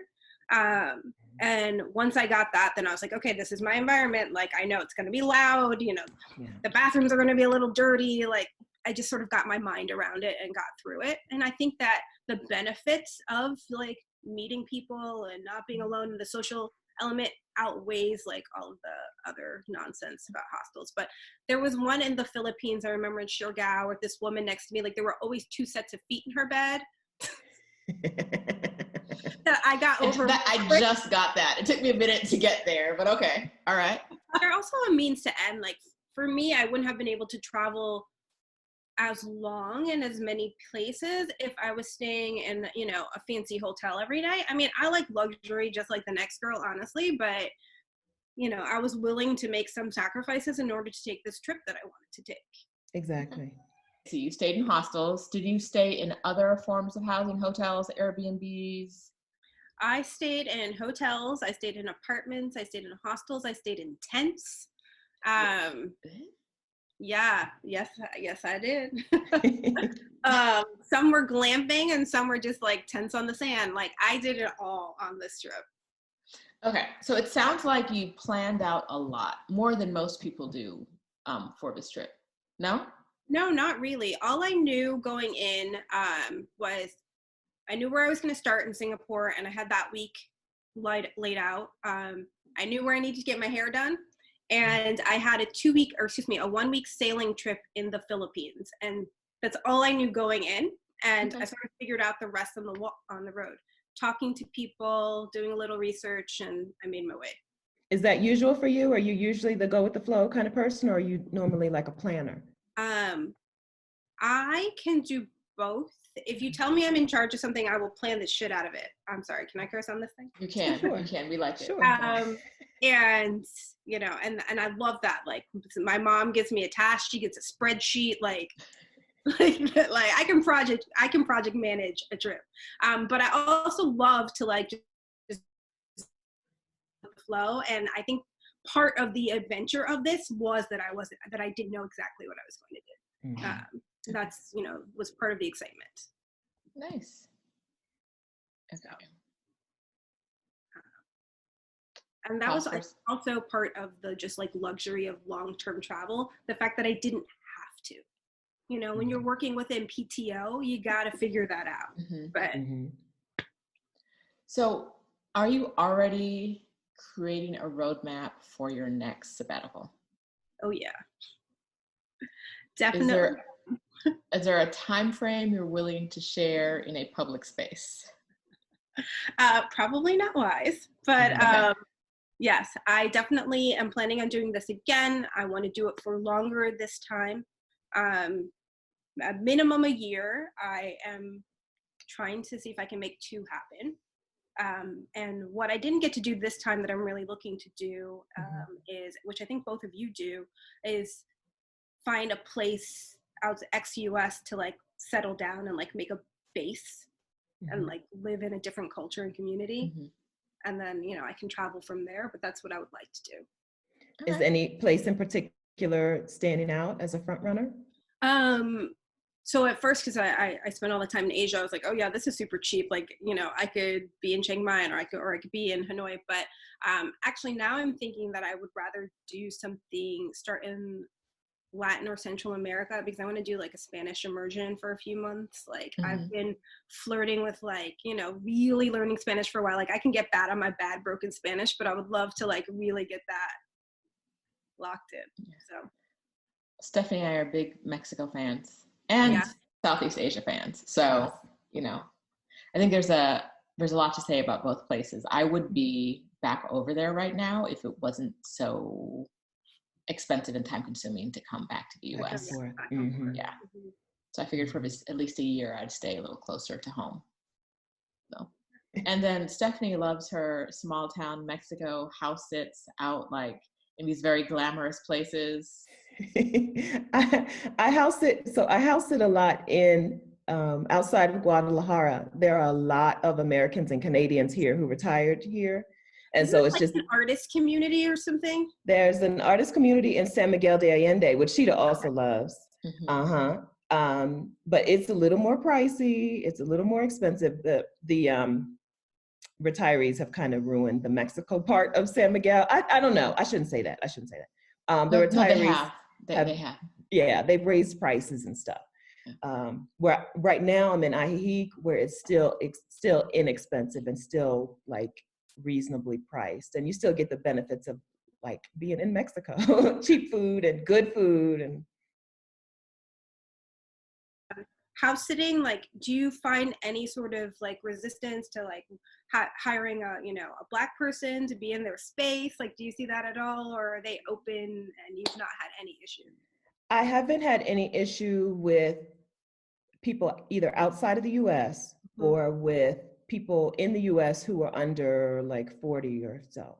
So younger Americans, no problem. They don't seem to care. In the big cities, I've house sat for months in San Francisco and Washington, DC, and younger Americans, no problem. I have never, ever been able to book a house sit with a retired American in the US. But outside the US, no problem. They don't seem to care either. So I've never, like right now, I don't have a house sit booked. My house sit ends December 30th, the one I'm in right now.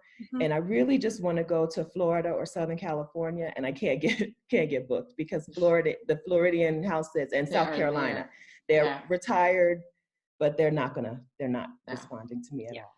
JC, do you have any advice for women who are afraid to take the leap? I don't know. I get asked this a lot.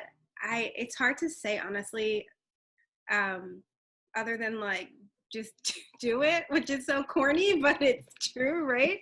I think that I say that it's not as scary as it might seem. And if you are not comfortable with like going by yourself, like you can try to line up people you can travel with, like you're doing it for long term, but you got people to meet you along the way that can help get you out the door. And then once you're more comfortable, you can continue on by yourself. That's great advice. Yes. Okay. Of all the countries you visited, let's go to all 83 countries. We're not going to just focus on your sabbatical because that's still a very impressive number. And this 83, you weren't doing a significant amount of work travel either, were you? No. I've never gone to a new country for work travel. No. Ooh, you've been out there. Yeah, just out there, hitting these streets. Yeah, 84 in 2 days. Country 84, where are you going? Ghana, Oh, Ghana. I'm gonna have to block you because everybody's gonna be in Ghana showing us their good old Ghana time. No, I can't. I'm looking forward to it. Ghana's always been on my list, but that visa. When I went on my sabbatical, I had a few things that helped me pick countries, and one was like, I don't need to do a significant visa application, or I can do it on the spot. Like Vietnam was the most complicated visa. I wasn't doing anything more complicated than filling a form, getting a photo, and like sliding it across the counter. Yeah. When I was in anything that needed to be done. And so I'm very happy for all of you that are going to Ghana. That's live. That's sincere. That is. I can tell. I can feel love. No, I mean, I'm excited to see what happens, and then I think all of you will help the rest of us plan our trips to Ghana a little bit. You know what? I think it's going to be not to do. Like right now might be the worst time to go. Like there's an influx of like 100,000 people going to be like. It's going to be a good old black ass, good old fashioned good time. Yes. You know it. You don't have to lie to us. I saw a tweet from somebody who just landed in Ghana and was trying to get an Uber, and the Uber driver messaged them, you have to have cash because I need the cash to go put gas in my car to get you where you're going. So it's gonna be fun. It's gonna be fun. It's gonna be fun. Yes. Yeah. But wherever you're going, I'm sure you'll be able to split an Uber because everybody's gonna be going. There'll be a lot of people traveling. Everybody's gonna be there, yeah. Yes. All right. Oh, there was actually a question there. Of all the countries you've been to, do you have a fave? No. I know that's always a hard question, right? I have favorite experiences, but not favorite countries. You know, like I really enjoyed Egypt because I'm history buff. I was in a history major. Like that's just really interesting to me. Just seeing something that old. I had a bomb time in Croatia just because it was a bunch of my girlfriends and I on a yacht. Like, can't get better than that, right? So, like, it's all about the experience as opposed to really the country. I think there's some places that I've been that people love that I really don't like just because the experience I had there wasn't awesome, right? So, I have some top, but no like fave. The first time I went to the continent was huge, right? So like Kenya's high on my list just because like it was like, oh, look at all these Black people, right? Mm-hmm. Okay. All right, gonna flip it around. Can you name a, I'm not trying to go back there again, country? There's no country. There were cities that I didn't love, right? So tell me more. I don't love Paris. I know a lot of people do. Doesn't do it for me. I want to get eye to eye with you, and we are not there. I'm trying, girl. And you know, I had an amazing time in Israel, but like I had a really crappy time getting out of that country. Like that Tel Aviv airport is. People don't understand. Yes, ma'am. Tel Aviv airport is like, okay, so we hope you stretched because we're gonna check all your cavities, everything. It was really every single dirty draw. Let me go through here, see what you hide. Like, I mean, it's really dehumanizing. It's not fun. It's very dehumanizing. I'm a Black woman with an Arabic name, and so I got the like extra special. You've come here to destroy us treatment. And I'm like, I just want to leave. I didn't get asked a single question on my way in. Like, and I just leave. It's literally the worst thing as far as security that I've ever experienced. I agree 100%. And it really, like, I had a great time in the country, but would I go back? I'm not sure. Yeah. It ruined the experience for me. I was supposed to go to Jordan and then go to the West Bank. No, to Gaza. Yeah. My geography girl. To Gaza from Jordan. And then I was like, oh, but I have to go through Israeli security to do that? No. After Tel Aviv airport, I was like, not a chance. It's funny, we went to Jordan after that as well, directly. That's where we were going. And so we found like a hammam and like, it was all like, we had to pamper ourselves and like to get that out of our, like, it was traumatic.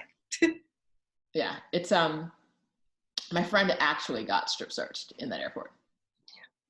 Yeah. So, and it's also really fun to like just watch all the like fairer people, all the paler people just walk by without a clue.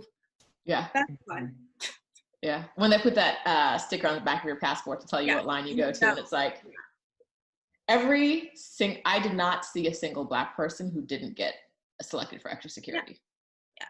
And like, basically, I mean, they're very clear about the fact that they racial profile. And it's funny because I did a lot of research on this after because I was so mad. Like, they were like, there's no like word for it in Hebrew. Like they call it racial profiling. Yeah. So Stephanie, if you don't know, before you can even check in at the counter, you have to talk to some random guy. There's an interview, and the guy takes your passport. Girl, I think maybe they're not allowed to ask you if you're Muslim, because that man asked me 30,000 questions to get to whether I was Muslim or not, except for asking that one, like, What languages did you grow up speaking? What holidays did you celebrate in your family? What foods did you eat? And I was like, Christmas? Like what holidays? Like the traditional American holidays, traditional Christian, like what do you like, just get to the point. But every question was like, are you going to say something that will allow me to like give you, because I got increased scrutiny, but like increased scrutiny. And there's like a long line of people behind me waiting to get questioned. I think it was like over 10 minutes of questioning just to get to the security line, just to get to check in and then go to security, where they swiped every single item I had with the, is there explosives? Like she said, every panty, everything got swiped with the, is there explosives every toiletry individual. Everything, yes. They're like, it's everything. I was like, I just want to leave your country. I just want to leave. And it really, I think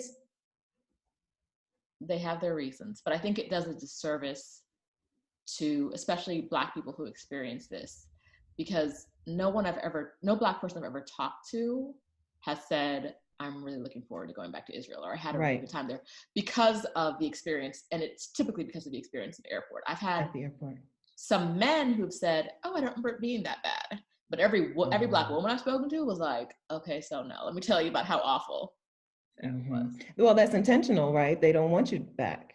That's how I would interpret it. I mean, general opinion is that they have the safest airport in the world, and this is why. So they're not going to stop doing it. Generally in airports, I feel like I get privilege. This is one of the places where I kind of flex a little bit, because nobody's checking for Black women in most airports. They're like, whatever. I've had scissors. I can't tell you how many times I've flown with scissors in my, in my backpack, in my carry-on, because I carry scissors for my hair, and, I feel like they're like, whatever, she ain't doing nothing. Especially coming in and out of Mexico. Nobody cares what's in my bag. One time I had a bag of sand and they did plop that on the counter, and then they're like, oh, it's just sand.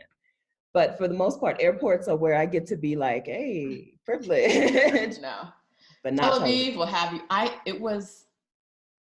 I walked into a bar at 8 a.m. and had a drink. That was like the only thing I could do after I got through security. And I think the guy knew, because I was like, I need alcohol. And he was just like, yeah, okay. Like, and I'm not a more, I know people drink it here. That's not me. But I was like, I need alcohol right now to get through the rest of the day. It was just it's a really toxic experience. Yeah. Anyway, we kind of rambled about that one. Well, sorry. No, like clearly I had feelings too. Good to know. Yeah. If you have another way to get in and out, I wouldn't do Tel Aviv. Exactly. I mean, I hear the land borders are not that bad if you want to do that. But I also heard they can take a long time. And I feel like I don't trust they're not that bad unless that comes from someone who looks like me, because other people don't have that same experience. Good point. Yeah. So. You've watched this far, then you are interested in taking a sabbatical of your own. Sheeta and I have created some amazing resources. We want to get you from the this is a dream I have phase to this is a plan that I'm working. And so click the links in the descriptions. I've got a quiz for you on, could you actually take a sabbatical? And I have a complete gap year planning checklist. You want to go on a sabbatical, a gap year, whatever you're calling it. This is where you start your planning process and figure out how to do it the right way. Right with a W, like JC. The links for both of those are in the description. JC, thank you so much for sharing your story with us. Where can people who want to follow you on your journey connect with you? Instagram, my handle is in the right place, right with a W, because that's my last name. And that's where I share all my my wanderings and musings. Okay, and we will link to that in the description. So thank you all for joining us and for watching this far. Until the next video, bye. Amber J. Adams is the founder and creator of the Fab Life Project, a platform dedicated to helping women consciously create the life they want to live. In 2018, she quit her job to take a year-long career break and a travel sabbatical. Welcome to the 12 Days of Career Breaks. I'm Roshida Dowe of RoshidaSontheLoose.com. And I'm Stephanie Perry of Vicarious.com. We're interviewing 12 Black women who took time off of work to travel. We're talking about pushing through fear and living your best life now. Make sure that you hit subscribe to Roshida's channel so that you'll be notified when we post our next video. All right, Amber, let's get straight to the questions. So there's one thing that I totally wanted to get into, and that was you started the Fab Life Project like a decade ago, I think? Yes. Yeah, but then you took the sabbatical last year.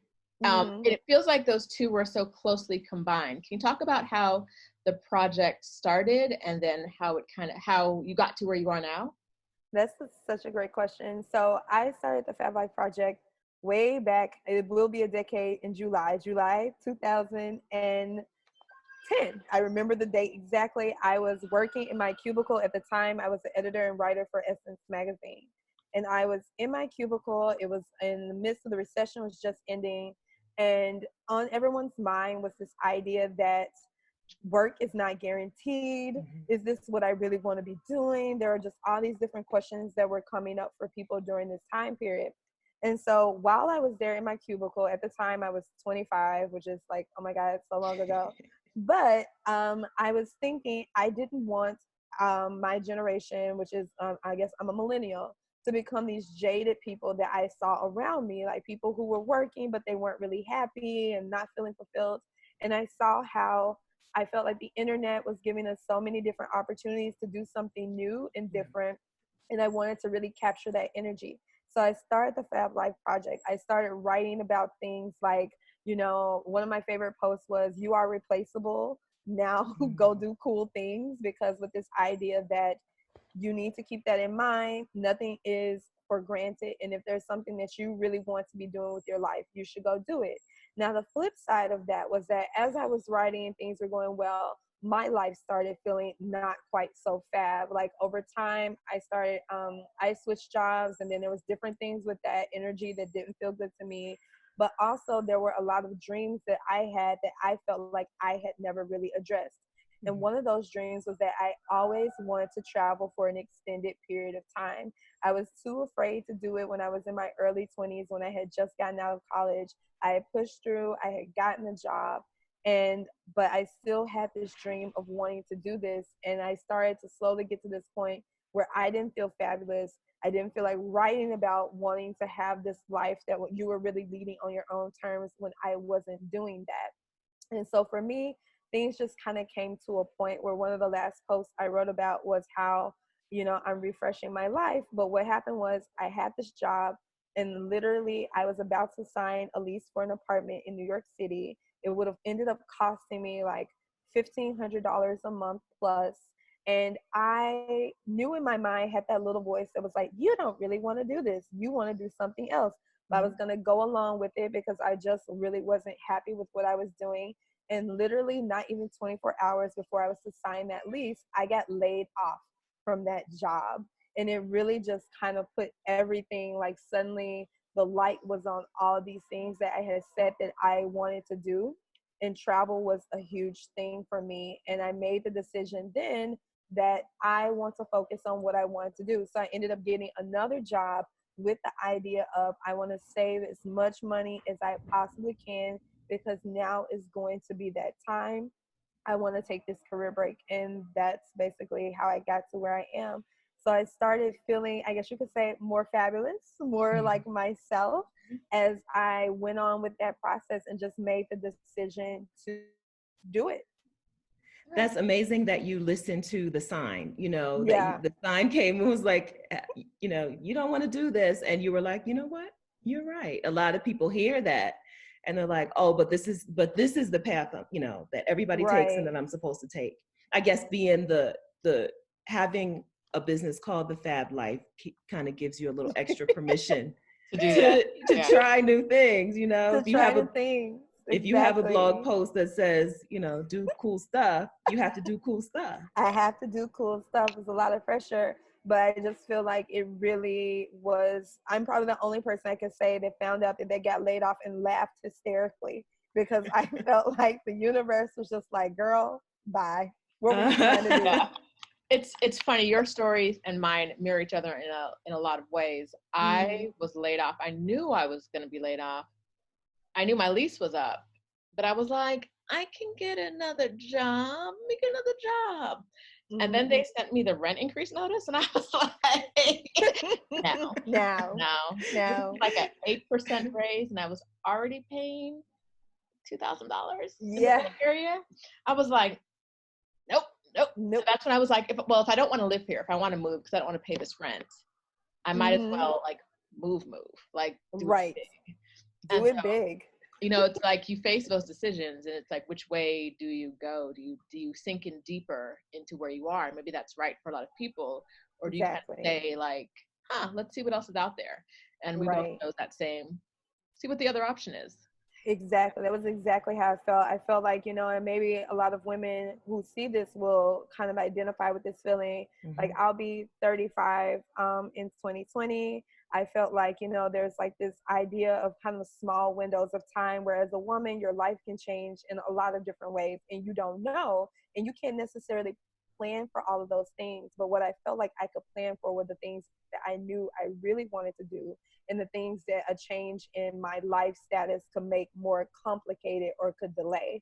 So I felt like while I still had this time, it was for me. I don't have a husband. I don't have a long-term boyfriend, partner, no kids, whatever, that this was my time to really do this. And so I went for it. That's great. How did this become the thing? How did travel become the thing? Have you always been into travel, or? You know, I have always, I think for me, I'm just a really big reader. So I grew up, I'm here now in my hometown in Memphis, Tennessee. And luckily for me, my mom really pushed reading a lot, and I took to it so much.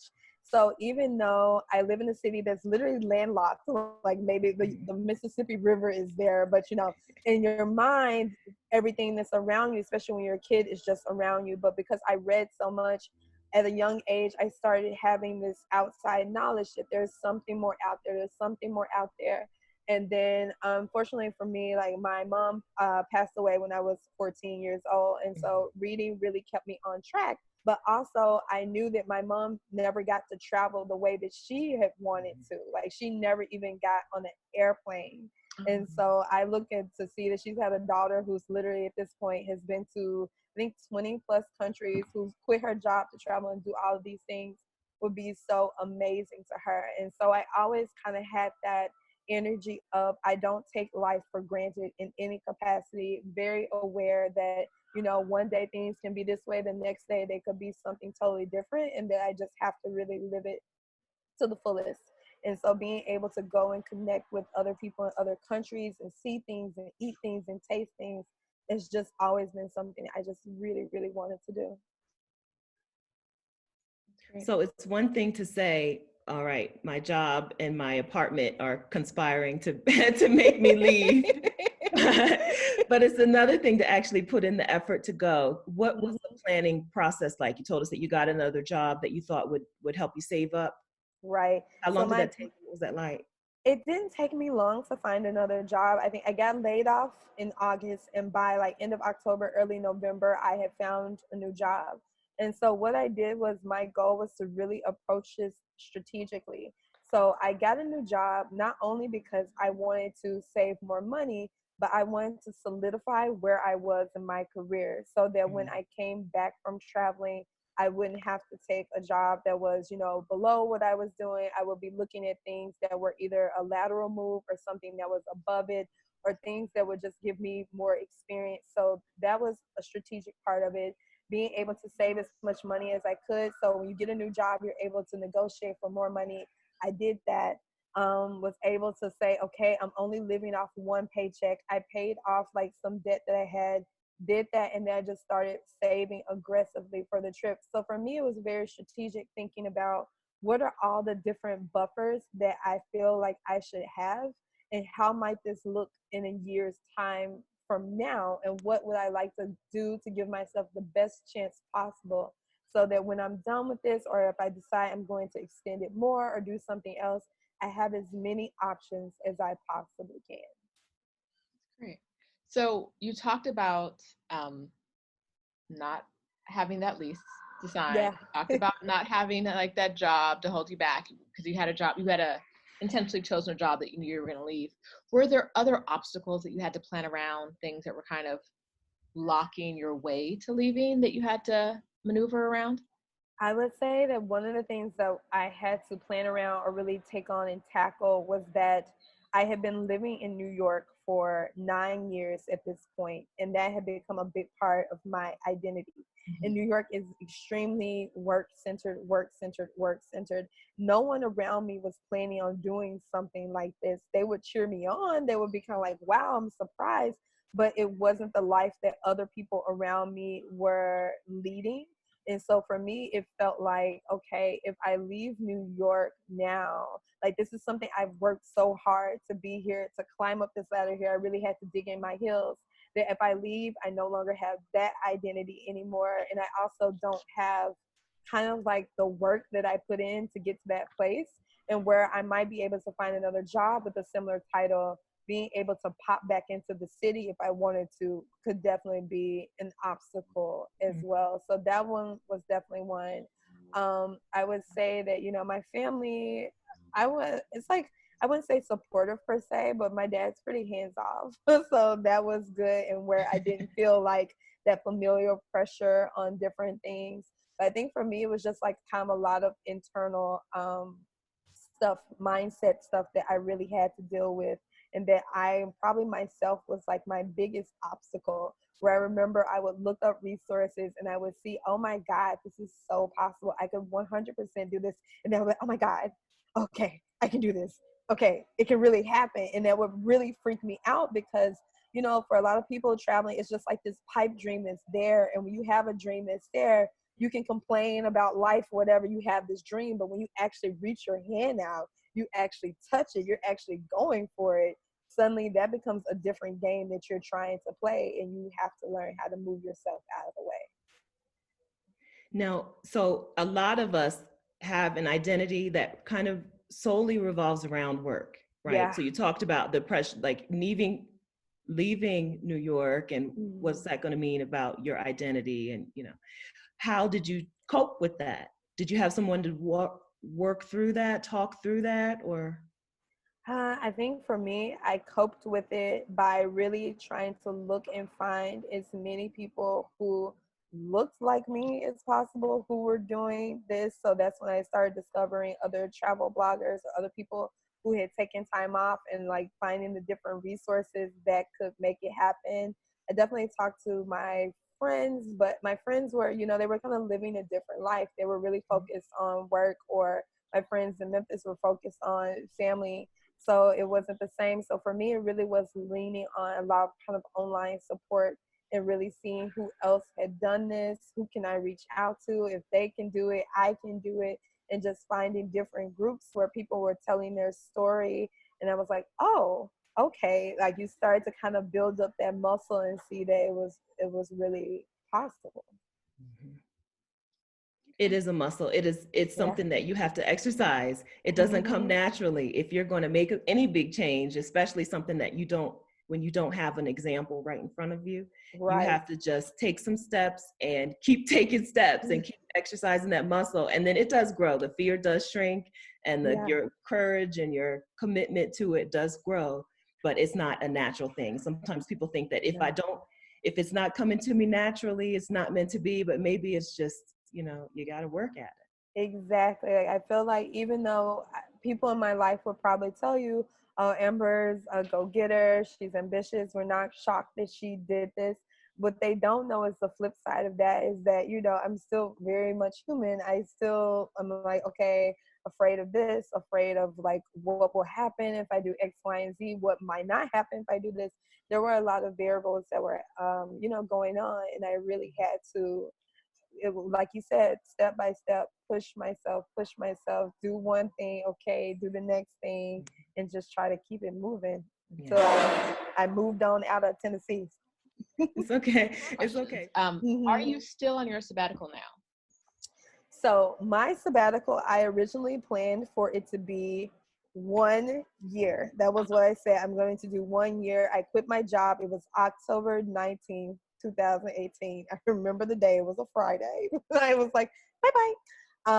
I traveled. I did a mix of traveling in different countries and then also spent some time at home because my family hadn't seen me for 10 years, like for like more than a couple of weeks here and there at a time. So now I came back to the States early October because my brother got married and I was in the wedding.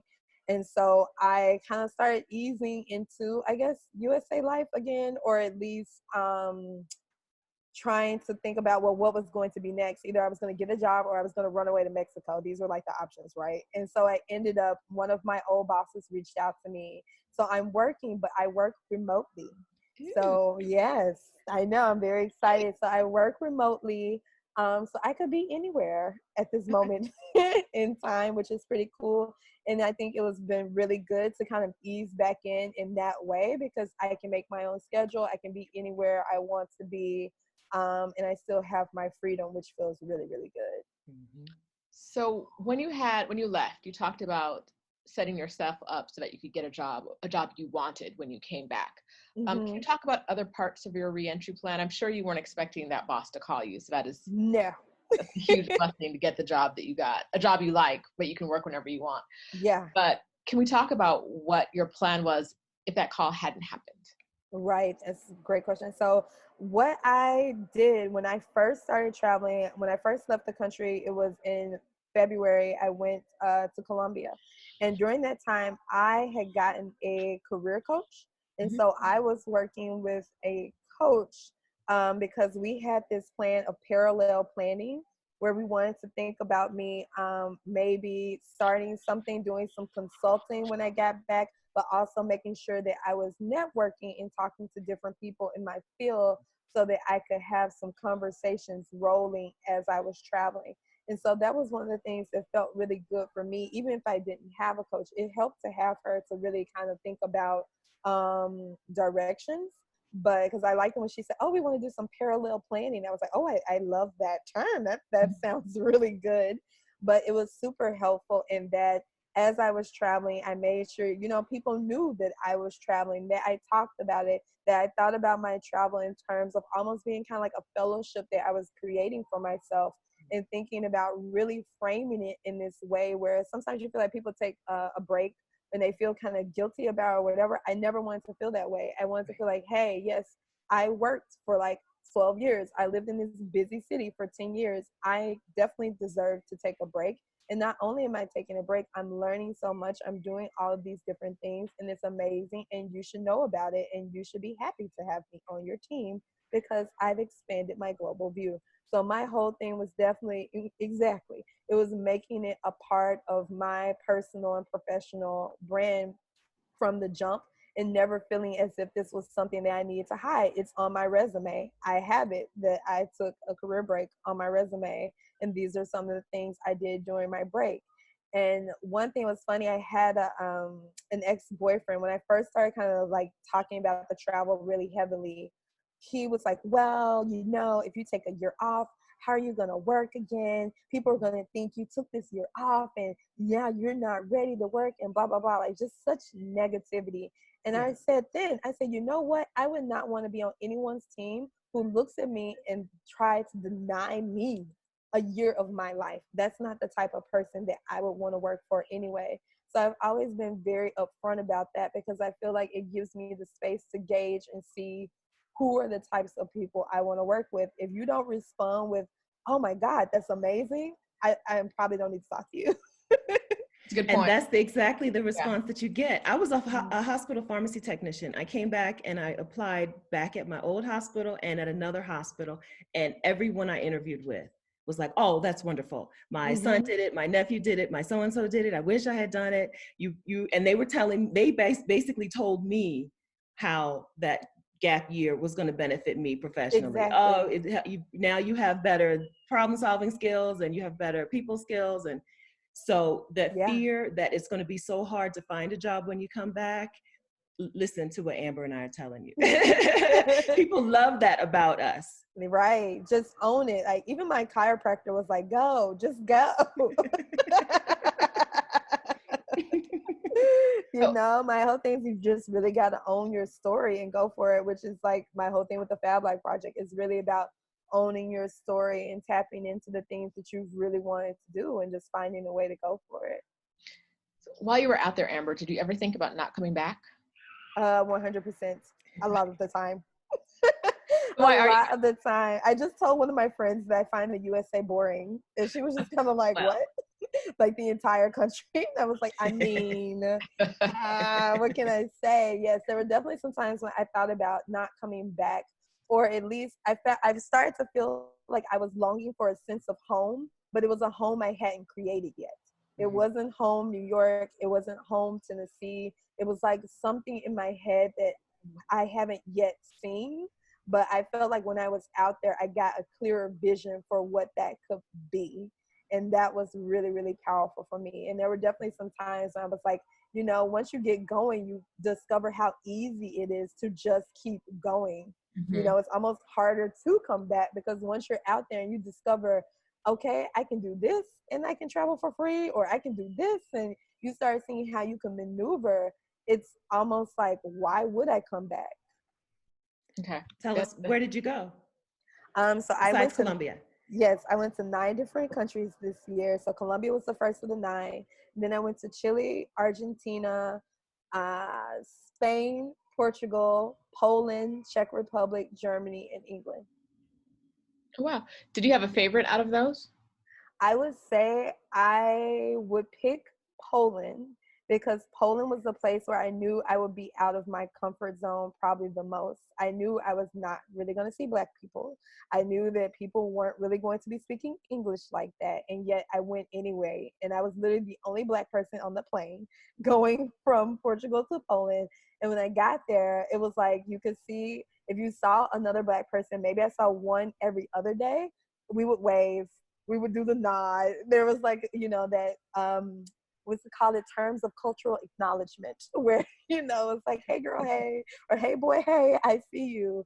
But Poland was definitely one of my favorites because I had no idea what was going to happen when I got there. What would I be getting into? And it ended up being like so amazing. The landscape is amazing. Like it was phenomenal. The pierogies, amazing. Okay. Amazing. Polish food is almost kind of like soul food. Like there was one day where we had like what appeared to be like smothered pork chops, and then there was some cabbage that kind of tasted like greens. I was like, what is this? All I need is some cornbread and I will be complete. So Poland. This is the first time we're hearing that from anyone. So would you recommend Poland, even though you rarely saw Black people, would you recommend it for other Black female solo travelers? 100%. Like people were very nice to me, and I feel like Poland has a kind of a negative reputation, like that just kind of is there. And I don't know if it's left over from historical things or what, but everyone was really nice to me everywhere I went. And like I would see like grandmas would kind of like almost resting in bitch face, and then I would smile at them and they would just like, and they would just smile back at me and be like just so happy. But everyone was just super helpful and super nice. Like I never felt in danger there. Like I had this experience where me and one of my friends, we went on this bike ride, and we were in this tiny town in Poland, like teeny. And we went on this bike ride, and he was like, let's turn this way, and we go, and we're in this beautiful field.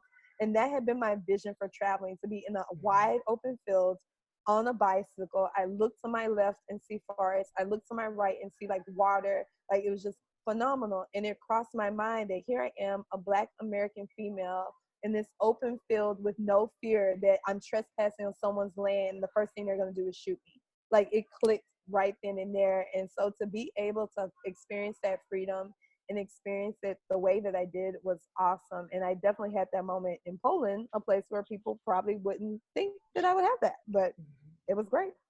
It's amazing.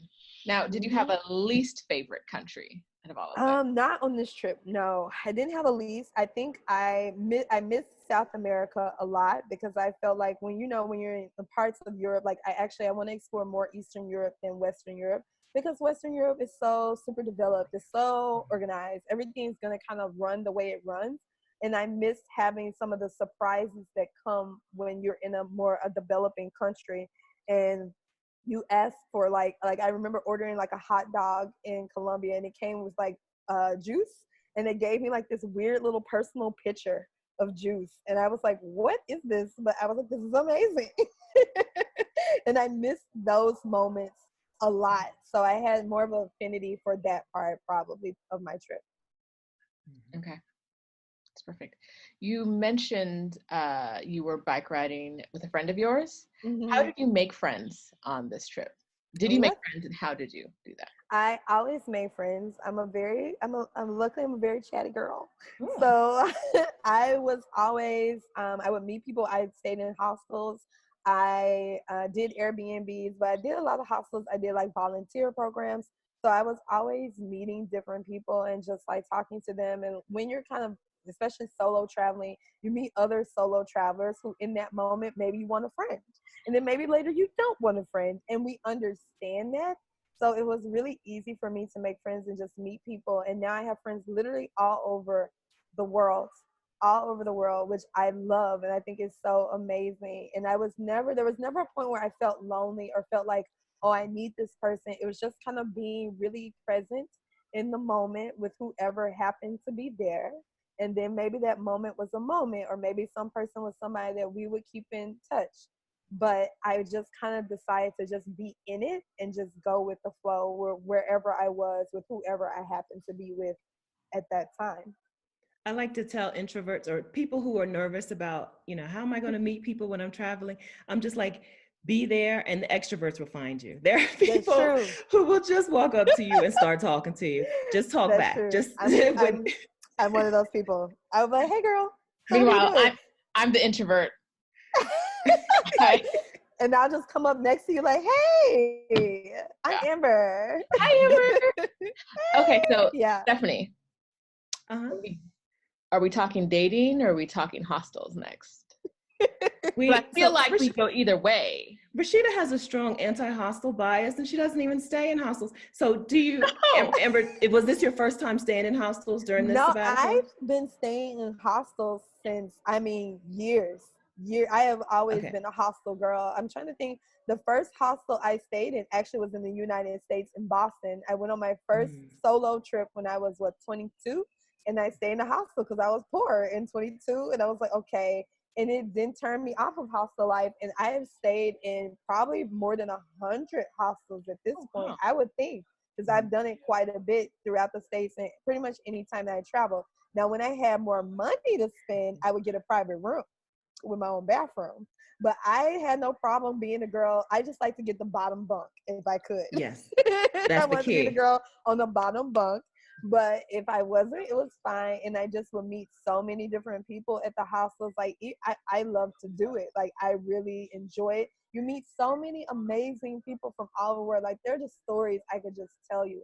And these were people that I literally met in hostels, friends that I still have that I met in hostels, because it's just really fun and everyone's there for the same reason. So it was good for me. And you find automatic friends too. Good. Yep. And Stephanie lied on my good name, so I'm not going to let that stand. I am not anti-hostel. I just haven't experienced a hostel yet. But I will say that I did not make half as many friends when traveling as people in hostels tell me they do. And so I recognize that as a benefit. And so I wanted to talk more about the benefits of hostels, because one day y'all will, the switch will flip and I'm gonna do it. You'll go hostel. I think the benefits of hostels are just, to me, so many, because it's not only do you meet people from all over the world. So wherever you happen to be, then there's people who are just filtering in from everywhere. And then you also learn about things. So part of my trip, I really didn't plan that much. I set off, I knew I was going to Colombia and that I knew I needed to be in Medellin. That was what I knew. Everything else that came along the way, from people telling me, well, you should check out this place, or you should go here, you should do X, Y, Z. And so I started kind of going along the way and going with the suggestions people would give me. And I found that really that's when I got to the point where I just became really open to my experience in a way I don't think I would have. Okay, that's awesome. So Amber, let's talk about one of my favorite topics. Let's talk about dating. Okay. Did you date during the time that you were away? I would say that I might have had some fun moments. but I can't necessarily say like I dated someone continuously per se, because like everything's just kind of in flux, and especially when you're doing hostel life, it doesn't always leave room for you to, depending on what type of dating you might try to be doing. That's the one downside of hostels, but people do work around it. But for me, I was kind of like, well, I don't know about that. But I definitely did have like some moments out there for sure. Like I remember when I was in England, there was this guy who he heard me say something, and he happens to be Italian, and he was like, "Oh my gosh, I just love the American accent." And I was like, "Really? This whole thing?" Like, no, I mean, we're in England, like where they actually have a really cool accent. And he was like, "No, I really love your accent." And he was like, "I want to take you out for coffee." And I was just kind of like, "Okay." And so we ended up just right then and there going for coffee, impromptu, having great conversation. And when we were leaving, he walked me back to my train station, and he was just like, "I just want to give you a kiss." And I was like, okay.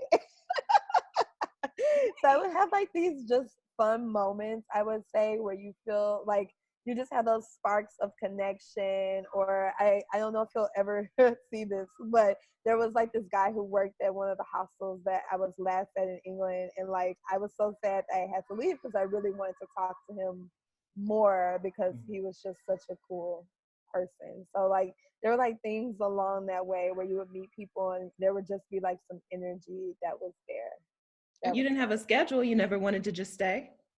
Oh, well, that was my last stop, so I actually did have to go, unfortunately. But I'm going back to England. Okay, good. The same hostel? Nah, I mean, it was a really nice hostel. That was really nice. So that's like the hostel perks. I've stayed at hostels with swimming pools.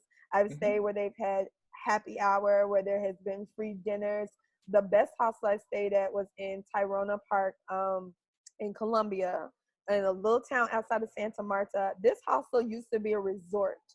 They built a hostel there. So I'm talking about, it was nice. Like I even did a Facebook Live that day because I was like, everybody, you have to see this hostel. And like we're on beachfront property. There were hammocks, a pool. Like it was like we were at Club Med, but it was only $15 a night or less. Mm-hmm. Yeah, that's hostel life. Okay. Oh, do you have any tips for women who are open to dating as they travel? I say have fun. Like have fun, be open to different experiences, be open to different types of people because you're meeting so many different people as you go along. And I think that that's definitely part of the fun. I would say don't like feel like you have to be like, because this is a part of it, especially if you're in a hostel and things are going on around you. But just like being open and seeing like where magic moments could lead, or being open to a magic moment, I think it's really nice. That's helpful. Yeah. All right. Well, do you have any advice for women who are afraid to take the leap, who are just afraid, who want to take a sabbatical, but are afraid? I think that if you're someone who's just really afraid, that you need to confront your fears head on. And when I say this, I mean you could do something like literally taking the sheet of paper and actually writing down what those fears are, and then going through and debunking them one by one, because the research is out there. Like a lot of times we kind of hold these ideas in our mind and we allow them to fester. But when you actually go and find research and find facts and find things, you start to see that the thing that you have a fear of, someone else has already confronted it, and they may have tips about it, or they have ideas for things that you can do. And so I think that that's really important, to be able to say, okay, well, what is it like? Anytime I feel like a sense of anxiety about anything, I ask myself, what is it I'm really afraid of here? What am I feeling anxious about? Like actually really naming the feeling and the emotion, and then saying, what can I do about this? To me, I think that that's the most important thing that anyone can do with anything, but especially like when it comes to travel, because the information is out there. Like, look at us. We're 3 Black women who can tell other Black women about how to go and do this thing. And you're talking to people every day. That's amazing. Those resources are there. So I would say name the fear and then research the fear and then see how you can get over it. That's actually really good advice. And Stephanie knows some of my fears. I'll be doing that tonight. I'll be sitting down with a pad of paper and working on that myself. Well, Sheeta, do you remember, Sheeta, when you left, what were the things that you were afraid? Like, did you have like the big three? I was afraid I wouldn't be able to get a job back in my field when I came back, or I'd be out of touch with like the current state of things in my career. Mm-hmm. But I'm not trying to come back. You don't even want to come back anymore. So like 6 months into it, I was like, what was that? Why was that? I'm retired, y'all. Yeah. I'm trying to think if I had any others. I was afraid that I wouldn't make it, but I don't really know what wouldn't make it looks like. I think that was really me projecting a fear of failure, of other people seeing my journey, maybe ending early and seeing that as a failure. Yeah. I got over that by realizing that I don't really care what anybody else thinks, unless they're paying all my bills. And if so, sign up, fly. Tell me whatever you want. I might not listen to it. Tell me whatever you want. I am accepting bill payers, so if you're out there, you need to come up with a better name. You don't say I'm accepting bill payers. You need to like sponsors maybe or something. Even sugar daddy. Even sugar daddy is a better term than bill payers. They ain't getting no sugar at this point. It's just bill payers. So keeping it real. Contributors. I will accept contributors. Yeah. I think those are really the two that I can remember right now. I had a dog, so I had to finesse my way around that. But without me even asking, one of my girlfriends was like, "You want me to take your dog for you?" And I was like, "Jesus, you sent her to me." That's wonderful. Yes, that's wonderful. Yeah, because I had no idea what I was gonna do. And she's adopted him now, and they're the best of friends, and she has another dog, and they're just a happy family. Oh, that's so nice. It is, because paying for dog sitting, girl. Yeah. Child. And I didn't have a house to sit. Yeah. So I couldn't even have someone come and like live there. But yeah, so I think those were my main fears. Stephanie, what were yours? I was afraid that I wouldn't like it, because I never traveled for more than like 7 or 8 days at a time. So I was just afraid that I wouldn't like it. And there were days when I didn't like it. And there were days when it was the most amazing thing in the whole world. So and I was also afraid that I would run out of money, and I did. I came home with $32, $34. But those fears were I had built them up to be worse than they were. They came true, right? So my fears came true, and no big deal. I handled them like a pro. Okay, but while we're here, let's talk about not liking it. Because there are days I didn't like it. There are days Stephanie didn't like it. Amber, let's talk about the days you didn't like it, because I know they were there. Yes, there were definitely some days. The days that I didn't like it, like when you said that, I immediately was like, So I think one of the things that was tough for me, it was kind of something that was in my control, but I never really quite figured out, was that, so I traveled with a backpack, and that was it. It was just me and my backpack, which I named Donatella, because she was green. She was a lovely jade green and kind of turtle shaped when full. And so I decided that she should be Donatella, like one of the Ninja Turtles, but a lady, of course. And so Donatella got really heavy. I'm going to keep it all the way real. Like Donatella, at one point, I think her heaviest was like 30 pounds. And I'm not in the most amazing shape enough where I'm going to haul 30 pounds consistently. So there would be times, I think on those days when I had to move around, which could be kind of frequent, those were the moments when I was like, oh my God, what am I doing? Like, I almost ditched the backpack in Spain because I was like, I can't do this anymore. There was one time I had to literally climb up a mountain with the backpack on, because the place where I stayed, amazing space in Granada, Spain, was on top of this mountain, and that was the only way to get up to it. And I had the backpack on, and I literally sat down and cried. I sat, and like tears were rolling down my face. It was like the dramatic cry. And then I was like, okay, I've got to get this together. And then after that, I started just throwing stuff out of the backpack because I was like, I am not going through this again. So a lot of my moments of not liking it were kind of with that. I think I got kind of burnt out on people at different points where, especially, that's one of the things about staying in the hostel where you're seeing so many people and like everyone's asking you, what's your name? Where are you from? How long have you been traveling? And you just kind of get tired of like these like surface level conversations.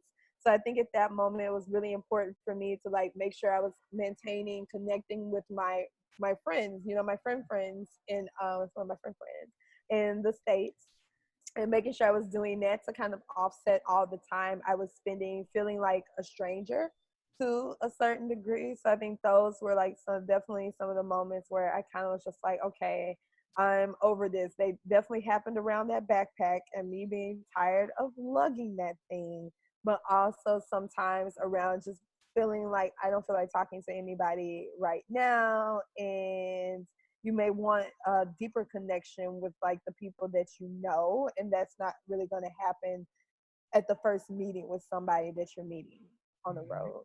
Yeah. How did you stay connected with your people at home? I was always WhatsApping, and it would be funny because people would call me at random times. Like I remember my nephew, who's 2, wanted to FaceTime with me. It was 3:00 in the morning in Spain. And I was like, did you call me? And my brother was like, yeah, that was little Zachary. I was like, well, tell little Zachary that Auntie Amber is asleep. It's 3:00 in the morning. But I would like WhatsApp with people. I would definitely use Instagram as a way. So, when your friends are doing their Instagram stories, I would make sure that I was commenting on their stories and just really staying connected with their life in that capacity, because I didn't want to come back and be like, oh yeah, so what's going on? Like I was able to still feel pretty connected as much as I possibly could. Yeah. That's good. Changing topics a little bit. What are your current plans for the Fab Life Project? Those are great questions. So you guys have a lot of good questions, actually. We're a good team. So for the Fab Life Project, over time it has evolved. It's evolved from me having a blog to me wanting to make this into a site, into a destination, into a place where women can go and get inspiration around how they can think about changing their story. So my background has always been in journalism, has always been in storytelling, and I want to create a way to have people apply this idea of a personal brand to like their life, like a personal brand. I mean, on a deep level, like what are the stories that you tell yourself about who you are? What are the stories that block you from doing the things that will make you into who you really want to be? So really getting on that deeper level. And phase 1 of that is a podcast where I want to be interviewing people and having them come on and talk about the different ways that they've changed their story or confronted different things that they've had to do. I'm calling it like a pod class with the idea, thank you, the idea being that, you have the people who are coming and they're talking about their life and teaching people through telling their story, but also picking out topics and just kind of doing a deep dive into them as we go along. And then my next step with that is that I want to begin coaching people and doing strategy sessions to help people think about the ways in which they're stuck in their story, how they can move forward. And I want to do a thing called pop-up workshop, where literally like twice a month, I kind of open myself up to a set number of sessions and have people in them and do workshops with them. So I have like some different plans going on, but those are the 2 that I'm working on implementing this year. So those are 2020 plans. We'll see them. We'll update us. Yes, ma'am. Perfect. Perfect. I think one of the things I would like to mention is that, people think when you travel, you need a ton of money to be able to travel. And the thing is, you realize once you start going that you really don't, and that the only kind of variable there is you. So it depends on how you like to travel, what you're willing to try. Like Stephanie, you house sit. That's something some people may not be comfortable with, or some people might think, oh my God, that's amazing, and it blows their mind. So there's like so many different ways to make this happen, because I knew when I was saving up my money that, okay, I have to get to a point where I'm just like, you know what, I'm going to do it. I'm not going to wait until I have this amount, because then you can push that number back. It just keeps going, and then you just never go. So I was like, you know what, whatever trip I'm meant to have will be the trip that I have. And then I would think about that along the way and just kind of need to, like, I adjusted and I went with that. And that for me was like the best thing, because it's like, okay, there's some things out of my control, but when it comes to the money, which I think people kind of look at that as a factor that can hold them back, there's just so many different things you can do. So I don't know if you've had anybody tell you about Workaway, but I did 3 workaways when I was traveling. So there were 3 different points in time where I stayed places for free. And the work that I did was what was in my field. I was like, I only want to use the skills that I have. So I looked for places that needed somebody to help them with their marketing. And that's what I went and did. Oh, wow. So you really worked like your regular job in your regular field. Yes, but in amazing places. I went to Portugal, and I was at this lady's, she was turning her family house into a retreat center.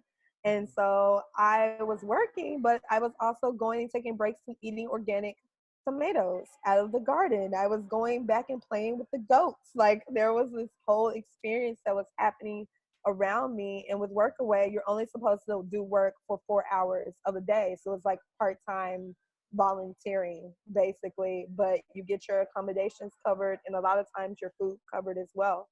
And you still have the freedom to experience the city. And that's something that I could put on my resume too. Okay.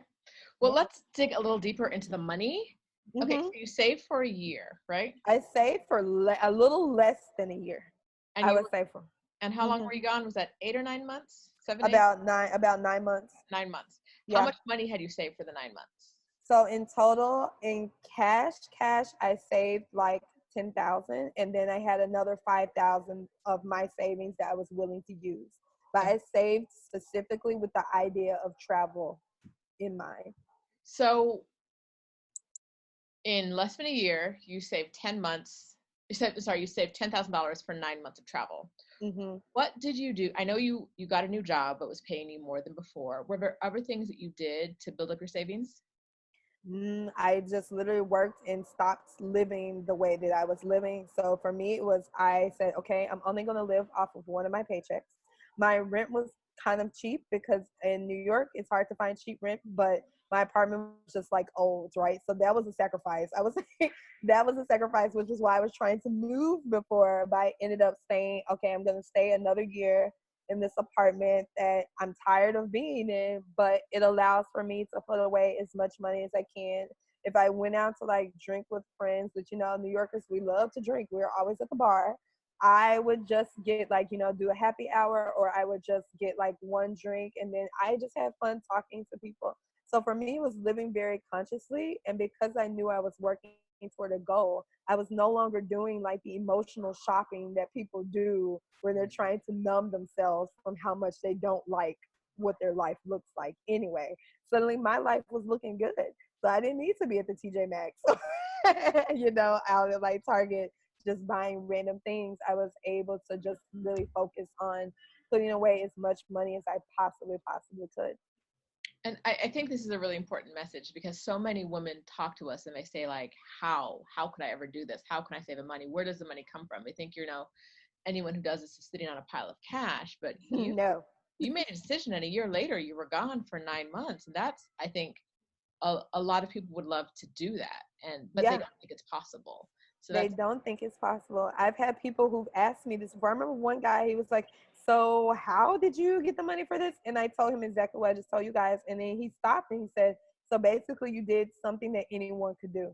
And I said, yeah, you're 100% right. I did do something that anyone could do, because I didn't, like, one of my friends was like, are you using your savings for this? I was like, no, my plan is that I'm not touching my savings at all, with the exception of the little money that I was like, okay, I'm willing to put this toward it if I need to. But that's ultimately my goal, is to save this amount by continuing to work and stack those checks.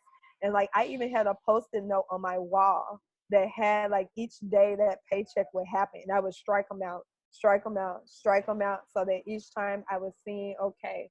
And it was like a keep going too, because I was really tired of that job that I was at. My boss was like, oh my God, that lady, not good. I was like, okay, I need to be out of this situation. So there was just like a lot of good motivation happening for me. but having the visual for it was also really helpful too. And knowing in my soul, like, you can talk crazy to me if you want to, because guess what? I'm not going to be here in a month. I don't care. Had a little attitude with it. Yep. I have already typed up my resignation. Sure did. All for a purpose, and I'll be at the finish line soon. That's really, yep. That's really special. And like I said, I think that this message of sacrificing just a little bit to get what you want is so important. And you're right. Like, when I knew I was going, it's also when I stumbled on a pot of cash.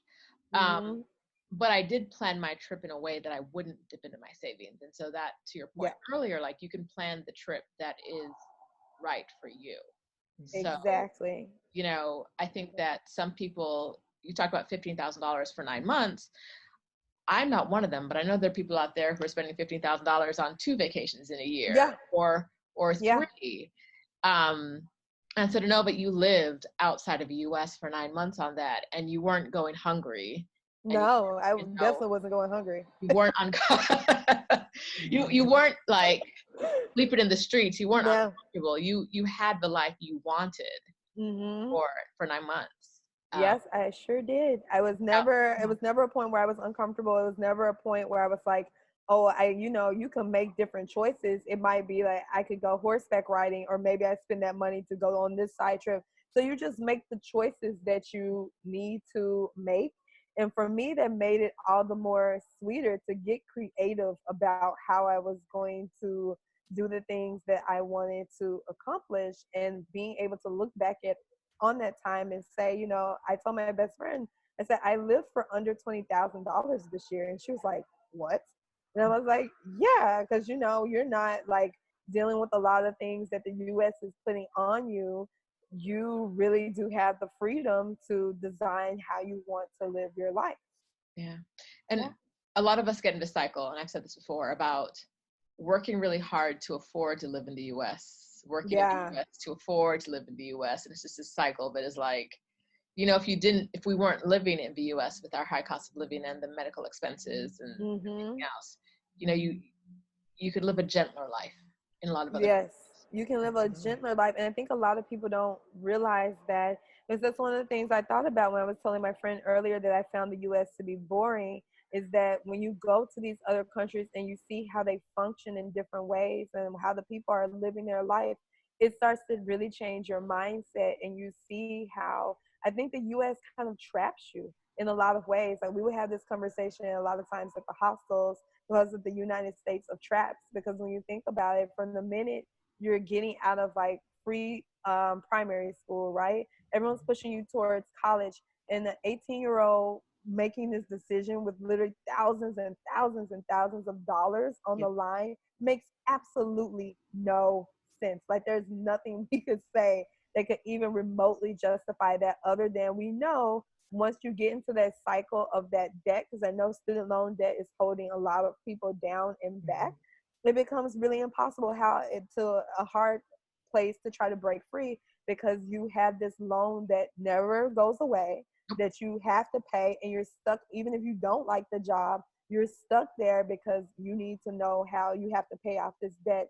And I think people slowly start to numb themselves over time to this reality, and they aren't able to see how they can break out, because it's just kind of the situation that they're in, or there are other people that they know are in, and then they start buying things to make themselves feel better, and it just goes deeper, deeper, deeper, deeper. And for me, I always try to have a mindset about not being that person, which is how I started the Fab Life Project, with this idea of wanting to talk about these things, because I think that we should talk about them more as a country, but just as young people who want to see changes in the world happen and change the way that people are thinking about these things and demand for things to be better, because healthcare shouldn't bankrupt anybody. That shouldn't be the case, but it happens all the time. I also budgeted for my insurance. I want to throw that out there as well. That was part of my budgeting, was that I knew I was going to have an independent insurance plan on top of my travel insurance, and that I needed to be able to think about that as part of the money that I was spending as well. So you purchased an international medical insurance plan? I had travel insurance, but then I also had just regular American insurance as well in case something happens and I needed it. Yeah. Oh, you're home. Mm-hmm. Yeah. Darn America. Those were plane trips, like every month having to every do month. That. I was like, every I could be going somewhere with this money. I was like, when I had started paying for Cobra, I was like, what are these numbers? What can I talk about? I don't understand what's happening. But you know, I always say that having travel insurance and having medical insurance is better than your options if you don't have them. So no, this is very true. Very, very true. If you've watched this far, you are interested in taking a career break to travel and living your own Fab Life project. Roshida and I have created resources for you to help get you from dreaming to planning. I have a list of 50 cities where you can Airbnb for $500 per month. Go to the link in the description and you'll see the blog post. You can even download the list for free to keep it handy. All right, and I have the complete gap year planning checklist. So you're listening to Amber's story, you're thinking, I would love to do this, but I don't know where to start. I've got you. Down in the description, I have a little checklist for you of some things to think about before you start the real planning process. It's not going to get you all the way to the finish line, but it's going to give you some things to think about early on. So Amber, thank you so much for joining us. Where can people who want to follow you on your journey reach you? Thank you so much for having me. This was so much fun. To reach me, you can find me always on Instagram at the Fab Life Project. I have another one that I post a lot of my travel photos to, which is at Amber J. Adams, which is my name. And that can be found all over the internet as Amber J. Adams. But to really see how I talk about approaching, creating, and designing your own life on your own terms, I would say the Fab Life Project. Just actually follow both. How about that? And your website is? thefablifeproject.com. Hi, everyone. This week we are here with Danica Nelson of Liberty Leave. And Danica is a real special guest for us. We're catching her at the beginning of a 6-month journey through Southeast Asia. She took a sabbatical from her job, started Liberty Leave, and she's traveling around and stopped by to give us a scoop. So welcome, Danica. Hi, thank you for having me. So for anyone who doesn't know, this is 12 Days of Career Breaks, and I am Roshida Dowe from Sheeta's on the Loose. And I'm Stephanie Perry from Vicarious.com. We are interviewing 12 Black women who took time off work to travel. We're talking designing your life in a way you love.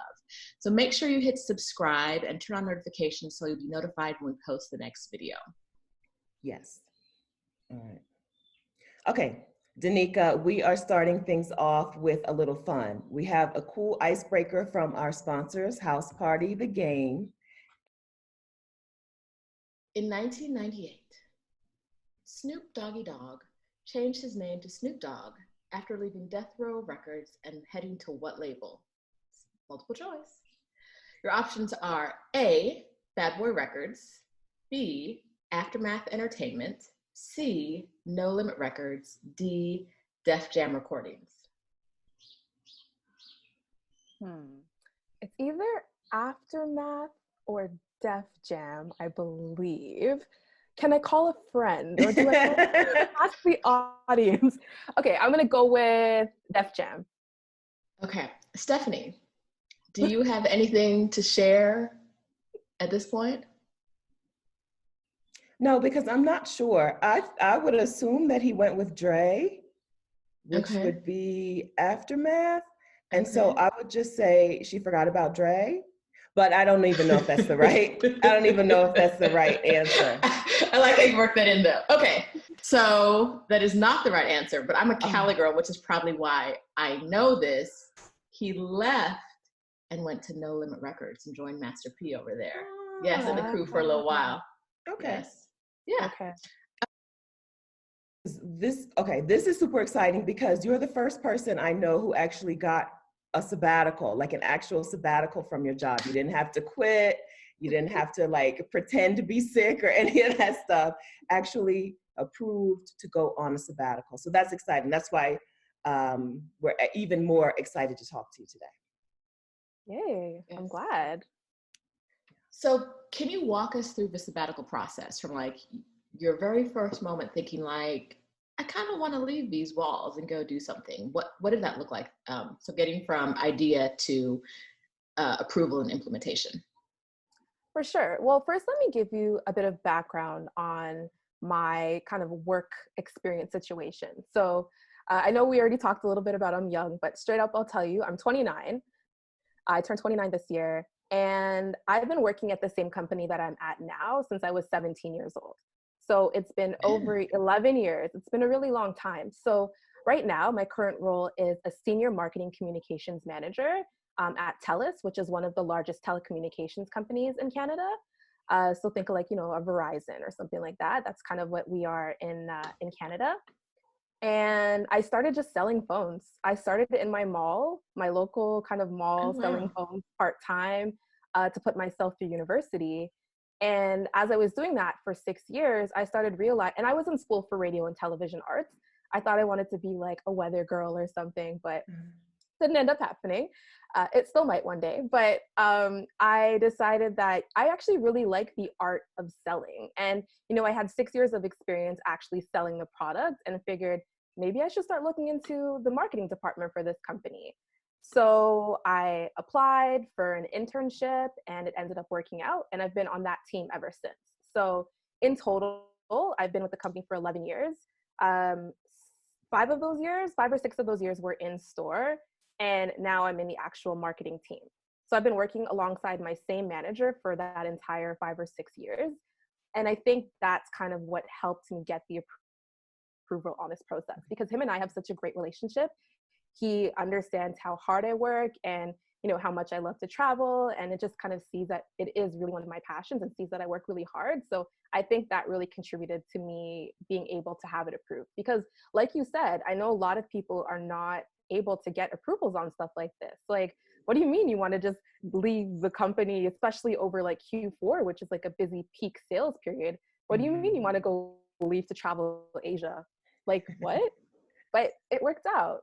And in terms of kind of how this process came together, I've always known that I wanted to travel long term before, but because I was kind of, you know, working to put myself through school and just really hustling to not have to go in debt and not take on any student loans, I didn't have the opportunity to. I was really, really serious about trying to get my degree in 4 years. That's it. I didn't want to waste any time. I really wanted to put the work in and make it happen. And I did. And I was lucky enough that in my last semester of school, we had to do an internship. And my internship was the one at my current company. So I got hired straight out of school. There was no gap. There was no break.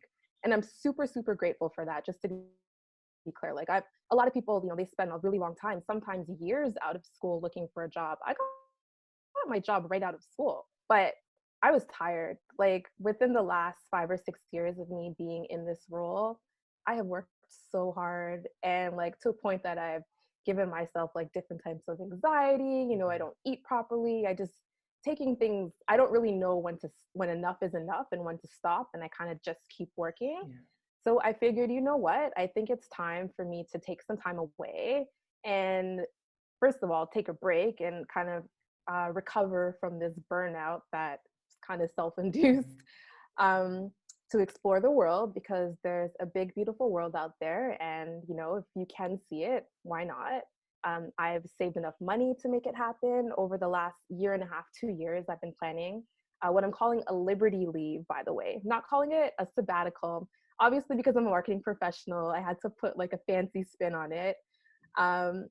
But, you know, I find people, when they take time away from work, they often take, you know, maternity leaves or sick leaves. I'm like, no, this is a Liberty leave. Like, this is me taking the liberty to give myself permission for time and space away from this hectic reality that I've created, and do things that fulfill me. And what fulfills me right now is traveling, learning about myself, and taking some time to decompress and just visualize what I want my future to look like. I love that you branded this Liberty League, That's the marketing manager, and you're right. You're like, yes, we're giving this a good name. Yeah, I love that you branded it that. And so when you approached, so I know that a lot of jobs in the United States, I read that something like 20% of employers offer some sort of sabbatical, paid or unpaid, but nowhere near that many percentage of workers are actually able to get it. But it's a great way for them to increase loyalty among employees. If you want your employees to be loyal to you, I think a sabbatical would be a wonderful option.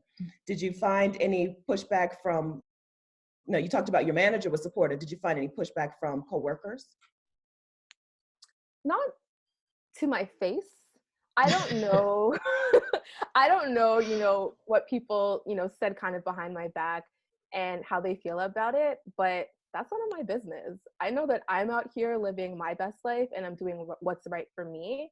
And I know that I've worked really, really hard to feel like I earned the right and I guess the privilege to take this sabbatical. Between the 6 years that I started in marketing, in the marketing department in 2013. It's 2019 now. I've gone from an intern to a specialist to a manager to a senior manager. I have worked really, really hard to kind of prove my worth and prove what value I bring to the company. And like you said, I think that it is a good idea for employers to, consider these things and improve these kind of things, because that's how you retain top talent. I really wanted to make this happen. And I'm lucky that I didn't even need to consider quitting, because while it wasn't suggested, hey, maybe you should take a sabbatical, I did my research. I saw it was an option, and I did the pitch to make it happen. And here I am. Here you are. So within your company, a sabbatical is an approved option. There are rules around it already? Yeah. So technically, I guess the textbook name is a personal leave of absence. And yeah, if you go on the employee intranet, you can see all the different types of leaves available. Personal leave of absence is one available. So this is one that's not a sick leave. It's not a maternity leave. It's just for whatever your personal reasons are. They acknowledge that sometimes people do want to travel. Sometimes it is going to be out of country. And yeah, I just made sure to read very closely to all of the terms and conditions. There were a lot of calls to HR to make sure that everything was in place. Everything is going to be held. My tenure is being held as well. So it's not like everything gets started over, because obviously that's really important to me as well. Once you work for 6 years at my company, you get an extra week of vacation. And I wasn't trying to lose that week of vacation. That's right. So yeah, things like that. All those benefits, I made sure that they would stay in place while I'm away. Oh, and also I was able to keep my health benefits as well, which was really important. Oh, that's great. Oh, yeah. That's amazing. That's amazing. Okay. Have other people at your company spoken to you about your experience yet? And have they shown any interest in doing it? Yeah, a lot of people, when I started telling people that I was doing it, a lot of people now who have children specifically have expressed to me that they wish this is something that they did before they got to that point. And a lot of people are expressing that, they're so proud of me. So that's the positive stuff. I've also got a lot of stuff that people are like, you're brave. Have you seen the movie Taken? What do you mean you're going to Asia by yourself? You're going to get kidnapped. And I've had people who have said, there's some areas you're going to, there's a lot of sex trafficking and just some awful things that you don't say to people who are going to be embarking on a brave journey. So it's been kind of mixed feelings, but honestly, mostly positive. And a lot of my coworkers, they follow me on social media and they still message me every day. And, they're really excited to follow my stories and see what I'm up to. So I do feel the love from them for sure. That's good. Yeah. Between the movies Taken and Hostel, there are some people who will never, ever leave their hometown. Throw in Broke Down Palace and they're not going anywhere. It's true. That's right. Yeah. Do you have any doubts? And if this is a secret, just tell us. You can whisper your answer. Do you have any doubts about going back to your job after the sabbatical is over? So part of my sabbatical is a few things. So my sabbatical is building out this Liberty Leave brand. So for Liberty Leave, it's first of all focusing on my individual journey as I travel Southeast Asia solo. The steps of what I'm calling a Liberty Leave are a purposeful plan, I should know this by heart. Sorry. It's a purposeful pause, plan, and pivot. So I'm taking the time to pause and potentially plan what's next for me. And if that involves pivoting to something different, then maybe it is. And a lot of what I've been researching on this trip is the digital nomad / remote work lifestyle.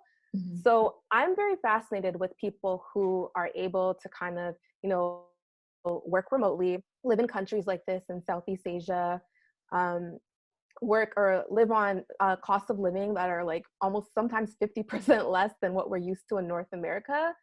And also what's really important is because I'm from Canada, where it gets, sometimes minus 20 degrees Celsius / minus 4 degrees Fahrenheit, like winters are pretty brutal. And I don't want to experience winter again. So boycott winter. Yes, I saw your hashtag. I love that. And I agree. I'm boycotting winter right now. And part of this is me researching that if this is a lifestyle I would want to sustain and I want to permanently boycott winter, how do I make that happen? So I do love my job back home and have no issues going back there, but still also like I'm fully transparent that, maybe part of this is researching what's realistic for me in the future. Mm-hmm. What were the factors that went into you choosing Southeast Asia specifically? You talked about the money and the weather. Yeah, I would say the money and the weather are really the biggest components of it. Also, I've done some solo travel before this trip, before I went to Japan, South Korea, and I've been to Thailand twice already. So I'm very familiar with Asia, and it just kind of feels easy to navigate for me. So it's kind of like a first step. Okay. Yeah. Did you hear that, Roshida? Easy to navigate. How do you feel about Vietnam being easy to navigate? Roshida has shared. Danny knows how I feel. Yes. I love it. I'm not going to say it here. I will. Oh, okay. Plug your kids' ears. It's fuck Vietnam forever over in these parts. Over here, oh my God. I don't want to hear Vietnam's name. Don't you talk about that girl in my presence. I don't care about her. Sorry to this girl. Sorry to this girl. And honestly, like I can say it's really only the big cities like Hanoi where I got robbed and Ho Chi Minh City where someone tried to rob me. And in both places, like getting through traffic is like, risking your life on a like hourly basis or more. Between that and the humidity, I was like, I don't know why I would do this. This isn't a vacation. It didn't feel like, it felt too stressful to be a vacation. I agree. I don't think my time in Vietnam, I'm calling it an adventure and an exploration, definitely not a vacation. Like, I feel like Vietnam has really strengthened my solo travel abilities, 100%. Yes. Hanoi was terrifying. Like, and I was so grateful to find your content, Roshida, because I'm like, okay, I know now I need to be extra like careful in Hanoi and Ho Chi Minh because like I know what can go down there. So yeah, it's definitely not easy, but I feel like I got this now. Okay, well, there's someone else on this video who just loves Vietnam, loves it. We might as well give her a second or two to share her incorrect feelings. Here's why Vietnam is the best. The coffee is amazing. Are you drinking Vietnamese coffee? Did you drink Vietnamese coffee? That's probably what you did wrong, Sheeta. I don't drink coffee. I don't drink coffee, so. Me either. Oh my gosh, the coffee is on another level. So they drink coffee, 2 parts coffee basically, and 1 part sweetened condensed milk, which may also be why I had to have new clothes made while I was in Vietnam.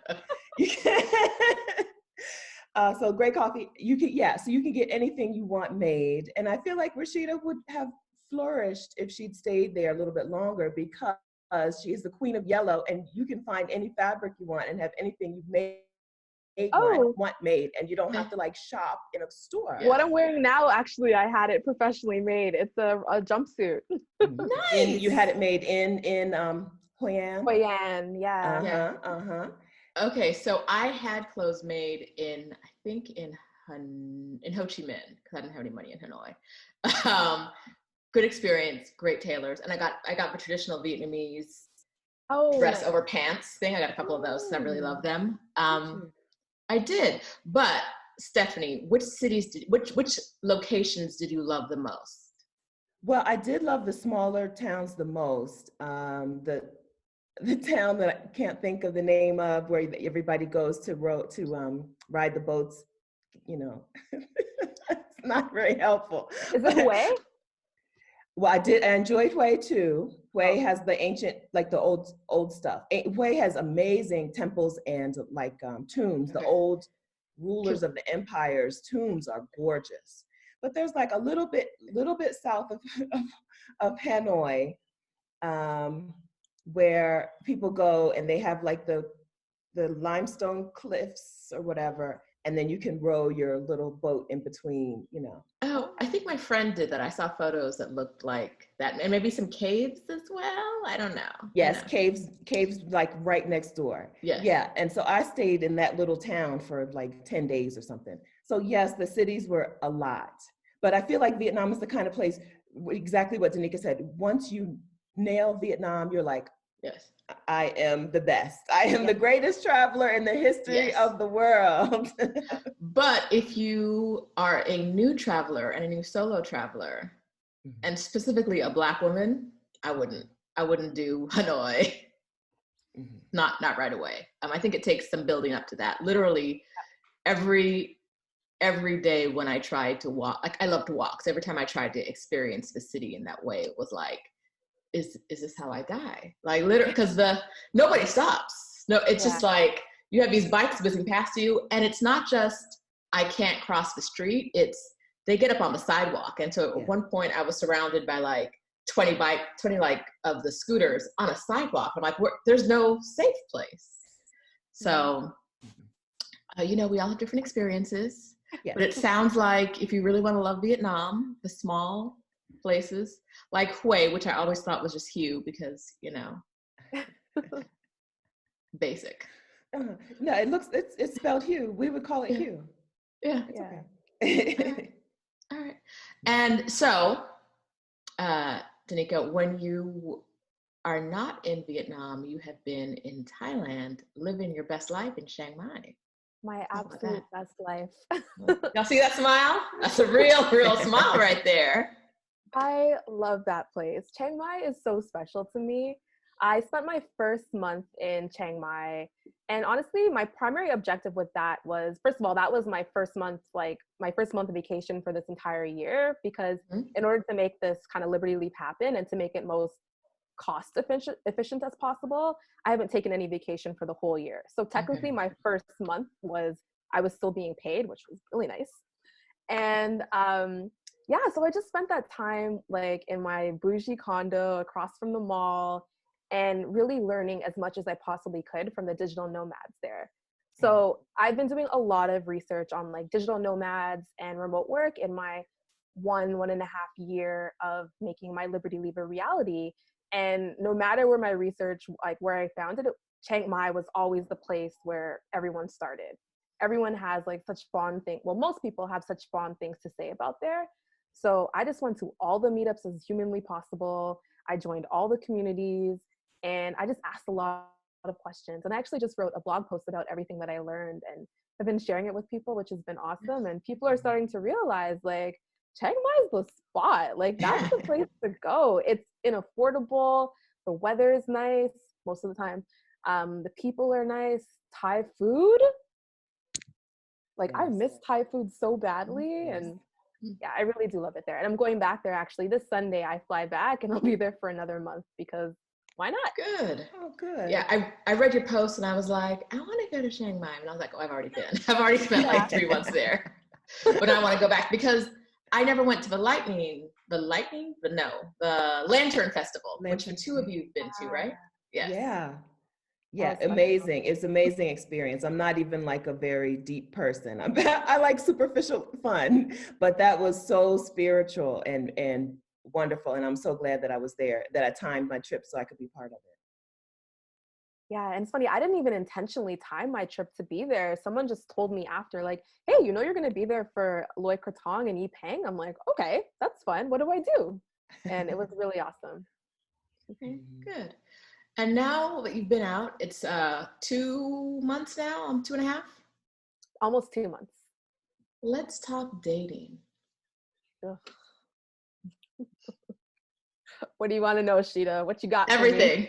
Give it to us. Give it all to us. I'm tired. Dating is ghetto worldwide. Worldwide. Around the globe. Facts.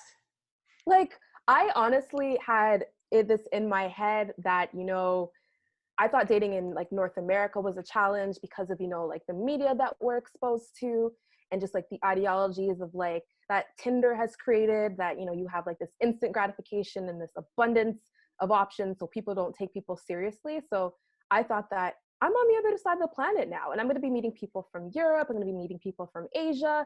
It's going to be very different. Where?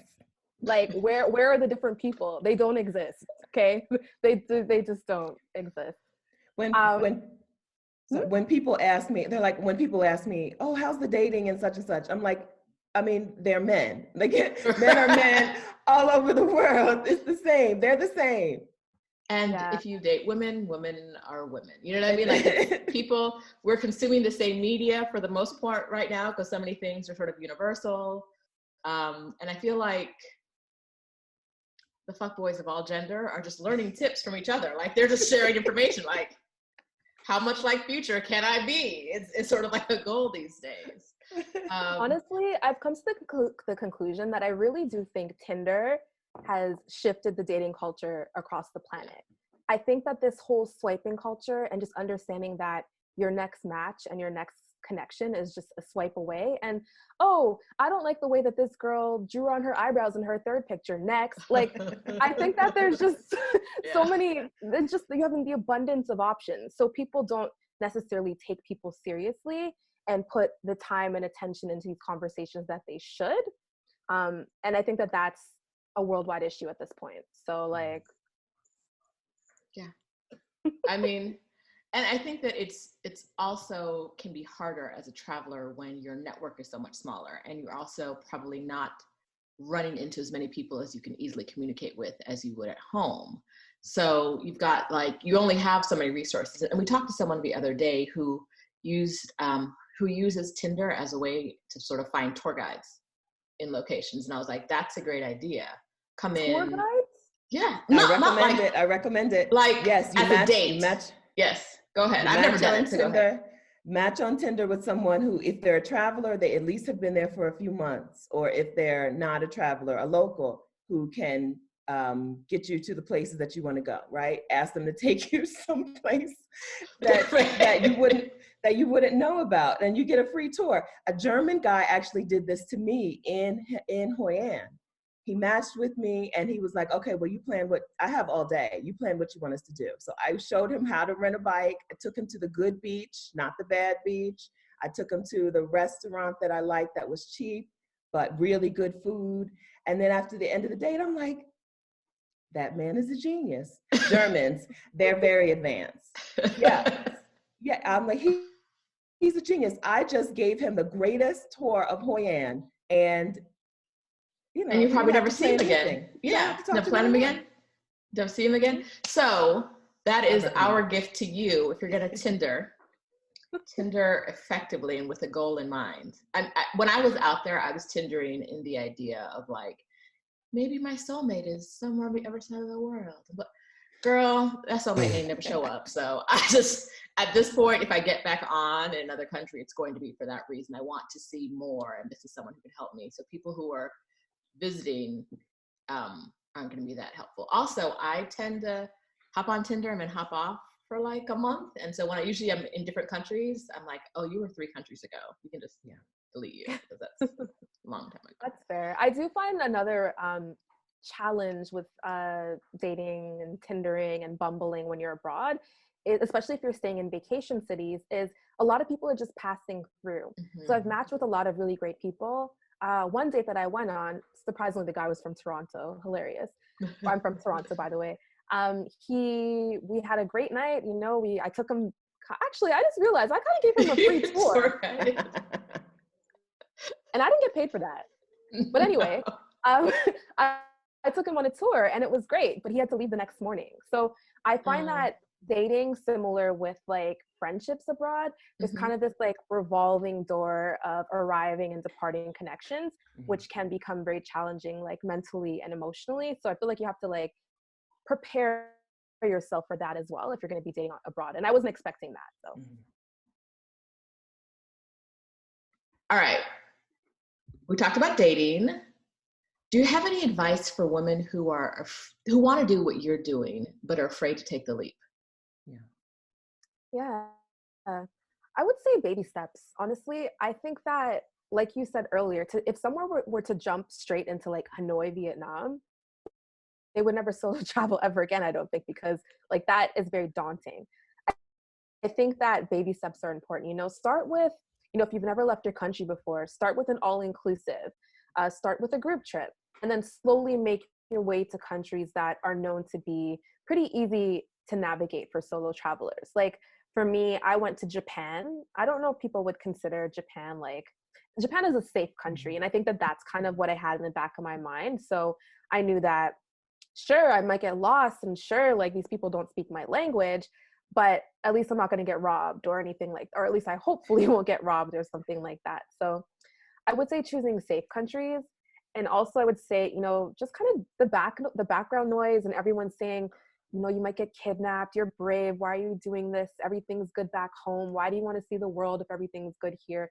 If you know that you want to see the world, go see the world. Honestly, don't let anyone stop you. Don't let anyone talk you out of it. And that's easier said than done, because honestly, some of the things people have said to me have kind of stuck in my brain. But, you know, I kind of still tell myself, some people don't want to see the world. Some people don't want to experience things. But if you do, then you should go for it. And find yourself in communities where people can relate. You know, join Facebook groups, join groups like Girls Love Travel. Find your, you know, your Black travel sisters on the internet and stay in touch with them. If they inspire you, you know, you guys can bounce ideas off each other. Find like-minded people who are about it, and then you will be about it. Very good answer. When you were considering taking a sabbatical, were there things that were actual like roadblocks, like things that were standing in your way, like logistically? Yeah, logistically. So I own my condo in Toronto, and property in Toronto is not cheap. And there's no way that I could leave that kind of just empty and sitting there without someone paying my mortgage. So one of my biggest roadblocks was I had to move. I had to move back to my mom's house in the suburbs from downtown Toronto, where my condo is. And I had to find a tenant to live in my place. So that was a very daunting process, because moving is tough. I mean, everyone knows that. Like, moving is a lot of work. And because I live by myself and I am a little bit of a control freak and like to do things my way, it was stressful. It was a stressful process. It was an expensive process, because, you know, to find a realtor, to find people to help you move your stuff and put your stuff in storage and all of that is a lot of work. So that was definitely one of my major roadblocks. My second major roadblock is, honestly, 2019 has been the best year of my life, career-wise and self-development-wise. I am just really proud of myself for all of the things that I've accomplished. I've done like a lot of speaking engagements. Like before, like last year this time, I didn't know I wanted to be a public speaker. I'm a public speaker now.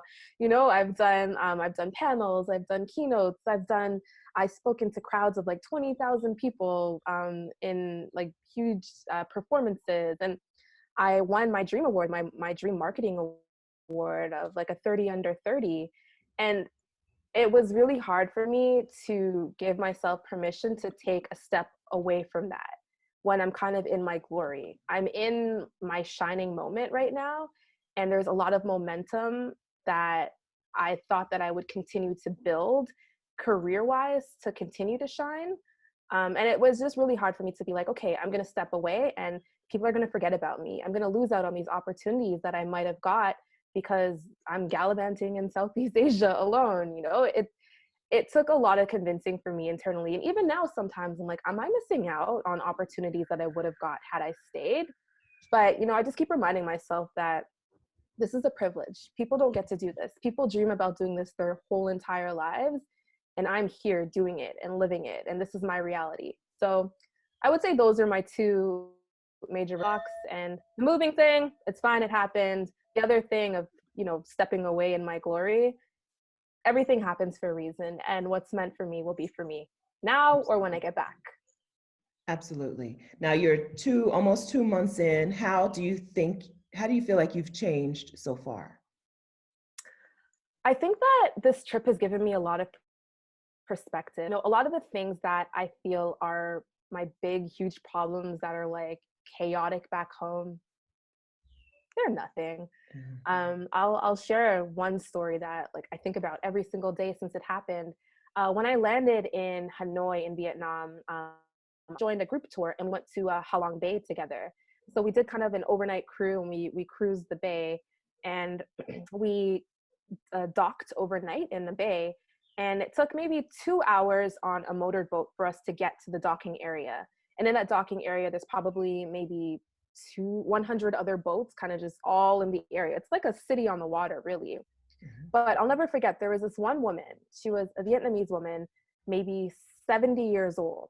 She came up to the side of our ship on a manual raft, and she had just kind of snacks. She had beer, she had chips, crackers, and she was just trying to sell things to the people in the city on the water of the docked boats.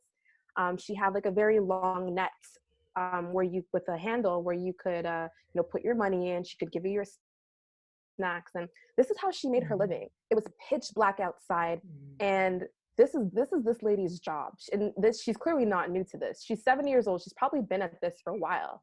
So it just really put into perspective to me that like things can be a lot worse. You know, yes, my feelings are valid if I'm having a hard time at work or, you know, I'm navigating whatever difficulties, those are valid. But there are people on the other side of the planet that are going through a lot worse. So what I think is like, you know, world ending or super chaotic, it might not be that serious. Mm-hmm.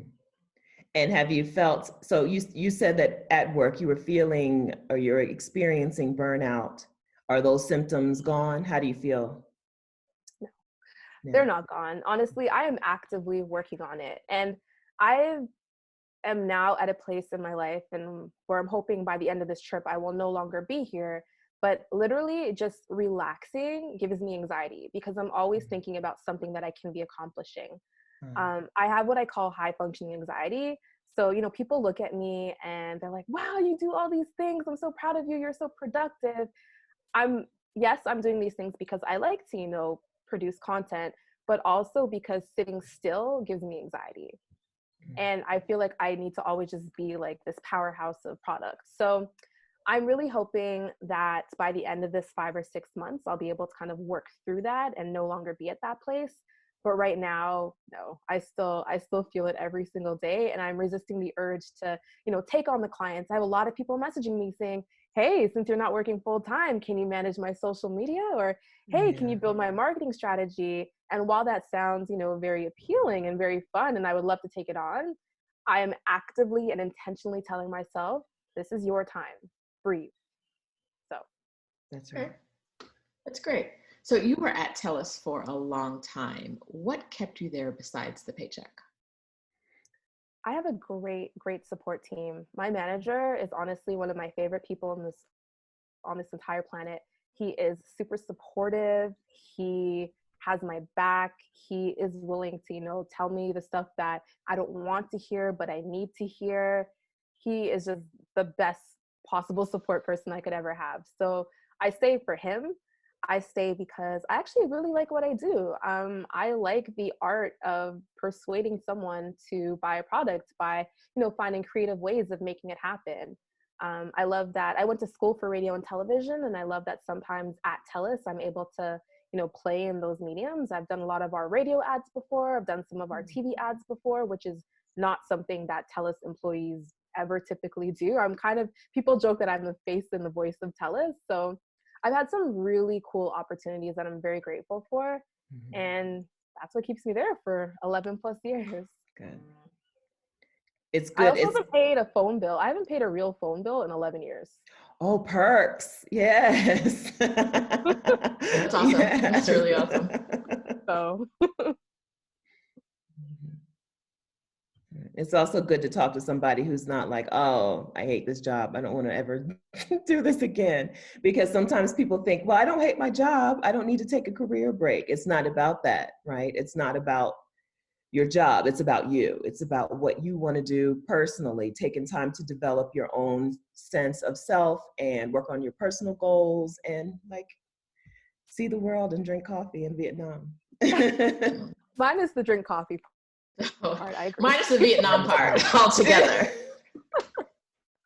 Okay, so all right, I have a very important question to me.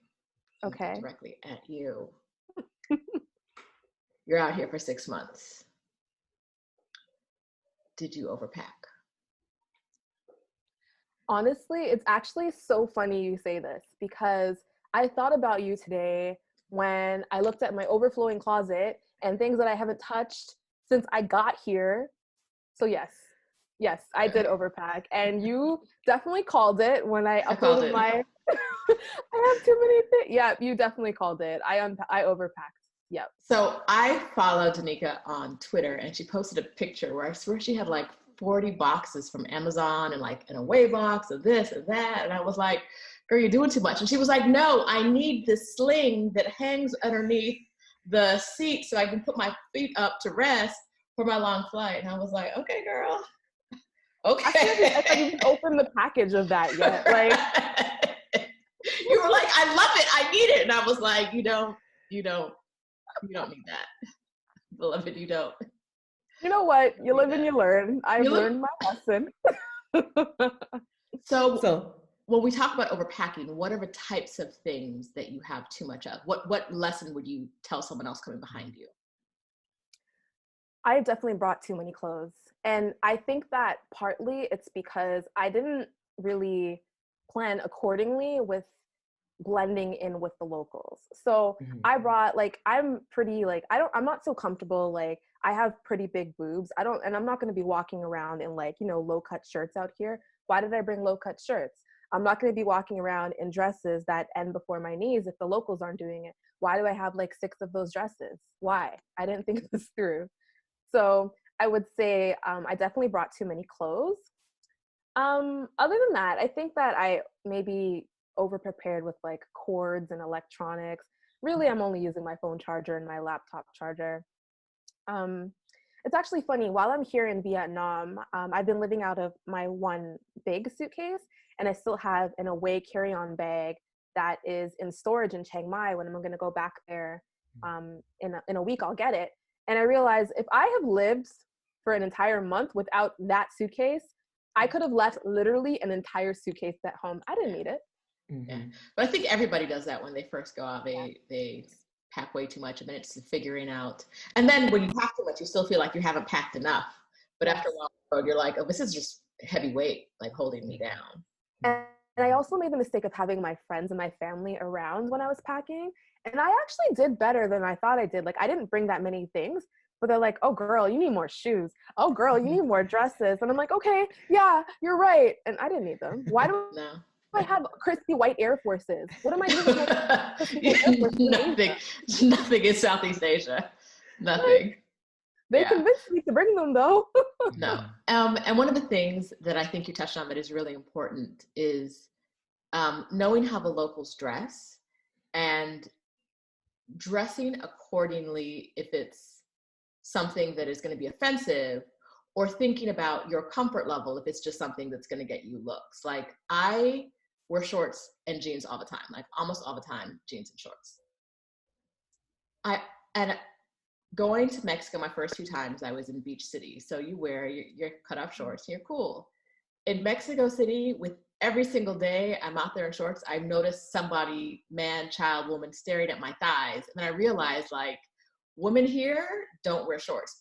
Women, girls over the age of I think probably 11, they'll wear short skirts, but they don't wear shorts. And so I stick out. And it's not something that, it's not offensive in any way. They're not seeing more of my leg than they would without it, but it is something that separates me as kind of an outside, also the blackness separates me in Mexico City. The me separates me in Mexico City. But also, I was walking the mall once and I had long blue braids, black skin and shorts. And I was like, I couldn't even attempt to like, just, so I think there's something to be said for not just being attentive to not being offensive, but also being attentive to the standards and how comfortable you will be outside of standards. Because you could walk around with a tank top, especially in Da Nang, Beach City, you could be there with a low-cut shirt on, and it wouldn't necessarily be offensive, but you might, with your boobs, be a little bit more noticeable. And that's something, like you said, you've considered. Sure. And for me personally, like you said, I already have my blackness. I have big hair. I'm one of the few Black people that I've seen out here. Any attention that I can divert, I would like to divert.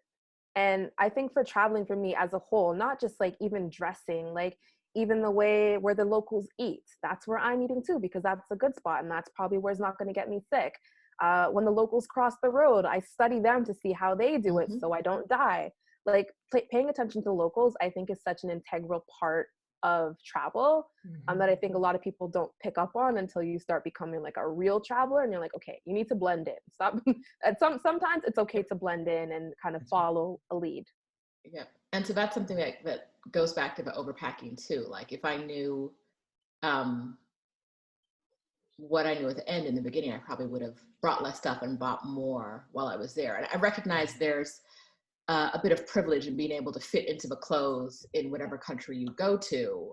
And so sometimes you have to plan around that because things won't fit. But in a lot of places you can get things made, like you said, and there are other options. But packing, it's important to know that packing for a trip like this isn't like packing for a vacation.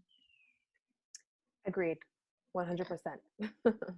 You don't need a new outfit every day. You don't need new shoes every day. You're gonna be irritated with them more than anything. But and to be fair, in this Instagram culture that we live in, it's interesting to see how to balance that, because it's like, oh, I can't post this picture because I wore this in the last picture. I think a lot of people think that way. I just got on Instagram this year, so I'm just ignoring all of the rules that probably apply, and I'm like, this jumpsuit is cute today, and it's gonna be cute in 2 days too. Like, so yeah, I think it's also just forgetting about all of like the Instagram norms and the rules, and just like doing what you got to do to not be overwhelmed by your bags. There was a point when I was in Chiang Mai where I bought this cute little shorts and tank top, and I wore that or some combination of that like twice a week, every week. So it showed up in pictures all the time. It was the top with jeans, or the whole outfit together, or the shorts with a different tank, and it was just like, yes, you have seen this jungle print before. You will see this jungle print again. Listen, I need clothes. I'm wearing what I have. So I'm living out of a suitcase. So like, let me live. Thanks. Yeah. Yep. So while we're here, do you have any parting words? Any parting words? Well, first of all, thank you for having me. This has been so fun, and I'm looking forward to all of the other Black women who you interview. I guess my parting words would be, if you're interested in following along on the journey on my Liberty Leave, my handle is @LibertyLeave on all of the things, the Facebooks and the Twitters. You can follow along as I gallivant through Southeast Asia and try to figure out life, and try to figure out how to not get hit by motorbikes, and not get like followed by some creepy people, and follow along on the journey. So in the beginning of my journey right now, I'm focusing on my experience and my travel journey. But eventually my plan is to be highlighting the stories of people who are making these purposeful pauses, plans, and pivots in life. So yes, that can also apply to travel, but people who are just making career changes, and maybe there's no travel included in that. People who are going to therapy, overcoming addictions, all of the things. I'm just really hoping to make Liberty Leave a movement, and I want to highlight the people who are doing those things so they can inspire people and let them know that it's okay to switch it up. It's okay to reinvent yourself and do it all over again if you need to. So @Liberty Leave. Thank you. And we definitely believe in reinvention over in these parts. Definitely. So thank you for joining us today. And this will be one of our featured videos in the 12 Days of Career Breaks. And we are so happy you joined.